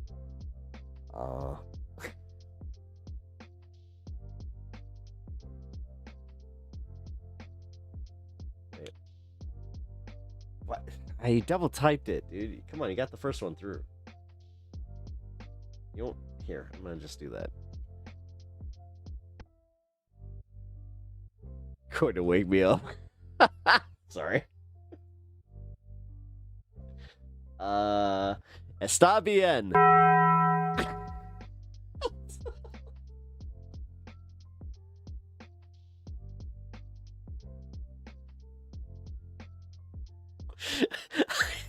I need to go.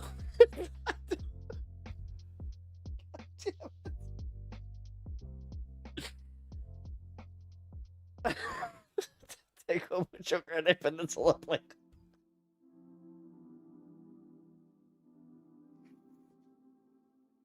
I need to go. I shouldn't be on anymore.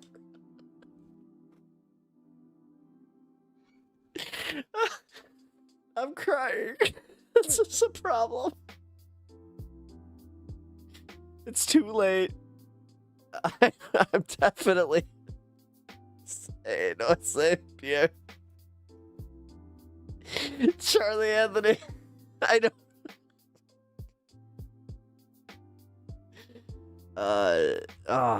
You know what? Fuck you. Here. This is how committed I am.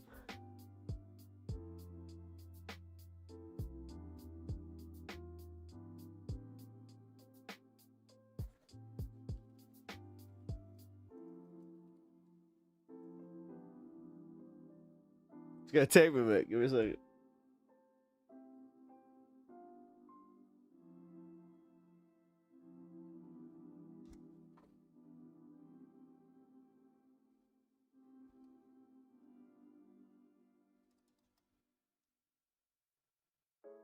What?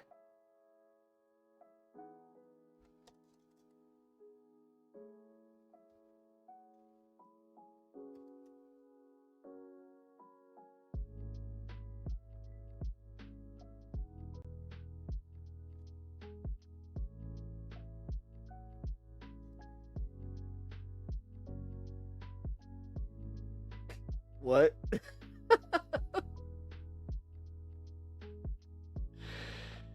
Oh, man.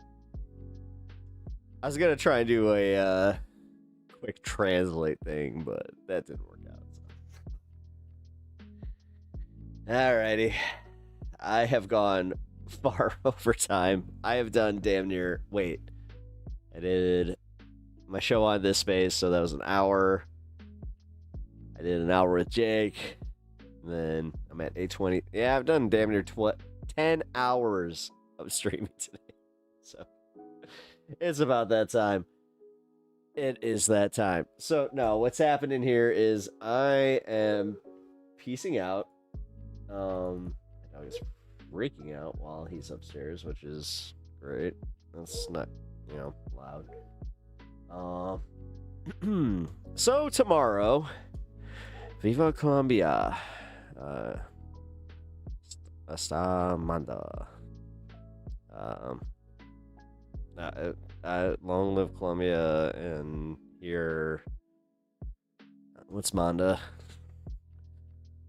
Dude, I'm such a gringo. Come on, man. Up the fourth horizon.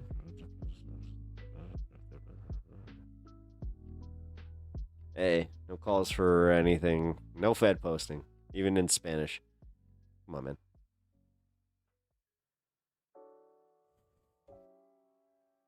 What? Instead of talking about liberales, why don't you just talk about luchadores, okay?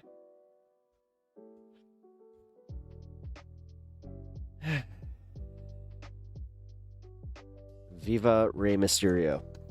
That being said, I think that I'm going to take off. What? Oh, Eleni. What? What do you mean they didn't do nothing wrong? Now I'm confused. I mean, Fed posting would be mentioning Toronto.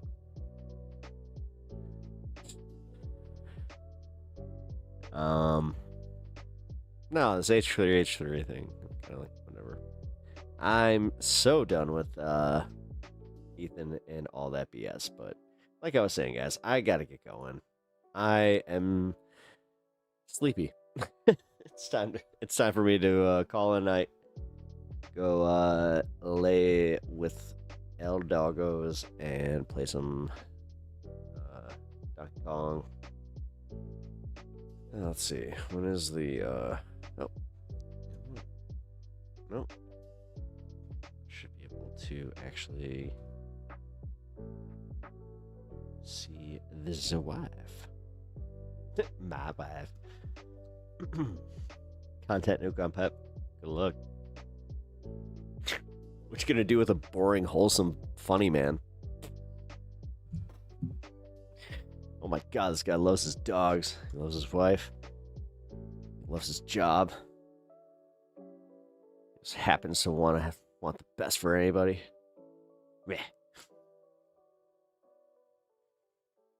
What can you do? Great show, and thanks for coming on with me. And oh, dude, Jake, that was really fun. Thank you for having me, man.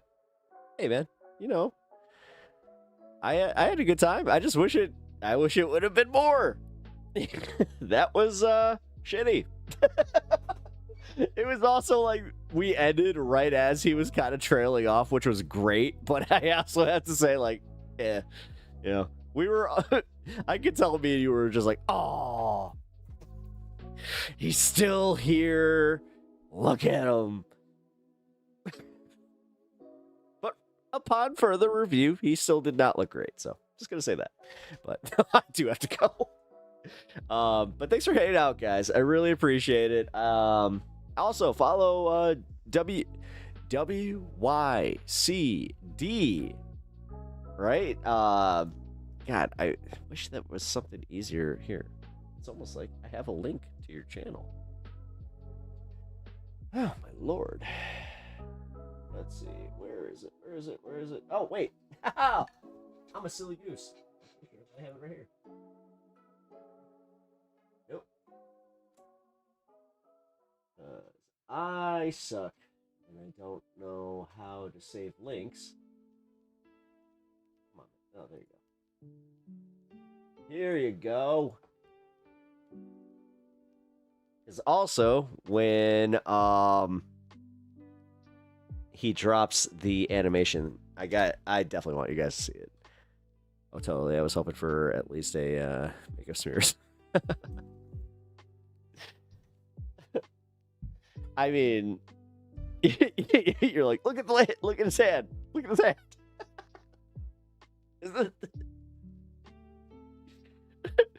You were right. I don't know, man. He still didn't look great. His posture sucks. Like, his posture sucks. He's just, I don't know. He ain't looking great. But thanks, lady. But guys, all right. I'm doing the good old Midwest goodbye. As I said, follow Jake. I just linked it over in the chat here. Elaney, if you do not already follow Jake, here you go. We're gonna do a double link. Boom. Discord meme. Nah, I saw it. Wait. It's gonna get loud. And his name is John C.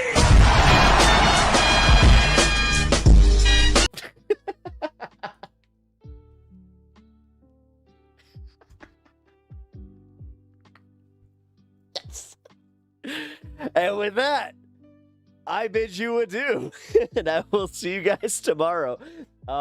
Really do truly appreciate you guys hanging out, and also letting me blow out your eardrums with some John Cena. Oh fuck, that was fun. But shit. It's supposed to be seamless, but I didn't have my music pulled up. And I also realized that, here, check it out. Watch. It's going to happen again. Boom. It's been happening every stream where I have to, like, readjust it. And then, here. I'm going to do this.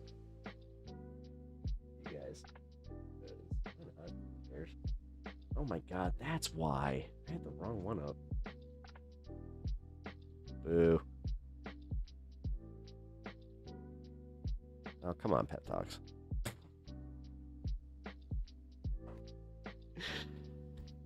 Yeah. And that's how you do an outro. I will catch you guys later. All right? Who the heck is Pep Talks? I'm not gay, but I fantasize about Marco Rubio. Pep Talks. Pep Talks. Pep Talks. Let's eradicate the Kung Flu. I'm literally coming. Pep Talks. Pep Talks. Who the heck is Pep Talk? They want our women. They want our children. Pep Talks. Sometimes no means yes. Grab them by the Pep Talk. Grab them by the Marco Rubio. Obama is a racist. Pep Talks. I'm literally coming. I'm Pep literally coming. Pep Talks. We found weapons of mass destruction. My fellow Americans, it has been confirmed today from Pep Talks that we are indeed